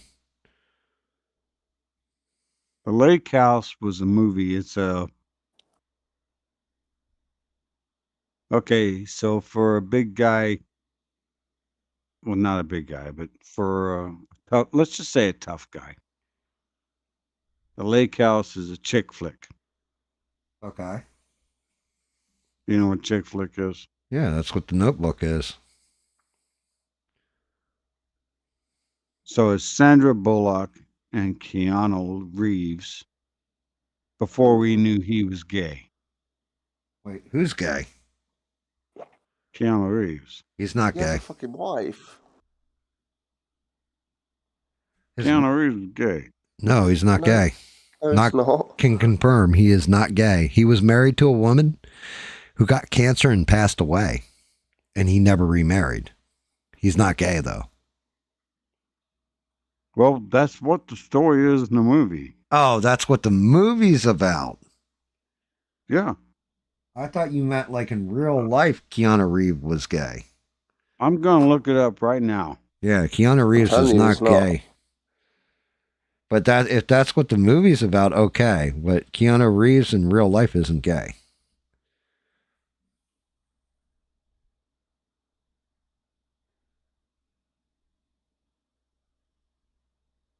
Okay, it says Keanu Reeves not gay. Okay.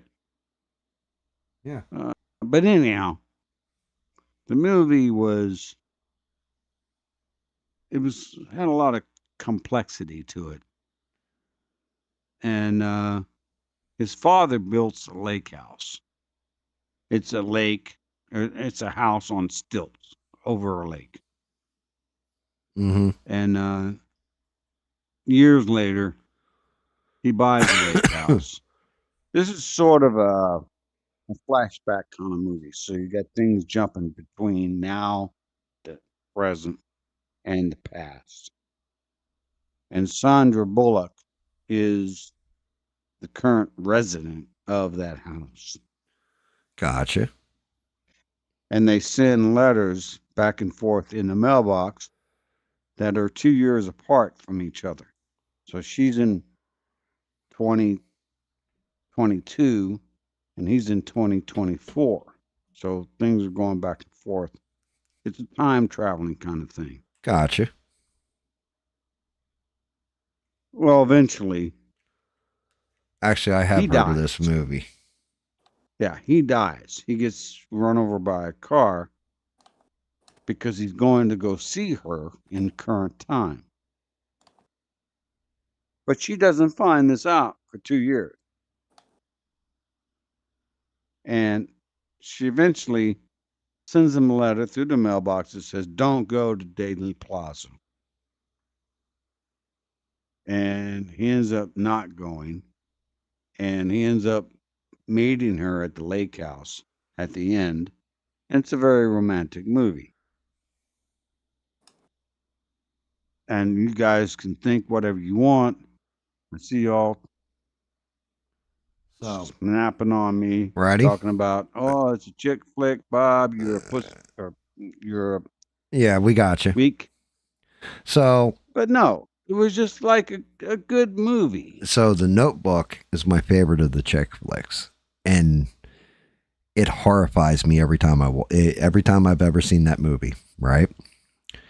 And here's the premise behind The Notebook. It's this dude, these two old people, an old woman and an old man. And the old guy, it starts off, the old guy's just like, yeah, he pulls out this notebook, like this huge ass notebook. And he goes through this entire story about this guy and this girl, how they're married, the marriage, like they fell in love, but everything went rocky. They married different people. They were building a house together, all this kind of stuff. And then they end up getting together and being happily, like basically married and living happily ever after. Right. And the woman through the whole story is like, oh, tell me more about this one. Tell me more about this. Tell me more about that. Right. And then you get to the end of the movie and she looks at him and she goes, you know, let's say the guy in the movie's name's Jack and the other girl's name's Rose. And I know I'm stealing that from a different movie, but she goes, oh my God, I'm Rose. I'm Rose in that story. You're Jack. Oh my God. And he gets like this happy look on his face and everything else. And he's like, that's right. That's right. Do you remember? And she's like, yes, I remember and all that. Oh my God, I love you so much and blah, blah, blah, blah, blah. And then out of nowhere, she goes, wait, who are you? What are you doing in my room? How did you get in here and start screaming for the nurse? She's got Alzheimer's. And every day he reads the notebook to her to remind her, because it's his wife and like the love of his life. It's fucked up, dude. But like the horror on his face when she forgets who he is, it's like it breaks your fucking heart, because it's like he goes through this every day reading this notebook to her to get her to remember him because he loves her that much. Like 50 First Dates. Kinda, except this was like, you'd have to see it, because then the very end of the movie is he lays down next to her, they hold hands, and they both die at the same time. Okay, well, that's depressing as hell.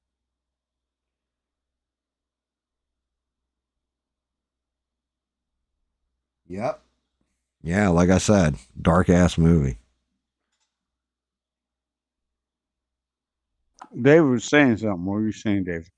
I was agreeing with you. Yeah, like, yeah, I'm trying to remember the main actor's name though. I think it's James Grodin, maybe. I can't remember who the main actor was. I know him too, but he he's excellent in the movie. And like I said, it's called The Notebook. And like, I mean, but it's heart wrenching, because like the face he makes when she all of a sudden the Alzheimer's kicks in, she forgets everything again, is just like, it's heartbreaking, because you hear the whole story of how they were like separated the whole time and all that kind of stuff and all the hardship they went through and everything, and how it all works out, and they loved each other and had a family together and all this, and she just completely forgets it all at the end. Heartbreaking.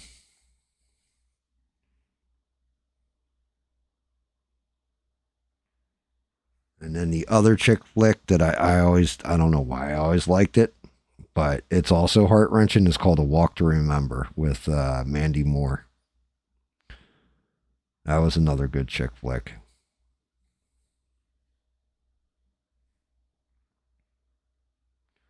Yeah, Bean's right. James Gardner and Ryan Gosling, who I think Ryan Gosling is. That's it, James Gardner.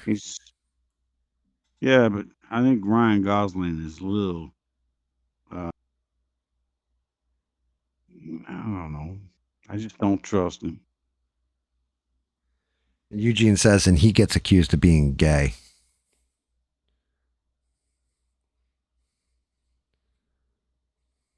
Well, I mean, what can I tell you, Eugene? You know, wear it like a badge of honor, I guess. That's crazy.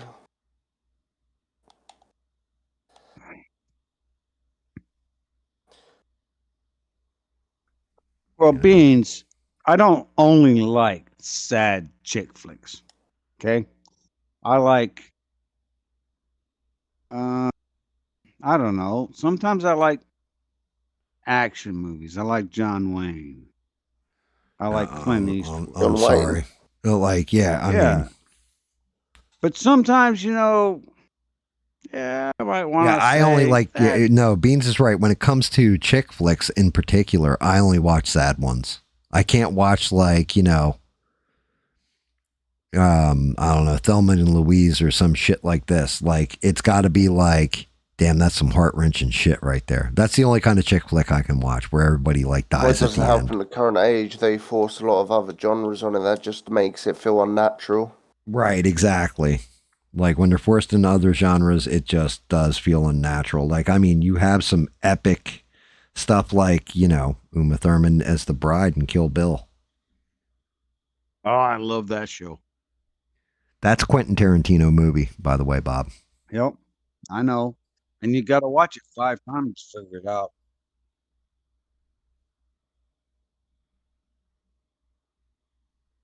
Yeah. Oh, I missed that. I missed that. I missed that. I missed that. What's that? Did you miss it? Whenever you watch a Quentin Tarantino movie, like Pulp Fiction, or I think he did. I'm gonna give you. I'll give you a theory on that movie, on Kill Bill and Pulp Fiction. That if you think back to it, you'll be like, yeah, I definitely missed that. So if you pay attention when they're in the bar or at the restaurant and they do the dance and everything, John Travolta and Uma Thurman.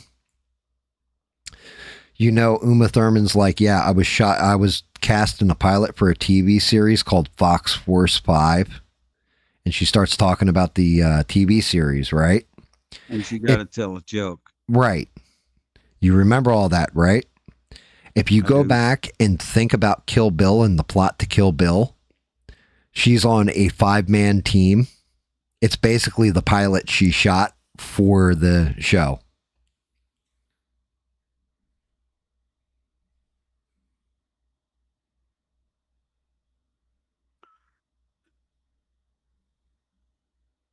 So she was on a pilot for Fox Force 5. Right. And that's what Kill Bill is Fox Force 5. And Kill Bill is Fox Force 5. It's the pilot she shot. Right. Well, and he also has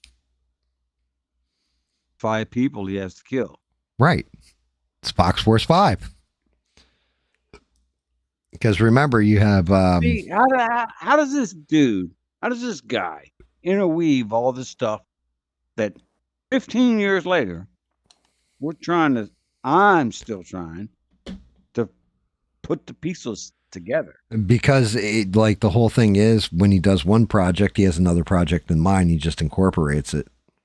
And it's why his movies are so good, is because you can go back, watch them again and be like, oh, I never caught this.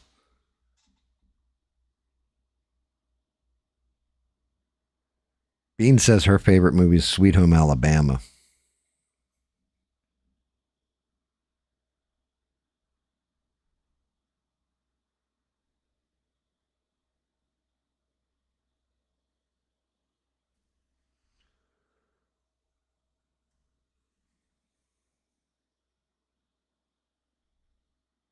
Mine's Sigourney Weaver and Aliens.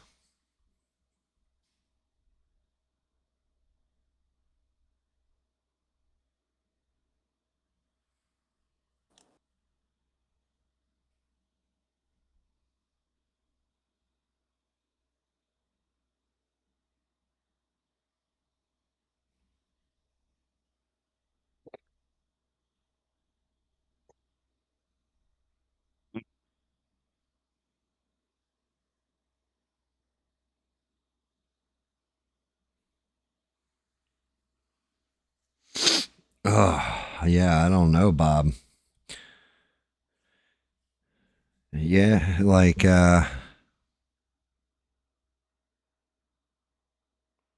John Wick series is definitely one of the better ones of recent memory. But again, like I said, there's movies coming out now where I'm actually happy. A movie you need to see, Bob, because I know the kind of guy movies you like. You need to see Sisu. See what? It's called Sisu. Sisu.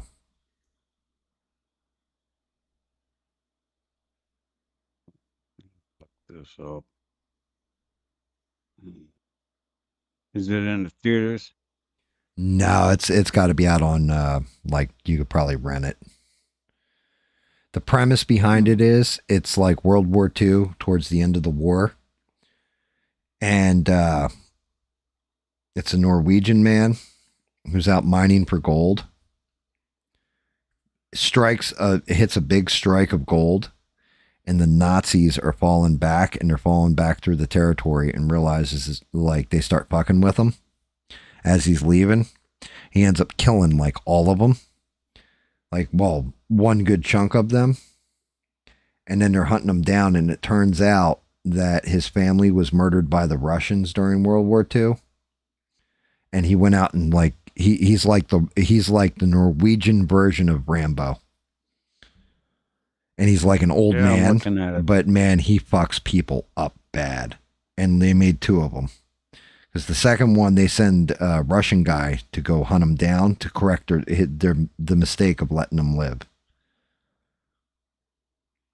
But yeah, it's definitely, that's a guy movie 1,000% that you would like. Yeah, I'm reading it.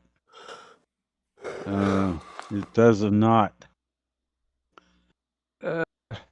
You ever go, maybe it's just me, but you ever go through phases where you like to see like Rambo films and Top Gun films and stuff like that, and then you kind of want to see, and maybe you're with your wife, or maybe you're with your girlfriend, or whatever. Yeah, you kind of want to see When Harry Met Sally. I never liked When Harry Met Sally, but yeah, I mean, there's definitely the good part of, with my wife. If I suggest the Notebook to watch with her, like say, hey, let's watch a chick flick, she'll tell me to go F my mother and call me a PU55Y. She'll call me a little bitch for liking that movie. That movie's fucking, what is this bullshit? You're going to make me watch this bullshit? But I suggest going to watch like, I don't know, Infinity War. Should be like, oh, hell yeah. Man of Steel. Oh, hell yeah. I get to see Henry Cavill without a shirt on. Damn, that boy's put together. I did not see that, but, and as Don't be far as embarrassed, Bob. You like I'm what sorry, you Bob? like. No, I was taking the piss. Carry on. Well, I'm like not joking. And I really don't want to talk Henry about it. Cavill came up and my wife started a whole thing in the damn theater because Henry Cavill say he's playing Superman, like as he's first starting out. That's Man of Steel. And Henry Cavill, he saves a bunch of guys on a oil rig that's on fire. Goes out there and saves them all, loses his shirt in the process. And he comes swimming up on the beach and all that, and he comes walking out shirtless. And my wife's like, God damn, that boy's put together. And like, all I heard was like guys with their girlfriends were like, all through the theater. Like, they're all like, yeah, he is, like it makes you feel inferior. Inferior? Dude, have you ever seen Henry Cavill without his shirt on? You'll feel inferior. No, I've never seen him. I don't even know who he is, but I'll be perfectly honest with you. Ask Beans who he is. I've never felt inferior in my entire life. If you see Henry Cavill, you'll be like, I'm inferior. Russell Crowe met him on the set of something. and I can't remember what movie it was. It wasn't Highlander, but like the first movie they worked on together. Russell Crowe met him. I don't think it was Gladiator, but he saw Henry Cavill and he met him and everything else. And he's like, he's tall, he's super handsome, and he's built and everything else. And Henry Cavill went up to introduce himself and was like, I'm Henry Cavill. And Kurt Russell was, I mean, not Kurt Russell, Russell Crowe was like, looks at him and goes, yeah, I know you're Henry Cavill. And you know what? Fuck you. And he's like, what? What did I do? And he's like, look at you. Just fuck you, dude. Like, he's like, and Russell Crowe even says, like, at my greatest, when I was in the best shape of my life, I couldn't even touch this kid. Like, he's like, I just looked at him, I was like, fuck you. And like, it's been a running joke between the two of them since they've worked together. Okay, well, I'm apparently missing out on something because. So you know how you've got. I've never in my life, honestly, I've never felt inferior to anybody. You would if it was Henry Cavill. I don't know who he is. I don't care. Dude, he is. He might be stronger. Right, how he might about, be bigger. And smarter. He might be better looking than me. Dude, it's all of it. No, it's all of it. Don't say smarter. Okay, John Wayne. Think John Wayne. Right. And this is where we're at. It's this generation's like John Wayne, Schwarzenegger, Stallone, what have you. But then on top of it, not only is he attractive, right? Like, even as a dude, you can look at him and be like, yeah, I get it, right? But not only is he like completely ripped, completely fit, he's also apparently legitimately a perfect gentleman, right? And then on top of it, he's a complete fucking nerd with like pop culture and video games and Warhammer and everything else. And you're just like, bro, there's nothing. Like, any competition you got into with this guy, you're going to lose. Like, if he came up and it was like you and your new girlfriend, and he was just batted his eyelashes at her, you're done. It's over. He's going home with her.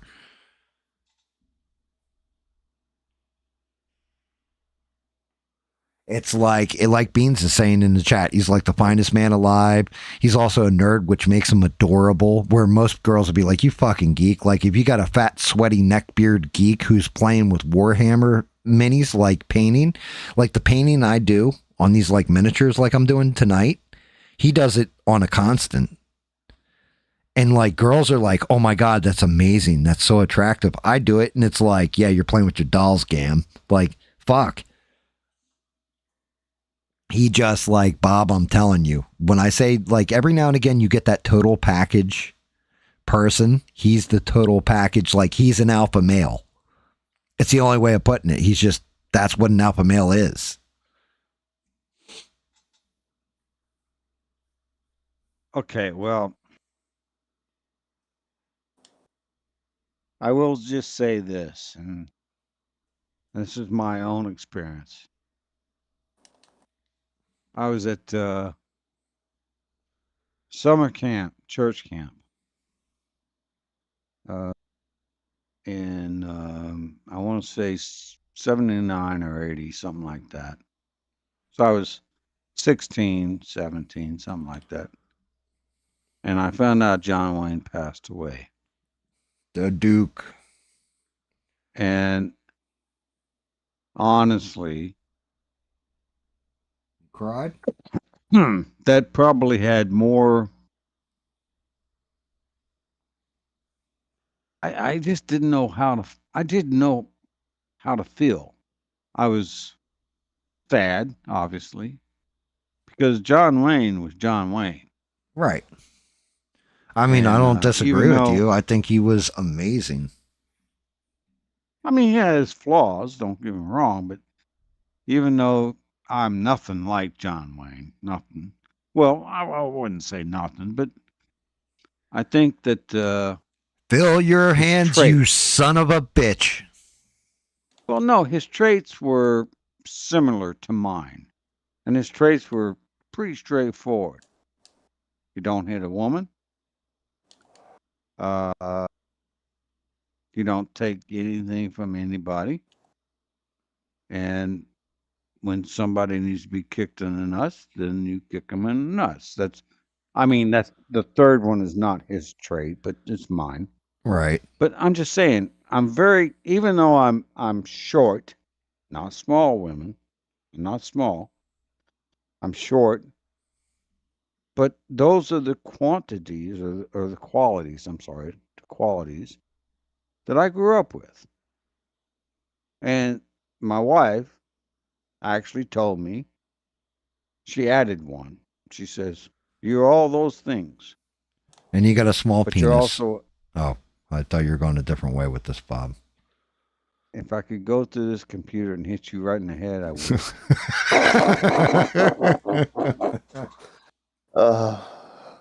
But she said, "You're also ambitious." She said you wanted to achieve. You wanted to. Right. And that's, to me, I think the qualities that John Wayne exude are the same ones that I exude. The only difference is about 2 feet. So, yeah, I mean, that's cool.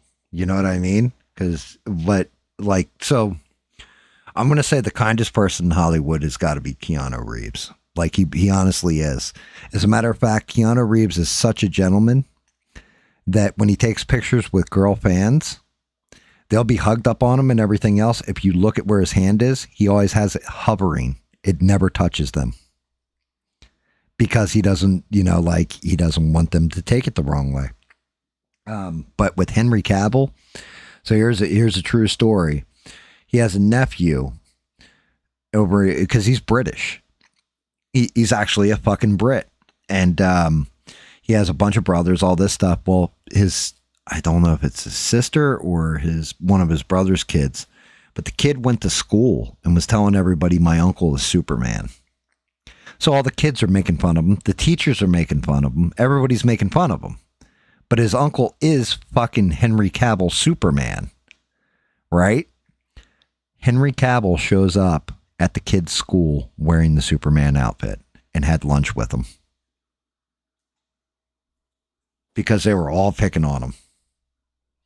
Shit like that. That's a kindness that, you know what I mean? Most actors would be like, oh yeah, my nephew's getting fucked with, fuck him. But nope, he dropped everything.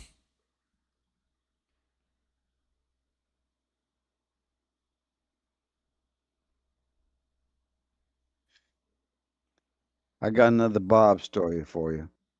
David, are you okay with this? Yeah, go on. I'm about to fucking pass out anyway. Well, no, I mean, it's okay. Well, it's not going to put him to sleep, Bob. Go ahead, tell your story. No, I don't mean it like that. I mean like, yeah. Hang on, I got to get a beer because, it's a Bob story. How many have you had? Damn, I didn't get relevant information.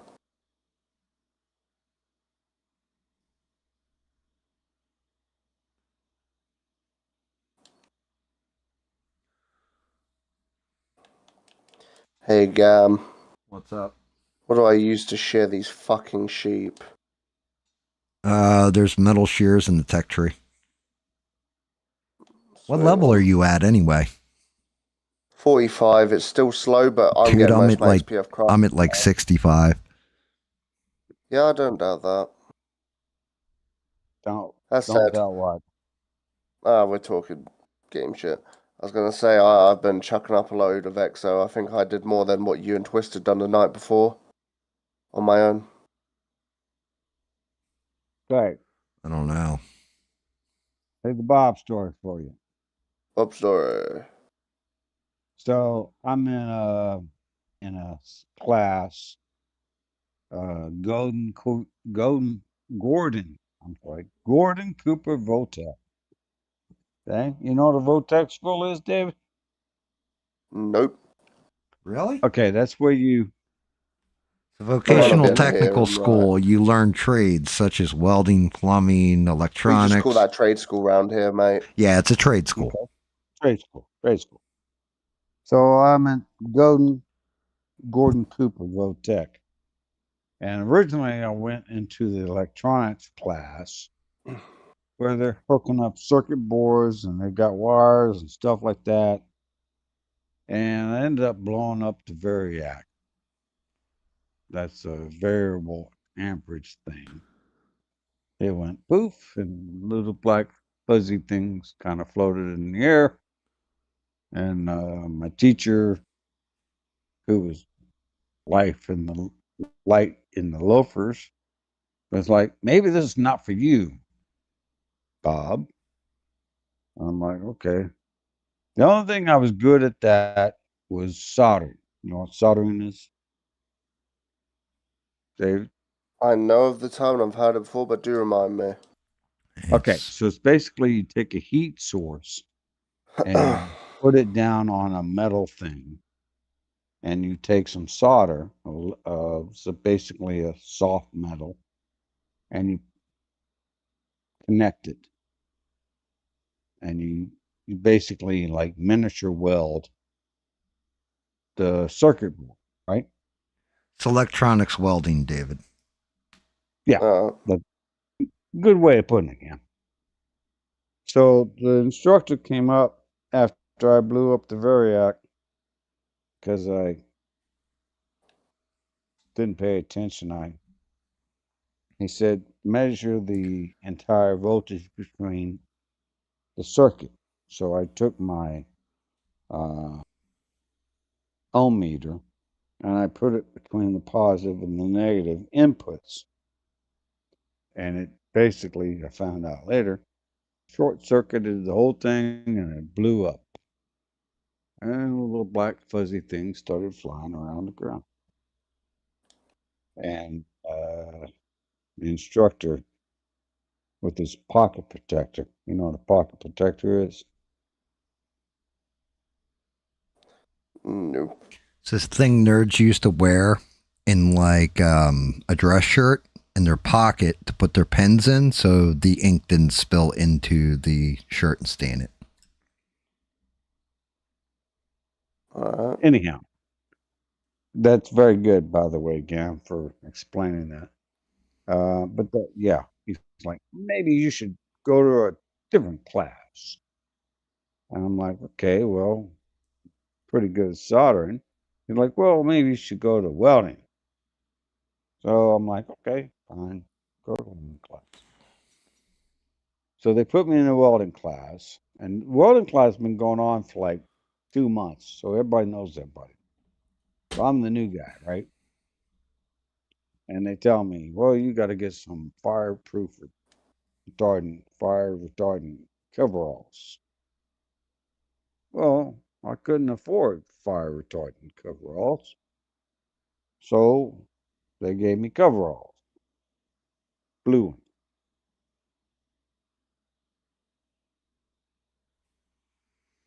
So I'm in there, and in the beginning, you're not really welding. You're kind of brazing. That's sort of a oxygen acetylene dab, oxygen acetylene dab, oxygen acetylene. So you sort of like, I don't know, Gam, you got a better term for what I'm talking about? You're heating it up, but you're not overheating it where you're putting the two metals together. You're basically like prepping it to get the two metals together by making them expand by putting heat on them. That's correct. So basically you're UB welding, JB welding, what it is. So I'm sitting there and everybody was like doing all this stuff. And some guy decides to drop a hot piece of metal in my coveralls, in my back pocket, my right back pocket.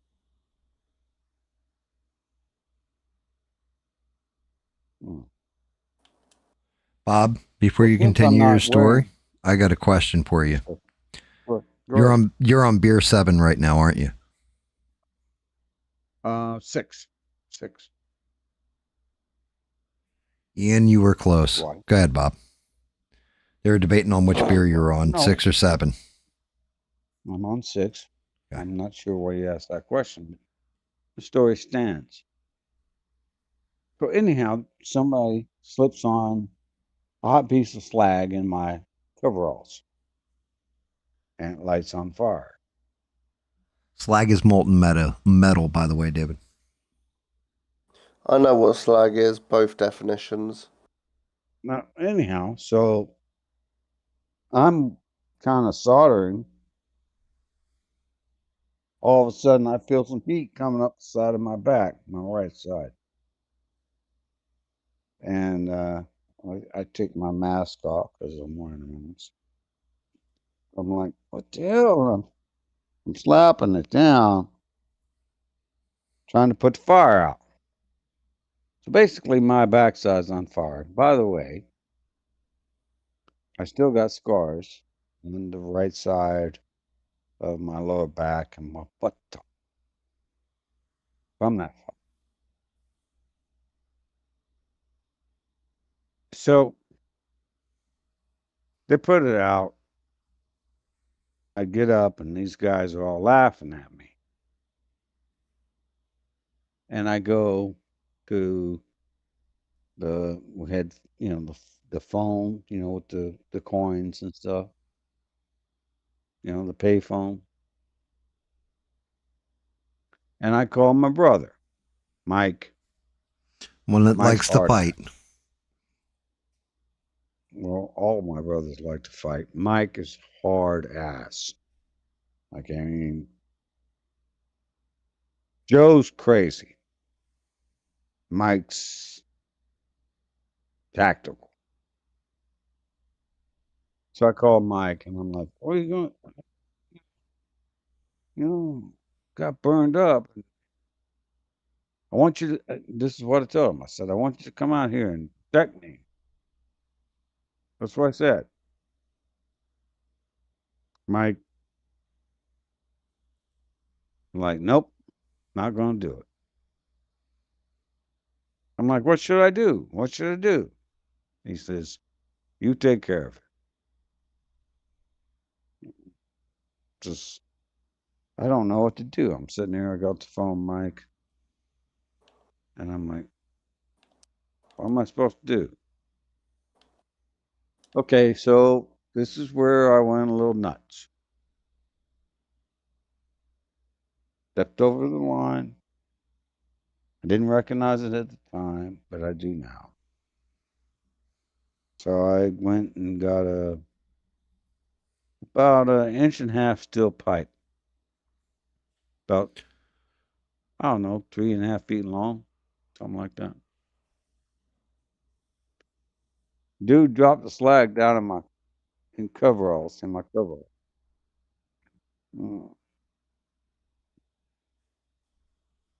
Was sitting over the cutting table. You know what the cutting table is?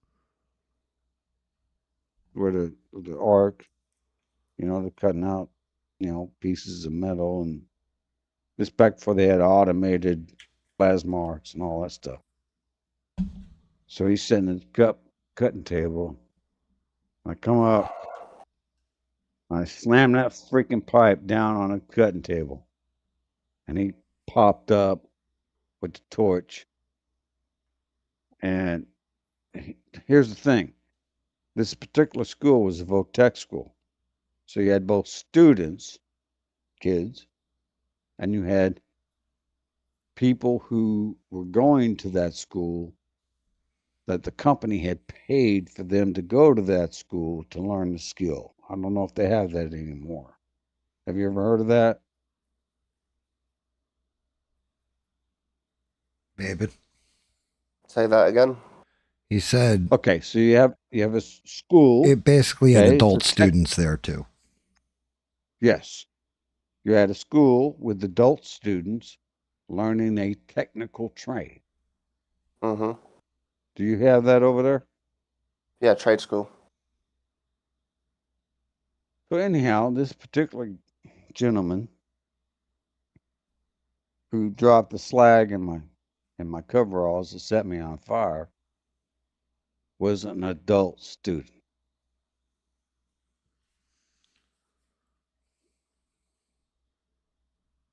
I had issues with him. I had a pipe in my hand, and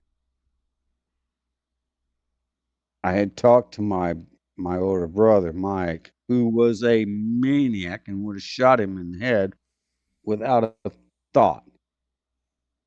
I mean, seriously, he'd have popped him right in the head. So I had to take care of this myself, right? So I went in and I might have threatened him a little bit, and left the class. Just left the class. About 2 days later, I got called into the office. I don't know why y'all listen to my stories, but I got called in the office, and they said, "Oh, Mr. Bob, you threatened this gentleman with a pipe and said you were going to kill him." Okay, those are not my words, but they were pretty close.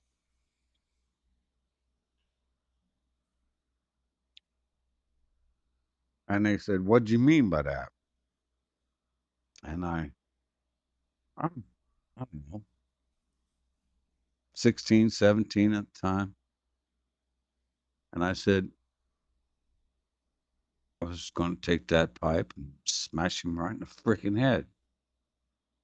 And I'm trying to be nice with my words. And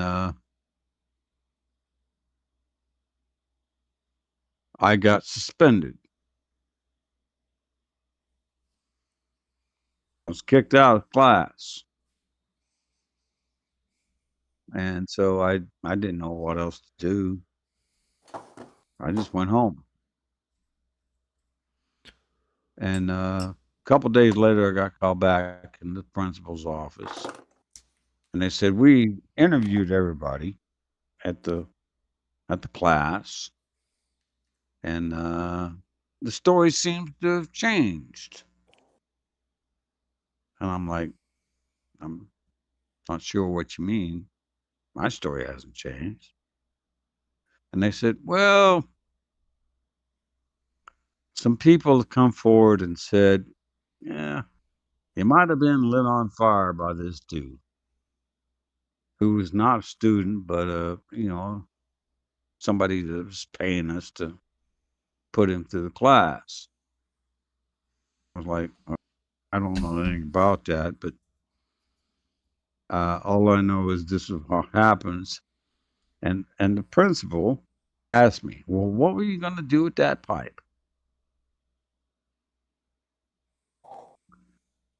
My response was not good, but I said I was going to smash him right in the fucking head. Or at least you didn't say I was going to stick it in his pee hole. That thought never crossed my mind, Ken. It would have crossed mine. I said I was going to smash him right in the fucking head. And the principal was like, "Okay, we got to take that into consideration." He didn't say that out loud, but I could see it in his brain, you know? Yep. And so he's like, "Well, let's take this under," what do you say? "Let's take this under advisement, or let's take this under a review." And I'm like, "Okay, whatever."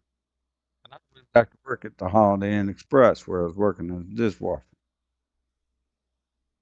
And a couple days later, I got called back, and they were like, "Well, we talked to the other students, and some of the stories have changed." And I was like, "Okay, what do you mean changed?" And they said, "Well, some of the stories sort of said what you said happened is what happened. Because in the beginning, everybody was saying, all the "Oh, he stories, did was threaten me." Oh, we watched him no, threaten that kid, or no. In the beginning, all their stories were Bob went crazy and threatened this guy with a pipe. That's what the Bob's an stories angry were in the midget with a beginning. pipe. We got you. Exactly. And after a couple days, there was like, well, this guy kind of set him on fire, and he just kind of tripped off the line. Bob did, which was true. That's a fact. I don't know if you know what tripping off the line is. Sir, lost your shit. So, yeah, well, the dude set me on freaking fire. I mean, look, you're a lot nicer than me because I would have hit him with the pipe. And then I would have started welding his face to the table. Yeah, well, what ended up happening was he got kicked out of the class. And even though Gordon Cooper Votech was the premier Votech school in the area, I did not continue with Gordon Cooper Votech. I went to a place called T&I, Trade and Industrial. It was sort of an offshoot Gotcha. of Votech. And I went there and ended up being the best welder they ever had. David, I don't even know. David, you fell asleep on the sticks. Yeah. David No, I went to didn't. sleep. David went to sleep on me. I'm sorry. I have not fell asleep on the sticks. I'm trying to stay alive. I'm sorry. I just kind of. No. This is gonna be a sad statement. You're the guys that keep me awake at night. When my wife passed away, she would listen to my stories, and she knew them all by heart. I mean, but, that is a sad statement because you're dealing with an asshole like me, Bob. I've just encountered a new enemy in this fucking volcano. If it's any consolation, I'm not gonna say no more than that. That's the first time I've ever heard that story from you. And most of your stories, I do almost know by heart now. So it means I'm paying attention.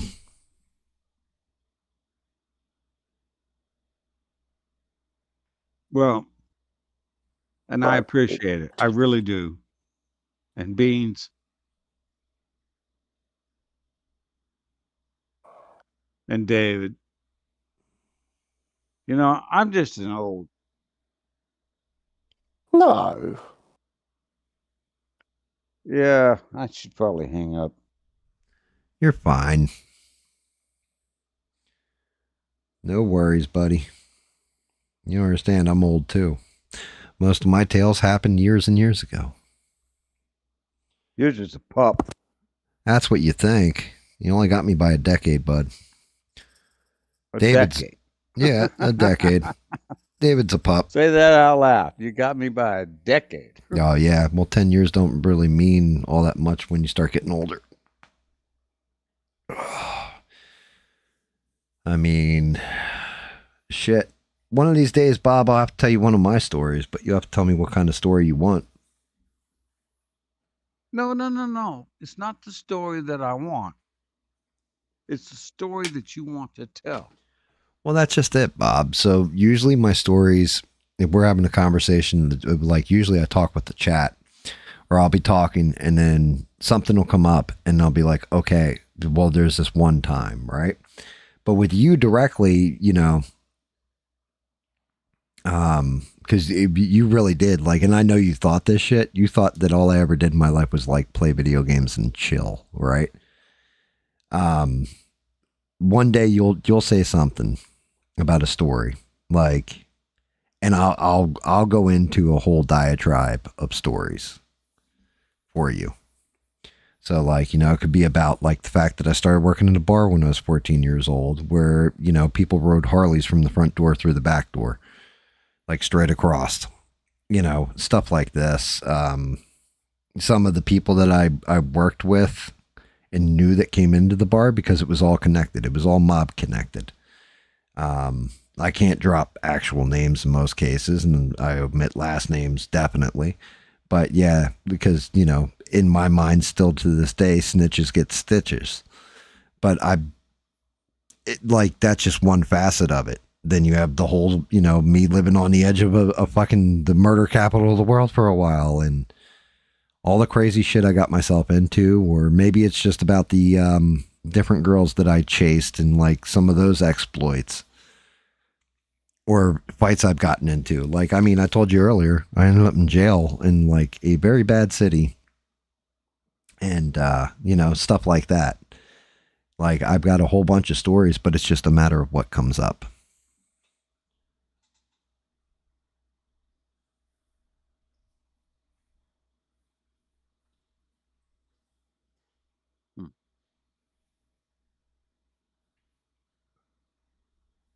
You know, it's legit. It's just one of those things where when I first started streaming, like the early streams, I told a good chunk of different tales because, to be honest with you, it was like my actual bio daughter, because she was adopted out, right? I'd be sitting there talking with her, and she would mention something, and I'd go, "Oh shit, I got a story for you." And then we'd both look at each other, and my daughter is actually the one who started it, where she'd go, legends and lore, because there's all these different fucking stories from back then. But in order to remember, because so much stuff happened in short periods of times or real fast, and then you know how life goes. Sometimes your life is hard, fast, and just crazy. And then other times you'll go through a 2-year stretch where nothing fucking happens. It's boring. It's just daily life.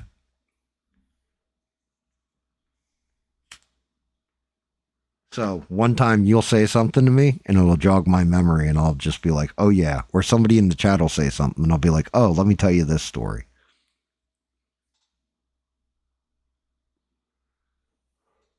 Yeah, well, I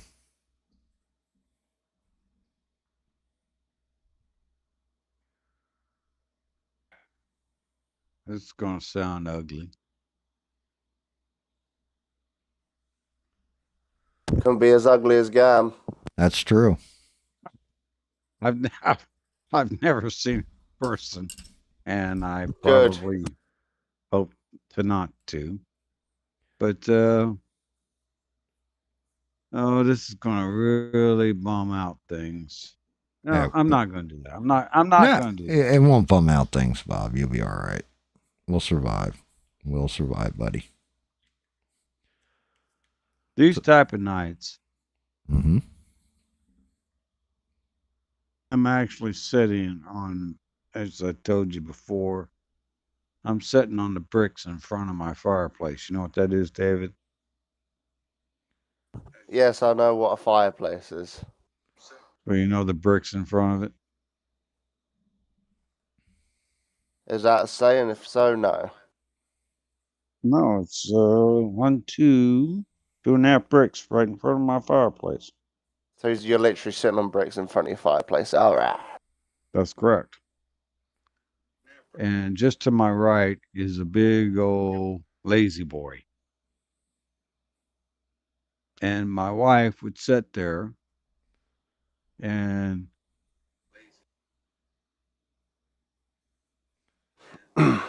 she put her hand down on the side, on the left side of the chair, and I would just hold her hand. Nice. I didn't say anything. Didn't say nothing. You didn't need to.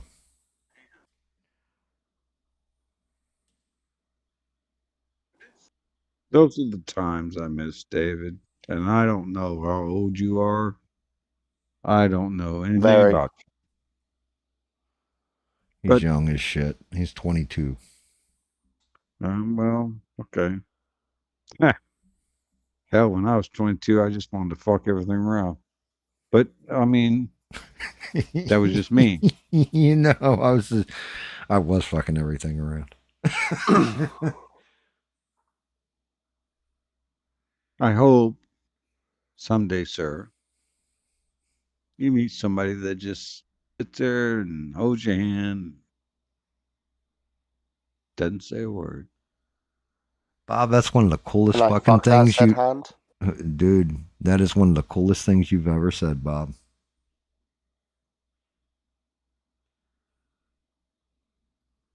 For all your stories and everything else, that was one of the coolest things you've ever said, bud.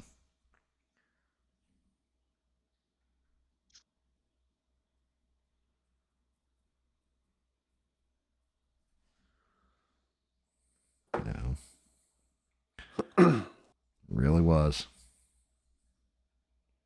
I'm a little too heavy in there. I'm going to fucking go over that again.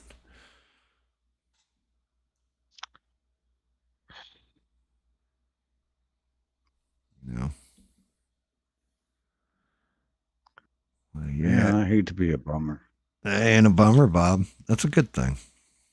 Don't lose those memories. Something people should strive for. You know, how's that a bummer? Gotta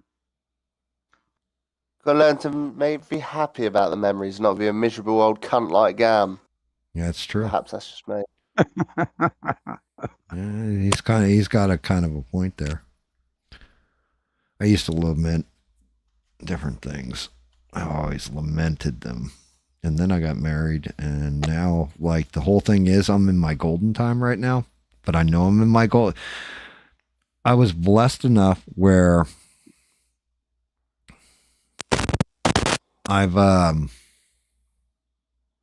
know when I'm in the golden time, like when I'm in a good time in my life, and to appreciate it while it's there, because eventually it will go away, because that's just the nature of things. If everything was supposed to be good all the time, then nothing would ever be good. You know what I mean? So right now I'm in one of those golden eras, and I'm enjoying the shit out of it, and I'm taking it for all it's worth.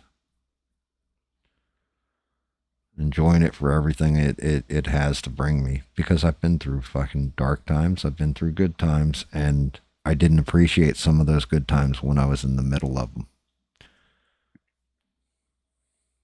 So the fact you can look back and realize how good those times were, Bob, just means there's more good times ahead. And now at least you have something to compare it to. And nothing ever will. Pretty tough. That's a pretty tough comparison. That's going to be hard to do. And that's what I just said. Nothing will ever compare to them. But you know what? That's just makes them, that's how good they fucking were. And be happy you had them. Some people will never have them. Some people will be in those happy times when they should have been enjoying life and appreciating either the person they were with or where they were at in their life. And instead they're going to lament it because it took away from, well, I could be out drinking with the guys right now. I could be partying. I could be doing this. I could be chasing this skirt, you know, whatever. And they don't realize it. And then that goes away. And you know what happens when that goes away? They realize how good those times were and go back and try and get them. And they can't. You got to go through the entire thing and realize how good it was. And missing it makes it bittersweet. You know, it's weird because I don't know about you, but guys were always raised, at least guys in my time, always raised, you're going to die first, okay? You need to make enough money to make sure that your wife and your kids are all taken care of. Your house paid off, your car's paid off, life insurance is all paid up, right? This is what we were taught. I was taught, right?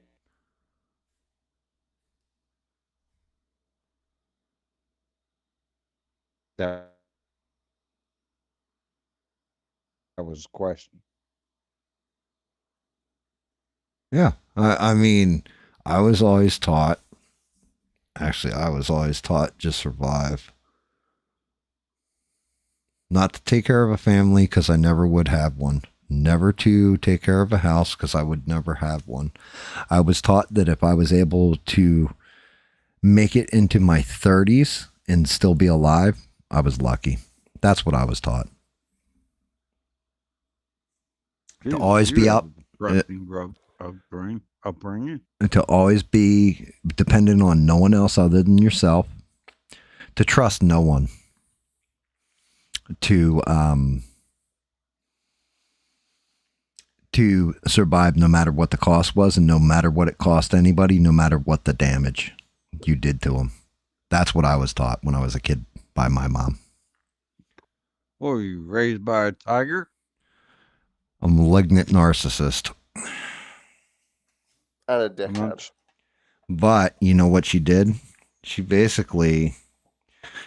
me in a very Nietzschean way. Now I understand. Friedrich Nietzsche, only the strong survive.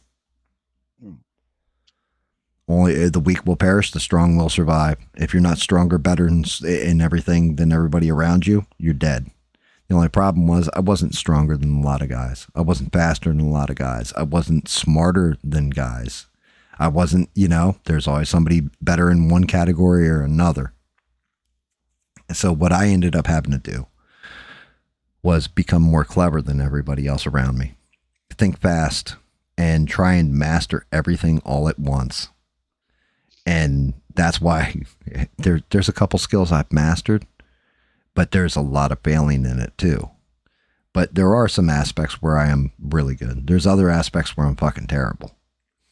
But it was always whatever you need to do to survive is what you do.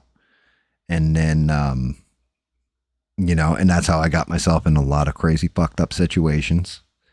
It's why I lived on the edge like I was going to die every day of my life. And it is the miracle that my wife is, because when I got married and the kids and everything else, everything I had ever been taught about surviving and everything, it's still there, which is why you say, like, we'll talk about something and I'll say, oh no, this is what I do to somebody. And I just say it matter of factly.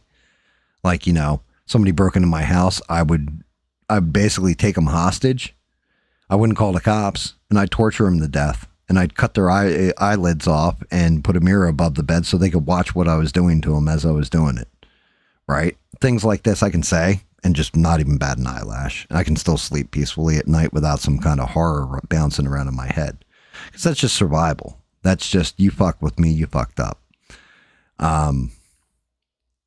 But yeah, when it came to the wife and the kids and everything else, and they gave me this thing that even though I have a sister, I have a mother, I have a father and all that, they gave me the one thing that I never had and always needed to make myself balanced, and that was a family.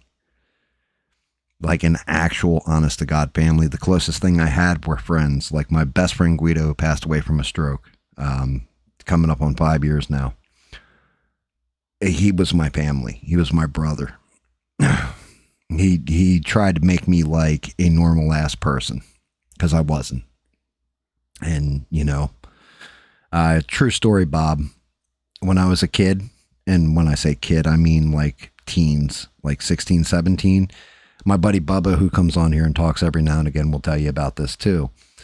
But Guido and I used to always hang out at the local bowling alley, play pool and play video games and stuff. And I beat somebody for a game of pool for $5. We were playing 5-9. So you can sink the 9 ball as many times and you get $10 on the 9 ball, $5 on the 5 ball. But you can sink the 9 as many times as you want before you drop the 5. So you are always comboing everything to make the 9, to make $10, $20, $30, $40, whatever, and then sink the 5. The 9 goes in, that's another $10.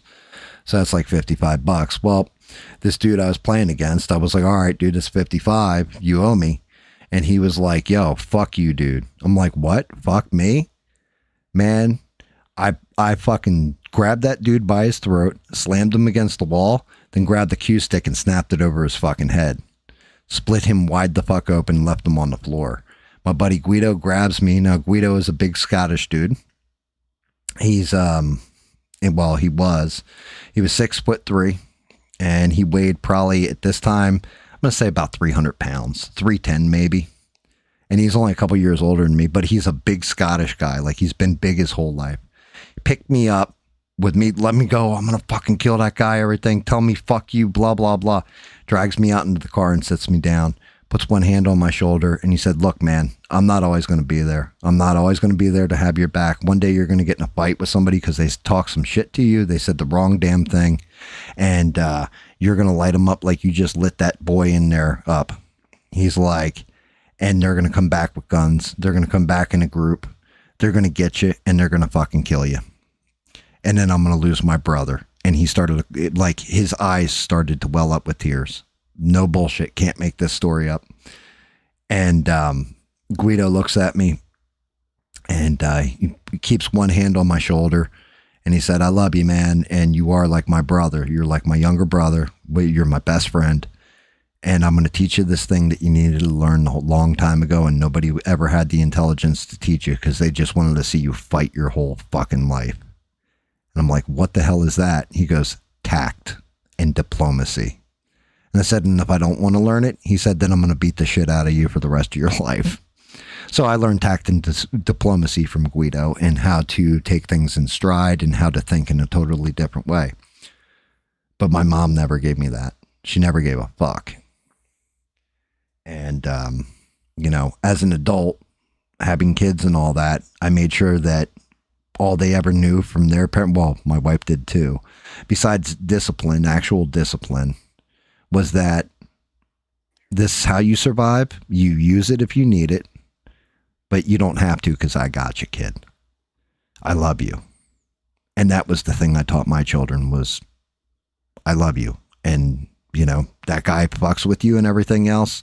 Don't you go smashing a cue stick over his head and going to jail or getting fucked up by 10 people. No, you just call your dad in because I'll put him in the ground and I'll go do the time. So you don't have to have that on you. But yeah, there you go, Bob. You wanted a GAM story? There's a GAM story. Yeah, it's definitely different from me. Yeah, and like Ian said, like Bubba told the story about when I first met Bubba. Well, I'd known Bubba for a couple months, but like I said, and he said it. Like he even said it on the stream. He was like, "You're a scrawny little shit." He goes, "But you always fought. Like you had no fear of anybody. Didn't matter how big, how strong, how many of them there were. You would just charge, right?" And we were going back to the party spot, Carranza. My buddy Rich is driving. Bubba's in the passenger seat. I'm in the back seat on back passenger.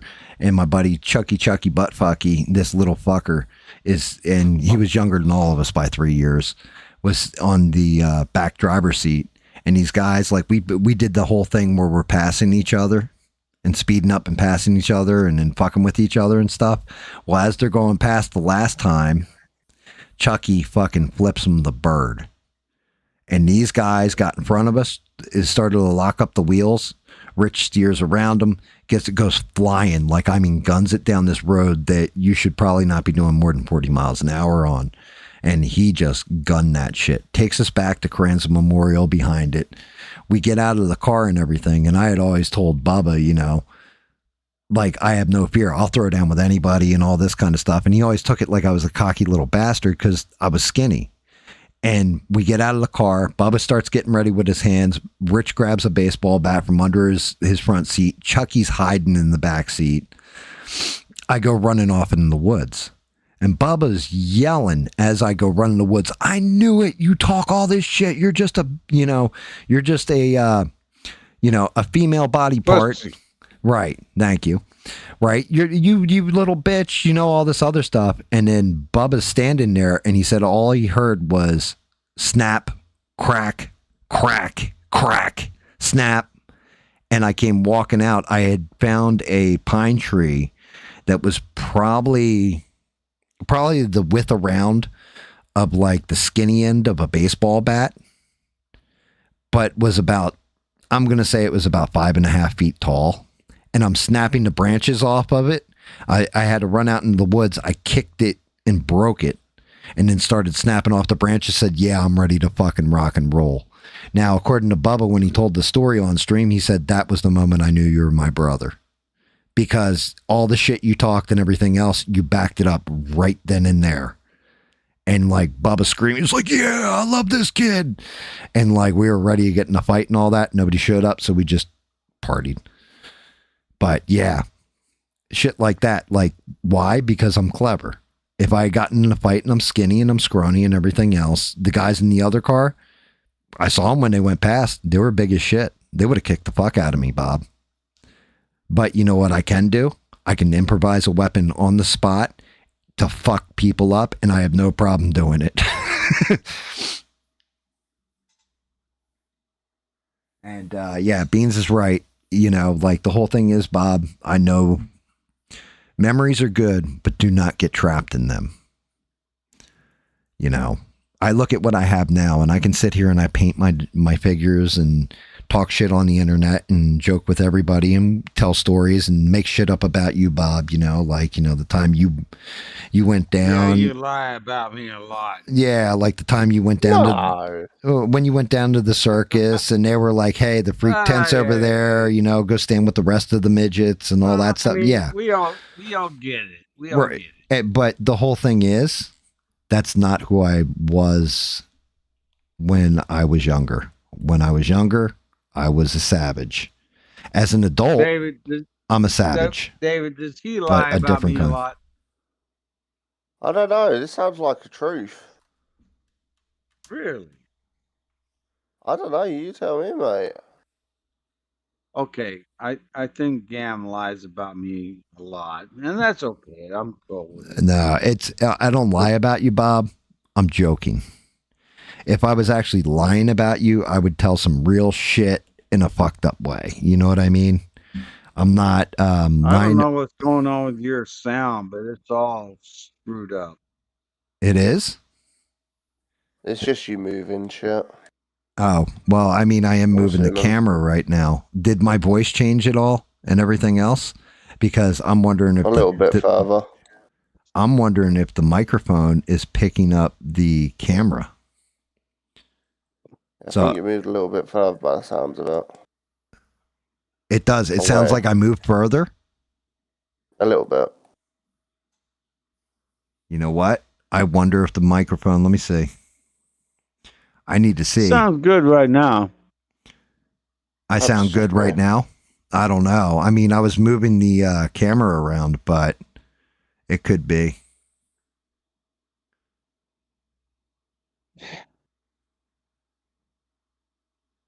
Carry on anyway, you're still hearable, fuck. Right. I mean, let me finish adjusting the shit out of this camera. But yeah, that's just it, Bob. So the whole thing is I can have all these good times and everything else because I went through the hard times when I was younger, and I shouldn't have made it past my 20s, if I'm to be honest. I got lucky, and I was clever. But now I'm an old-ass man, and now I'm an old-ass man that is there in case of it's an emergency break glass. And if my kids ever break that glass, you guys will know because you'll see it on the news. Well, I'm actually kind of in the same situation because I'm a little bit older than you are. And my daughter knows that if she ever gets in trouble, she can break that glass and it's not going to be good. Nope. It's going to be really, really like Bob's got to go to jail and daughter's safe. Yeah, I mean, for me, it's legit. It's like that too. But with me, it's not even, Gam's gone to jail. It's pretty much like Gam might have gotten killed in whatever he did because I would give my life for my children. That's one of the things with everything going on with the war right now is there is nothing that I wouldn't do to protect my kids or keep them alive and safe and everything else. And that's why I disagree with everything so much, is because even though I think at this point, how many we've had 138 injured, but 13 dead, right? I'm not willing to say, yeah, I'm going to sacrifice my kid for this bullshit. Like, it's, you know what I mean? It's unacceptable to me. And it would be just as unacceptable to me to say, hey, Bob, you know what? You should sacrifice your kid because I agree with this war. You know what I mean? Okay. You want to go down that road?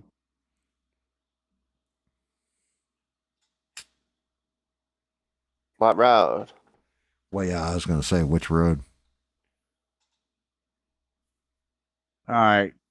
I've got some disagreements with about that. Just there's a shock, right? No, not at all. David, I would like to hear your perspective because you're not in the U.S., correct? That would be correct. So, what do you currently think about what's going on over there? Don't know, don't care. Is that a good answer? So you don't care because it didn't affect you, or you don't care because it doesn't cost For you the money? most part, right, old geezer started a war to free up these people. But he just got involved in a war that was an equal fight in a way. Fuck. It's like, for example, two 15-year-olds are having a fucking boxing match. All of a sudden, one of them's called his own older brother. That's about 28 to come through. You know what I mean? Like, Actually, I don't. well, 2 against 1. And you're out strengths. Just some more bullshit, isn't it? Yeah, David. Okay, so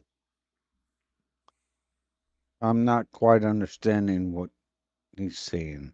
So what he's saying is that basically, all right, I'll break it down where we're going to use the actual names and stuff, but and this is what David's comparing it to. Israel started some shit, couldn't finish it through with it, so they had to go get their older brother to come in and fight with them. So that now it's 2-on-1 against Iran. That's how David sees it. Is that correct, In David? a way. I'd say that's about 80% of what I see it as. Yeah. I understand the US has reasons, which, okay, I could see it, but I'm not being funny. I could have told you how it would have went, and it's kind of how it's gone. Yeah, Israel being the little brother and the U.S. being the big brother. So you as the little brother, you go pick a fight with a bully who is, you know, bigger than you, but then immediately go and get your older brother to come fight. And the older brother is the one who's going to be doing all the fighting, basically, or the bulk of the fighting. And with what I was saying after the reasoning, it's like US could say they were trying to get rid of old boy because he was he was a dictator and as such. And we all saw a lot of Iranians were happy with it. But in the end of the day, look, fucking next geezer down took over and he just wanted to start bombing America and fucking, not literally, but you get what I mean. He wanted to start fighting America to fucking, like, retaliate. This said, freedom that they have just received. I'm going to walk dog real quick. I'll be right back. Well, I mean, David,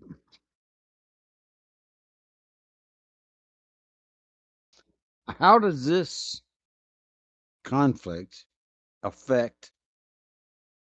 You're in Europe, right? I'm in Britain, yes. England, if we're being exact. Okay, you're in England. How does this Yeah. conflict affect you guys directly? Bunch of dickhead marching the street thinking they know that we shouldn't be getting involved when they don't even know the first thing about the war. Gas prices all the way up, load of dickheads panic buying, load of dickheads panicking. Affects our alliance with the US, makes us look like pussies because we won't get involved. And I could go a few more ways with this. That's pretty much the main line. Well, I don't know what you do for a living, but I'm assuming you get up every morning, you go to work, you do whatever job you got, end of the week or 2 weeks. You get paid, right? You put that money in the bank, you pay your bills, right? More or less. So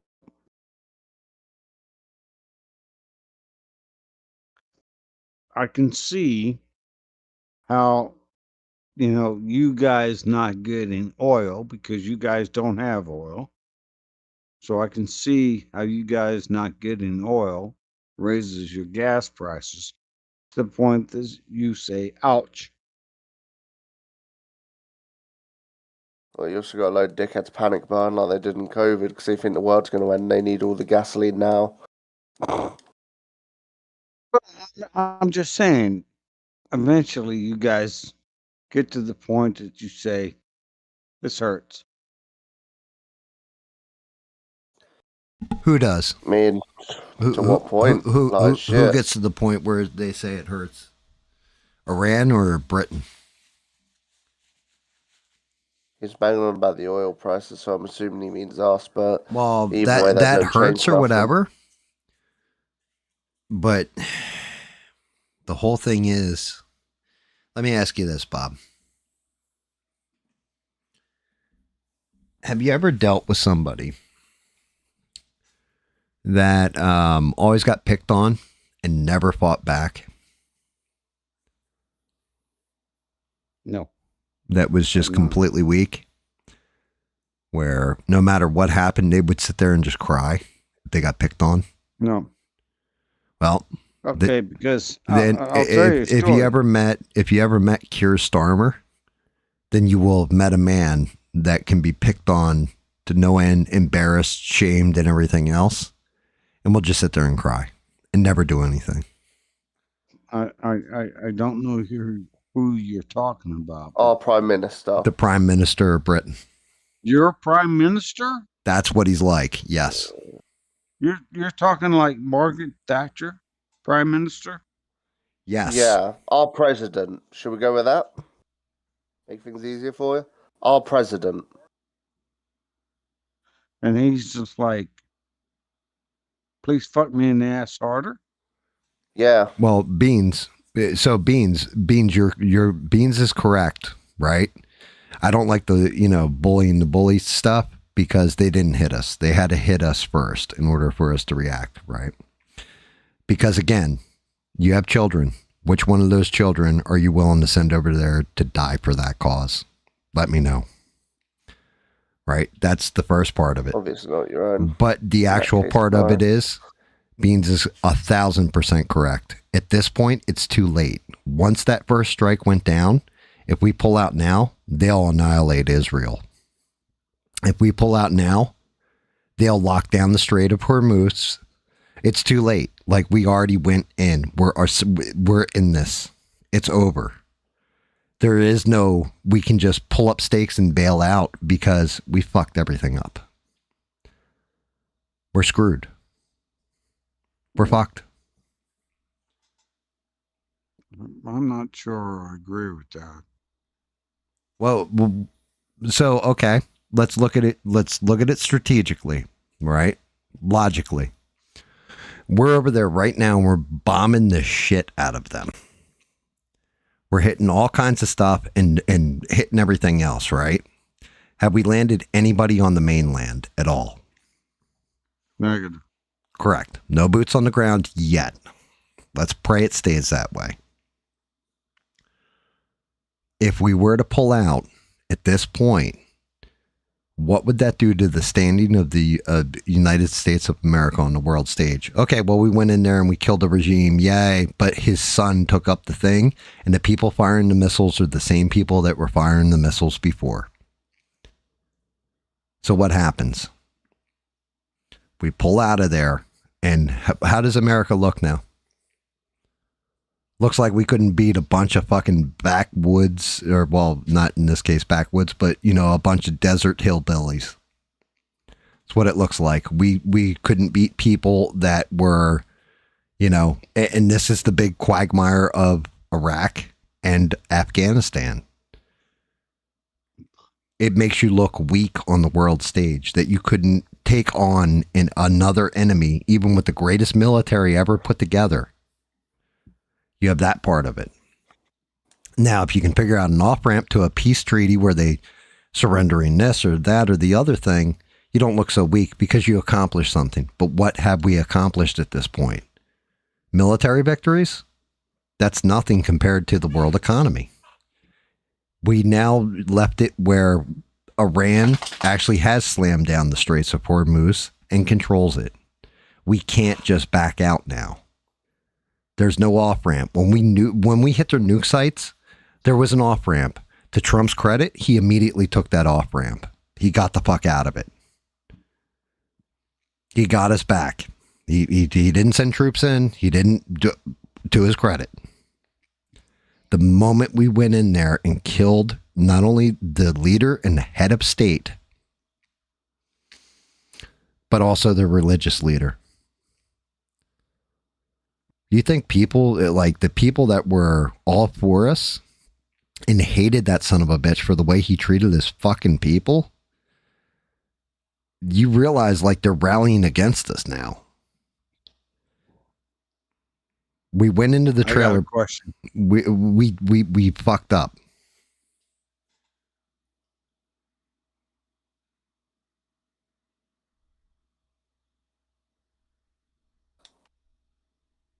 I got a question.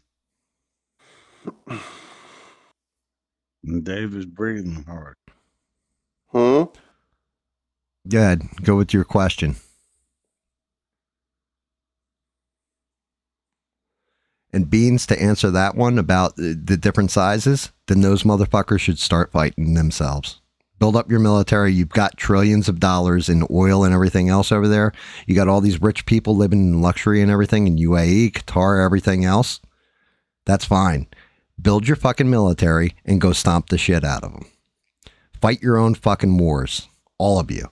And if Israel, like, do they have a right to exist? Of course, because they already exist. But you know what? Stop going and picking fights with people that are going to kick the fuck out of you and kill you.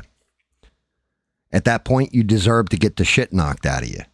At some point. You're going to have to. They may hate you. I don't give a shit what kind of bullies they are. Who they're not fucking with and who they weren't fucking with was us. Now we're in it. We're trapped. It's a bear trap. Those two statues you painted, yeah, actually look pretty good. Thank you, Bob. I appreciate that. I think Ian said that too. Thank you, Ian, by the way.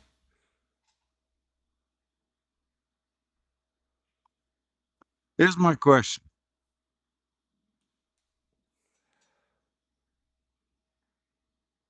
And I haven't heard this from Trump. I haven't heard this from Pete. Mm-hmm. I haven't heard this from anybody. And I want you to wait, I don't know, a minute because I got to go get a beer. Okay. Of course. You're fine. What's the exit strategy? That's just it. Why are we there? I'm going to go get a beer. Wait. Okay. I mean, that is the most valid question. Why are we even there? It wasn't for the people. I'll tell you that much. It wasn't to secure a legacy of a presidency of no wars, no new wars or anything else. If it was to stop their nuclear program, well, we did. We already did that. And we went back in. Would have taken them like half a decade to a decade for them to even just dig down there and get that nuke material, apparently.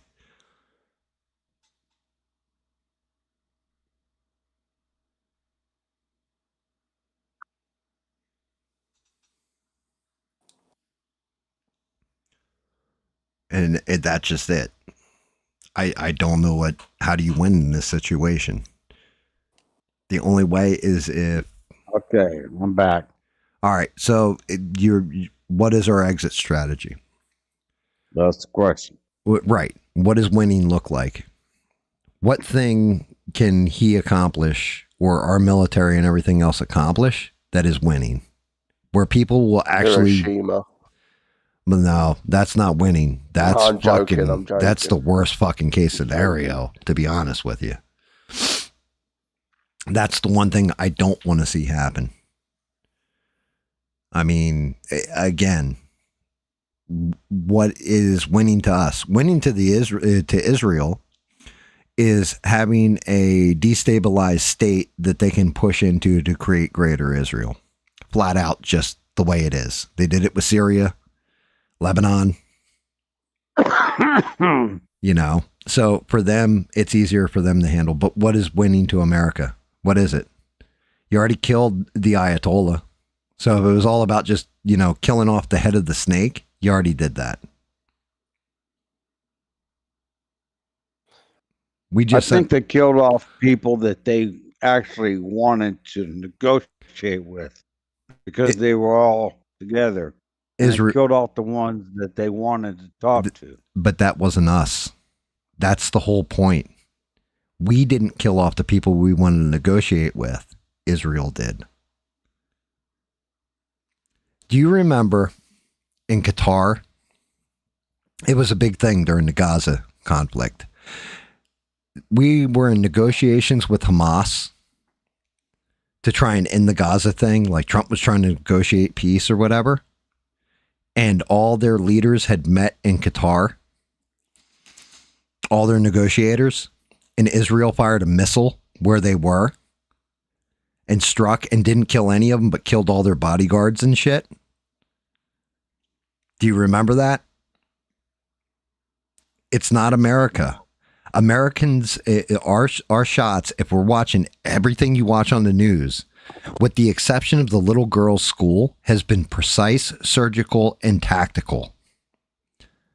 Hitting military boats, installations, everything else. With the exception of that girl's school. Whose intelligence were we running off of when we hit that girl's school? We were running off the Israeli Mossad. Why? Because Israel doesn't give a shit who they kill and who they don't kill. If they can go hit those desalination plants, and to Trump's credit, this is where I'm giving Trump credit.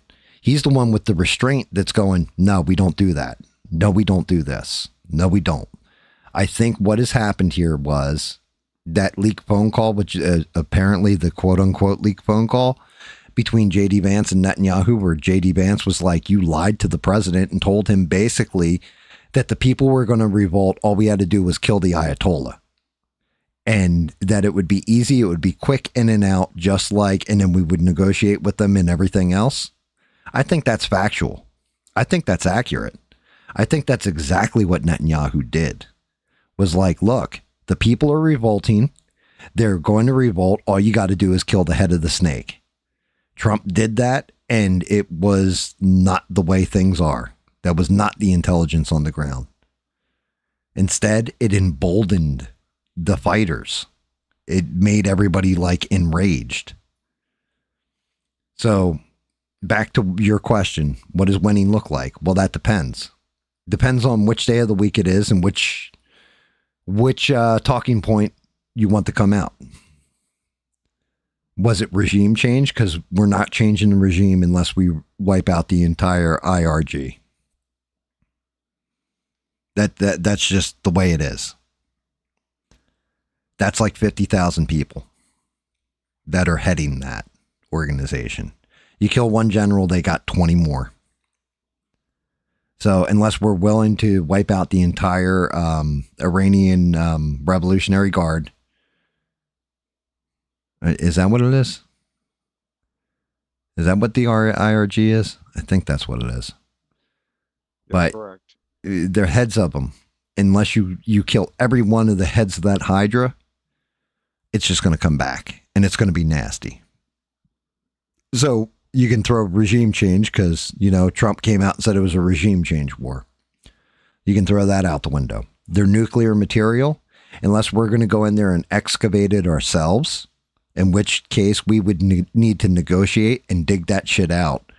That's not going to fucking happen. They're not. Then you got boots on the ground for at least the next 10 years. Because you're going to have to dig through all that rubble. You're going to have to get all the excavation equipment in. You're going to have to set up roads and all that. it's going to be a fucking mess. You're going to have fucking like little subcultures of these fucking sand devils fucking shooting the shit out of you and firing drones and missiles at you while you're doing it. You're fucked. So you can kind of wipe that off the table. Freeing the people from the regime.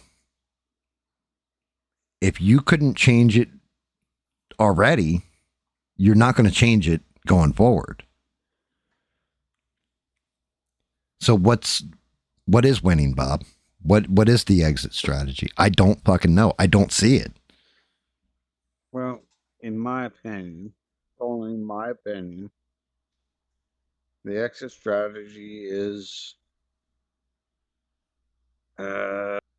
people hunker down until we're done doing what we're going to do.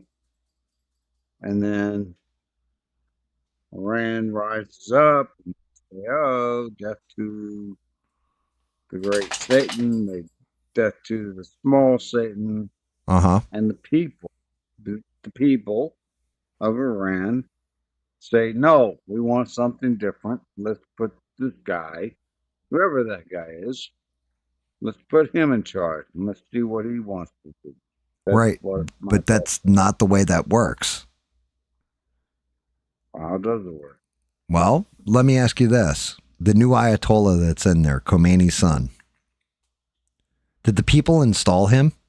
Did they vote him in? Or was he just assigned? He was assigned. Correct. So, if the people are not actually putting somebody in power, you're going to have to kill off every person in that old government in order to install a new government, a full regime change. How are you going to do that? There's 50,000 of them. I think No. You got to find, and I don't know if Trump's done this, but you got to find somebody. Okay, I live in Virginia. Mm-hmm. Right? And you got to find somebody that the everyday common people will say, I want that dude. That's what they got to do. They got to find somebody that says, I want that dude.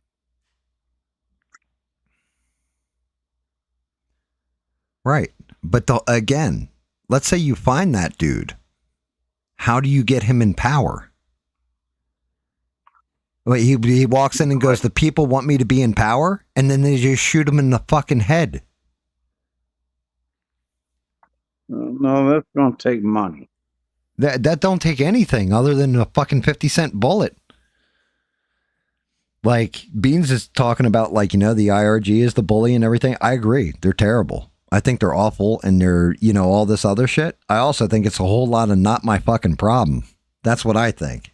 But unfortunately, it is my problem because we're over there.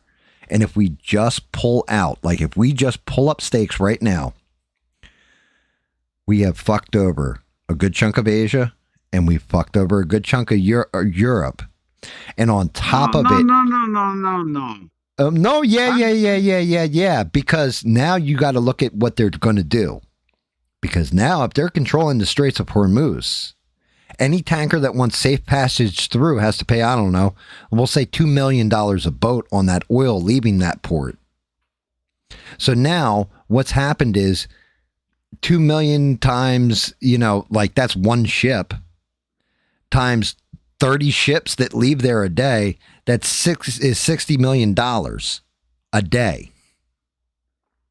Times a month, times a year, times 2 years. You don't have to develop a nuke. You can go buy one. Because and it's passive income too. So it's always going to be the income on top of the money you're making off the oil you're selling. So we can't let that happen. We're too late. We're fucked. We're stuck in a bear trap. And the only way to do it is to hold down the Straits of Hormuz or let Europe hold down the Straits of Hormuz or Japan and Korea or whoever. But even then, this is not going to end fast. Like the only way it ends fast is David's solution where you nuke people. Or my solution, where you hit the desalination plants, all the electrical plants, all at the same time, and you kill 2/3 of the fucking population. You turn them not from the Stone Age. You legit just create a giant, well, for lack of a better term, Iranian Holocaust. All right, well.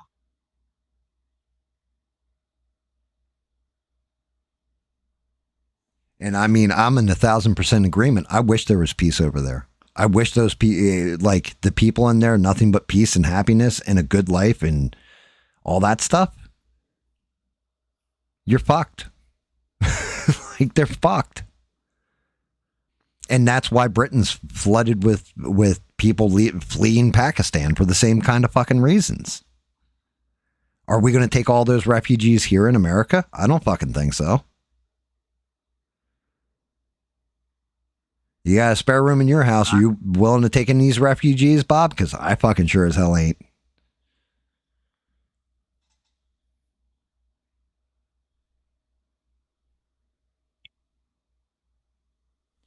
I actually had a thought, but I lost it. Unfortunately. I just don't think that things are part of this life and war. Can't hear a word you're saying, Bob. You're away from your mic too far, buddy. I had a thought, but... Okay, well, lay it out. Who knows, Bob? You might come up with the thought that changes everything, to be honest with you. Because I've thought through it in a whole bunch of different scenarios, and I'm like, maybe if we do this, maybe if we do like Bean said, just drop everything, leave, go fuck up Cuba or something, right? Who cares? That maybe we'll be all right. But then I look at it, and then I start realizing the long-term strategy. And exactly if I were in control of Iran, what would I do? Especially if I'm ruthless and don't give a fuck about anybody else, and it's all about enriching my country, building it up and making it stronger. And man, it's not good. It's a fucking bear trap. I would keep America in a bear trap. I would keep all of Europe in a bear trap. I would keep all of Asia in a bear trap, except for maybe China and Russia, because they've always had my back.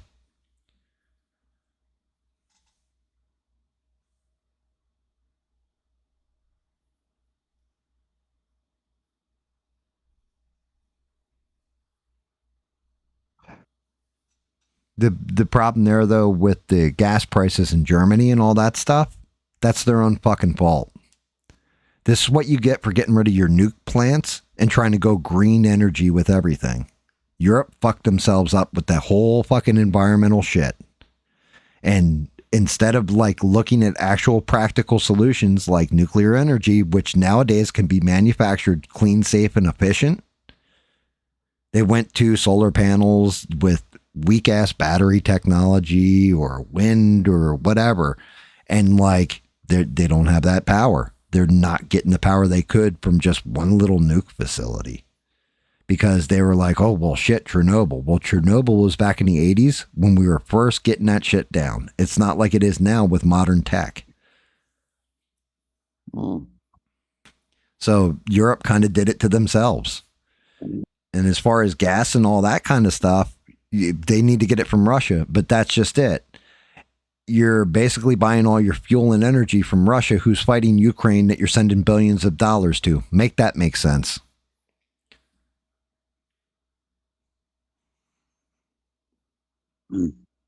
My whole thing has always been with Trump, America first. That's what I liked about him, right? We're not going to get in foreign wars. We're not going to get into this bullshit. What we're going to do is we're not worried so much about foreign policy as much as we are worried about staying right here in this fucking country, building up better, bringing back industry, making our lives better, cutting everything, and making the American people stronger, making this country great. Not 5 people that are on your administration that, you know, kiss your fucking ass on a daily basis and telling them ahead of time that, hey, you know, I'm going to announce tomorrow that we're going to continue this shit on. So oil's going to surge up in price. So make sure you buy stock in it now. Oh, well, you can't because you work for me. All right. Well, tell your kids because they don't, and they can bank the money for you. It's that shit right there. That's the dirty end of our fucking politics and everybody else. And the worst part about this, Bob, for me, what was the alternative? Kamala Harris? you know, like, okay, I'll eat this shit sandwich that is Trump over, you know, what the fuck we would have had to eat with Kamala Harris. At this point, we already would have been nuked or nuked ourselves by accident because she would have been drunk and hit the button. Fucking talk about like Americans are caught in a bear trap as a people, because who's next? Who can fix this? And I'm not smart enough. Interesting question. I'm clever. I'm not smart enough. No, that's an interesting question, because I'm actually looking forward. I tend to do that, but my question is, who's next? Who can I? And here's the big thing. If I'm going to vote for you, I have to trust you. That's to look fair. Out for my policies, and not yours. Beans is right. Not America first, America only. I'm 1,000% with you. But again, we have created a problem for the rest of the world by doing this. And I'm just one of those, I guess, responsible is it a people. Problem, or is it just? Oh no, it's not just a problem. Needs to answer it. No. Okay, so let's say with the British, the French, the Germans, everybody else sends in their military all right now. Hell, we'll even throw China and Russia in there to go into Iran and stomp them a mud hole in them, right? Just attack them. No negotiations, no peace treaties, none of this shit. Because now, if I'm to be honest, even if we were to sit down with a peace treaty with Iran, I wouldn't trust it. I wouldn't trust the paper it was written on. I wouldn't use it to wipe my ass, because they're going to do some sneaky 9/11 shit, guaranteed, or they're going to fucking build up and tag the fuck out of Israel at this point. Right? So if we went in there with full military force from everybody else, we control the Straits of Hormuz, and okay, now what? Now we have it. Now we force you to what? Sign a treaty? Okay, then everybody leaves, they go home, yay, we won the war. Do you think that shit's going to stay? Or do you think it's going to be the Shah of Iran all over again?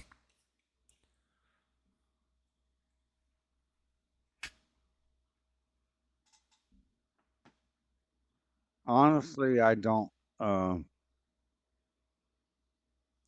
actually, you may not believe this, but I'm a fairly intelligent man. Mm-hmm. I don't see a way forward. Right. I don't see a clean exit. There you go. Thank you. You know what? So that's just it. And I mean, I'll ask you guys in the chat, who's got the clean exit strategy?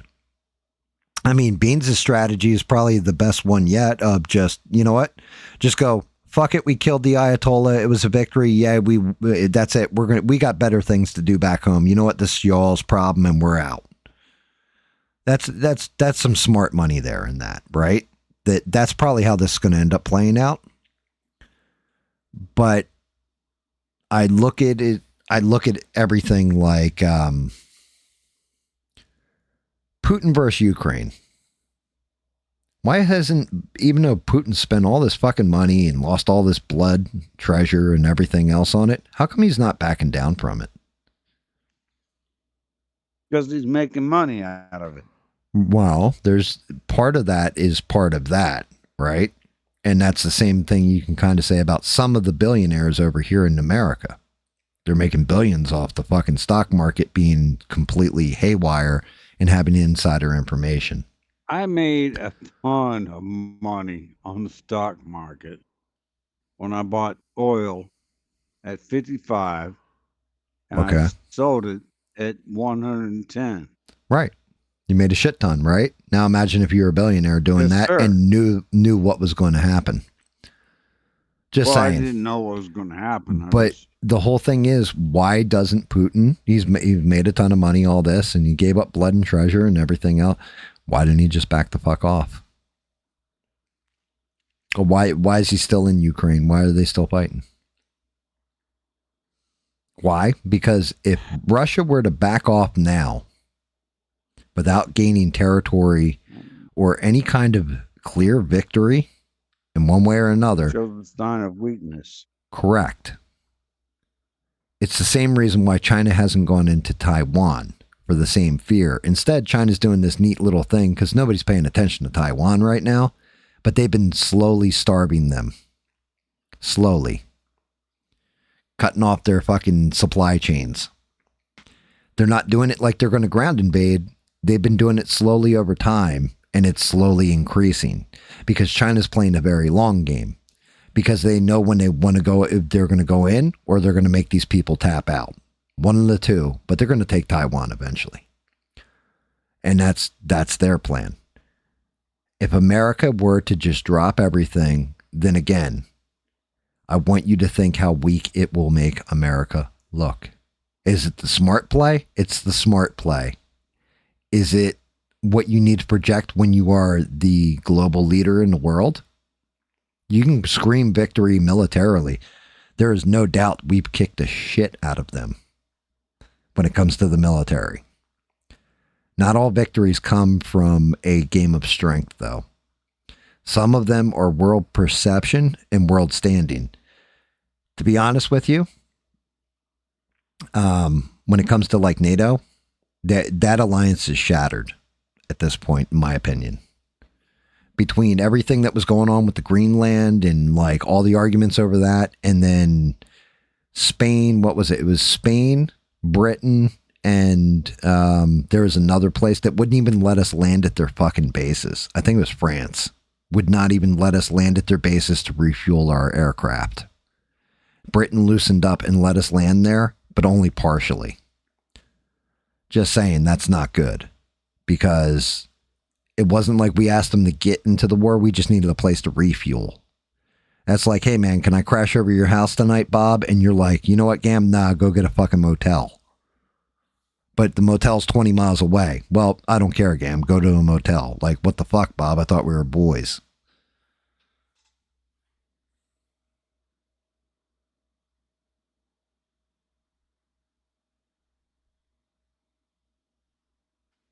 Because, okay, so that's one of those things. Beans is 1,000% right when she says this. Drill, baby, drill, all this other stuff. We don't get that oil. That oil does not matter to us. It doesn't matter to the American citizen.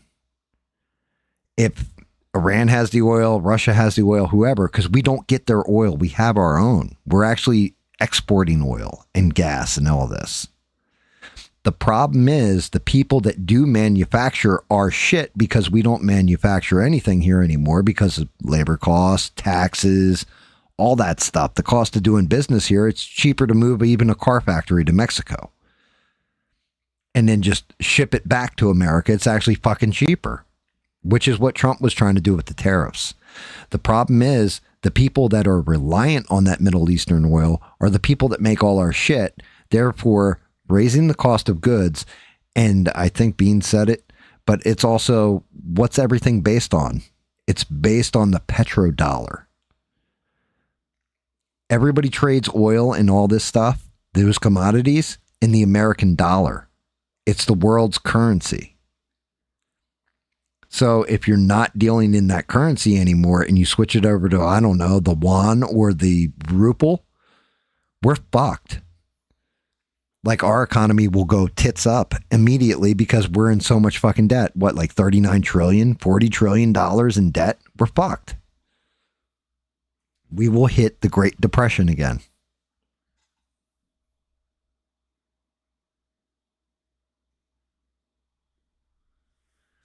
You know what?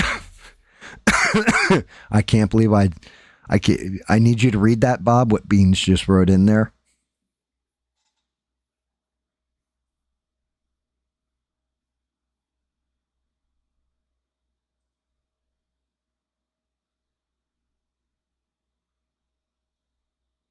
No, I agree. So, yeah, Bob saying about economy and stuff like this, right?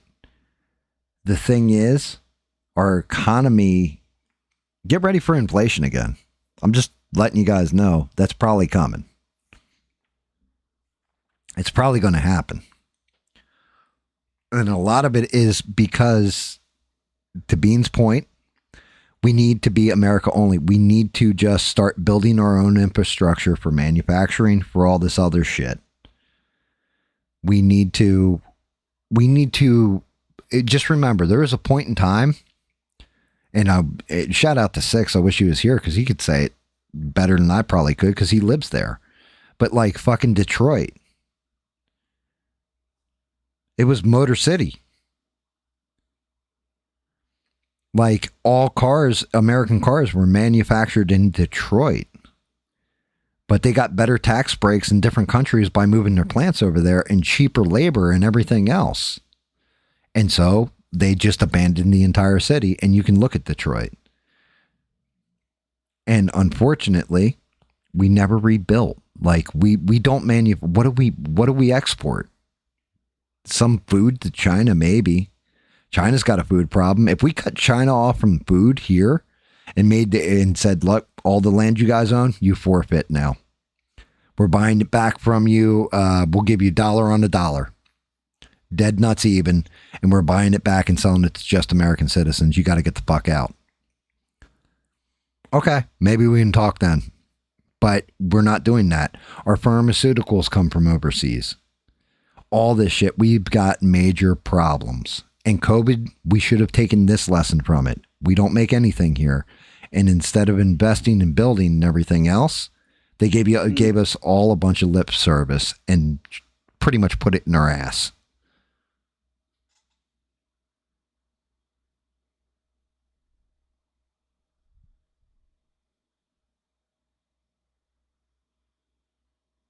Mm.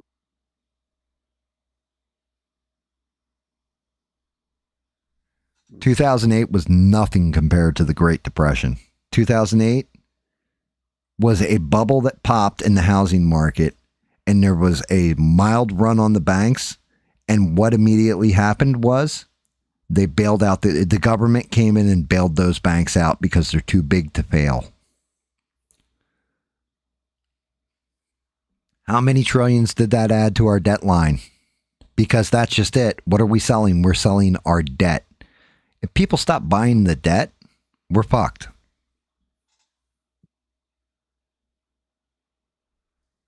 We all went through it. Okay, it still was nothing. It was nothing compared to the Great Depression. I don't think you had to boil your shoes and eat the leather for food.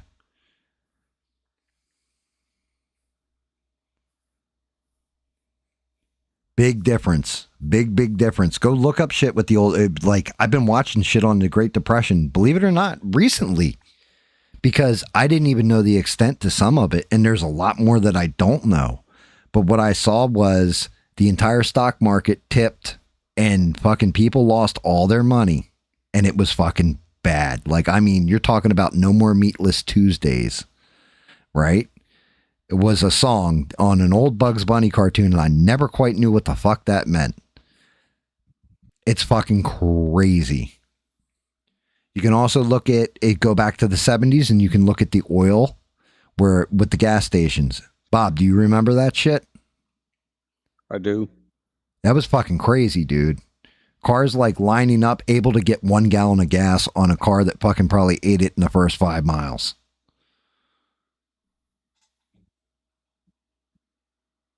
Well, I got a question for you.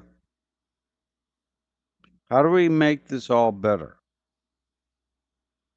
So I know you talk about how do we fix this? I don't know.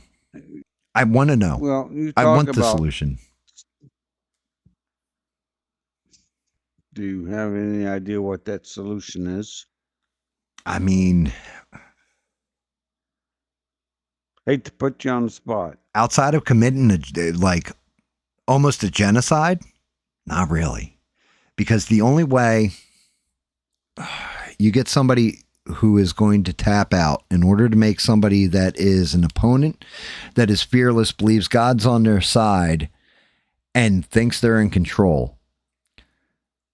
The only way is to make them get overconfident, make that mistake, and then hammer them. and hammer them so fucking hard that you become their god, basically. You override their god. I only have one god. Well, right. But the whole thing is, somebody can put the fear of God into you. And like I said, the only solution I can come up with is one of the most terrible solutions possible. And it's not a nuclear bomb, because a nuclear bomb is fast, quick, and easy. And it's terrifying. But you also irradiate everything. You've got nuclear winds that are going to blow, all that kind of stuff. You're going to destroy the land forever.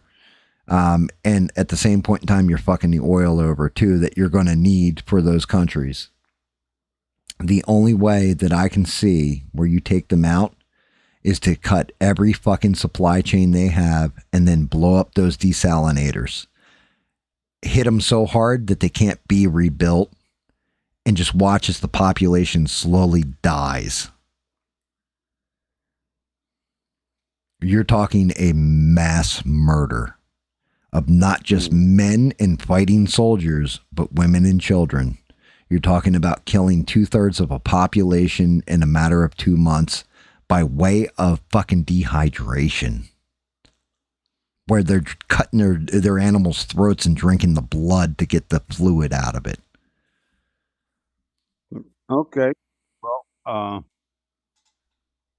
I'm not disagreeing with you at all, because I actually think you're right. Don't take that to big head. But you know, I think Trump's holding back on doing that stuff because good. He wants to have he wants to have a peace agreement that leaves them intact with somebody we can work with. Now, do I know if he has somebody that we can work with? I don't know. Right. But I agree with you, Bob. I want to see that solution. I want to see a diplomatic solution. War should have been the last damn thing we ever fucking did and the last way in. The other problem is this. You have this major problem. Iran will not, doesn't trust us at all to negotiate in good faith anymore. Well, that is a shock. Well, I mean, what do you expect when we're negotiating with them about nuclear material and then we go and bomb them and then call a ceasefire immediately and do an exit strategy? And then we hit them again.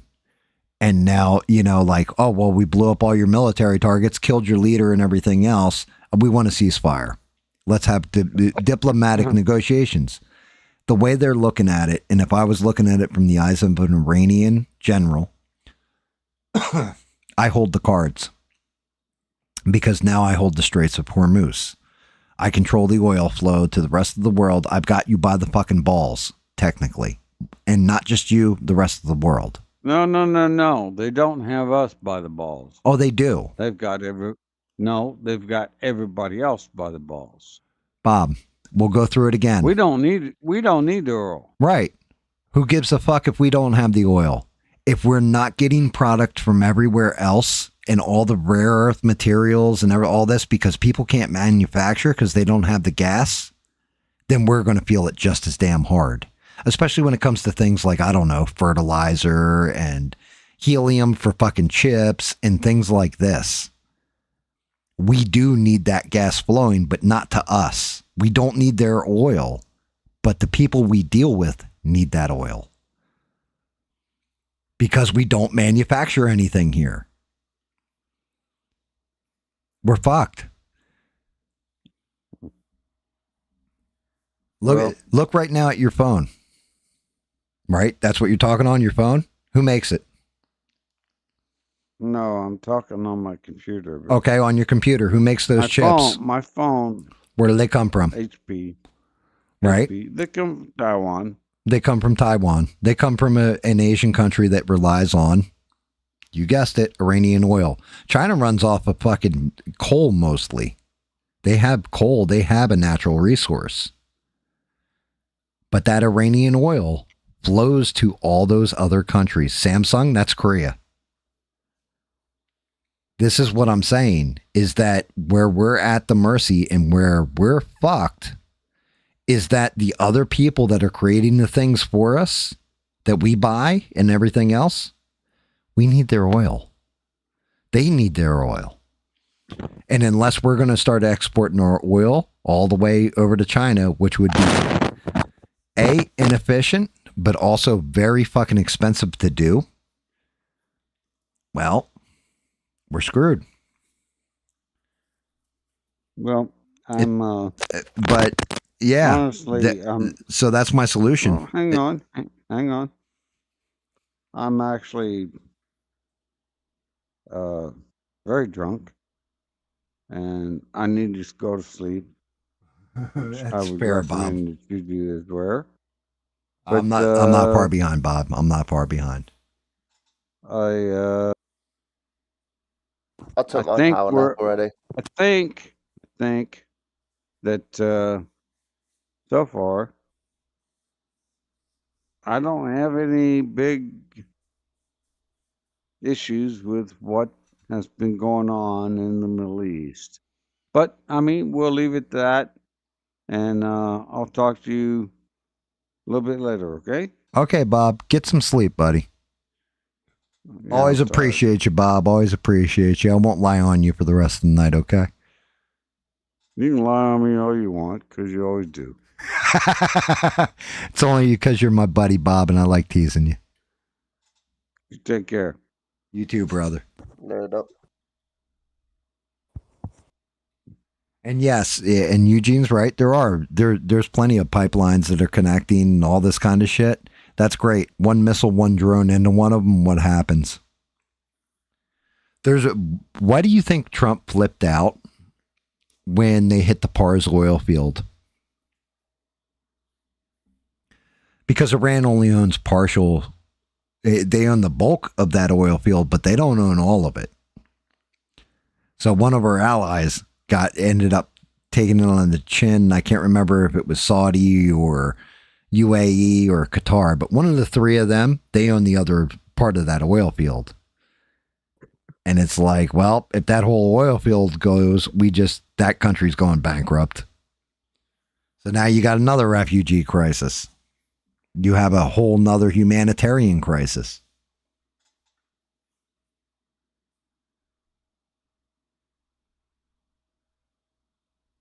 Yep, and that's correct. The sea is much easier. It's more cost effective to transport it by ship and everything else. Even if they paid like $2 million per boat to Iran to just go through the Strait of Hormuz, and the ship may get sunk. Well, that's why the tankers are afraid to go through. They don't want to die.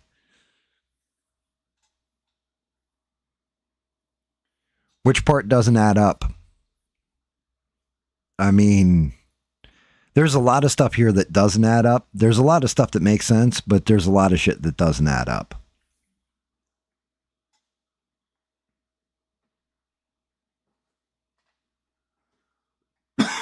The whole thing is, and this is the brutality of it all, victory comes at a cost. Always. That cost in this case could be 60 million lives. Or, it could be a lot of dead people, a lot of dead souls. Even if not one American from this point on gets killed, it could be those Iranian people, those same ones that were, the IRG's a bully to them, all being wiped out, because the only way to kill the bad people are by killing the good people as well. And that's not what I want to see happen. I want them to go any route but the route that I suggest. Because I know what that is. Like, I can see it, and it's fucking terrifying to me.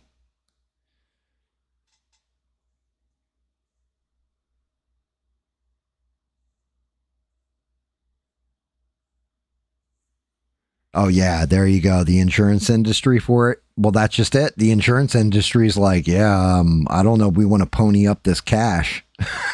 You're not wrong. And then it's not about the oil. Then what's it about? I mean, at this point, it wasn't about the oil in the beginning. No, this is about the Greater Israel Project is what it's really about. And like David said, it's about the big brother coming in to protect the little brother. Or being told, hey, there's this guy that is, a monster, a 1,000-pound gorilla that I got to go fight. And the big brother came in like, I've got your back with my, we call this white knight syndrome. And it's not fucking good. That's crazy.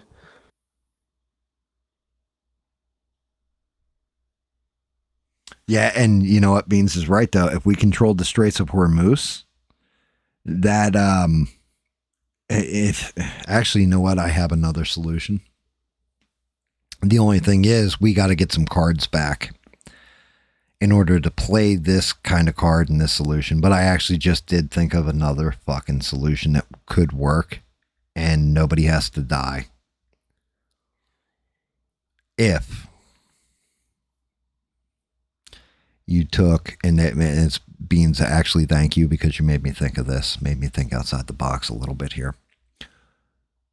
If America controls part of the Straits of Hormuz, in a negotiated peace treaty with Iran, but where they were letting the ships go through for, I don't know, $1 million, $2 million per ship, they up it to like $4 or $5 million. America gets like $1 million or $2 million per ship, and the Iranians get like $3 million. Everybody makes money. Oil's flowing. You enter a non-aggression pact where neither side's attacking each other, and you play nice, and you tell them you stop chanting fucking death to America, and, you stop striking Israel, but if Israel hits you at any time, we're not going to come to their aid. That would be it. You want a peace treaty? That's your peace treaty.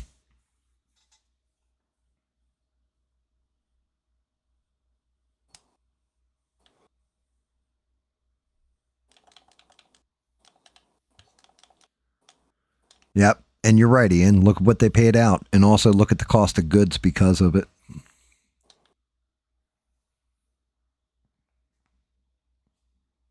Look at the cost of goods, man.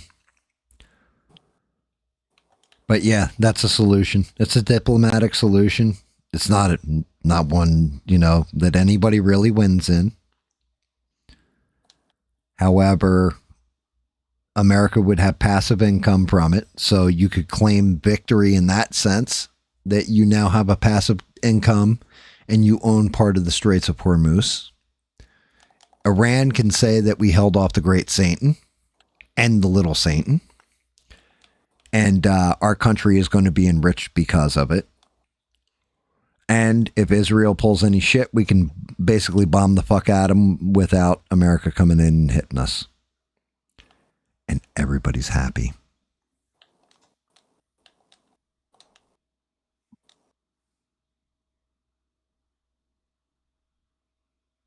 Yeah, but the problem is that we don't even know if the actual dude that they put in place is alive or not.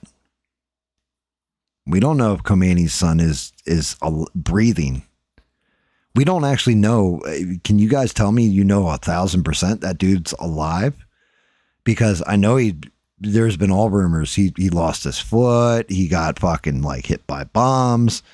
Any of the statements that have been released are like bullshit. And the Iranians are using AI for imagery and stuff that they're putting on the internets. So I don't even know that guy's in charge. I don't even know that Ayatollah is alive now. I mean, most of this, if we're to be real, is probably David's fault because he's British. And because his Pakistani overlords determined that David must do these things. Is that right?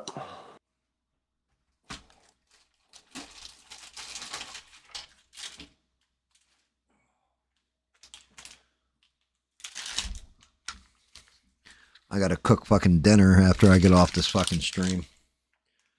I'm fucking hungry. I was hungry. For what is you hungry for?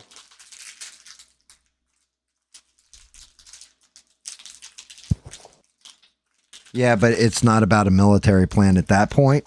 I'm just saying, legitimately, do we know who's in control of Iran?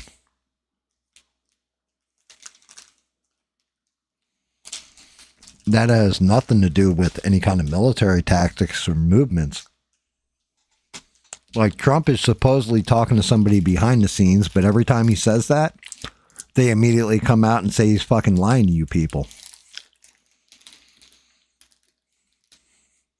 And the thing is, again, if I were in Trump's position, I'd be lying through my teeth so even my allies didn't know if I was telling the truth.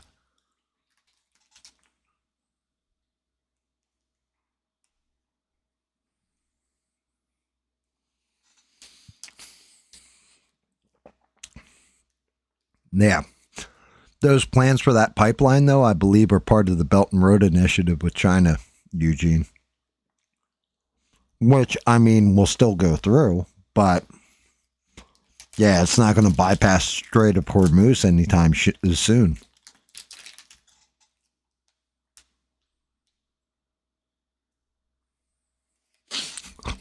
That's awesome, Beans. Unfortunately, if I started cooking on stream, I would become Julia Childs.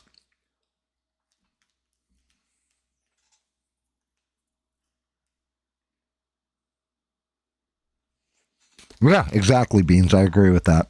I would lie through my fucking teeth so even my allies didn't know what I was planning. Because, again, the one thing that we have learned from this is, you know, if David were to come to me and tell me something, I would trust them. Oh, fuck me, here we go. No, I would trust you 1,000%. Keir Starmer came to me and told me something, I wouldn't trust that motherfucker as far as I could throw him.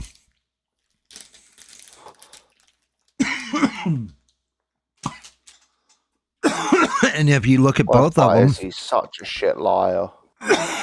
And if you, God damn. And if you look at David and you look at Keir Starmer, they're both British, they're both gay, and they're both men. But one you can trust, one you can't. And there it is.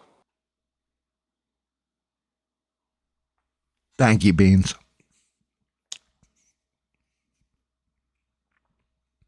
I think I've gotten better. With my painting, that is.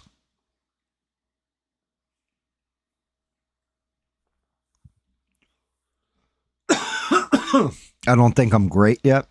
I don't even think I'm really good yet. I think I've hit okay levels, though, when I do it.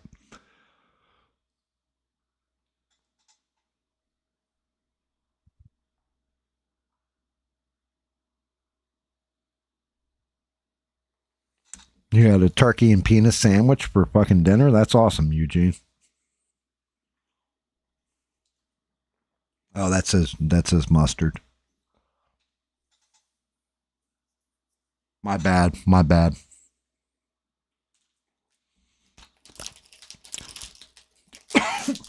Oh, God damn it.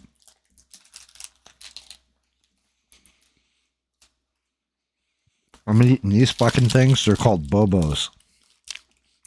PB&Js. I keep them around as munchy food. In case it's like nights like these where I just need an energy boost so I don't, completely sugar drop.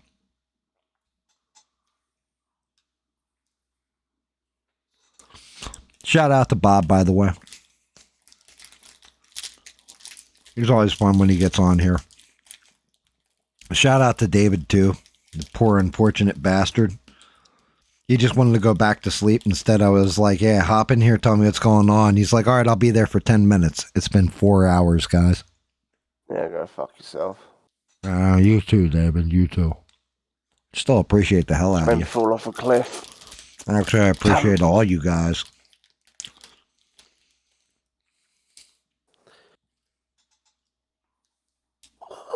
Oh, fuck. Yeah, I just wish there was an easy solution to this. And the easiest solution would have been not to even... When they came to him and they said, hey, look, we're going to go hit them because we got word that they're going to hit us. And then when we hit them, they're going to hit you guys too. We should have just been like, all right, whatever, go do whatever you're going to do. We're staying the fuck out of it, and saw what happened afterwards.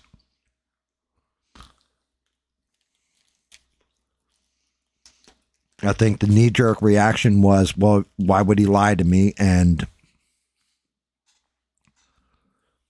the worst part is now what's coming out about Lindsey Graham going over there and basically telling him this is how you got to sell it to Trump. Meaning that basically Lindsey Graham betrayed Donald Trump and Trump still has him around him. I don't like that shit.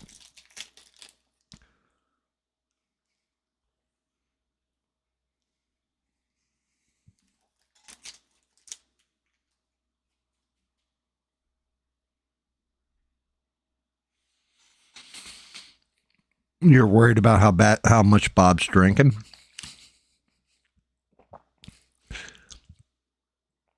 I am too, but after what he was saying about sitting there on the bricks and holding the hand and everything else tonight, it's his memories. He can't escape those memories. So sometimes you got to drink them away. I know how he feels, and I don't like it, but I understand, and I get it because I've been there. I've been there at a point in my life. And the only thing I can say is let's hope he starts that job and he's around other people like in real life, not just us assholes on the internet. And, you know, it takes his focus. It draws his focus from it, or at least quiets. It won't erase those memories, but it'll quiet them.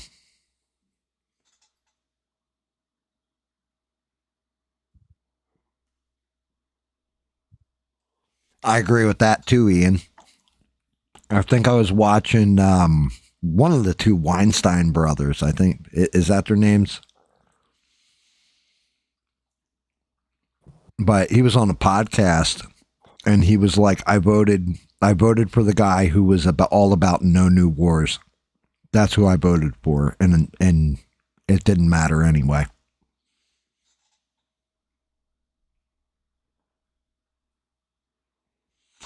I don't know, Eugene. Aren't you like you had 12 beers and you're fine? I'd be saving that fucking money. I would not be drinking at this point if I were you, bud. Just in case shit goes sideways. This way you can at least afford a motel room for the night or something.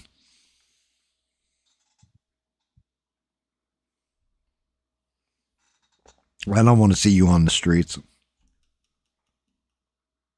I mean, you know, that's ABL's territory. He's from the streets.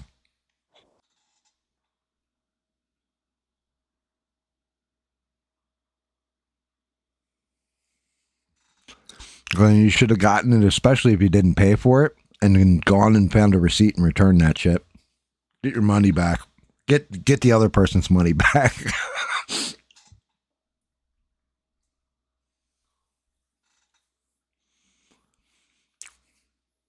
I mean, look.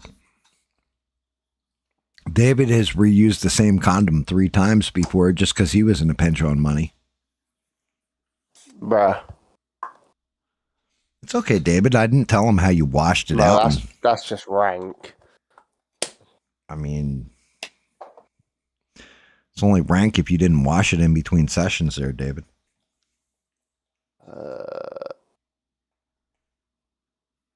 That ain't right.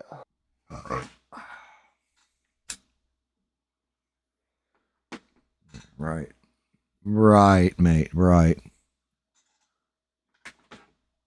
Let's smoke one last cigarette. We'll call it a night after that, guys. I need to fucking eat. I shouldn't eat. My cigarette, bud. Hey, look, bud. I'm smoking a cigarette, bud.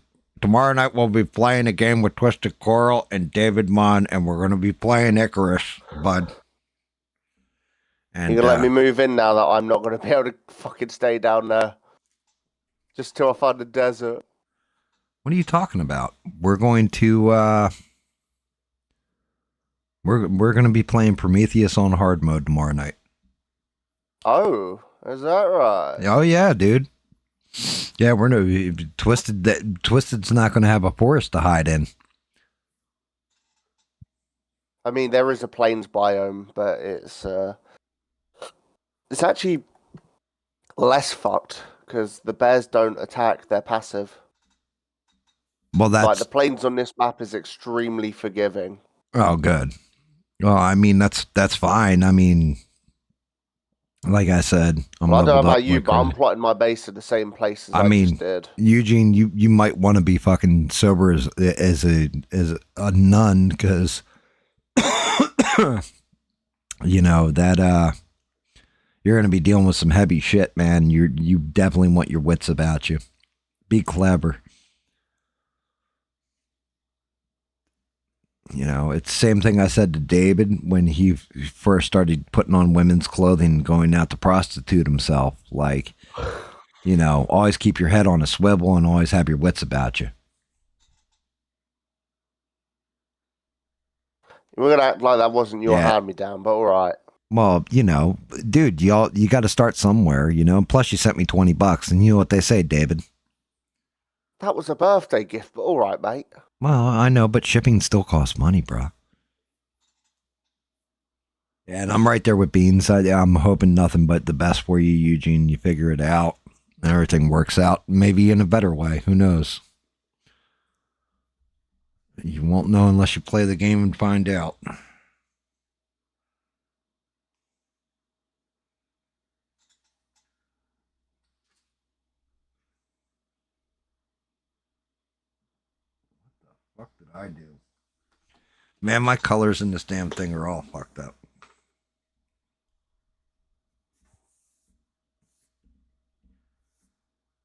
They gotta be. Parasite brown. I don't know, maybe they're not. 1, 2, 3, 4. Sitting there putting away my paints back in my kit, and I'm like, where's this color? Where's that color? What the fuck did I do wrong here? How is that? Hot orange, I'm guessing. It's 2 away, it is. It's the hot orange. Yep.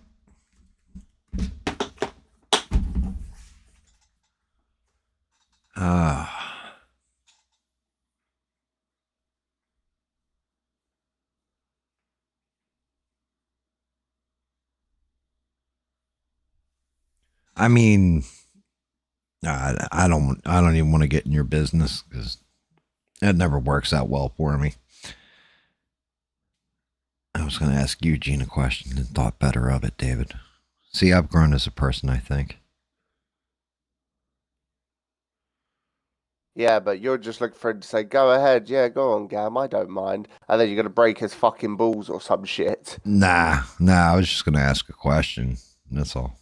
Oh, But yeah, fucking sometimes you just got to let shit breathe and let sleeping dogs lie. Call him a dog. I'm a dog. DAWG. DICKHEAD. Hey, H. What's a H? I don't know what a H is. Sort your fucking life out, mate. Next thing I know, you probably have a Z in there too.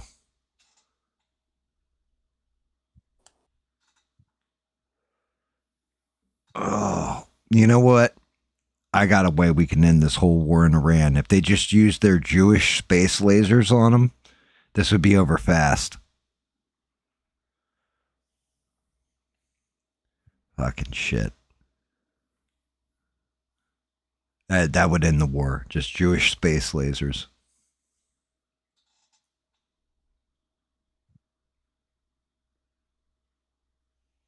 I mean, I'm sure it has too. Yeah, I think you're right, Ian. That's a good call. And that's what I'm saying. That's why I'm saying let sleeping dogs lie, because we all have our own different pile of shit we got to get through.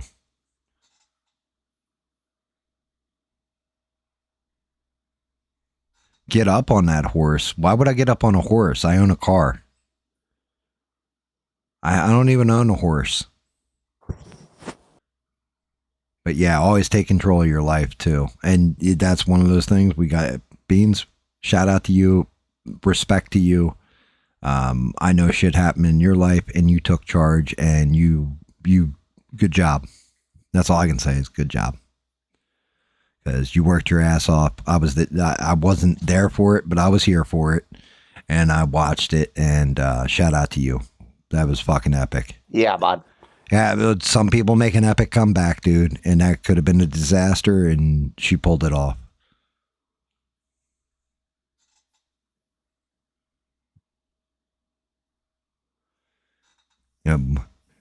Beans, that's the story of my life, is survival. So I'm never worried about that kind of shit. The only difference is now I got the wife, and the wife is just as bad as I am with that kind of shit. So I have a partner in this. Worst case, I can fly David out here. I can make him live out in the shed, and that is fine. And David would be fine with it. I would introduce him to Southern women that would. I'd try to make sure they weren't Russian, but down here in the South, we don't get many Russians, David. So you'll be safe. Listen, I had no issue with that part.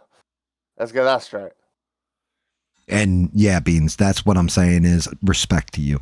Because legitimately, you're not talking from a place of bullshit, wishful, optimistic hopefulness. You went through it and you came out the other end. And to be honest, you came out the other end much stronger, much better, more experienced, like all of it. And, you know, you're on your own, you're standing your ground, and good on you for that one. That's not an easy thing. And, you know, good. You got to recognize and respect shit like that.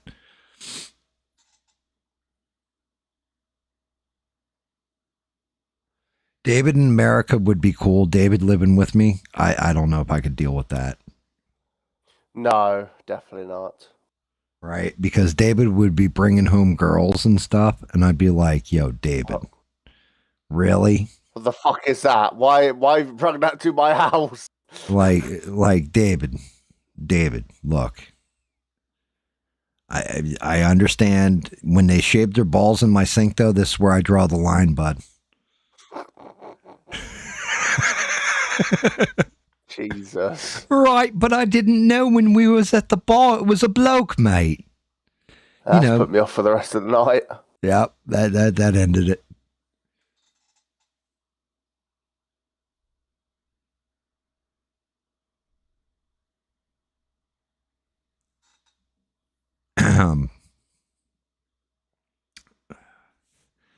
Family working against you and all that stuff. Again, sometimes you just got to do it on your own. I mean, look, Thanos went and got all those Infinity Stones on his own. If he can do it, you can do it.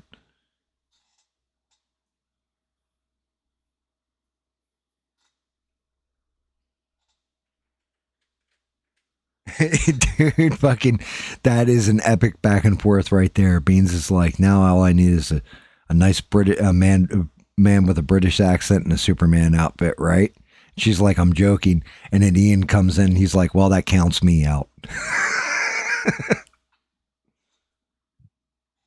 David's too young for you. David's too young for you, and he may have a nice British accent.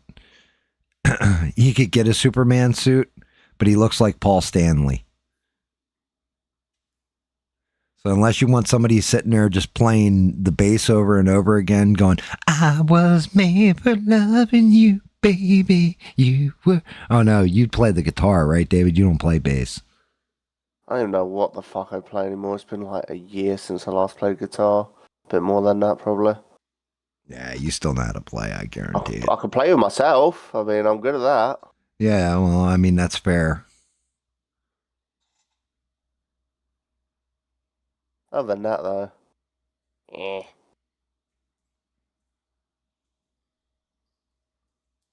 No, I know, Beans. I know.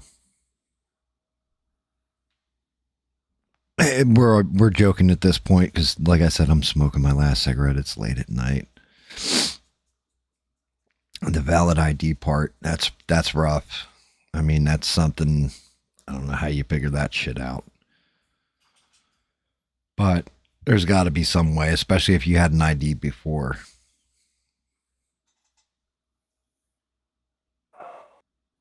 But again, that's why I'm saying you keep them wits about you and then start sitting down and writing down creative solutions or coming up with solutions. That's the only thing I can suggest, and I know that's about as helpful as David when I'm playing a fishing game.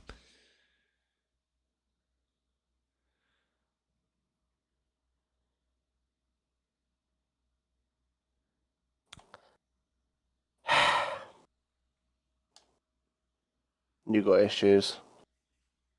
Especially if you're in the fishing game with me, because that means I'm playing a fucking fishing game. Mate, I tried that game they were playing. I could not do it.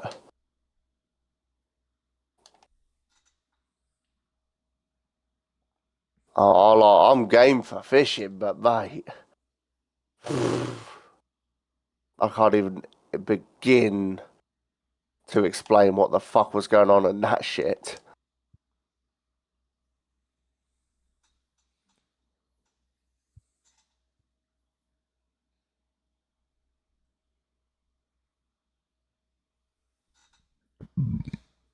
Oh, dear Lord. All right, I am done my cigarette, guys. We are rocking 3 minutes to 5 in the morning. Art Bell, we've got paused out at, let me see where the hell Art Bell paused at. Hour and 17 minutes in, so I know where to pick it up. Actually, shut down that window. I think it's a good place to call it. Most of you guys are either drunk or it's late at night for you. Except for David. It's early in the morning for him. Shit. It's well in the morning for him, is what he likes to say. 10 a.m. Yeah. But I'll be back later tonight. It'll be all of us playing Icarus in legitimately hell. Like, and you'll see what I mean by that. David's a tour guide. Yeah, and David's legit the devil touring us around that place.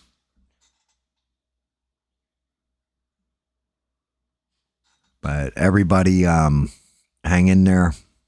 You know, keep your wits about you. Be clever. Let's keep everything optimistic and hope for a better day. I know that fucking a lot of dark pill shit here, but you know, that's unfortunately just the world we're in right now. But everybody keep your head straight and forward. I never say keep your chin up because that's the easiest way to get knocked the fuck out. But yeah, seriously. Everybody have a great night, and I appreciate the hell out of all you guys. I will hopefully see you tomorrow night and just hear us doing goofy shit on a gaming stream. Forget about life for a minute. And then if not, I'll see you next Sunday right at 8 p.m. Eastern Standard. You might see a notification of a test stream. If it says test, don't even bother fucking clicking on it. It's me testing to see if I got the encoder working on the old laptop and that the stream's working. So you can ignore that one, and that'll probably be on Saturday anyway. But Sunday I'll be back. I'll paint, and Wasp, I think her body should be done and ready to rock and roll. I just got to go over the print. If not, I got a day and a half to fucking basically reprint till we get it clean. In the meantime, everybody have a great night, day, whatever. Remember to always be creative. And most importantly, don't take shit from anyone. Good night, everybody, and thank you again.